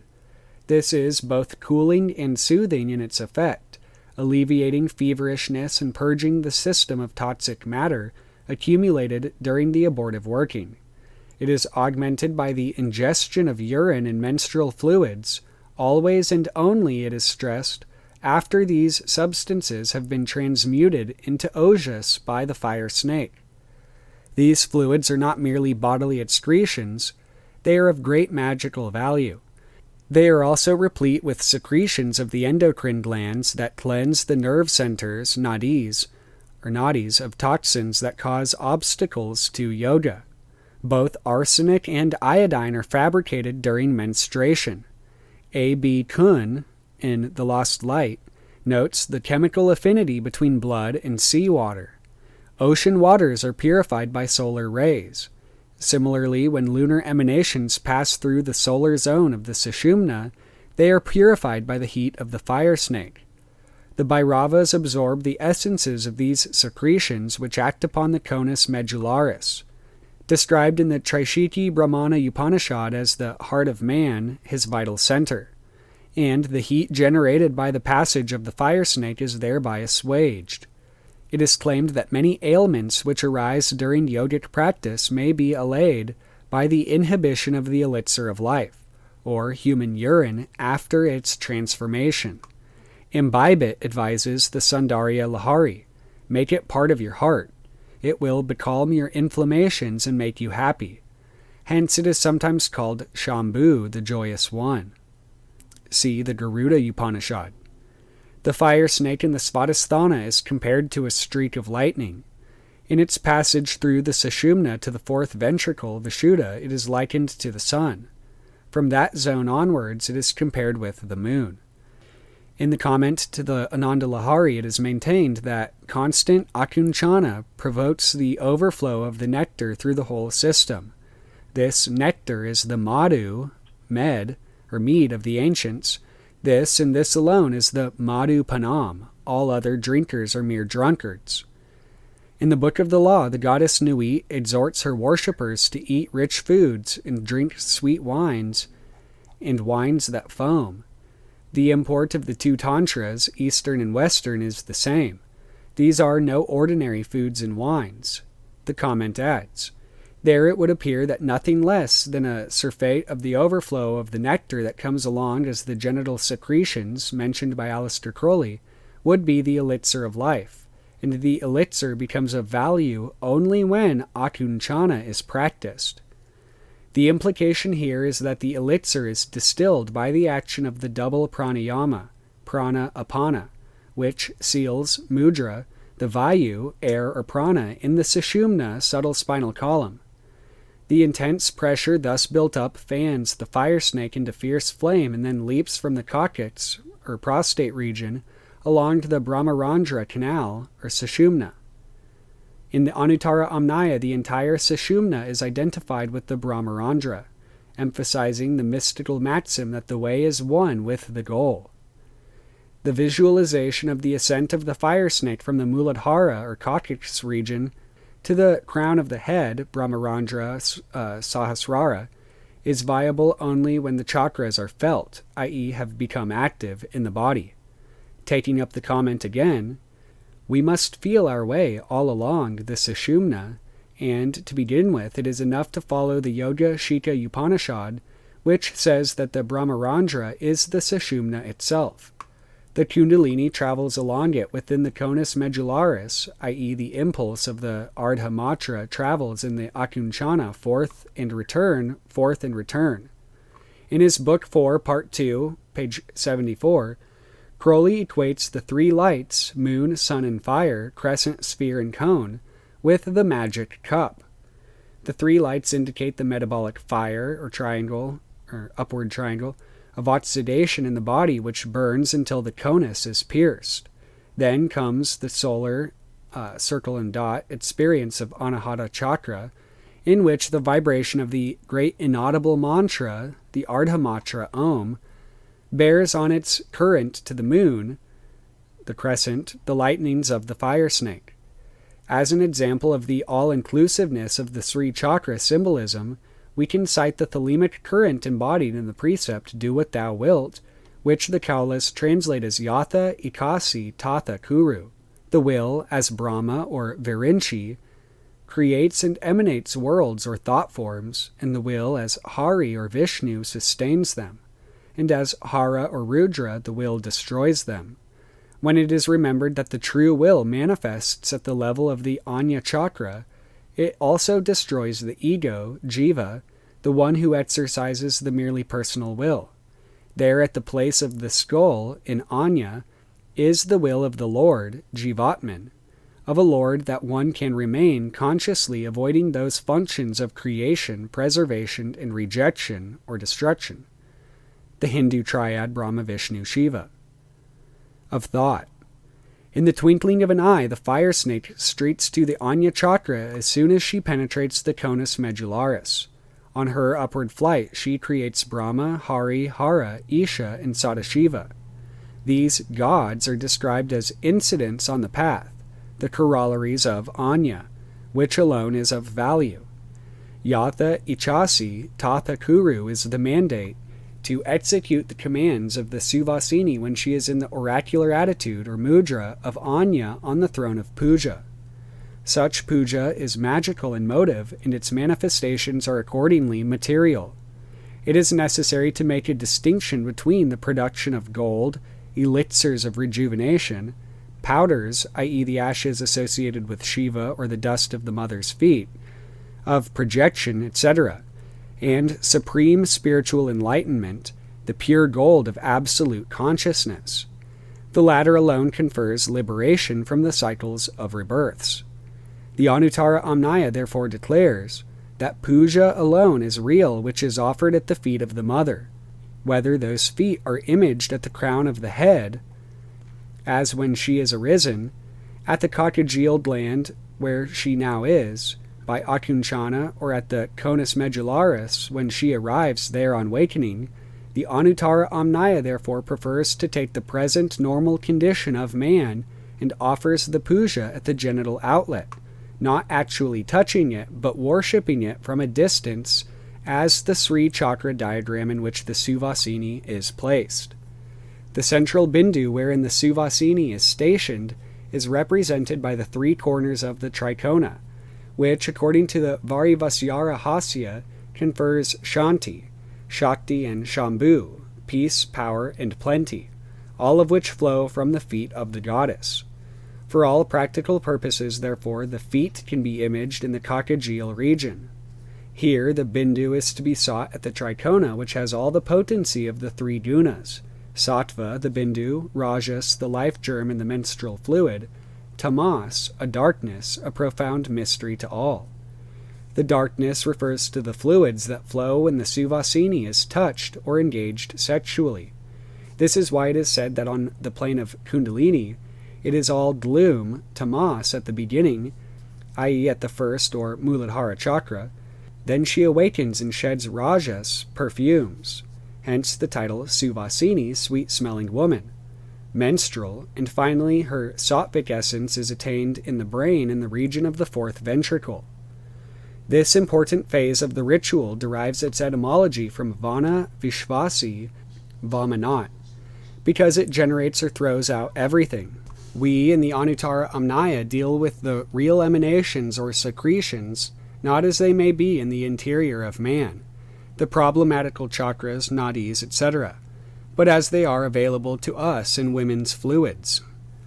Worship of the Suvasinis is performed in order to awaken the mother, the matter or substance that can flow from her when correctly evoked.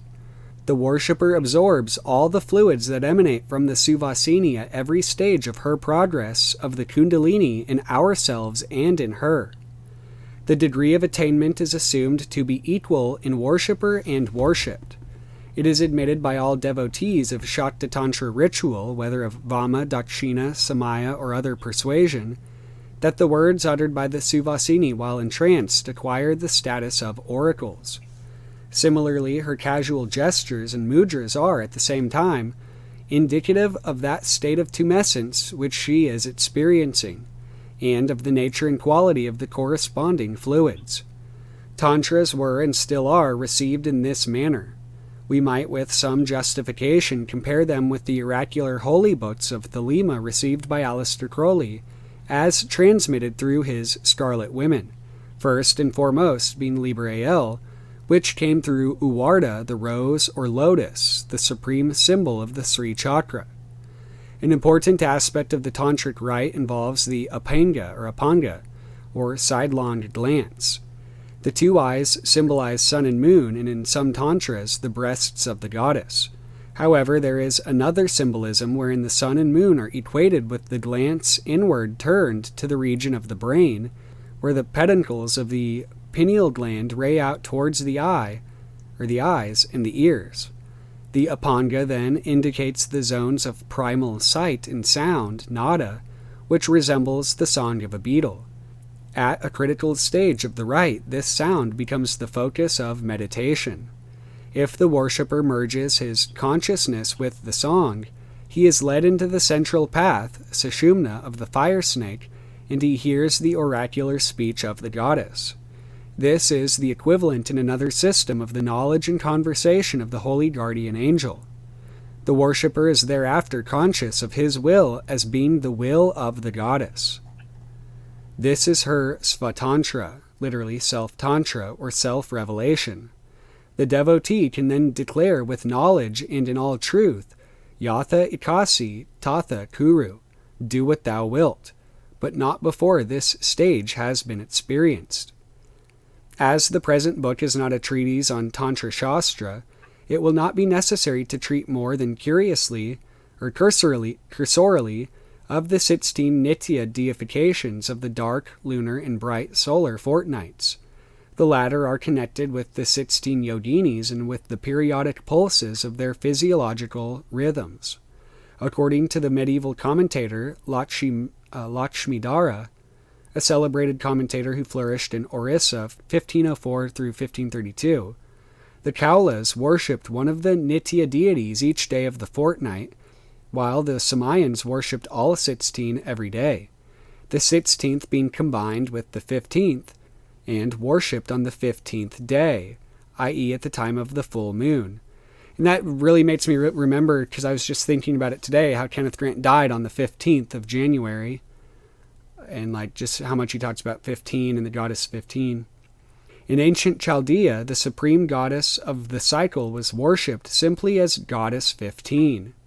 Lakshmidara maintained that the deities are represented by the 16 letters inscribed upon the petals of the Vishuddha chakra, which provides a clear confirmation of historic continuity with roots in the Typhonian tradition.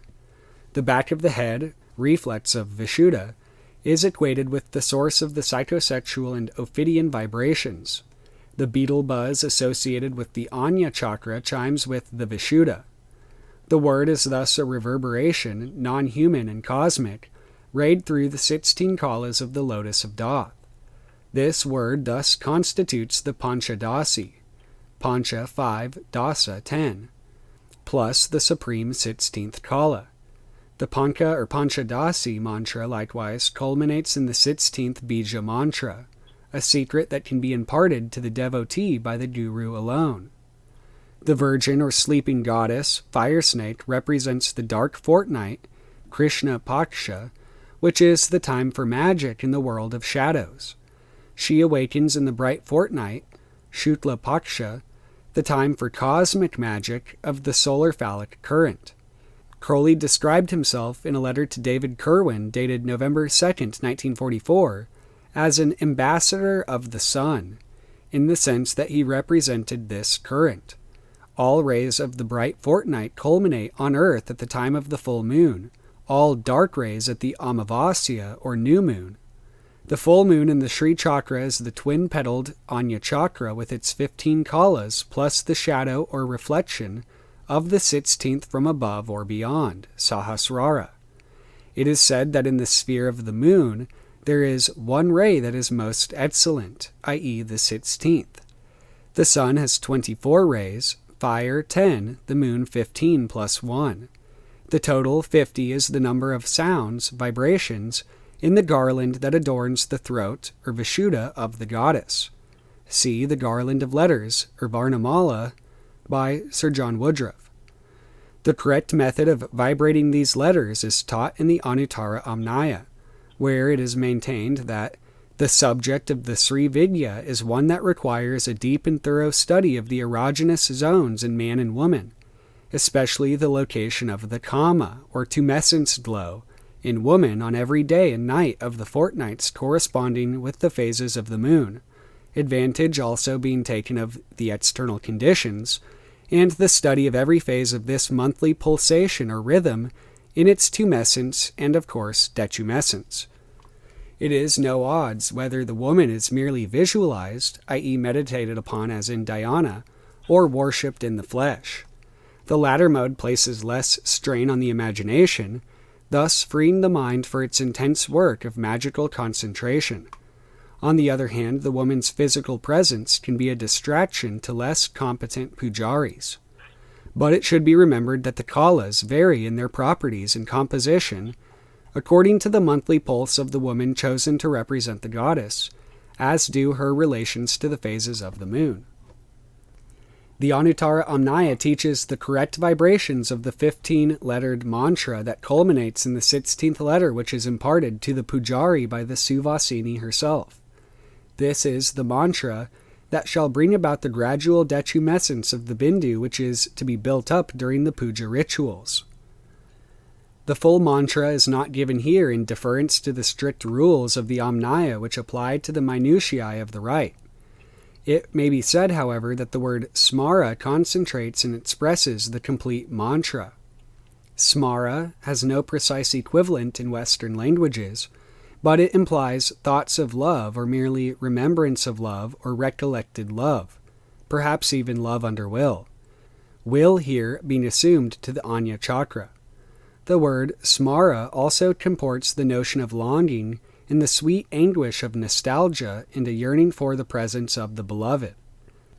The strength of will behind this yearning is sufficient to generate in the Suvasini the 16th kala. Profound love for the goddess alone can affect the evocation of her presence. One of the numbers of Smara, 302, is also that of the word bakar, which denotes a dawning of light, a breaking open, a flowering, and to send lightning, i.e. in connection with the great serpent, the fire snake. Again, 302 is the number of Shah, meaning a pig, which is a Typhonian zootype relevant to the Gomaya Diksha of the Kaula mysteries. Smara also equals 542, the number of MQBR, the whole, here denoting the foramen of the conus medullaris, and the breaking open of the womb. Note that the sum of the letters OTO plus AA also equals 542, and that 666 plus 418 divided by 2, i.e. manifesting in duality, also equals 542. The mantras of the Sri Vidya control and direct the rhythmic cycles of time in its lunisolar phase. The vibrations of the latter act upon the Suvasini, affecting her pithas, or periodic flowings, as well as the subtle effluvia and shadows which she exhales. The sun and moon are symbols and glyphs that represent these emanations, which, by the vulgar, are miscalled positive and negative effluvia. They are always beneficent and very potent indeed for good when there is the full complement of 43 persons in the puja, as according to Tamil requirements. The Upanishad says, Bindu is the moon, rajas or menstrual fluids are Ravi, sun, which denotes that it is equally well the secretions of women which are referred to in the Upanishads, and not alone the single breath in the two nostrils. The latter is only for purposes of the pranayama in the earlier stages, referred to in the Upanishads as sun and moon. The fire snake of the Shakta Tantra ritual is located in the Ardha Matra, or half-letter GMNG, or Gmung, in Omgyan. Crowley came close to fathoming its mysteries, but, eager to equate the word itself with the number 93, he remained unaware of its deeper implications. The Anuttara Amnaya claims that you have but to utter it and up goes the Kundali to Shiva. Anyone can do it and realize it if he so wishes. It is a knowledge for all. Whether you utilize this or pass it by is your own affair. The Kundalini is provoked, set into activity by the mantra, for she is the mantra, says Punyananda in his Kamakala Vilasa. The sages have spoken of the fundamental identity and non-difference between the mantra and the devata, for all true knowledge is being. Knowledge is the merger of the knower and the known, and hence is the mantra. Vidya, knowledge, which is knowledge, and also the deity and not else. And just as you can image the Sri Vidya in the Kundali, so can you merge the concepts of the Sri Vidya mantra of 15, 16, or 28 letters in the manner of your comprehension and status. It is also made clear that the bright half of the month is the time for invoking the presence of the goddess. She then manifests on her throne, symbolized in the Tantras by Shiva's abode, Mount Kailasa, at the peak of her passion. This is twilight language, Sandhyabhasya, indicating the secretion deposited on the Burja leaf, Bu Prastara, lotus throne, and for the Kailasa Prastara, summit or peak Prastara, the Suvasini's climactic culmination in the 16th elixir. It is during the dark half of the lunation that Lalita generates the blue-violet mauve kalas seen at the stage of this rite, the sexual aspect of the fire snake.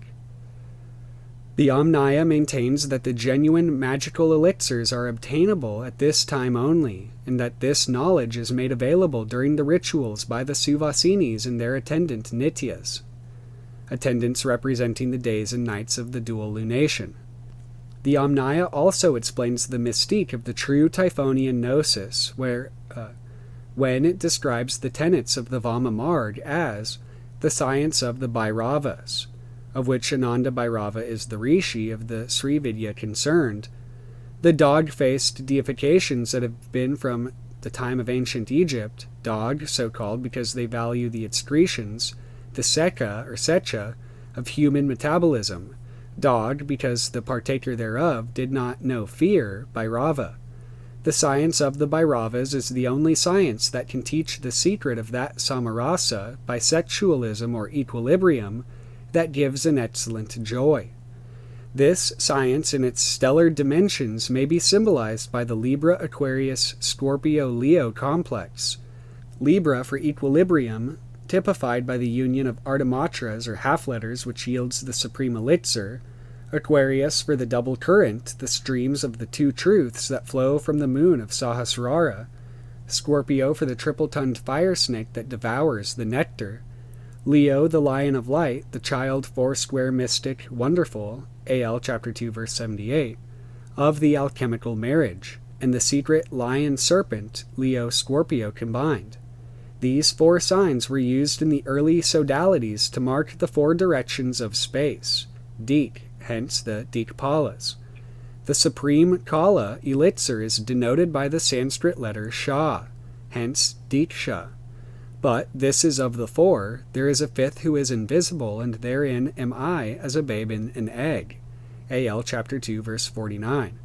The mystery of the egg is more fully elucidated in the last 3 chapters of this book.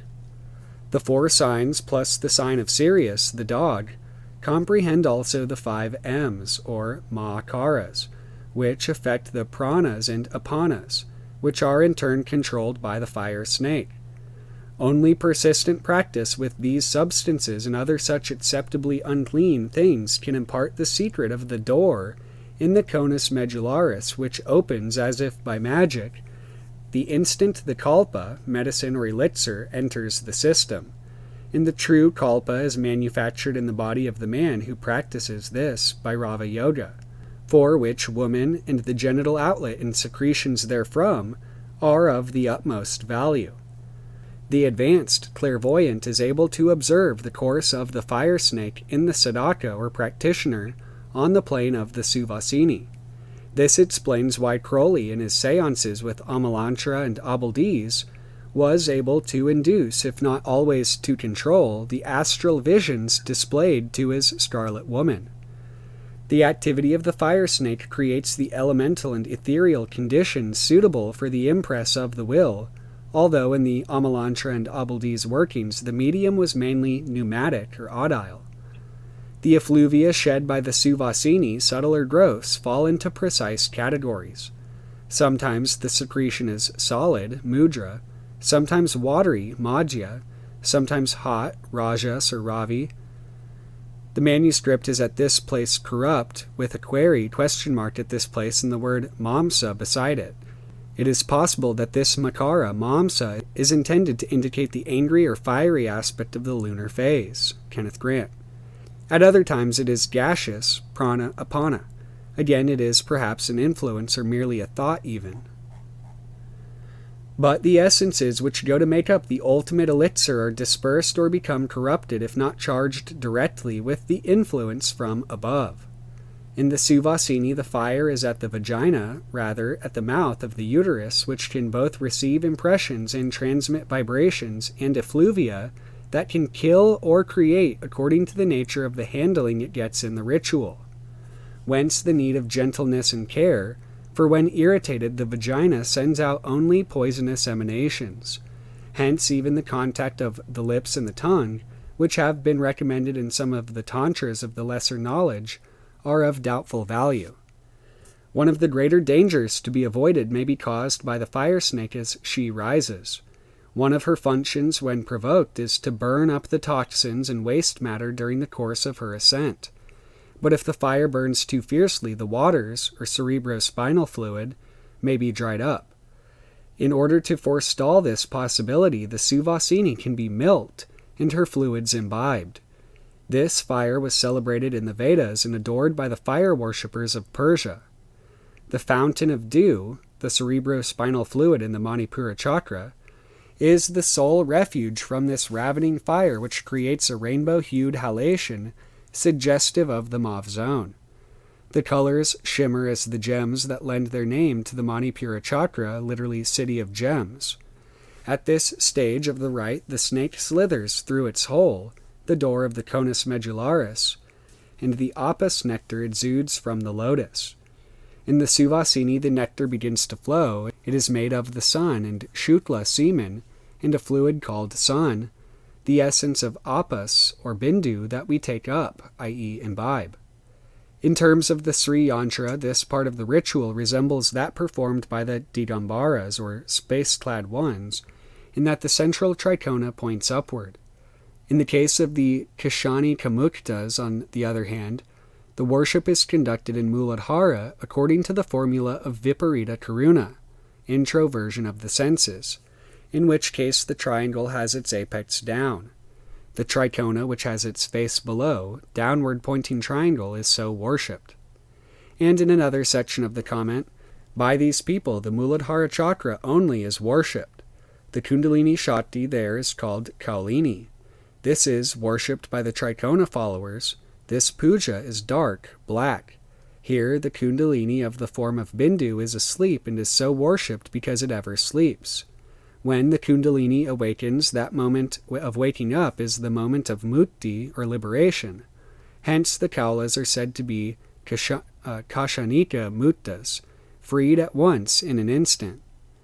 This symbolism was carried over by the Typhonians in an indefinitely remote eon in which the infernal fire was worshipped as the solar phallic fire snake, the sun in Amenta, of later myth cycles, sometimes identified with the headless or faceless deity in the tunnels of Set. For the fully initiated Kaula adept, the universe is a manifestation of perpetual joy, bliss, amrita, deathlessness, from which he distills the elixir of immortality.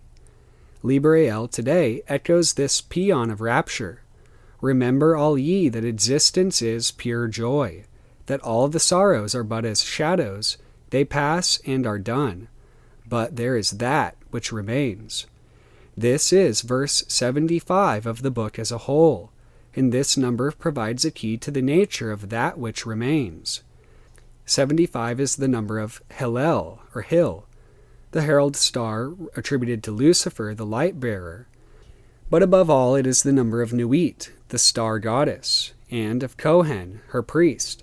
Also, 75 has the value of OGB, or Ayin Gimel Beth, to love, to enjoy, to pleasure, to delight, to love lasciviously, all suggestive of the formula of the beast and his scarlet woman.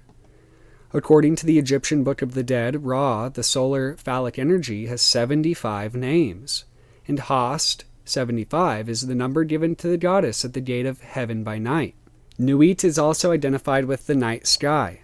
The Anuttara Amnaya claims there is but one Adhara, that is, of ultimate value, namely the Sushumna of the Yoga Shiva, or the Yogashika Upanishad. The Kundalini is generally below it. When it begins to get through the door of the conus medullaris, all life becomes a dance of joy. But all along one must be wakeful and remember to keep up the Akunchanam, or Akunchanam. And again, for the Kaulas, mukti is instant. Just one act of Akunchanam, and the Kundalini can and does fly up the Sushumna and join Shiva at the fifth ventricle. But although mukti is realized instantaneously and therefore outside time, it is not considered permanent until the process of raising the fire snake has become habitual. The adept then attains to nirvana, or he brings down the fire by an act of will and remains embodied as a jivan mukta, liberated while still embodied. But in their conception of Videha Mukta, the Kaulas differ from the Samayas, Videha Mukta being liberated after the death of the physical body. All along we have been treating the Suvasini as the mother so as to avoid any fouling of the source from which the Bindu is derived. We are here the Videha or Videha Mukti, ever freed from passion. Accordingly, we take the Bindu so as to make us Videhas, for the Bindu has the faculty of building up the soul body that will replace this gross shell which we now have on. This passage indicates the death of the adept's passional or desire body and his passing into soul body, although remaining incarnate, or Jivan Mukta. The Sahajiyas of Bengal cultivated the Prema body of divine love, through intense devotion to Sri Krishna. This they achieved by identifying themselves with Krishna's consort, Radha. See the post-Katanya Sahajiya cult of Bengal by Bose. This would seem to be a reversal of the technique employed by the Kaulas, but the goal is the same. A recent historic manifestation of the Prem Deha, or Premadeha, is that of Sri Thakur Harinath, 1863 to 1927, also of Bengal, although no sexual implicits are involved. In the summer of 1945, David Kerwin, an advanced student of Tantro-alchemical techniques, see Remembering Aleister Crowley, page 49, lent Crowley the self-same comment on the Ananda Lahari which forms the basis of these chapters on the Sri Chakra. Kerwin's correspondence with Crowley suggests that the latter, confronted with this material, came to realize the inadequacy of the magical secrets that had been entrusted to him by John Yarker and Theodore Royce. See Chapter 2, The Masonic Mask. Crowley did not admit this in the correspondence, but Kerwin informed me that Crowley had done so in conversation with him. In his letters, Crowley inquires about a method of exercising the tongue with a view to practicing the formula of the Lambika yogins already described. Crowley, then in his 70s and in very poor physical condition, was no longer sexually active, although his diaries suggest that he may have performed cunnilingus as late as the Netherwood period. However that may be, there is evidence in his diaries that he began imbibing his urine in accordance with the formula of the Bhairavi Diksha. In a letter to Kerwin, he writes concerning the fire snake, "It all comes down to a matter of Kundalini. And what is Kundalini but the serpent? And what is the Greek for serpent like Ophidian?" And in a letter dated August 1945, Crowley wrote again to Kerwin about the Ophidian vibrations. The OTO is a system which leads ultimately to the knowledge of what they are, and how to use them, their abuse being exceedingly dangerous. They cannot be revealed to all and sundry. You have to go through a very arduous training of the OTO. He went on to mention his ointment of rejuvenation and elixir of life, which he had advertised in the Equinox as far back as 1913. He explained that war put paid to establishing a headquarters for distributing the ointment. Kerwin told me in 1946 that he had been advised by Crowley to apply to Captain Gerald York, who was, claimed Crowley, currently marketing Suvasini juice. This is the typical Crowleyan humor which was confirmed in a conversation with York in 1948. Kerwin apparently was not amused. Kerwin's South Indian guru, the author of the Tantric comment cited in these pages, wrote to him that Crowley had been a student of a brother of mine staying at Madura. In a letter to Kerwin dated 1610 or October 16, 1945, Crowley denied this and confessed his ignorance of the Kaula circle. His further admission of ignorance of the esoteric significance of the term kalpa seems to support his denial. But I remember an occasion when I myself tried to engage him in conversation about Montague Summers, and to my astonishment Crowley pretended not to have heard of him. Crowley also wrote to Kerwin, "This tantric chemistry deals so much with physiological forms of energy that it becomes perfectly possible to expand the doctrine in writing." And later in the same letter, "The rituals even of initiation of the higher degrees, OTO, have never been written down. The matter is so important, in some senses so dangerous, that it cannot be treated as a routine affair." The impossibility of referring openly to these physiological forms of energy may seem incomprehensible to anyone reared in the post-World War II era, but in Crowley's day, matters such as those discussed here were virtually taboo. The chemistry transcends merely physiological formulae, for the Ophidian vibrations can create beings without the aid of the usual biological processes. In the Tantras, these vibrations are known as silent sound. Such creation can occur when the fire snake is active at the Anahata chakra. The forms created there are known as Nirmana Chitta, synthetically created minds, and Nirmana Deha, synthetically created bodies. Blavatsky alludes to them in The Secret Doctrine, and they have been discussed more recently in connection with alien encounters. Ufologists is aware of the existence of Nirmana Dehas as of the shells of the dead, or dead souls, from other planetary systems long extinct or yet to come. Like all conceptual constructs, the two phantomata are dependent upon the cosmic interconnectedness of the Kaṇḍa, which concentrates space-time in the primal trikona composed of Bindu, Nada, and Kaula. Bindu, creative seed; Nada, infinite space; Kaula, everlasting time. This formula is expressed in Thelematics by Hadit, the infinitely small and atomic yet omnipresent point, Crowley Magic, page 143, and by Nuit or Isis, infinite space and the infinite stars thereof. The name Isis, concealed in AL chapter 1 verse 22 and identified with I am. Hadit is represented in the Tantric system by the Anushvara, the Bindu or dot, Nuit or Nada by the Visharga or the double dot. Together they form the trikona of the creative Kaṇḍa. In the Western arcane tradition, the trikona was carried over symbolically by the 3 dots of the Freemasons. Together they form the trikona of the creative Kaṇḍa. The Anushvara is represented linguistically by the letter M or NG as in Om or Ong. The Visarga or Visharga is represented by the letter H. These letters have the joint value of 45, Adam, red earth, i.e. the primal man or man of earth, AL chapter 1 verse 40. Hadit concentrates energy as a seed which splits into positive and negative charges, thus actualizing the process of manifestation. These polar opposites are combined to form the Chandra Bindu, or moon seed, which is represented by the Ardhamatra, the half-letter or fraction which signifies the fourth dimension, time. Chandra Bindu is therefore the index of periodicity. The Bindu denotes total potentiality, and Nada draws out this potency so that it is extended in space-time, rather it creates space-time. This potential is the fire snake. The specific root mantras utilized in the evolution or uncoiling of the fire snake are 1. Omkara, which concentrates the trikona Bindu Nada Kala, and which is represented zoomorphically by the elephant god Ganesh.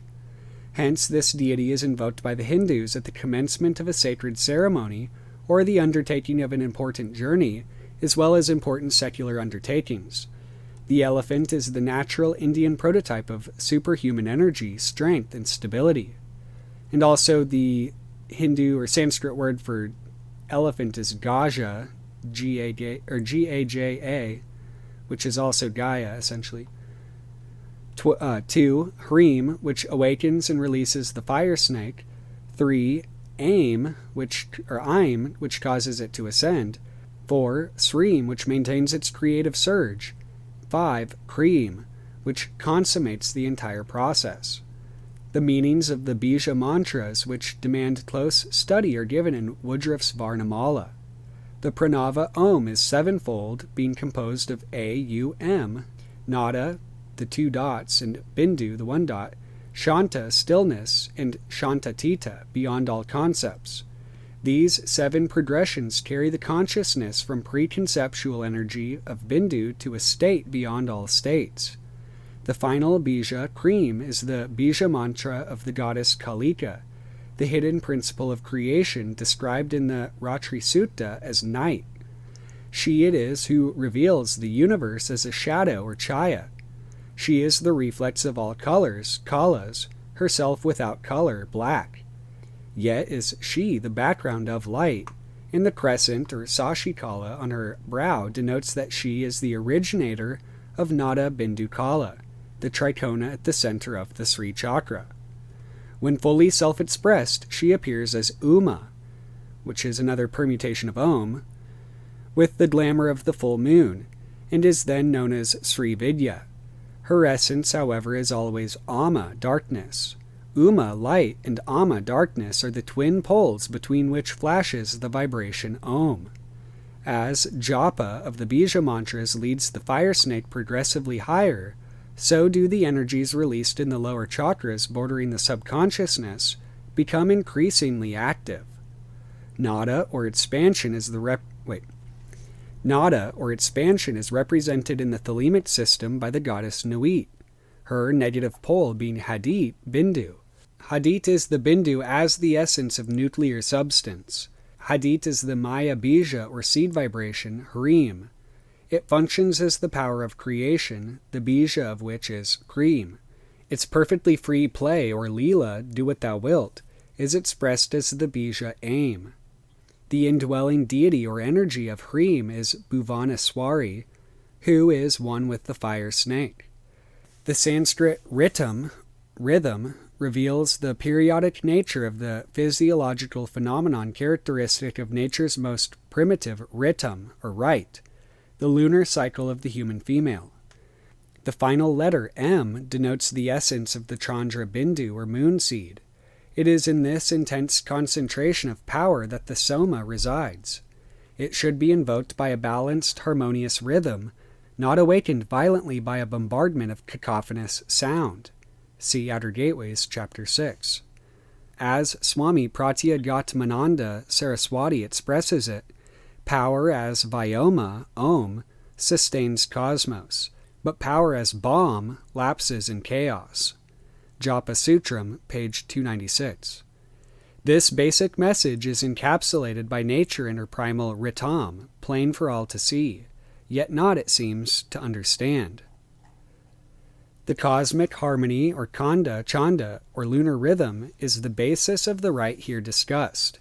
Any attempt to disrupt this rhythm can result in an unbalanced arousal of the fire snake, which could culminate in disaster. For we are dealing here with nothing less than nuclear and essential energy.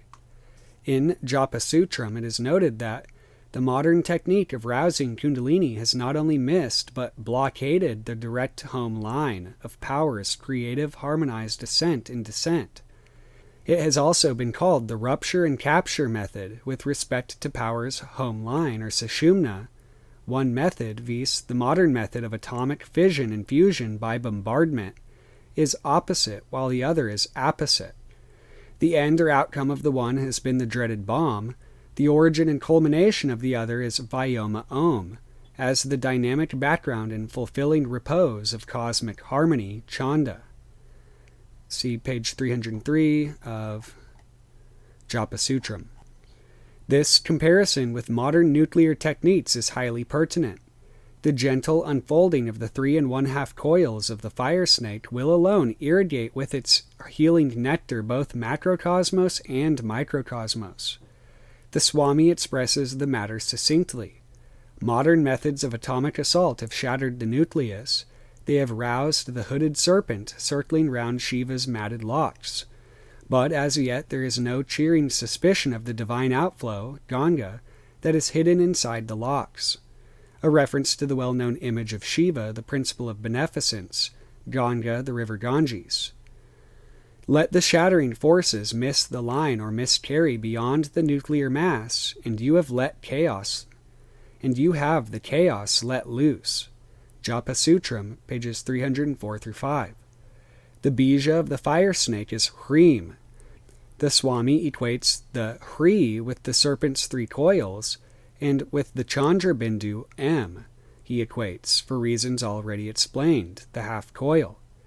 Transposed to the sphere of meditation, dhyana, the yoga by which the fire snake is aroused by the imaginative method as distinct from its arousal by hatha yoga methods, the pranava Om, or Om, A-U-M, is interpreted as follows.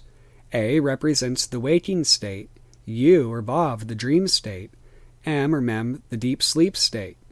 This interpretation agrees with that of Sri Atmananda, the Advaitin sage of Trivandrum, 1883 to 1959. The Bindu, or Ardhamatra, is then considered as the gateway to the timeless, i.e. outside time. This visualization is initiated in the waking state, as are all activities which occur under will, and is maintained by the will until the fire snake responds to the vibrations of the mantra. This she does by throwing off, Vama, her shadow, Chaya.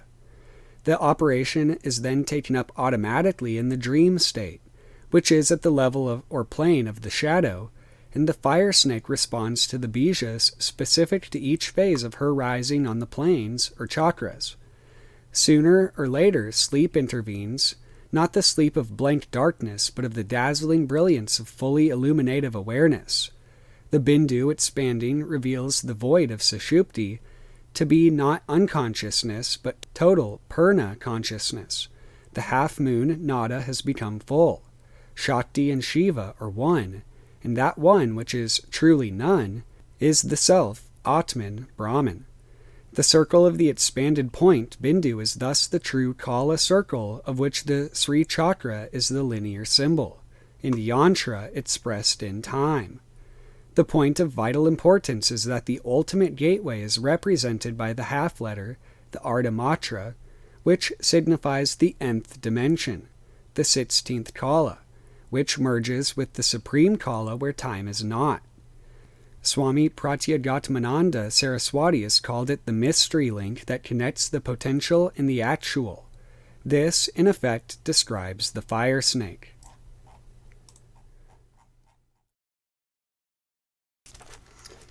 Chapter 3 of Part 2 of Persephone, A Study of Two Worlds by D. Streitfeld, on the existence of mermaids. The belief in the exclusive reality of the outer world which we associate with normal waking experience is so deeply ingrained that it requires a great deal to shake it. Since it is our purpose to do so, we must pursue our investigation further, and it now leads to another term extensively used in this connection, namely existence. I find it difficulty, Sir Arthur Eddington writes in The Philosophy of Physical Science, in understanding books on philosophy because they talk a great deal about existence, and I do not know what they mean. Existence seems to be a rather important property because I gather that one of the main sources of division between different schools of philosophy is the question whether certain things exist or not. But I cannot even begin to understand these issues because I can find no explanation of the term exist. The word existence is, of course, familiar in everyday speech, but it does not express a uniform idea, a universally agreed principle according to which things can be divided into existing and non-existing. Difference of opinion as to whether a thing exists or not sometimes arises because the thing itself is imperfectly defined, or because the exact implications of the definition have not been grasped. Thus, the real existence of electrons, ether, space, color, may be affirmed or denied because different persons use these terms with somewhat different implications. But ambiguity of definition is not always responsible for the difference of view. Let us take something familiar, such as an overdraft at a bank. No one can fail to understand precisely what that means. Is an overdraft something which exists? If the question were put to the vote, I think some would say its existence must be accepted as a grim reality, and others would consider it illogical to concede existence to what is intrinsically a negation. But what divides the two parties is no more than a question of words. It would be absurd to divide mankind into two sects, the one believing in the existence of overdrafts and the other denying their existence. The division is a question of classification, not of belief. If you give me your own answer, I shall not learn anything new about the nature or properties of an overdraft. But I shall learn something about your usage of the term exists, what category of things you intend it to cover. Later, after qualifying his attack on the philosophers by admitting, in the more recondite works, the meaning of the term existence is sometimes discussed, he continues, "For me, and it appears also for my dictionary, exists is a rather emphatic form of is. A thought exists in somebody's mind, i.e., a thought is in somebody's mind. I can understand that. A state of war exists in Ruritania, i.e., a state of war is in Ruritania, not very good English, but intelligible. But when a philosopher says familiar tables and chairs exist, i.e., familiar tables and chairs are... I wait for him to conclude. Yes, what were you going to say they are? But he never finishes the sentence. The copula.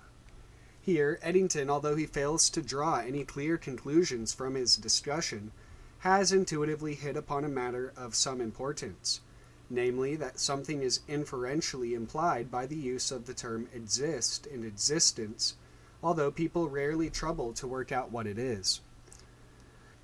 Before going into this question, we may first dismiss a purely grammatical matter which has confused Eddington, namely the use of the verb to be as a copula. As he discovered in his dictionary, to exist is virtually a synonym of to be, but as he does not appear to have realized, to be is employed in two quite different manners. The common use is as a copula, in which it merely serves to connect the subject of the sentence with the predicate, as for instance when we say the boy is good. In this employment it is no more than a grammatical formality and adds nothing to the meaning of the statement, except in respect of the tense used, and in some languages it is dispensed with. In Arabic, for instance, no copula is used, the past tense being indicated by a nonverbal particle. Thus, the statement "the boy is good" is rendered simply "the boy good." When "the good boy" is intended, it is rendered "the boy the good." In English, various synonyms are used for "to be" in similar cases, but purely for stylistic reasons. Thus, as Eddington points out, we may say, "a state of war exists in Ruritania" in place of "is in Ruritania," because the latter, as he says, is not very good English. We may, moreover, equally well say, "a state of war prevails or obtains in Ruritania." The meaning is precisely the same in each case, and the choice of words is merely a matter of usage or euphony. In this usage, therefore, to be, to exist, to prevail, to obtain, to be found, or any other synonyms are mere grammatical conventions without any significance whatever. In a telegram, for instance, they may be omitted without any loss of intelligibility resulting, and this aspect of the terms in question can be dismissed without more ado. To be, however, may be used in a different manner, without a predicate. It is not usual to say "God is," but the sentence will be understood by everybody as the equivalent of "God exists" or "there is a God." The latter form, of course, is no more than a grammatical rearrangement of "God is," for the word "there" has no meaning and is described by grammarians as a notional subject, demanded solely by the English grammatical rule that finite forms of the verb other than the imperative must be preceded by some word acting as subject. Hence, the fact that we say "there is a God," in preference to "God is" purely a question of usage and has no further significance. Since "to exist" is a synonym of "to be," we may express exactly the same meaning by either "there exists a God" or "God exists," only in this case the latter form is the more usual. Insofar, therefore, as ordinary usage is concerned, Eddington's objection that the statement "familiar tables and chairs exist" is incomplete and demands a predicate, is unjustifiable, since if we wish to substitute the synonym "to be," we need not use it in the form "tables and chairs are," which in common usage demands a predicate, but can substitute "there are familiar tables and chairs," which demands none. In other words, we are normally quite content to use both the verbs "to be" and "to exist" in this absolute sense. Eddington is, however, perfectly justified in demanding to know what we mean when we do so, and we must now turn to this question: the use of "to exist" and "to be" without predicate. When we use other verbs in this way, they themselves constitute the predicate, which is thereby attributed to the subject of the sentence. In other words, by naming the subject, the speaker evokes a mental image of something, which may be either a concrete object or an abstraction, and then by adding the verb, he evokes that of a state or activity which, he maintains, applies to the subject. If the negative is used, the suggestion is that the image evoked by the verb differs from that of the subject. Thus, when I say "plants grow," I am associating the generalized concept of plants with the generalized concept of becoming larger. And when I say "this water does not boil," I am asserting the difference between the concrete image of the water in question and a generalized image of boiling water. Thus, if the statement is to convey anything, two mental images are necessarily always involved.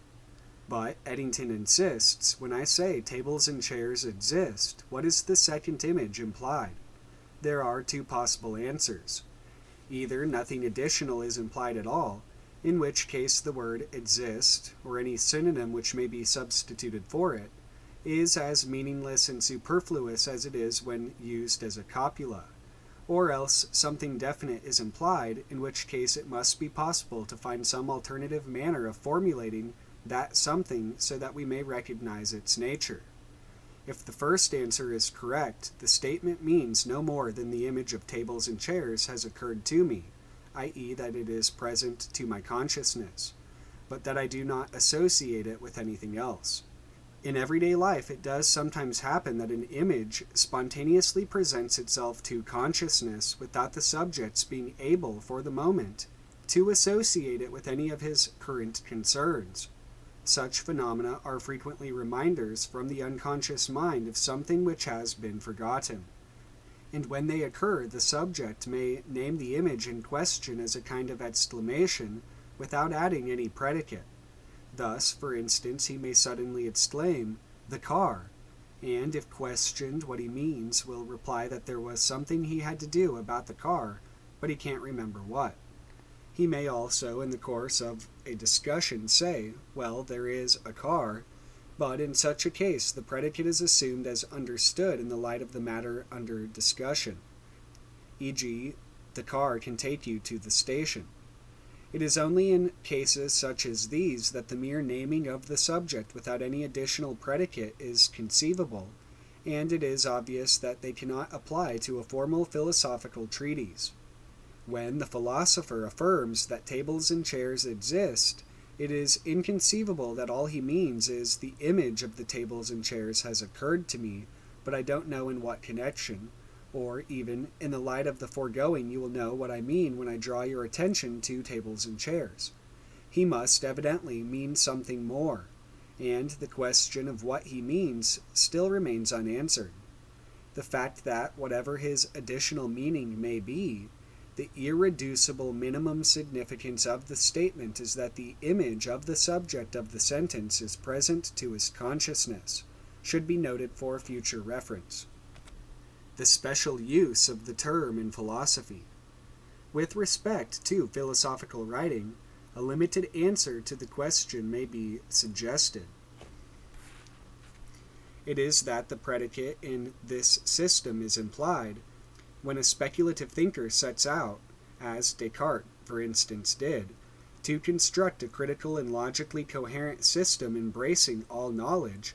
He begins by wiping the slate clean of every preconception. People believe an incredible amount of nonsense, he says, and if we are to begin by questioning each of their beliefs one by one, we shall never get anywhere. The only thing to do is provisionally to deny everything.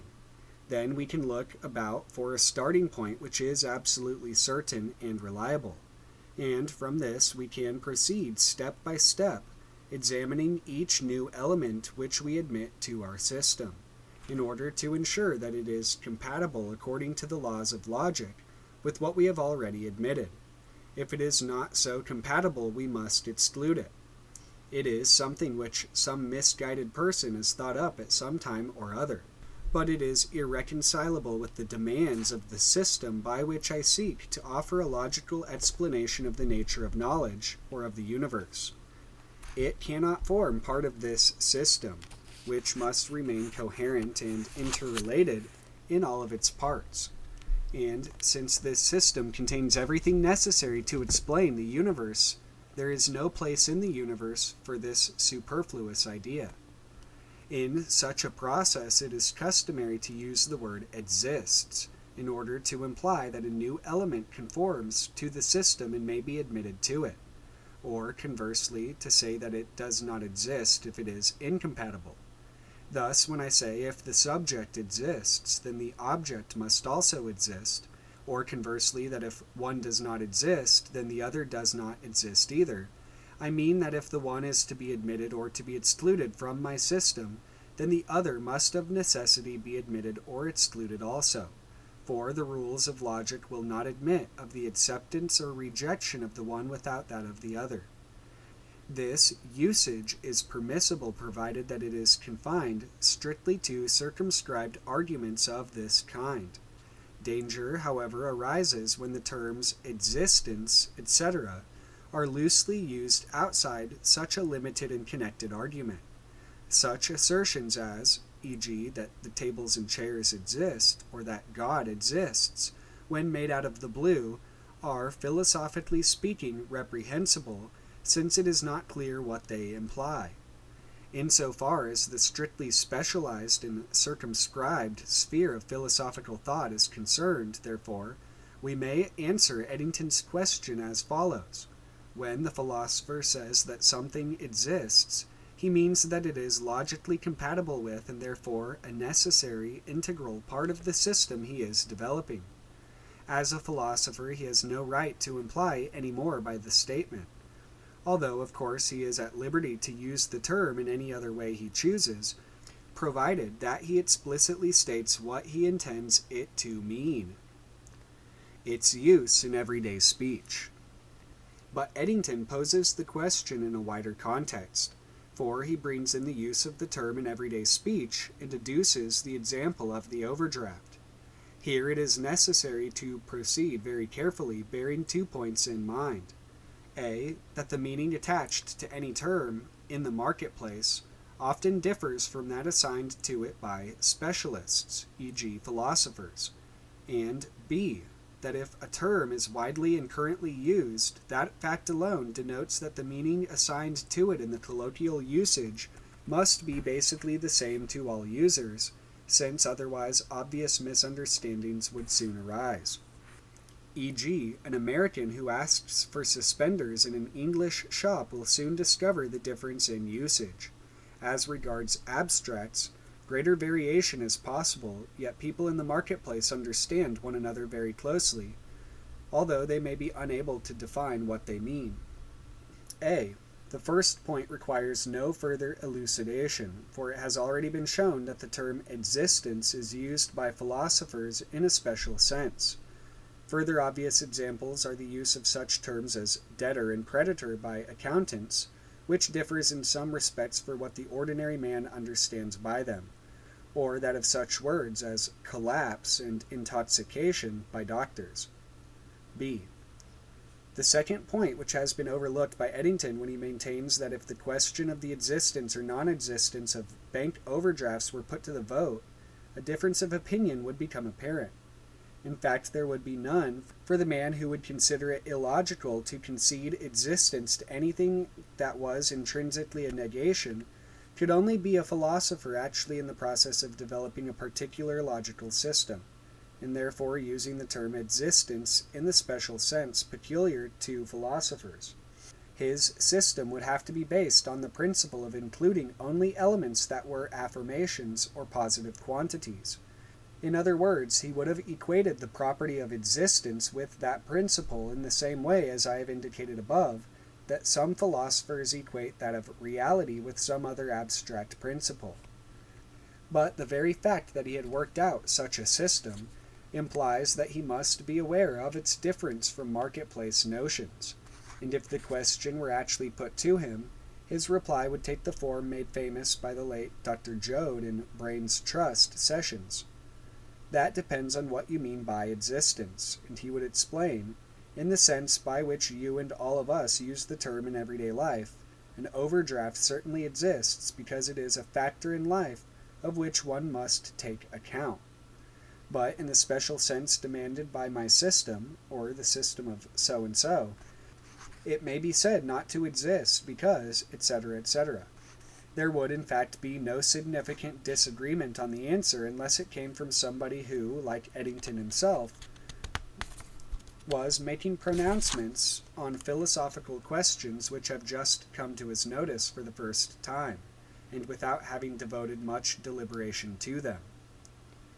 In fairness, it must be admitted that in spite of lapses when the author adventures rashly into the field of pure philosophy, in which his background is inadequate, and attempts to solve all problems by the use of the mathematical type of thinking to which he is accustomed, and which, like that of Descartes, tends to overvalue the object.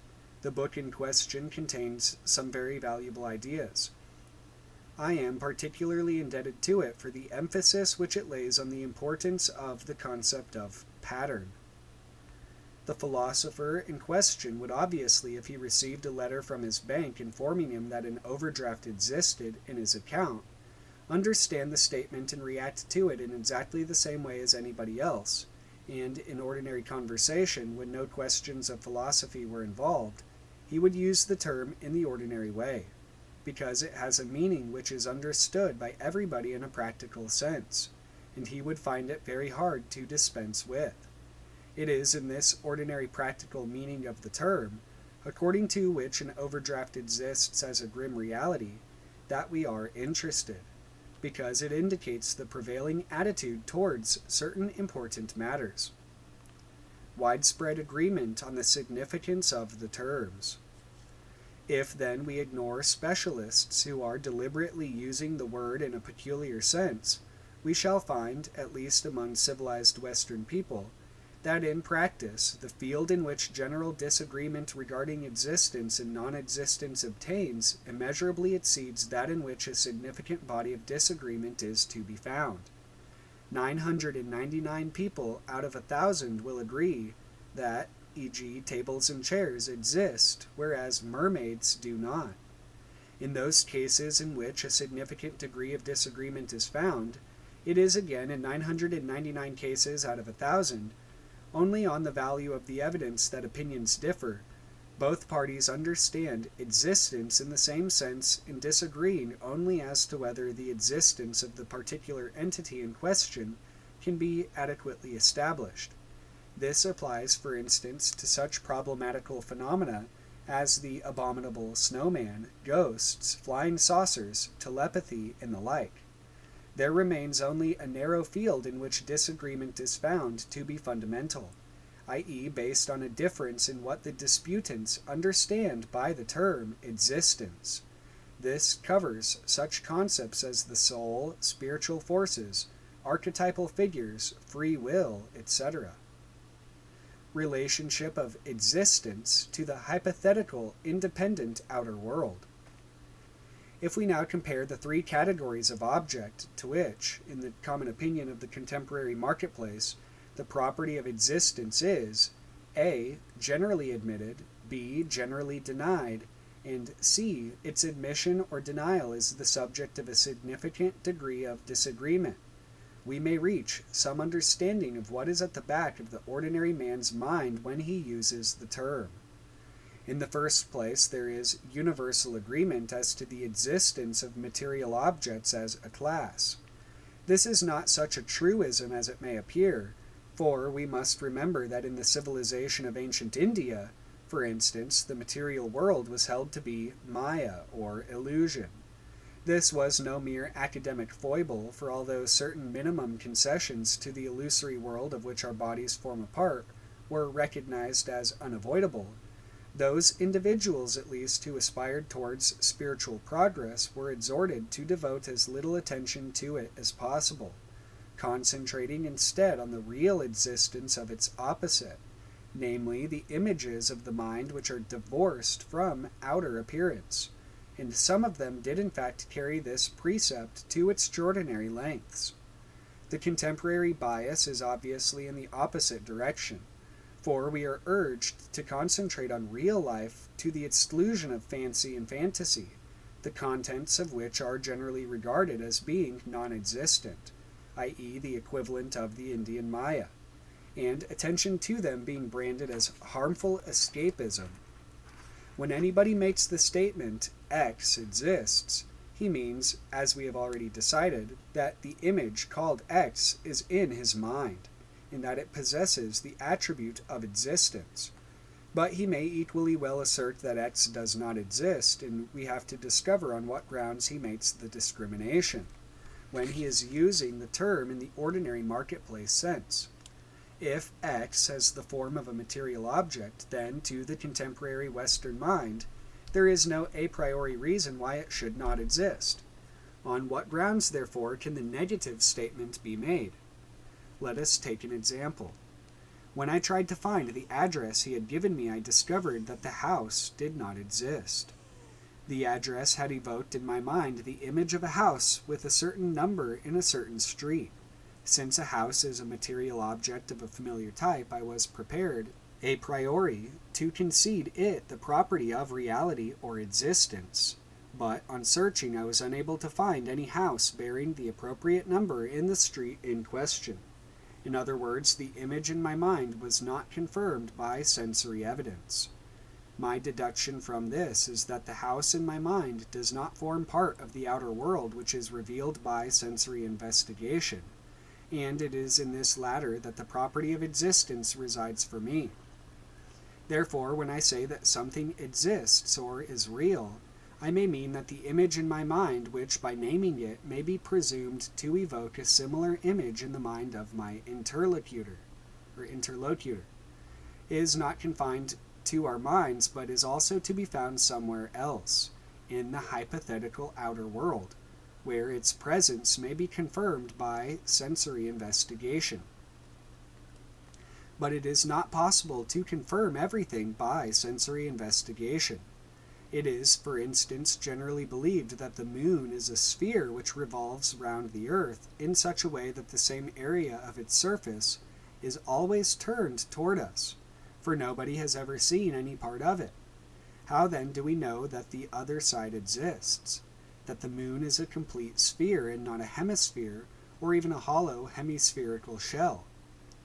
We are convinced of the fact because astronomers have calculated that if its shape were anything other than spherical, it would not behave in the way it does. In this case, therefore, our belief in the real existence of the moon's remote hemisphere is based on our confidence in the calculations of the astronomers, which means in the laws of logic and dynamics on which they are based.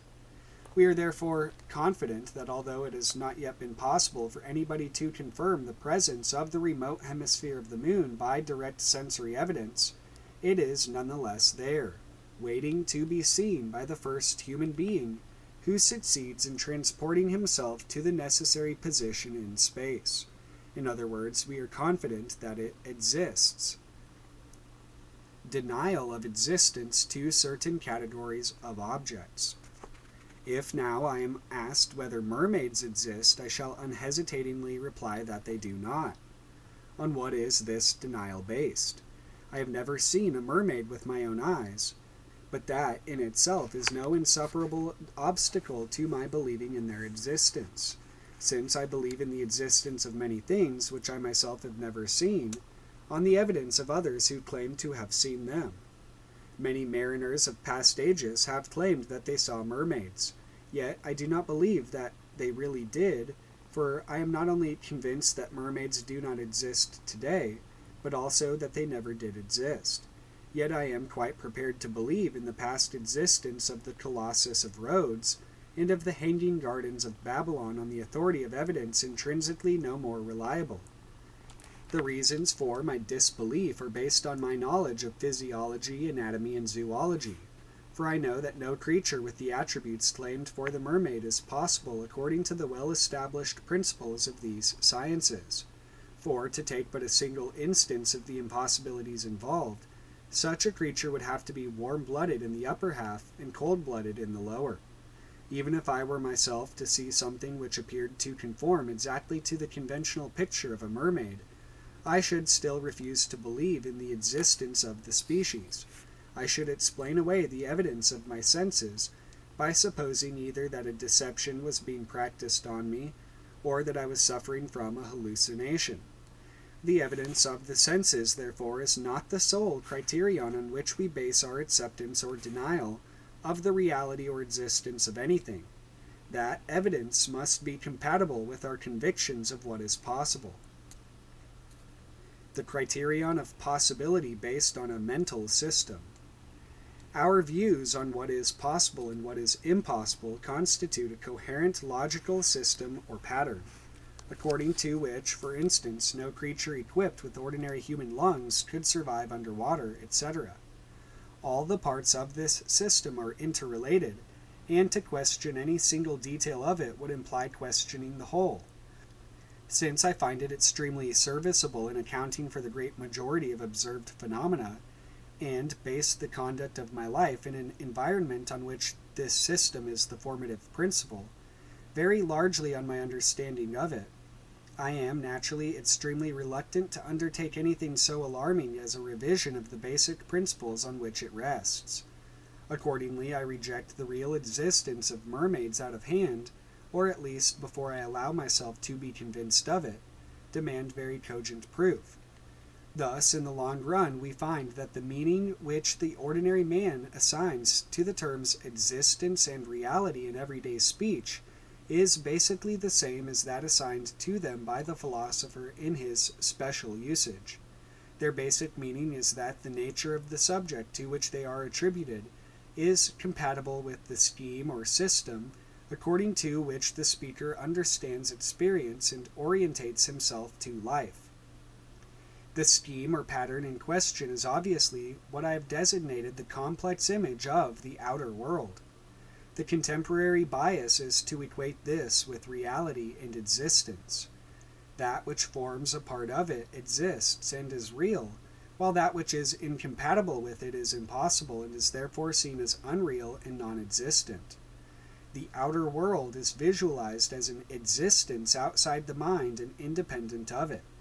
When the contemporary Westerner says that something is real or exists, he means the image which is in my mind and which, by naming it, I am evoking in your mind, is not confined to our minds but is also part of the outer world.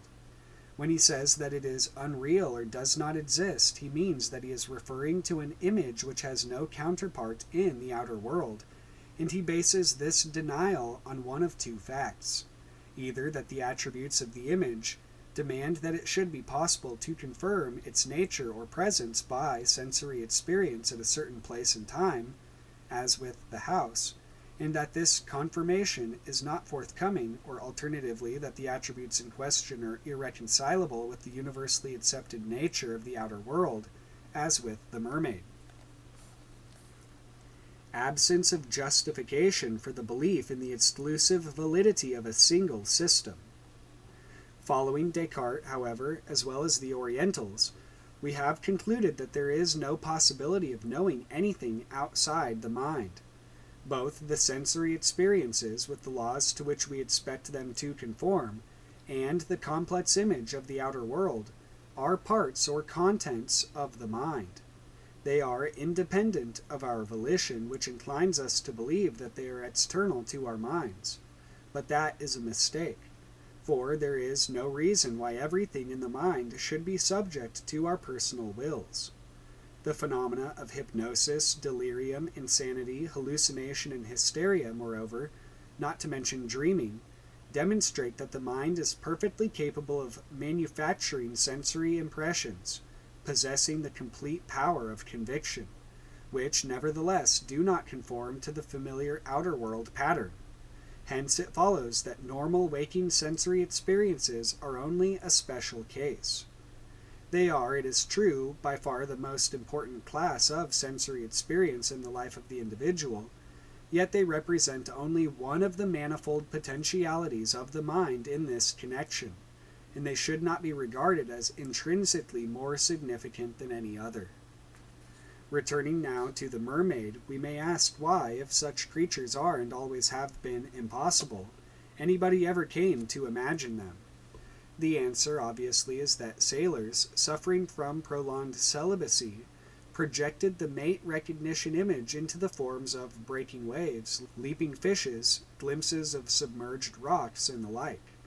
The image of the mermaid, in fact, arose from hallucinations produced by the psychological process of projection, and differed only in degree from the normal projection which confers, in the eyes of her lover, qualities of such extraordinary fascination and desirability on any very ordinary girl. Projection affords complete conviction if the subject is not aware of its workings, and the sailors of old, lacking our contemporary understanding of the laws of the outer world, saw no reason to doubt the outer world reality of what they saw, for they did see it exactly as you or I might have seen it in similar circumstances. The only difference is that they interpreted the image on their retina as a female form, whereas we should have interpreted it as a breaking wave which resembled a female form. The image which presented itself to consciousness would be exactly the same in either case, a female form. The difference would lie solely in the deductions subsequently drawn from it.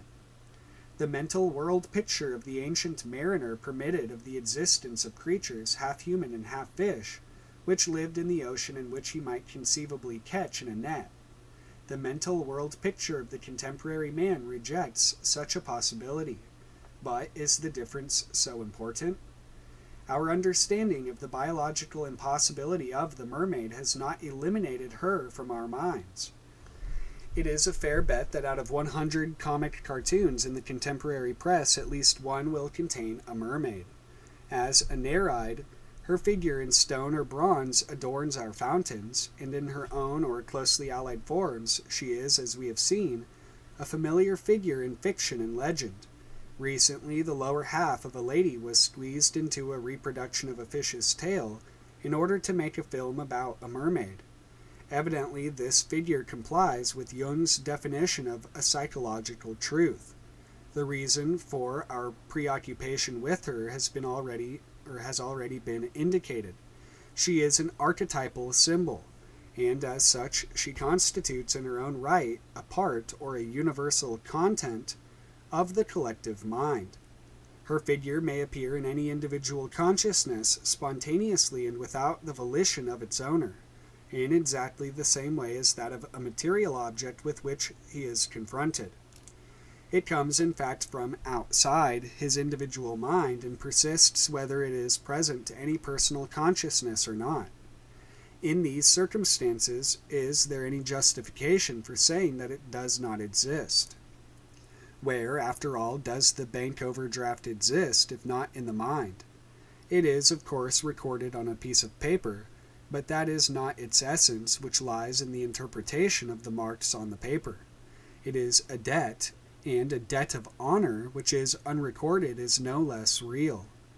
An unwritten law exists no less than a written one, and so does a traditional song which has never been written down. Surely the poem exists in the poet's mind before he has committed it to paper. And does anybody doubt the real existence of his job?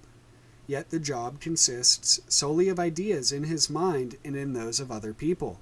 He is expected to appear at a certain place at a certain time and to carry out certain activities, in return for which figures are written down which, when interpreted, allow him the right to enjoy the amenities of life, and, what is often more important to him, to be treated with proportionate respect by his fellows.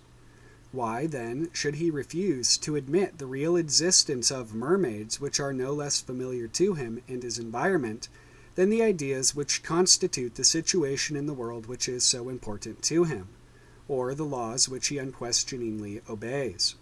The answer is that people once believed in the presence of mermaids in the outer world, but have now, owing to the advance of scientific knowledge, ceased to do so. To believe in them, therefore, seems to the contemporary mind to be a regression to barbarism. But the modern civilized man demonstrates the superiority of his world picture over that of the old-time sailor in two ways. When each of them sees a female form in the sea, the latter concludes that a flesh-and-blood creature is actually swimming there, whereas the former, A, objects that no such creature is possible, and B, explains the hallucination by pointing out that such things are commonly imagined, or in other words, that images in the mind are often projected onto sensory data to which they are unrelated. In his conclusion, in fact, he is making use not of one, but of two complex images in his world picture, those of the outer and inner worlds, respectively. These were lacking in the world picture of the sailor, or were but primitive and confused, compared with the development to which one of them at least, that of the outer world, has been brought in the mind of the modern. The availability of the two images in the mind of the modern does constitute a real superiority, in that it equips him far better to deal with the outer world, the nature of which he understands. But it may represent a compensating inferiority if it leads him to admit reality to one system only, and deny it to the other.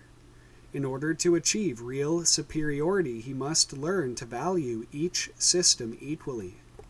Importance of the nature of the categories to which existence is conceded or denied. The importance of this matter lies in the fact that the use of the terms existence and reality implies not only intellectual belief, but a strong feeling relationship with the objects to which they are attributed.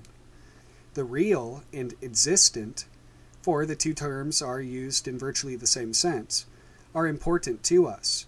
They are things which must be taken seriously, and according to which we must orientate ourselves in life. The unreal and non-existent, on the other hand, can be passed over and brushed aside.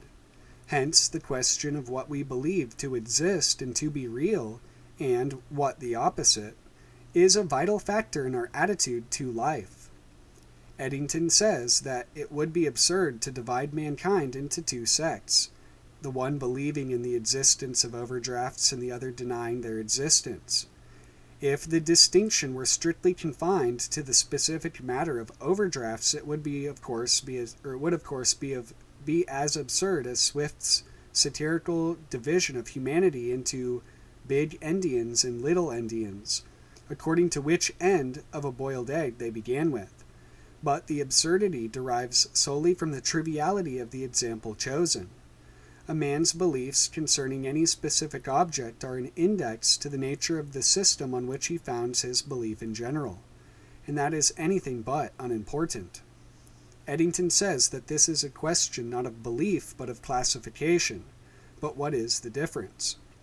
If we choose less trivial examples, the fact at once becomes apparent. It is obviously possible to draw significant conclusions regarding a man's attitude to life from his assertion that God or altruism, beauty or justice do or do not exist. The question of the belief in the real existence of God provides an important example in this connection. Nowadays, there is very considerable disagreement regarding the existence or non-existence of God, and this is because in past ages, when the nature of the outer world was less perfectly understood, claims were made for him, as for the mermaid, which are irreconcilable with what we have subsequently discovered about it. A personal God endowed with conscious purpose and volition who acts directly on the material world is certainly impossible, but that does not mean that God does not exist as a reality of the mind. Such a mental reality may be described as a pattern, factor, or influence that affects us in its own right in the same way as our physical appetites, or our impulse to learn or to imitate, affect us. We have already seen that such universal images or structures of the mind, the archetypes, act spontaneously and purposefully according to laws which can be ascertained, and the image which we call God has demonstrably manifested itself in humanity at all times and in all places. Its underlying attributes have always been the same, although it has been seen in a variety of forms, dependent on the mental level of any particular community. The theological doctrine of progressive revelation is, in fact, perfectly reconcilable with the psychological interpretation of this matter. If, out of deference to any one-sided intellectual system, we attempt to ignore the real influence which such images exert on us, we shall only compel them to act through the unconscious mind, which they will do, as a protest, in the sense explained earlier, and consequently in unpleasant ways. The image of God, as we shall see in the later course of this study, is apt to be particularly troublesome in these circumstances. As we have already noted in connection with the anima, the archetypes are apt to present themselves to consciousness in the archaic forms of primitive symbolism, and it is one of Jung's most important doctrines that we must not only accept these forms without prejudice, but that we must also adopt towards them the attitude which we should adopt towards autonomous beings. for they are not subject to our volition, and their purposefulness is as real as that of our physiological processes. But such an attitude smacks of regression to the past, and it is the cause of much misunderstanding, such as that expressed in the protest quoted in the introduction, to the effect that Jung's teaching is no better than a fresh bunch of superstitions. But this is only a prejudice which we must overcome. Jung and his followers do not believe that it is possible to catch mermaids in nets, or that God performs outer world miracles entailing an abrogation of the laws of nature. Such claims were made in the past, and since it has been proved that they were impossible, superficial minds have jumped to the conclusion that God and the mermaids do not exist at all. It is as though we were to deny the existence of the laws because it was demonstrated that justice in the form of a blindfolded female holding a sword in balance did not exist in the flesh. The attribution of existence to both outer world and inner world categories. How then can we recover our belief in the reality and existence of such things as God and the mermaid without swallowing all the absurdities of ancient myth and legend? Simply by discriminating between outer world and inner world existence and reality. The two are complementary, and neither is more valid nor more intrinsically important than the other, but their characteristic laws and patterns are entirely different. Tables and chairs are outer world realities which have no significance and virtually no existence in the inner world. Mermaids have inner world existence and reality but are not to be found in the outer world. The human individual is inescapably concerned with both, for both worlds are a part of the mind in its universal suprapersonal aspect. The universal aspect of mind, in fact, does represent something in the nature of a surrounding world, in which our individual conscious minds are contained, just as our bodies are contained in the physical universe. But that surrounding world of universal mind presents itself to consciousness in two distinct ways, which lead to the construction in the individual mind of two distinct pictures, those of the inner and the outer worlds. Difficulties in the way of accepting the hypothesis. It is terribly hard to accept the hypothesis that the vast and intricate system of the outer world, as revealed to us by modern science, exists in the mind in exactly the same way, although, so to speak, in a different department, as mermaids do, but that is only because the contemporary conception of mind is so inadequate. This matter will be discussed in closer detail in the next volume.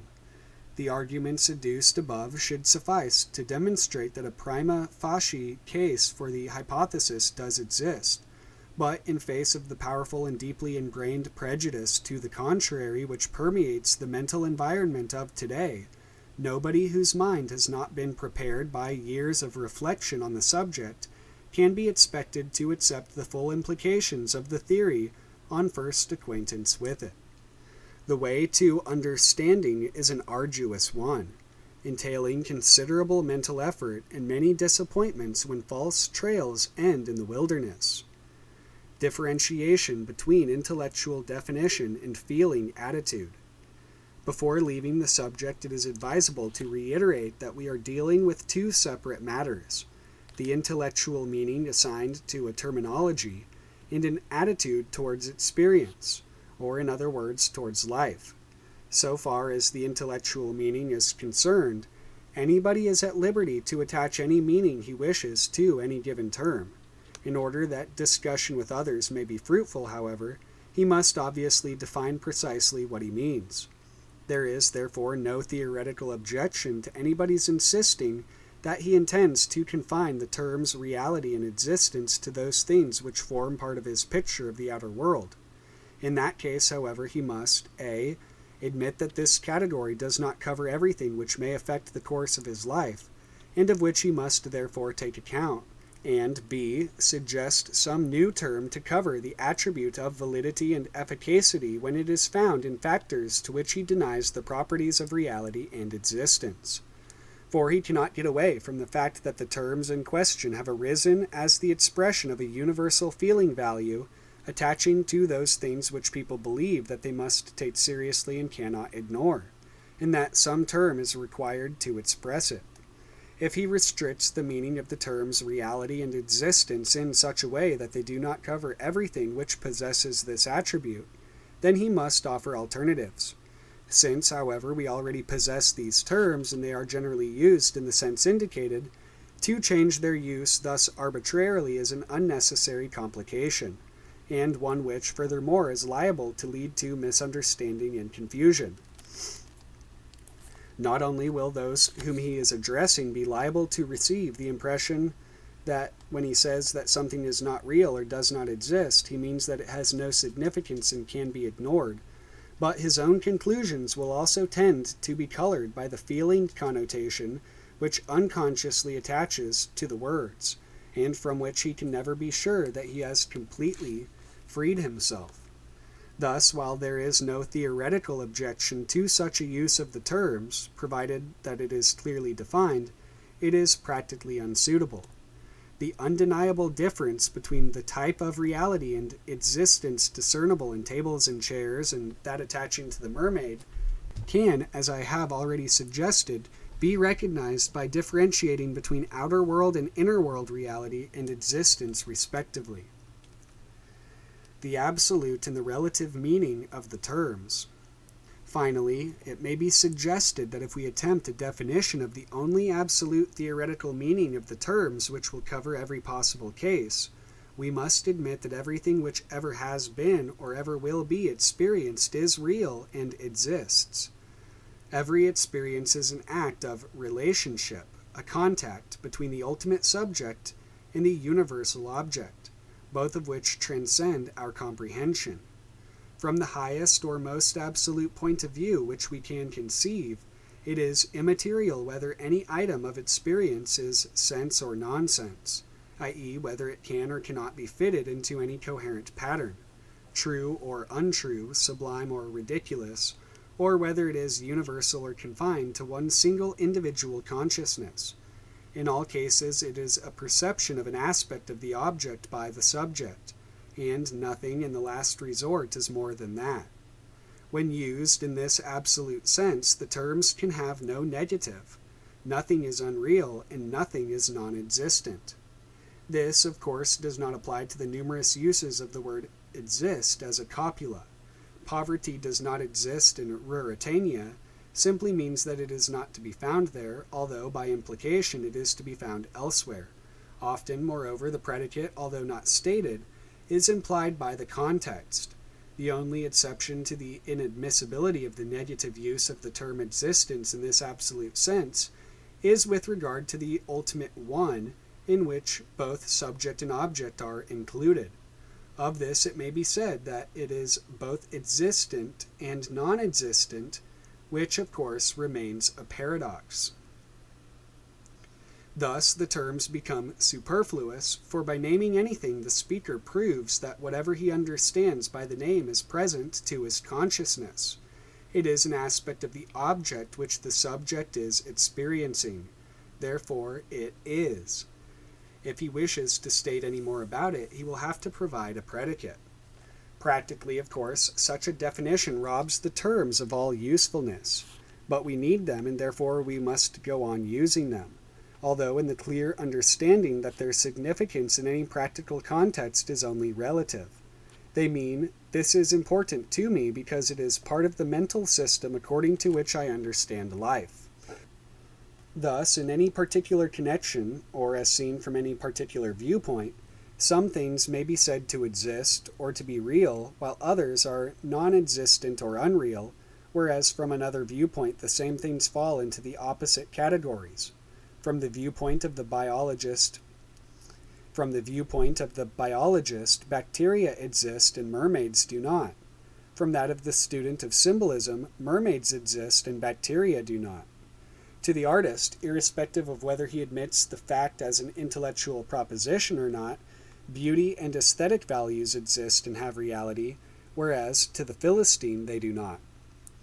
This relativity is particularly noticeable in the matter of the feeling relationship of reality which different individuals entertain towards various objects.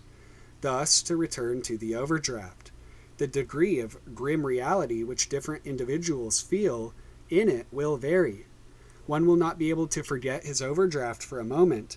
It will induce in him feelings of insecurity, anxiety, and even guilt, and he will remain worried and unhappy until he has paid it off. To another it will mean practically nothing. He will continue to draw checks undisturbed until nemesis overtakes him. And when that happens, it will only be the policeman, and still not the overdraft, that is real to him. Importance of the feeling element. This matter is particularly important, because it is useless to persuade anybody to accept the reality of something as an intellectual proposition if that acceptance is not confirmed by his feelings, or is opposed by contrary feelings. This distinction is presumably what Eddington means when he says that the distinction between existent and non-existent is a matter of classification and not of belief. As a matter of belief, he implies everybody would accept the existence of the overdraft as a grim reality. It is only on the question of classification that they will be found to differ. The word belief is badly chosen for what would be the purpose of making a classification in which one did not believe. It might, however, perfectly well be opposed to one's feelings. Intellectual theories which lack the backing of feeling are for the most part no more than empty words. For the individual's attitude towards any problem in life as opposed to theory is inevitably to some extent affected by his feelings about it. The importance assumed by the two factors, intellectual conviction and feeling, varies of course both as between individuals and according to the nature of the problem involved, and in the event its working are often surprising.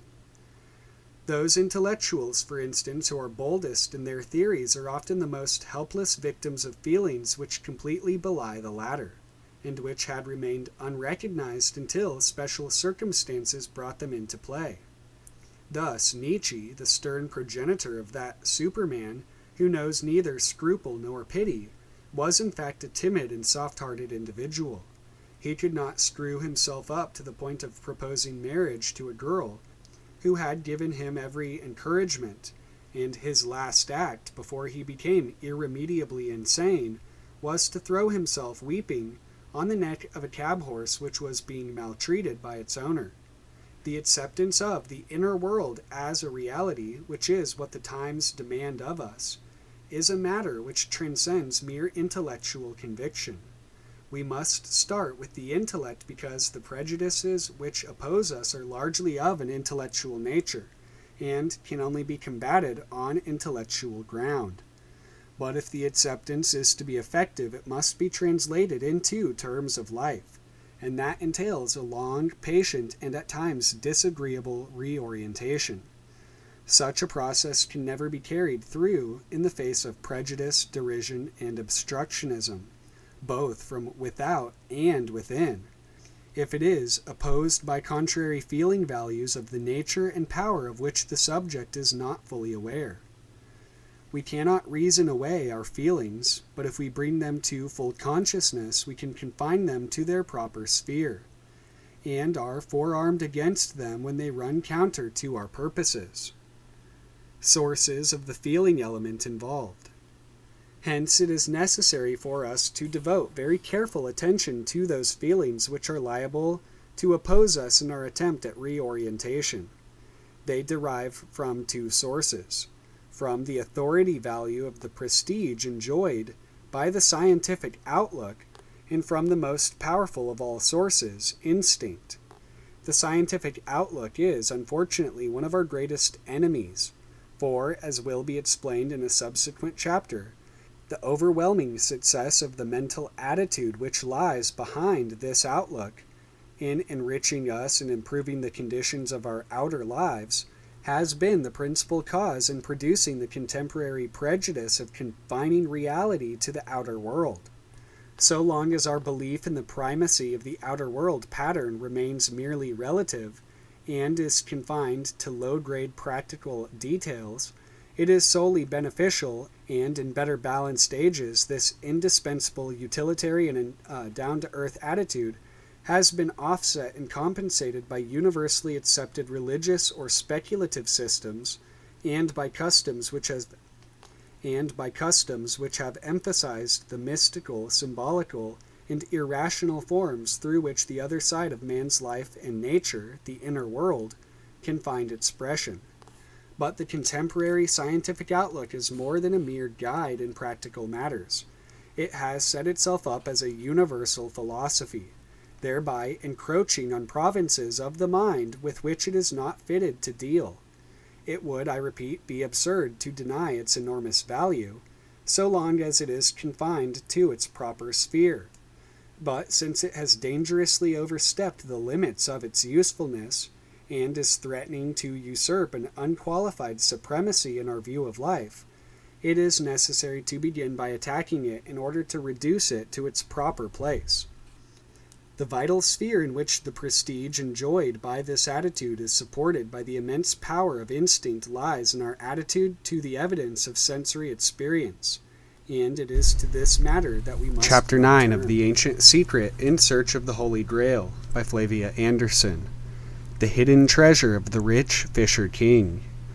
If we follow the procession of the lofty crane and his fellow priests to the foot of Glastonbury Tor, we shall come to the spring known as the Holy Well, which, according to local traditions, was used by the Druids for their lustrations.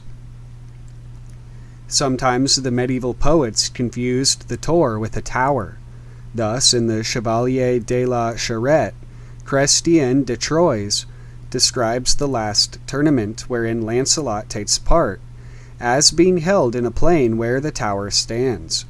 Many go up to the tower, among them the queen, her ladies, and damsels. He tells us that, in the field there stood a sycamore as fair as any tree could be, which was planted in Abel's time, and under it there rises a clear spring of water. If we needed any further identification of Wælskog with Wookey Hole, the Grand Saint Graal provides it. For the monk who is seeking the lost book of the Grail proceeds from the Vale of the Dead to the Pine of Adventures, and under that pine was the most beautiful fountain that one could ever see. For the gravel was like red blood, and the water cold as ice and pure as an emerald. Anyone who has visited the Holy Well will recognize what a faithful description of it this is. The shaft of the well is skillfully sunk, and the masonry lining it was believed by Sir Flinders Petrie to be of exactly similar workmanship of that of the Egyptian craftsmen of the 12th dynasty. Because of the iron and certain organic molds, the stonework is coated with a fiery red deposit, but the water is pure and has excellent medicinal qualities. Just as the river Litany, which empties itself at Byblus and brings down iron deposits in the spring floods, was believed by the Phoenicians to be colored by the blood of the dying Adonis, so the superstitious have imagined that the water of the Holy Well is colored by the blood of our Lord, and a tradition has grown up that therefore the cup of the Last Supper must be hidden therein. This is almost certainly due to a confused memory of the sacred vessel of the Druids having been kept during the winter months in the holy hole of Wookey. Nevertheless, this is almost certainly due to a confused memory of the sacred vessel of the Druids having been kept during the winter months in the holy hole of Wookey. Nevertheless, the Holy Well is of great significance, for it argues the general drift of thought on the part of the wise men from the Mediterranean, away from the awful terrors of Wookey, to a place where the glass vessel might be filled with water purer than that of Styx. This gradual disentanglement of the beautiful ritual of the Grail from the abuses of power practiced at Wookey leads to the higher type of mystery religion, but unfortunately necessitates a division of the pure and initiated from the superstitious masses. To understand the spread of a more spiritual cult, it is necessary to go very briefly into what the Egyptians believed. Apart from their attendant angels and female counterparts, There were only 2 so-called gods worshipped in the Nile Valley, despite the many different names by which they were known in the different nomes. Ra, the sun god, was the supreme creator, and roughly speaking approximates to the first person of the Trinity. Osiris was not originally a god at all, but a man who, if I may use Christian terms, received a full measure of the Holy Spirit and was joined to the deity after death. Indeed, after his death the two became inseparable, just as in our Christian theology are the first and second persons of the Trinity. There is a passage in the Book of the Dead which says that Osiris came to Tatu, or Mendes, and found the soul of Ra there. Each embraced the other and became as one soul in 2 souls. Hibbert Lectures, M. Renouf, 1879, page 113. But while as Ra he ruled the visible world in his solar bark, as Osiris he was the kindly god who ruled the kingdom of the dead, or rather those men who had departed this life in sanctity. His son, Horus, who rose like the bright sun from the crystal lotus cup, was, if I may so express it, the light which lighteth every man which cometh into the world. He was the divine double of Pharaoh. He was the divine spirit in every man, and every man who died became an Osiris. Ra therefore represented in Egyptian thought the initiate, where, as Horus and Osiris were God and man, first incarnate, then reunited, to the Godhead after death. Isis, says Plutarch, is the feminine part of nature capable of receiving the whole Genesis, in virtue of which she has been called nurse, and all-receiving by Plato, and by the multitude. See Plutarch, Isis and Osiris, 53:1. In modern language, she is matter. It seems very probable to me that this was the original faith of Noah, which Ham, or the man called Osiris, brought into Egypt in its first pure form. The modern tendency is to speak always in terms of evolution, and to take no account of the possibility of degeneration. If I am right, degeneration did take place in the religion of the Nile Valley, in proportion as civilization, in the sense of skill in producing creature comforts, advanced. And this degeneration was the reason why Moses was forced to abandon Egypt in order to re-establish the original purity of worship. The degeneration was due, I think, to 2 causes. The fear of casting pearls before swine is a justifiable one. In the Roman Church, the Christian sacraments are kept under heavy locks within the tabernacle, lest they should be stolen for the black masses, which are said to be practiced to this day. In the same way, the followers of Osiris probably learnt from bitter experience not to place their holy grail in the hands of those who would abuse its power. One such bitter experience may perhaps have been the growth of the cult of Dionysus amongst the still half-savage Greeks. For in his cult a concave mirror was almost certainly used to bring down fire from heaven. But the ritual was so orgiastic and entangled with the practices of Wookiee Hole as to be loathsome rather than uplifting. The need to keep the holy vessel from such hands resulted in a closed circle of initiates, in the instructions of solemn ceremonies of initiation, wherein vows of secrecy were taken. This in turn led to yet another abuse, for it not only cut off the simple folk from approaching the deity direct, but fed the innate pride of man, whose fondest temptation is to consider himself a member of a distinguished circle to which lesser folk have no entry. At length the circle became smaller and smaller until at last only Pharaoh claimed to be a son of God. The second grave error led directly out of the first, and has to do with the worship of animals. That the initiate fully understood the impossibility of representing the infinite in any finite form is shown in the following beautiful hymn. He is not graven in marble as an image bearing the double crown. He is not beheld. He hath neither ministrant nor offerings. He is not adorned in sanctuaries. His abode is not known. No shrine of his is found with painted figures. There is no building that can contain him. Unknown is his name in heaven. He doth not manifest his forms. Vain are all representations. Hibbert Lectures, M. Renouf, 1879, page 224. There is nothing essentially bad or wrong in attempting to represent God in such a fashion as to make it quite clear to the beholder that God cannot be fully represented. If we write the name of Jehovah, we have put down so many alphabetical symbols to represent what we know is utterly inexpressible. The Egyptians, it must be remembered, used picture writing, and would have been forced to write the name of God in pictures. A hawk was generally used for this purpose. See Personal Religion in Egypt Before Christianity by Sir Flinders Petrie, page 133.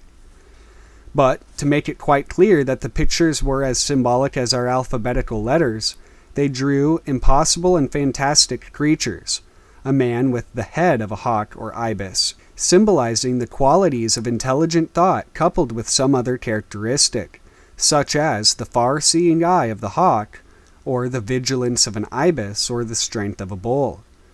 Provided that this portraying of the deity remains purely symbolic, it has far greater powers over the imagination than the anthropomorphic gods of Greece and Rome. Thoth, with his ibis head, is much more impressive as a god than the graceful Hermes of the statue of Eros which adorns Piccadilly Circus. Unfortunately, as the circle of initiates closed ever more tightly to exclude the humble, the common man was left in his ignorance to worship the actual representation of the animal god. His totem beast, in the cult of the golden calf, threatened at last to supersede the ritual of the Holy Grail. It might now be asked what proof we have that the Egyptians ever did possess a grail, and the answer is that we have very little evidence except by inference. Caesar tells us while the Druids could write Greek, nevertheless they never committed their most secret lore to writing, but only to the powers of memory. See Gallic War, Book 6, Chapter 14. The same custom applied in Egypt. We know that initiation ceremonies took place and there were mysteries, but the Hermetic books which have come down to us only hold veiled allusions to Grail ritual. The following account in Herodotus, however, is extraordinarily significant if compared with the adventures of Grail legend, wherein the hero returns from the haunted chapel bringing the veil or corporal from a golden vessel. Herodotus, writing about Pharaoh Ramsinitis, who preceded Cheops, the pyramid builder, says, "The same king, I, was also informed by the priests, afterwards descended alive into the region which the Greeks call Hades, and there played at dice with Ceres, sometimes winning and sometimes suffering defeat. After a while he returned to earth and brought with him a golden napkin, a gift which he had received from the goddess.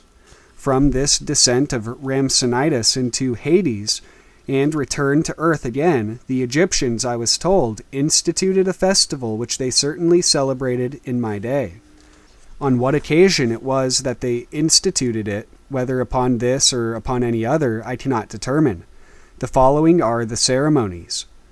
On a certain day in the year the priests weave a mantle, and binding the eyes of one of their number with a fillet, they put the mantle upon him and take him with them into the roadway conducting to the temple of Ceres, when they depart and leave him to himself. Then the priest, thus blindfolded, is led, they say, by 2 wolves to the temple of Ceres, distant 20 furlongs from the city, where he stays a while, after which he is brought back from the temple by the wolves, and left upon the spot where they first joined him." Herodotus, Book 2, 122. If we compare the dice-throwing of Ramsinitis with the chess-playing of Percival in the castle of the fairy lady who rose from the waters, and if we compare the blindfolding of the Egyptian priest by the Eriphants of the jackal-headed god Anubis with the accounts of Lancelot, Mordrains, and Nashens being struck blind by the sight of the Grail, it will be seen that there is a great similarity between the Egyptian ceremony and the initiatory ritual of a Grail hero. The Freemasons also undergo a blindfolding ceremony.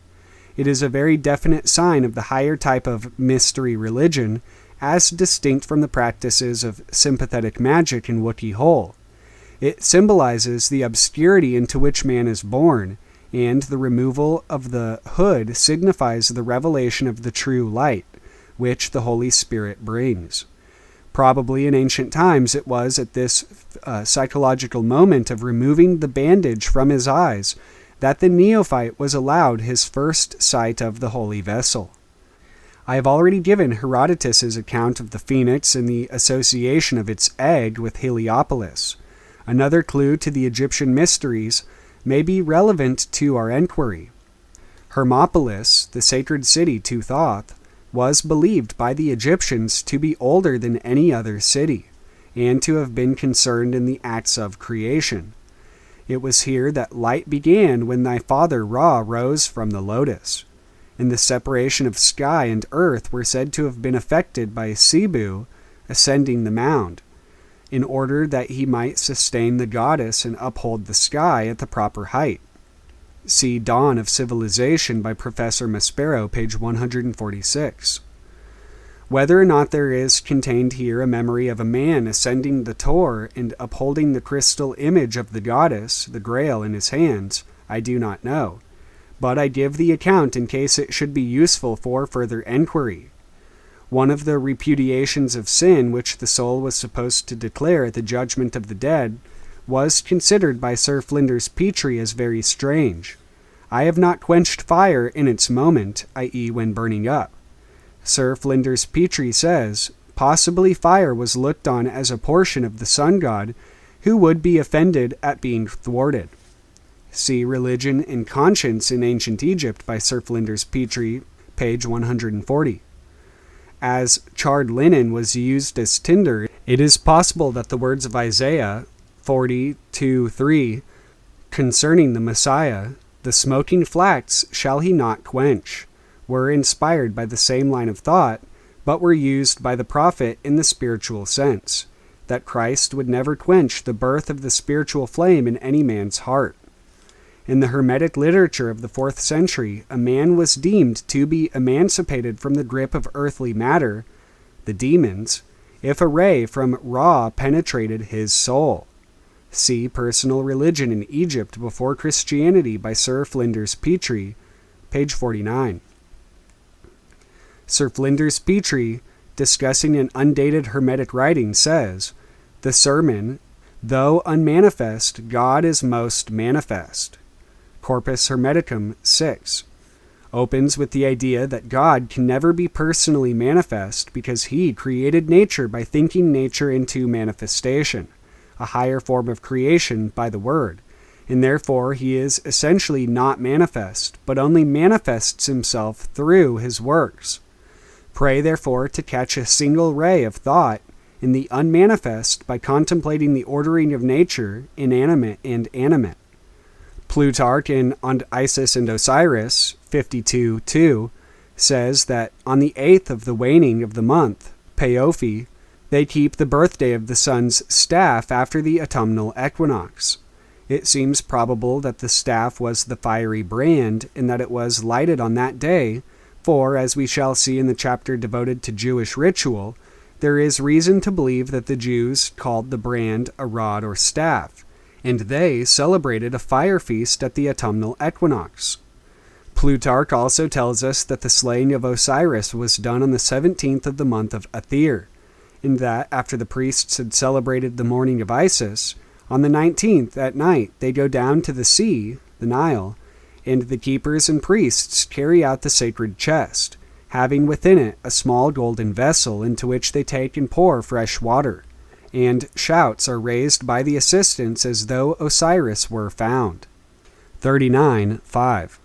We shall meet with what is almost certainly the same golden vessel in the ritual of Hierapolis in Syria. It is very probable, therefore, that this is a direct reference to the Grail kept in its ark. Outside Egypt, and apart from the Hebrews, the Orphic religion was the first to extend the closed circle of initiates to include barbarians, whilst preserving something of the purity of the Grail ritual. It was the first great mystery religion to gain a real hold on the people of Greece and Rome without any very great abuse of power. Just as Dionysus, which was the Greek name for Osiris, and represented the rays of the Holy Spirit burning in man, became in Thracian hands an example of the fallen Lucifer. So Orpheus, who is said to have been a priest of Dionysus, brought back the light-bearer from the abyss and re-established the pure morning star. Orpheus, like all Grail heroes, descended into Hades to bring out a maiden. Therefore he suffered the same death and dismemberment as Osiris and Dionysus, but in the short period of his lifetime he must have so affected his fellow men as to cause them to abandon all such ghastly practices. He was afterwards adored in his character of God and man, and his devotees attained a high level of ethical standards, and were deeply conscious of sin and the need for purification. It is with the Orphic fish that we are concerned, for it is here that we shall find some clues as to the identity of the fish which was figured upon the golden setting of the Grail. It will be remembered that both Deboron and Lonelik described it as a fish found only in the Euphrates. Orpheus, as a great priest, adopted some of the characteristics of Thoth. He is depicted as a fisher with rod and line, or else, like Dictys, who drew up Danae, he holds a fishing net. For the connection of Orpheus with fishing, see Orpheus the Fisher by Robert Eisler. The Temple of Thoth at Hermopolis was called the House of the Net. The Oxyrhynchus or Mormirus fish was held by the Hermopolitans to be sacred.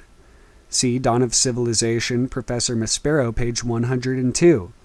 And it is more than probable that it would have been represented on the golden setting of the Grail, for the ibis, taking a fish from the water, conjures up in the imagination a symbolism which there is, no doubt, exists, the symbolism in which the great high priest takes a fish from the water and draws out the gold within it.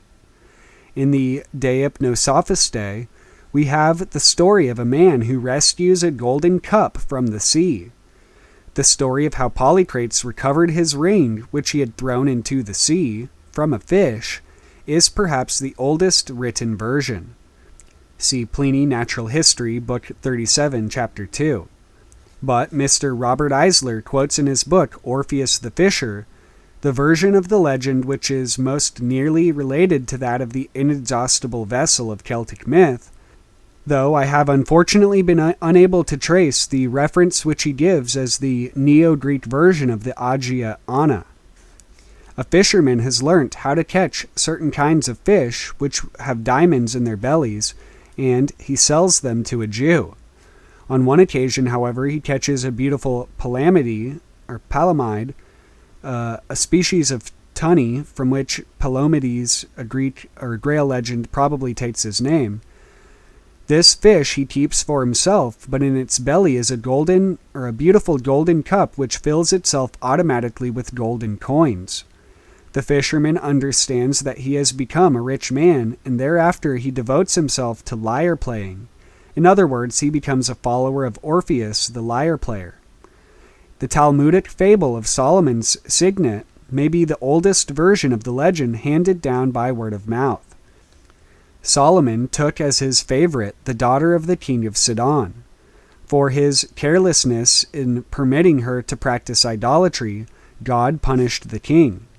For 40 days Solomon wandered desolate in the wilderness while a demon possessed himself of the king's ring, and was thus able to assume his shape and fill his throne. Then the devil threw the signet into the sea. It was swallowed by a fish, which was taken and given to Solomon, who found the ring in its belly. He was then able to recover his kingdom, and he threw the demon into the lake of Tiberias, or Galilee. See the Talmud and Jacob, Part 2, and Yalkut in Lib. Reg. page 182. The Celtic hero Finn found wisdom within a salmon, and like the infant Horus, he sucked his thumb to symbolize his enlightenment or second birth. Joshua ben Nun literally means Joshua, son of the fish.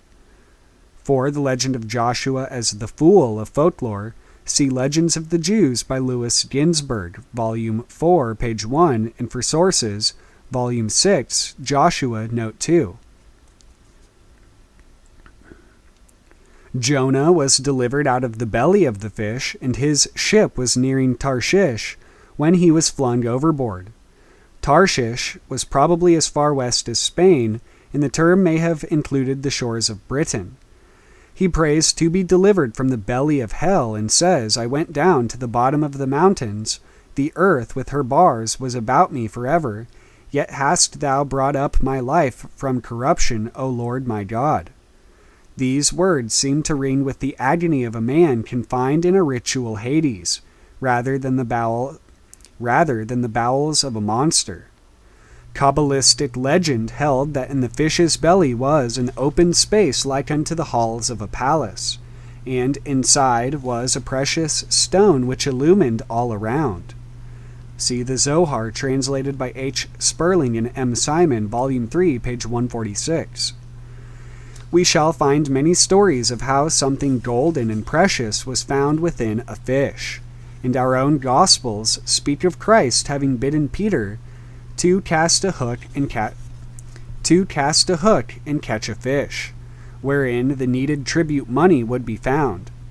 Our Lord was at Capernaum at the time, and presumably the sea in which Peter caught the fish was that same Lake of Tiberias or Galilee which tradition connected with the recovery of Solomon's signet. The story of the patron saint of Glasgow, Saint Mungo, is a typical case in point. Some people have used the tale as an argument to prove that no such Christian saint ever existed, and that he is merely a pagan god in disguise. Quite opposite is the truth, for the story shows that Mungo was recognized by his contemporaries as a man full of the Holy Spirit, and to record this fact they used their old symbolic language. King Lot of Lothian, god of light, had a daughter who had conceived out of wedlock. He wrathfully consigned her to a coracle, in which she was wafted across the Firth of Forth to the hamlet of Culross in Fife. As she lay on the shore, a heap of smouldering ashes, which had been left by some shepherds, blazed up anew, and she was surrounded by the sparks which rose from it. In these circumstances she gave birth to her son, Kentigern, afterwards called Mungo, the Beloved. His various adventures as a Christian are recorded on the Glasgow Civic Coat of Arms, where, what has recently grown into an oak tree, says Mr. Andrew McGeorge in Old Glasgow, Blackie 1880, page 20, was at first only a twig or branch. It is properly so expressed in all the early seals. It was introduced to commemorate a frozen bough which St. Kentigern miraculously kindled into flame. The saint, then a boy, had, according to legend, been appointed by his master Servanus to maintain in the refractory the holy fire which had been sent to Servanus from heaven, and he had fallen asleep. Some of his companions, out of envy, extinguished the fire, whereupon Kentigern, when he awoke, broke off a frozen branch from a neighboring hazel, and, breathing on it in the name of the Holy Trinity, it immediately burst into flame.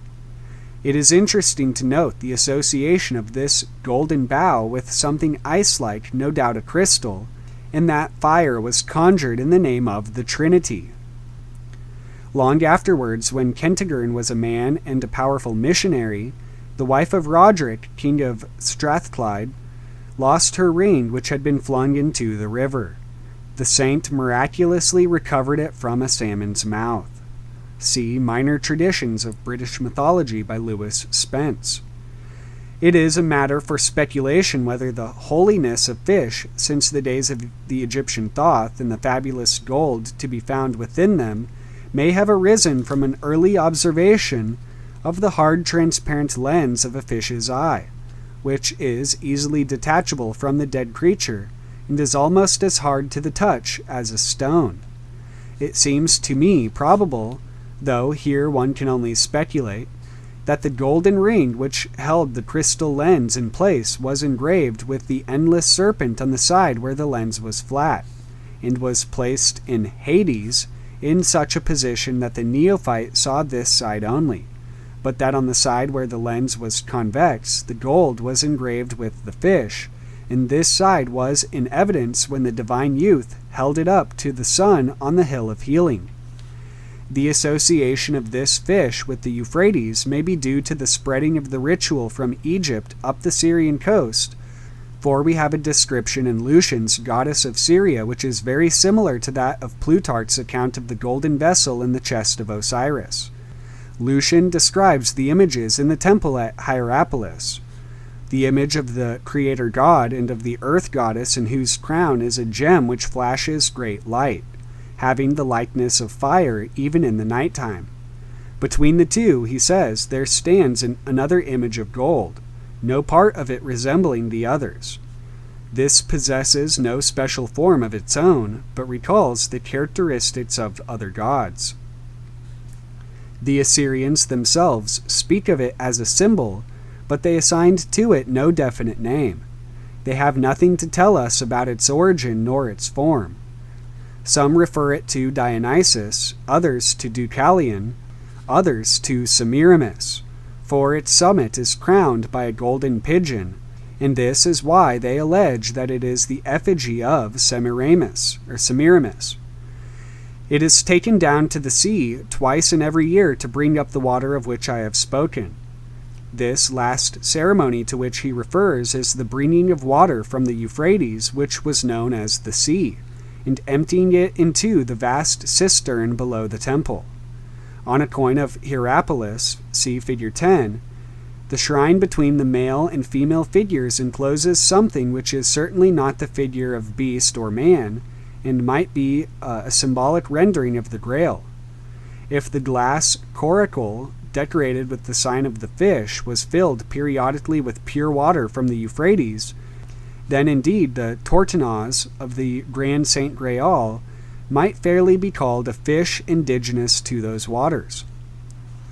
The surmounting of this image by a golden pigeon is of importance, for I think it shows that with the influence of the Orphic religion, the original hawk of Horus, which symbolized the issue of light to a focal point, was superseded by the dove. The hawk is too cruel a bird to represent the gentle, beneficent light of the Holy Spirit, and the dove became more and more the accepted sign of the condescension of God to man. We see, therefore, from all this, that the symbolism which Christianity adopted was nothing new, but was inherited from the best in the old ritual. If, as I firmly believe, the behavior of light was God's foreordained symbolism to prepare man for the advent of his Son, we shall not be surprised, but rather delighted, that this beautiful theme is repeated and developed, like a melody in a Beethoven symphony. Poetry and artistic perfection demand the fulfillment of prophecy. Thus, the Greek initials of Jesus Christ, Son of God, Savior, from the word ichthys, a fish, and the early Christians in the persecution era took this sign as their sacred symbol, whereby a Christian might recognize his brethren, as a Freemason does today by the making of certain signs.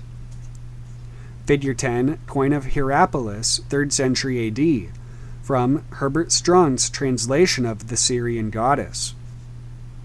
But the fitness of the initials ichthys were doubly apposite, for they fulfilled the old prophetic symbolism of the light issuing from a fish, and some memory of this may be contained in the fact that lamps were formed by the early Christians in the form of a fish, as will be seen in the illustration of an ichthys lamp, figure 11. Figure 11, an ichthys lamp of early Christian date, published by the National Society. When alight, the periphrastic gold, or fire, could indeed be found within the fish's belly. The account in the Grand Saint Graal, wherein Alains de Gros, in the metrical Joseph, bronze, is bidden to take a net from the Grail table and catch a fish, and of how the fish is placed beside the Grail, and is miraculously sufficient to feed all the people, is a very delightful and most interesting example of the blending of the ancient and the Christian ritual. In the ancient rites, the net is the net of Thoth, and the fish encloses the crystal grail, and from the crystal issues inexhaustible light. In the new revelation, the fish is Christ himself, whose sacraments are sufficient for the whole world. Moreover, this passage in de Boron's account may perhaps support the tradition that Saint Joseph came to Britain. On the walls of the Roman catacombs were portrayed similar pictures of the fish laid beside or between the elements, as a means of indicating to the faithful that these common creatures of bread and wine were to be considered as the body and blood of our Lord. Although knowledge of the Christian symbol of the fish was never lost, familiarity with the catacombs was rare in the Middle Ages, and it is not very likely, therefore, that a French medieval poet would have written down such an exact description of the earliest Christian custom of depicting the sacraments and the fish together on the altar, unless, as the poet claimed, he was transcribing from a story of early Christian date.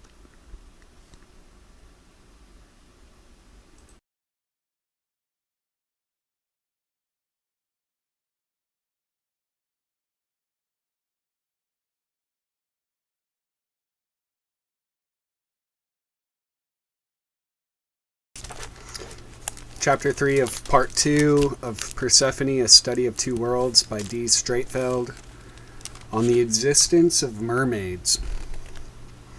The belief in the exclusive reality of the outer world which we associate with normal waking experience is so deeply ingrained that it requires a great deal to shake it. Since it is our purpose to do so, we must pursue our investigation further. And it now leads to another term extensively used in this connection, namely existence. I find it difficulty, Sir Arthur Eddington writes in The Philosophy of Physical Science, in understanding books on philosophy because they talk a great deal about existence, and I do not know what they mean. Existence seems to be a rather important property because I gather that one of the main sources of division between different schools of philosophy is the question whether certain things exist or not.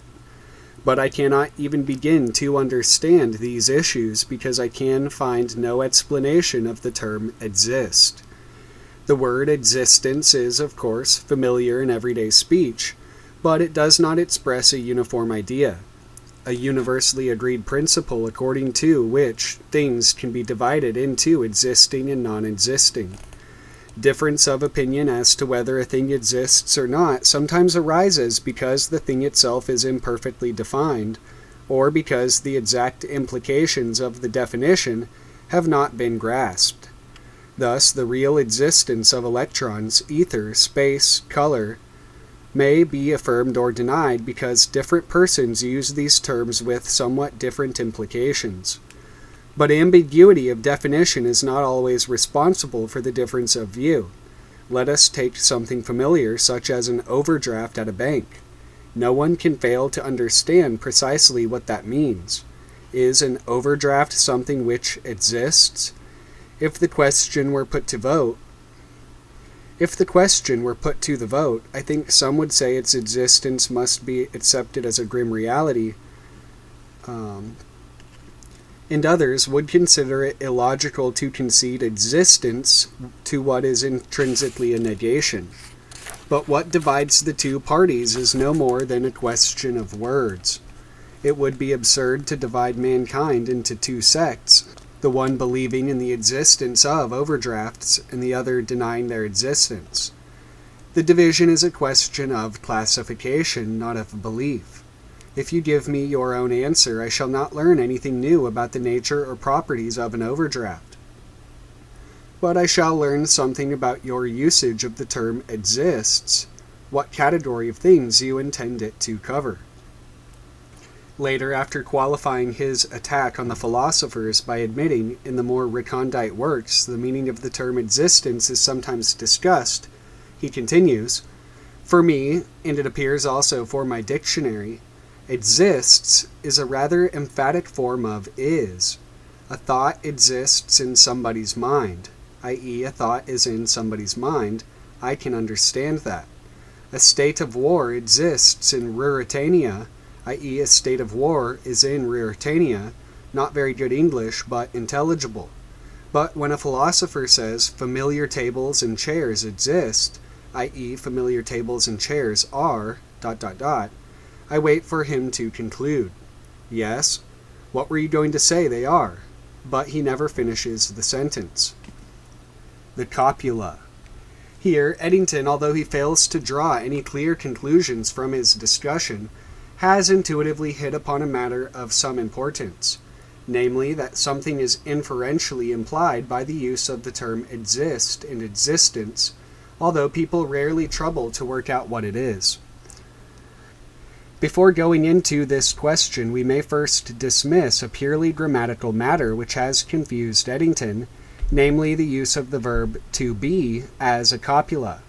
As he discovered in his dictionary, to exist is virtually a synonym of to be, but as he does not appear to have realized, to be is employed in two quite different manners.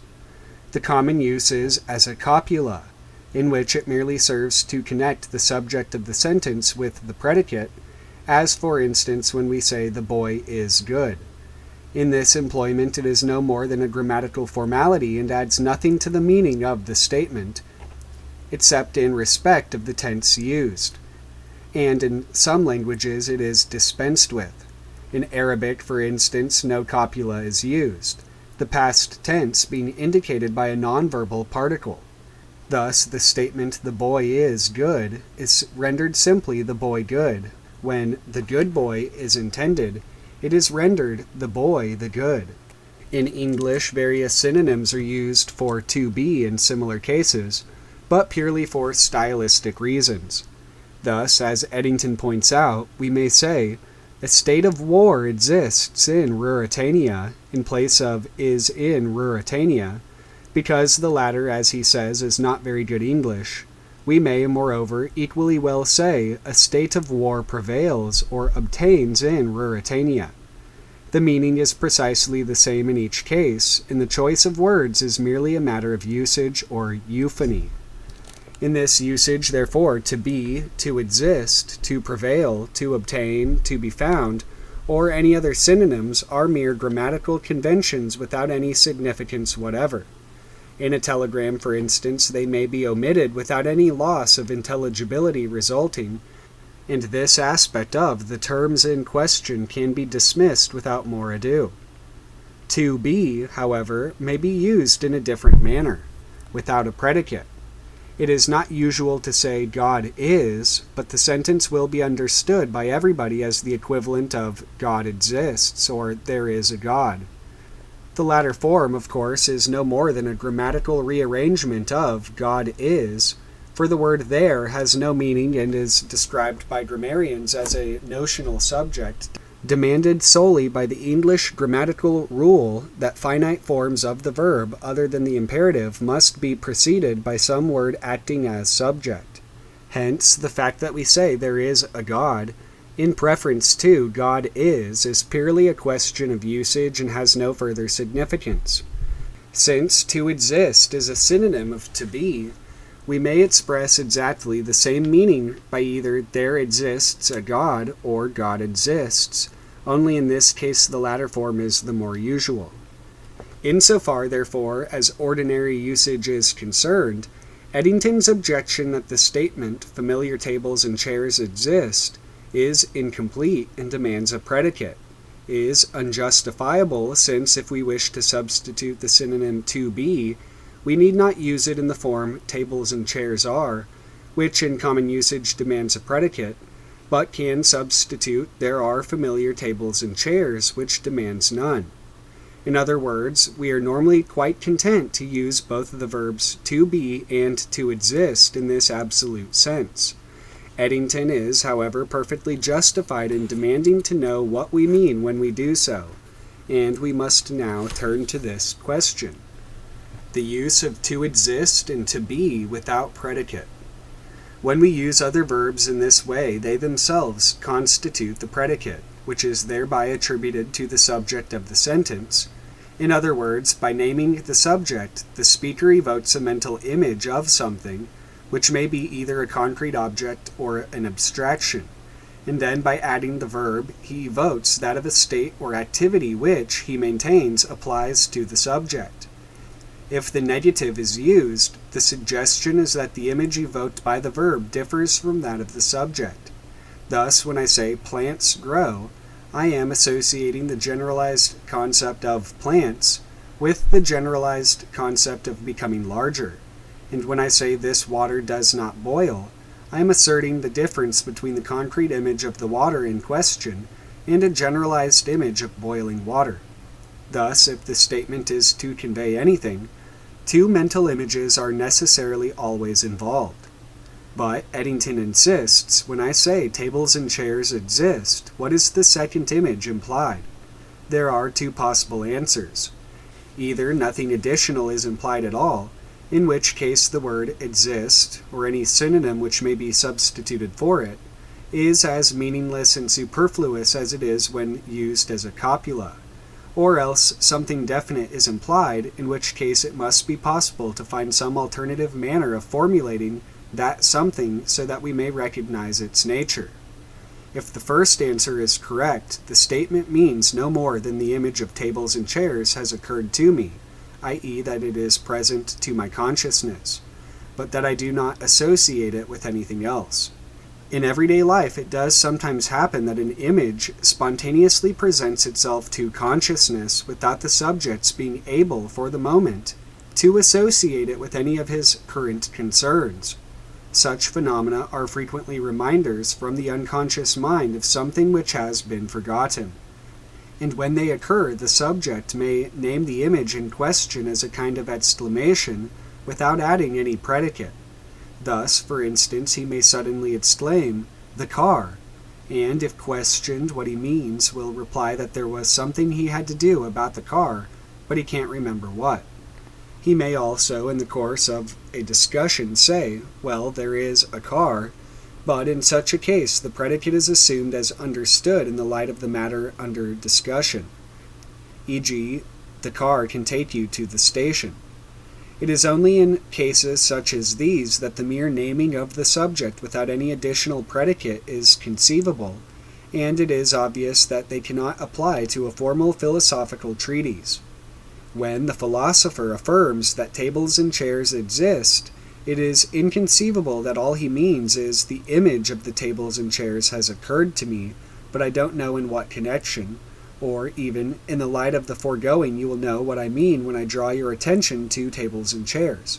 He must evidently mean something more, and the question of what he means still remains unanswered.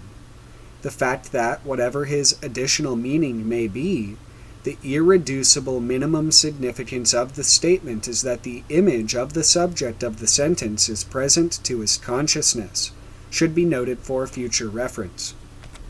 The special use of the term in philosophy. With respect to philosophical writing, a limited answer to the question may be suggested. It is that the predicate in this system is implied when a speculative thinker sets out, as Descartes, for instance, did, to construct a critical and logically coherent system embracing all knowledge. He begins by wiping the slate clean of every preconception. People believe an incredible amount of nonsense, he says, and if we are to begin by questioning each of their beliefs one by one, we shall never get anywhere. The only thing to do is provisionally to deny everything. Then we can look about for a starting point which is absolutely certain and reliable, and from this we can proceed step by step, examining each new element which we admit to our system, in order to ensure that it is compatible according to the laws of logic with what we have already admitted. If it is not so compatible, we must exclude it. It is something which some misguided person has thought up at some time or other, but it is irreconcilable with the demands of the system by which I seek to offer a logical explanation of the nature of knowledge, or of the universe. It cannot form part of this system, which must remain coherent and interrelated in all of its parts. And since this system contains everything necessary to explain the universe, there is no place in the universe for this superfluous idea. In such a process, it is customary to use the word exists in order to imply that a new element conforms to the system and may be admitted to it, or conversely, to say that it does not exist if it is incompatible. Thus, when I say if the subject exists, then the object must also exist, or conversely, that if one does not exist, then the other does not exist either, I mean that if the one is to be admitted or to be excluded from my system, then the other must of necessity be admitted or excluded also. For the rules of logic will not admit of the acceptance or rejection of the one without that of the other. This usage is permissible provided that it is confined strictly to circumscribed arguments of this kind. Danger, however, arises when the terms existence, etc., are loosely used outside such a limited and connected argument. Such assertions as, e.g., that the tables and chairs exist, or that God exists, when made out of the blue, are, philosophically speaking, reprehensible, since it is not clear what they imply. Insofar as the strictly specialized and circumscribed sphere of philosophical thought is concerned, therefore, we may answer Eddington's question as follows. When the philosopher says that something exists, he means that it is logically compatible with and therefore a necessary, integral part of the system he is developing. As a philosopher, he has no right to imply any more by the statement. Although, of course, he is at liberty to use the term in any other way he chooses, provided that he explicitly states what he intends it to mean. Its use in everyday speech. But Eddington poses the question in a wider context, for he brings in the use of the term in everyday speech and deduces the example of the overdraft. Here it is necessary to proceed very carefully, bearing 2 points in mind. A. That the meaning attached to any term in the marketplace often differs from that assigned to it by specialists, e.g. philosophers. And B. That if a term is widely and currently used, that fact alone denotes that the meaning assigned to it in the colloquial usage must be basically the same to all users, since otherwise obvious misunderstandings would soon arise. E.g., an American who asks for suspenders in an English shop will soon discover the difference in usage. As regards abstracts, greater variation is possible, yet people in the marketplace understand one another very closely, although they may be unable to define what they mean. A. The first point requires no further elucidation, for it has already been shown that the term existence is used by philosophers in a special sense. Further obvious examples are the use of such terms as debtor and creditor by accountants, which differs in some respects for what the ordinary man understands by them, or that of such words as collapse and intoxication by doctors. B. The second point, which has been overlooked by Eddington when he maintains that if the question of the existence or non-existence of bank overdrafts were put to the vote, a difference of opinion would become apparent. In fact, there would be none, for the man who would consider it illogical to concede existence to anything that was intrinsically a negation could only be a philosopher actually in the process of developing a particular logical system, and therefore using the term existence in the special sense peculiar to philosophers. His system would have to be based on the principle of including only elements that were affirmations or positive quantities. In other words, he would have equated the property of existence with that principle in the same way as I have indicated above, that some philosophers equate that of reality with some other abstract principle. But the very fact that he had worked out such a system implies that he must be aware of its difference from marketplace notions, and if the question were actually put to him, his reply would take the form made famous by the late Dr. Joad in Brain's Trust sessions. That depends on what you mean by existence, and he would explain, in the sense by which you and all of us use the term in everyday life, An overdraft certainly exists because it is a factor in life of which one must take account. But in the special sense demanded by my system, or the system of so-and-so, it may be said not to exist because, etc., etc. There would in fact be no significant disagreement on the answer unless it came from somebody who, like Eddington himself, was making pronouncements on philosophical questions which have just come to his notice for the first time, and without having devoted much deliberation to them. In fairness, it must be admitted that in spite of lapses when the author adventures rashly into the field of pure philosophy, in which his background is inadequate, and attempts to solve all problems by the use of the mathematical type of thinking to which he is accustomed, and which, like that of Descartes, tends to overvalue the object, the book in question contains some very valuable ideas. I am particularly indebted to it for the emphasis which it lays on the importance of the concept of pattern. The philosopher in question would obviously, if he received a letter from his bank informing him that an overdraft existed in his account, understand the statement and react to it in exactly the same way as anybody else, and in ordinary conversation, when no questions of philosophy were involved, he would use the term in the ordinary way, because it has a meaning which is understood by everybody in a practical sense, and he would find it very hard to dispense with. It is in this ordinary practical meaning of the term, according to which an overdraft exists as a grim reality, that we are interested, because it indicates the prevailing attitude towards certain important matters. Widespread agreement on the significance of the terms. If then we ignore specialists who are deliberately using the word in a peculiar sense, we shall find, at least among civilized Western people, that in practice the field in which general disagreement regarding existence and non-existence obtains immeasurably exceeds that in which a significant body of disagreement is to be found. 999 people out of 1,000 will agree that, e.g., tables and chairs exist, whereas mermaids do not.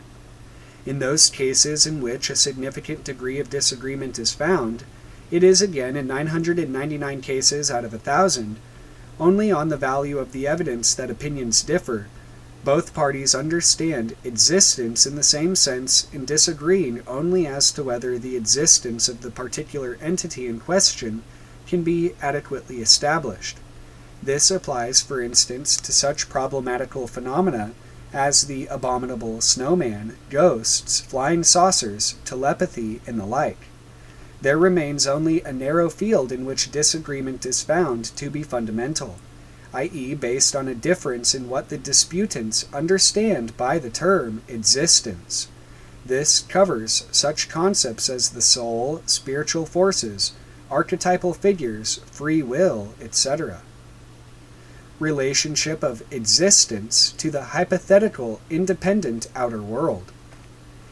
If we now compare the three categories of object to which, in the common opinion of the contemporary marketplace, the property of existence is A. generally admitted, B. generally denied, and C. its admission or denial is the subject of a significant degree of disagreement, we may reach some understanding of what is at the back of the ordinary man's mind when he uses the term. In the first place, there is universal agreement as to the existence of material objects as a class.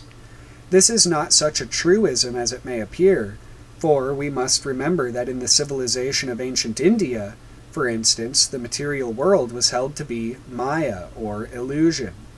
This was no mere academic foible, for although certain minimum concessions to the illusory world of which our bodies form a part were recognized as unavoidable, those individuals, at least, who aspired towards spiritual progress were exhorted to devote as little attention to it as possible, concentrating instead on the real existence of its opposite, namely the images of the mind which are divorced from outer appearance, and some of them did in fact carry this precept to extraordinary lengths. The contemporary bias is obviously in the opposite direction.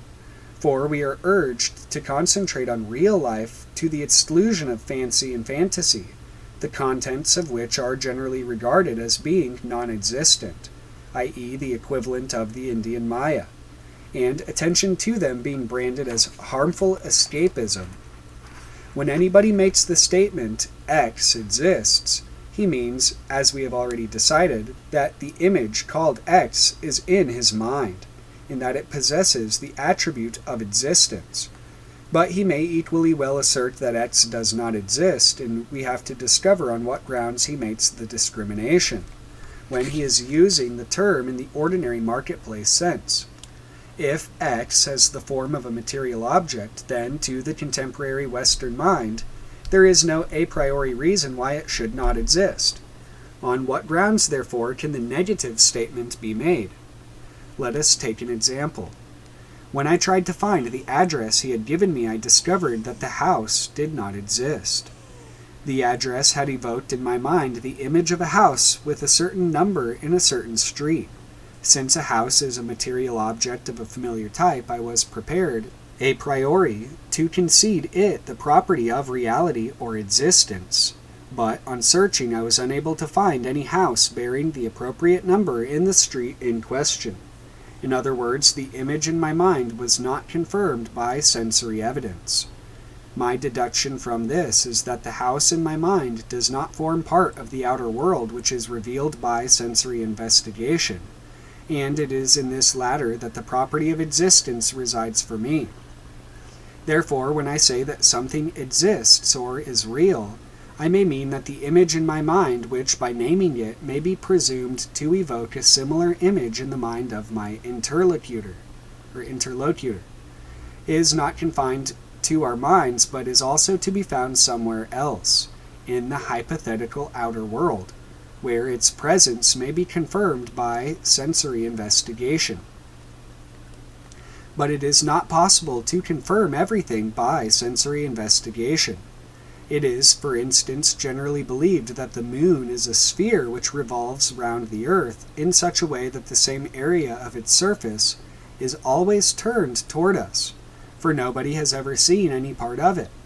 How then do we know that the other side exists? That the moon is a complete sphere and not a hemisphere, or even a hollow hemispherical shell? We are convinced of the fact because astronomers have calculated that if its shape were anything other than spherical, it would not behave in the way it does. In this case, therefore, our belief in the real existence of the moon's remote hemisphere is based on our confidence in the calculations of the astronomers, which means in the laws of logic and dynamics on which they are based. We are therefore confident that although it has not yet been possible for anybody to confirm the presence of the remote hemisphere of the moon by direct sensory evidence, it is nonetheless there, waiting to be seen by the first human being who succeeds in transporting himself to the necessary position in space. In other words, we are confident that it exists. Denial of existence to certain categories of objects. If now I am asked whether mermaids exist, I shall unhesitatingly reply that they do not. On what is this denial based? I have never seen a mermaid with my own eyes, but that in itself is no insuperable obstacle to my believing in their existence, since I believe in the existence of many things which I myself have never seen, on the evidence of others who claim to have seen them. Many mariners of past ages have claimed that they saw mermaids, yet I do not believe that they really did, for I am not only convinced that mermaids do not exist today, but also that they never did exist. Yet I am quite prepared to believe in the past existence of the Colossus of Rhodes, and of the Hanging Gardens of Babylon on the authority of evidence intrinsically no more reliable. The reasons for my disbelief are based on my knowledge of physiology, anatomy, and zoology, for I know that no creature with the attributes claimed for the mermaid is possible according to the well-established principles of these sciences. For, to take but a single instance of the impossibilities involved, such a creature would have to be warm-blooded in the upper half and cold-blooded in the lower. Even if I were myself to see something which appeared to conform exactly to the conventional picture of a mermaid, I should still refuse to believe in the existence of the species. I should explain away the evidence of my senses by supposing either that a deception was being practiced on me, or that I was suffering from a hallucination. The evidence of the senses, therefore, is not the sole criterion on which we base our acceptance or denial of the reality or existence of anything. That evidence must be compatible with our convictions of what is possible. The criterion of possibility based on a mental system. Our views on what is possible and what is impossible constitute a coherent logical system or pattern, according to which, for instance, no creature equipped with ordinary human lungs could survive underwater, etc. All the parts of this system are interrelated, and to question any single detail of it would imply questioning the whole. Since I find it extremely serviceable in accounting for the great majority of observed phenomena, and base the conduct of my life in an environment on which this system is the formative principle, very largely on my understanding of it, I am naturally extremely reluctant to undertake anything so alarming as a revision of the basic principles on which it rests. Accordingly, I reject the real existence of mermaids out of hand, or at least, before I allow myself to be convinced of it, demand very cogent proof. Thus, in the long run, we find that the meaning which the ordinary man assigns to the terms existence and reality in everyday speech is basically the same as that assigned to them by the philosopher in his special usage. Their basic meaning is that the nature of the subject to which they are attributed is compatible with the scheme or system according to which the speaker understands experience and orientates himself to life. The scheme or pattern in question is obviously what I have designated the complex image of the outer world. The contemporary bias is to equate this with reality and existence. That which forms a part of it exists and is real, while that which is incompatible with it is impossible and is therefore seen as unreal and non-existent. The outer world is visualized as an existence outside the mind and independent of it. When the contemporary Westerner says that something is real or exists, he means the image which is in my mind and which, by naming it, I am evoking in your mind, is not confined to our minds but is also part of the outer world. When he says that it is unreal or does not exist, he means that he is referring to an image which has no counterpart in the outer world, and he bases this denial on one of two facts: either that the attributes of the image demand that it should be possible to confirm its nature or presence by sensory experience at a certain place and time, as with the house, and that this confirmation is not forthcoming, or alternatively that the attributes in question are irreconcilable with the universally accepted nature of the outer world, as with the mermaid. Absence of justification for the belief in the exclusive validity of a single system. Following Descartes, however, as well as the Orientals, we have concluded that there is no possibility of knowing anything outside the mind. Both the sensory experiences, with the laws to which we expect them to conform, and the complex image of the outer world, are parts or contents of the mind. They are independent of our volition, which inclines us to believe that they are external to our minds. But that is a mistake, for there is no reason why everything in the mind should be subject to our personal wills. The phenomena of hypnosis, delirium, insanity, hallucination, and hysteria, moreover, not to mention dreaming, demonstrate that the mind is perfectly capable of manufacturing sensory impressions, possessing the complete power of conviction, which nevertheless do not conform to the familiar outer world pattern. Hence it follows that normal waking sensory experiences are only a special case. They are, it is true, by far the most important class of sensory experience in the life of the individual, yet they represent only one of the manifold potentialities of the mind in this connection, and they should not be regarded as intrinsically more significant than any other. Returning now to the mermaid, we may ask why, if such creatures are and always have been impossible, anybody ever came to imagine them. The answer, obviously, is that sailors, suffering from prolonged celibacy, projected the mate recognition image into the forms of breaking waves, leaping fishes, glimpses of submerged rocks, and the like. The image of the mermaid, in fact, arose from hallucinations produced by the psychological process of projection, and differed only in degree from the normal projection which confers, in the eyes of her lover, qualities of such extraordinary fascination and desirability on any very ordinary girl.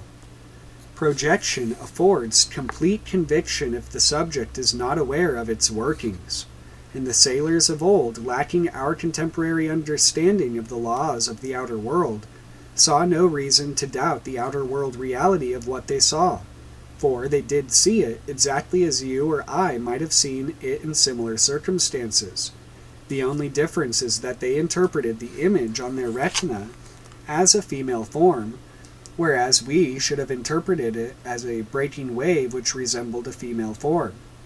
The image which presented itself to consciousness would be exactly the same in either case, a female form. The difference would lie solely in the deductions subsequently drawn from it. The mental world picture of the ancient mariner permitted of the existence of creatures half human and half fish, which lived in the ocean and which he might conceivably catch in a net. The mental world picture of the contemporary man rejects such a possibility. But is the difference so important?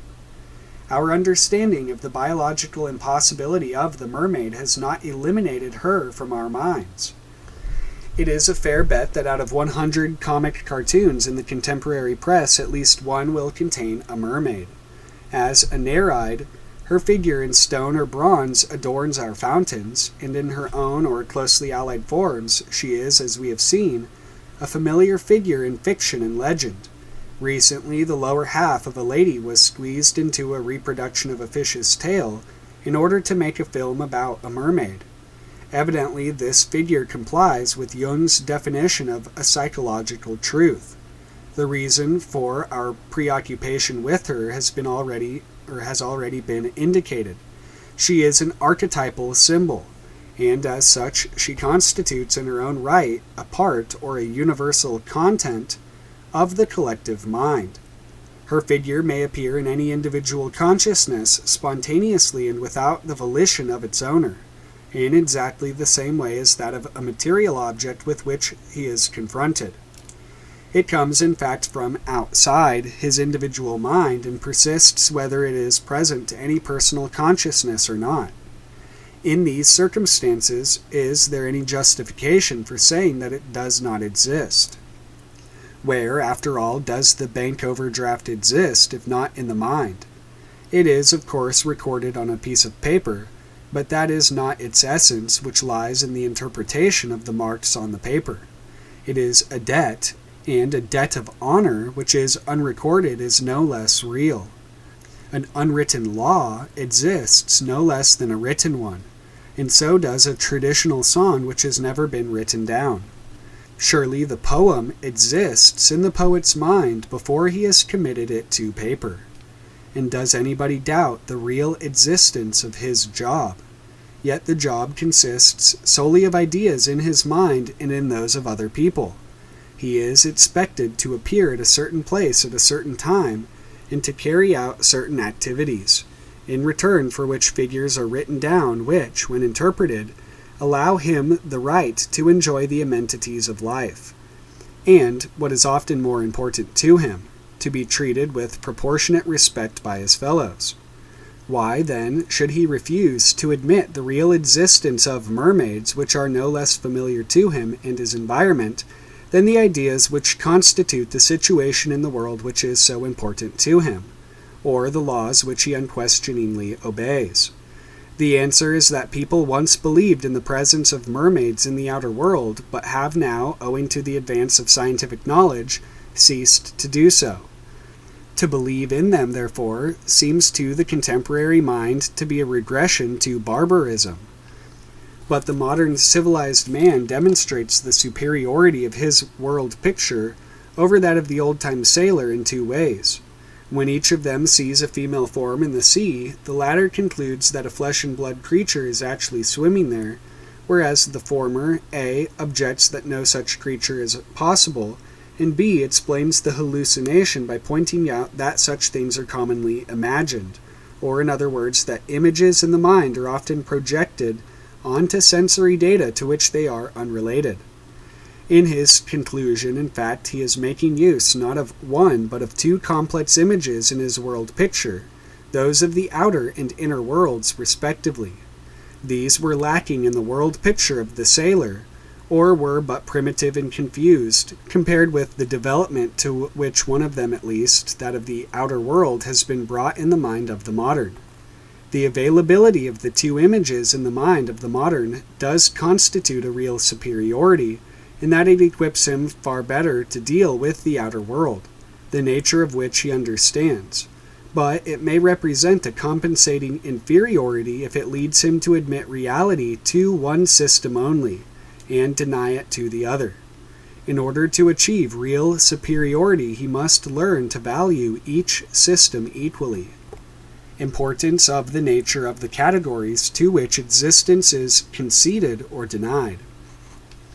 The importance of this matter lies in the fact that the use of the terms existence and reality implies not only intellectual belief, but a strong feeling relationship with the objects to which they are attributed. The real and existent, for the two terms are used in virtually the same sense, are important to us. They are things which must be taken seriously, and according to which we must orientate ourselves in life. The unreal and non-existent, on the other hand, can be passed over and brushed aside. Hence, the question of what we believe to exist and to be real, and what the opposite, is a vital factor in our attitude to life. Eddington says that it would be absurd to divide mankind into two sects, the one believing in the existence of overdrafts and the other denying their existence. If the distinction were strictly confined to the specific matter of overdrafts, it would be as absurd as Swift's satirical division of humanity into big Endians and little Endians, according to which end of a boiled egg they began with. But the absurdity derives solely from the triviality of the example chosen. A man's beliefs concerning any specific object are an index to the nature of the system on which he founds his belief in general, and that is anything but unimportant. Eddington says that this is a question not of belief but of classification. But what is the difference? If we choose less trivial examples, the fact at once becomes apparent. It is obviously possible to draw significant conclusions regarding a man's attitude to life from his assertion that God, or altruism, beauty, or justice do or do not exist. The question of the belief in the real existence of God provides an important example in this connection. Nowadays, there is very considerable disagreement regarding the existence or non-existence of God, and this is because in past ages, when the nature of the outer world was less perfectly understood, claims were made for him, as for the mermaid, which are irreconcilable with what we have subsequently discovered about it. A personal God endowed with conscious purpose and volition who acts directly on the material world is certainly impossible, but that does not mean that God does not exist as a reality of the mind. Such a mental reality may be described as a pattern, factor, or influence that affects us in its own right in the same way as our physical appetites, or our impulse to learn or to imitate, affect us. We have already seen that such universal images or structures of the mind, the archetypes, act spontaneously and purposefully according to laws which can be ascertained, and the image which we call God has demonstrably manifested itself in humanity at all times and in all places. Its underlying attributes have always been the same, although it has been seen in a variety of forms, dependent on the mental level of any particular community. The theological doctrine of progressive revelation is, in fact, perfectly reconcilable with the psychological interpretation of this matter. If, out of deference to any one-sided intellectual system, we attempt to ignore the real influence which such images exert on us, we shall only compel them to act through the unconscious mind, which they will do as a protest in the sense explained earlier, and consequently in unpleasant ways. The image of God, as we shall see in the later course of this study, is apt to be particularly troublesome in these circumstances. As we have already noted in connection with the anima, the archetypes are apt to present themselves to consciousness in the archaic forms of primitive symbolism, and it is one of Jung's most important doctrines that we must not only accept these forms without prejudice, but that we must also adopt towards them the attitude which we should adopt towards autonomous beings, for they are not subject to our volition, and their purposefulness is as real as that of our physiological processes. But such an attitude smacks of regression to the past, and it is the cause of much misunderstanding, such as that expressed in the protest quoted in the introduction, to the effect that Jung's teaching is no better than a fresh bunch of superstitions. But this is only a prejudice which we must overcome.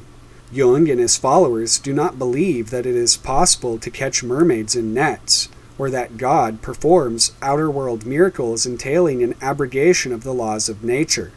Such claims were made in the past, and since it has been proved that they were impossible, superficial minds have jumped to the conclusion that God and the mermaids do not exist at all. It is as though we were to deny the existence of the laws because it was demonstrated that justice, in the form of a blindfolded female holding a sword in balance, did not exist in the flesh. The attribution of existence to both outer world and inner world categories.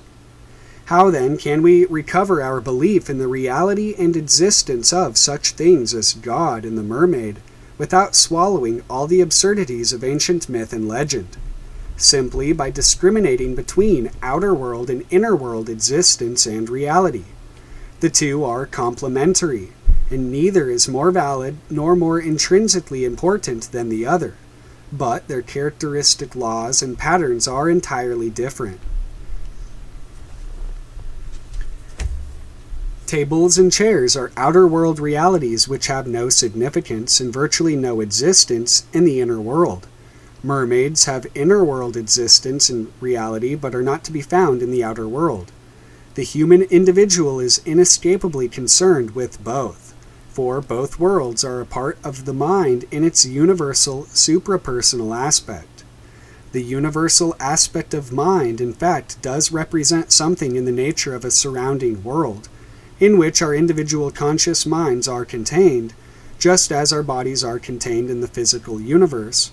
But that surrounding world of universal mind presents itself to consciousness in two distinct ways, which lead to the construction in the individual mind of two distinct pictures, those of the inner and the outer worlds.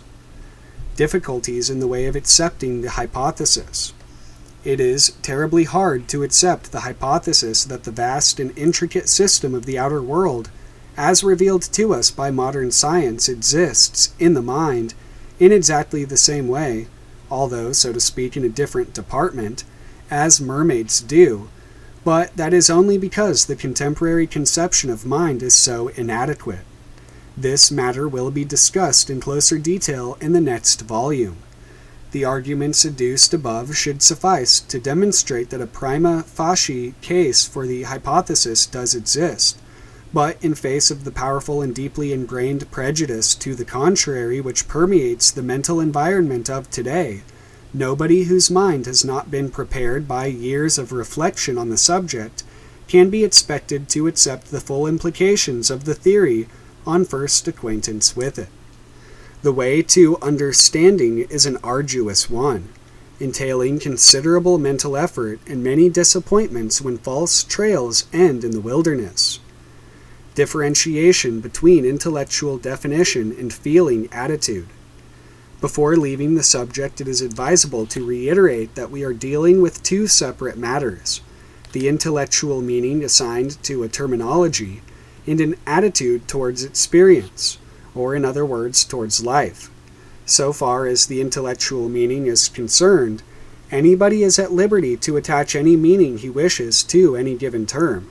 In order that discussion with others may be fruitful, however, he must obviously define precisely what he means. There is, therefore, no theoretical objection to anybody's insisting that he intends to confine the terms reality and existence to those things which form part of his picture of the outer world. In that case, however, he must a. admit that this category does not cover everything which may affect the course of his life, and of which he must therefore take account, and b. suggest some new term to cover the attribute of validity and efficacity when it is found in factors to which he denies the properties of reality and existence. For he cannot get away from the fact that the terms in question have arisen as the expression of a universal feeling value attaching to those things which people believe that they must take seriously and cannot ignore, and that some term is required to express it. If he restricts the meaning of the terms reality and existence in such a way that they do not cover everything which possesses this attribute, then he must offer alternatives.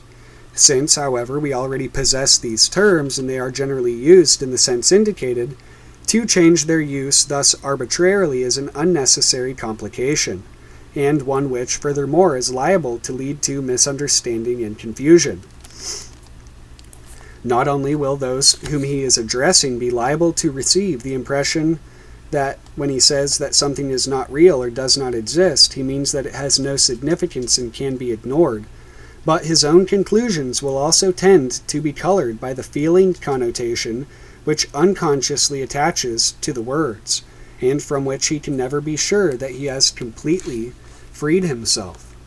Thus, while there is no theoretical objection to such a use of the terms, provided that it is clearly defined, it is practically unsuitable. The undeniable difference between the type of reality and existence discernible in tables and chairs and that attaching to the mermaid can, as I have already suggested, be recognized by differentiating between outer world and inner world reality and existence respectively. The absolute and the relative meaning of the terms. Finally, it may be suggested that if we attempt a definition of the only absolute theoretical meaning of the terms which will cover every possible case, we must admit that everything which ever has been or ever will be experienced is real and exists. Every experience is an act of relationship, a contact between the ultimate subject and the universal object, both of which transcend our comprehension. From the highest or most absolute point of view which we can conceive, it is immaterial whether any item of experience is sense or nonsense, i.e., whether it can or cannot be fitted into any coherent pattern, true or untrue, sublime or ridiculous, or whether it is universal or confined to one single individual consciousness. In all cases, it is a perception of an aspect of the object by the subject, and nothing in the last resort is more than that. When used in this absolute sense, the terms can have no negative. Nothing is unreal, and nothing is non-existent. This, of course, does not apply to the numerous uses of the word exist as a copula. Poverty does not exist in Ruritania simply means that it is not to be found there, although by implication it is to be found elsewhere. Often, moreover, the predicate, although not stated, is implied by the context. The only exception to the inadmissibility of the negative use of the term existence in this absolute sense is with regard to the ultimate one, in which both subject and object are included. Of this it may be said that it is both existent and non-existent, which of course remains a paradox. Thus the terms become superfluous, for by naming anything the speaker proves that whatever he understands by the name is present to his consciousness. It is an aspect of the object which the subject is experiencing. Therefore it is. If he wishes to state any more about it, he will have to provide a predicate. Practically, of course, such a definition robs the terms of all usefulness, but we need them and therefore we must go on using them, although in the clear understanding that their significance in any practical context is only relative. They mean, this is important to me because it is part of the mental system according to which I understand life. Thus, in any particular connection, or as seen from any particular viewpoint, some things may be said to exist or to be real, while others are non-existent or unreal, whereas from another viewpoint the same things fall into the opposite categories. From the viewpoint of the biologist, bacteria exist and mermaids do not. From that of the student of symbolism, mermaids exist and bacteria do not. To the artist, irrespective of whether he admits the fact as an intellectual proposition or not, beauty and aesthetic values exist and have reality, whereas to the Philistine they do not. This relativity is particularly noticeable in the matter of the feeling relationship of reality which different individuals entertain towards various objects. Thus, to return to the overdraft, the degree of grim reality which different individuals feel in it will vary. One will not be able to forget his overdraft for a moment. It will induce in him feelings of insecurity, anxiety, and even guilt, and he will remain worried and unhappy until he has paid it off. To another it will mean practically nothing. He will continue to draw checks undisturbed until nemesis overtakes him. And when that happens, it will only be the policeman, and still not the overdraft, that is real to him. Importance of the feeling element. This matter is particularly important, because it is useless to persuade anybody to accept the reality of something as an intellectual proposition if that acceptance is not confirmed by his feelings, or is opposed by contrary feelings. This distinction is presumably what Eddington means when he says that the distinction between existent and non-existent is a matter of classification and not of belief. As a matter of belief, he implies everybody would accept the existence of the overdraft as a grim reality. It is only on the question of classification that they will be found to differ. The word belief is badly chosen, for what would be the purpose of making a classification in which one did not believe? It might, however, perfectly well be opposed to one's feelings. Intellectual theories which lack the backing of feeling are for the most part no more than empty words. For the individual's attitude towards any problem in life as opposed to theory is inevitably to some extent affected by his feelings about it. The importance assumed by the two factors, intellectual conviction and feeling, varies of course both as between individuals and according to the nature of the problem involved, and in the event its working are often surprising. Those intellectuals, for instance, who are boldest in their theories are often the most helpless victims of feelings which completely belie the latter, and which had remained unrecognized until special circumstances brought them into play. Thus, Nietzsche, the stern progenitor of that Superman who knows neither scruple nor pity, was in fact a timid and soft-hearted individual. He could not screw himself up to the point of proposing marriage to a girl who had given him every encouragement, and his last act, before he became irremediably insane, was to throw himself weeping on the neck of a cab horse which was being maltreated by its owner. The acceptance of the inner world as a reality, which is what the times demand of us, is a matter which transcends mere intellectual conviction. We must start with the intellect because the prejudices which oppose us are largely of an intellectual nature, and can only be combated on intellectual ground. But if the acceptance is to be effective, it must be translated into terms of life, and that entails a long, patient, and at times disagreeable reorientation. Such a process can never be carried through in the face of prejudice, derision, and obstructionism, both from without and within. If it is opposed by contrary feeling values of the nature and power of which the subject is not fully aware. We cannot reason away our feelings, but if we bring them to full consciousness, we can confine them to their proper sphere, and are forearmed against them when they run counter to our purposes. Sources of the feeling element involved. Hence, it is necessary for us to devote very careful attention to those feelings which are liable to oppose us in our attempt at reorientation.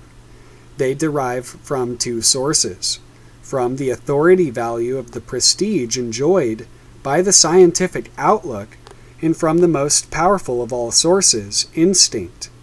The scientific outlook is, unfortunately, one of our greatest enemies, for, as will be explained in a subsequent chapter, the overwhelming success of the mental attitude which lies behind this outlook, in enriching us and improving the conditions of our outer lives, has been the principal cause in producing the contemporary prejudice of confining reality to the outer world. So long as our belief in the primacy of the outer world pattern remains merely relative and is confined to low-grade practical details, it is solely beneficial, and in better balanced ages, this indispensable utilitarian and down-to-earth attitude has been offset and compensated by universally accepted religious or speculative systems and by customs which have emphasized the mystical, symbolical, and irrational forms through which the other side of man's life and nature, the inner world, can find expression. But the contemporary scientific outlook is more than a mere guide in practical matters. It has set itself up as a universal philosophy, thereby encroaching on provinces of the mind with which it is not fitted to deal.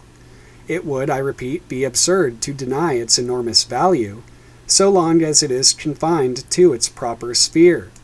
But since it has dangerously overstepped the limits of its usefulness, and is threatening to usurp an unqualified supremacy in our view of life, it is necessary to begin by attacking it in order to reduce it to its proper place. The vital sphere in which the prestige enjoyed by this attitude is supported by the immense power of instinct lies in our attitude to the evidence of sensory experience, and it is to this matter that we must now turn.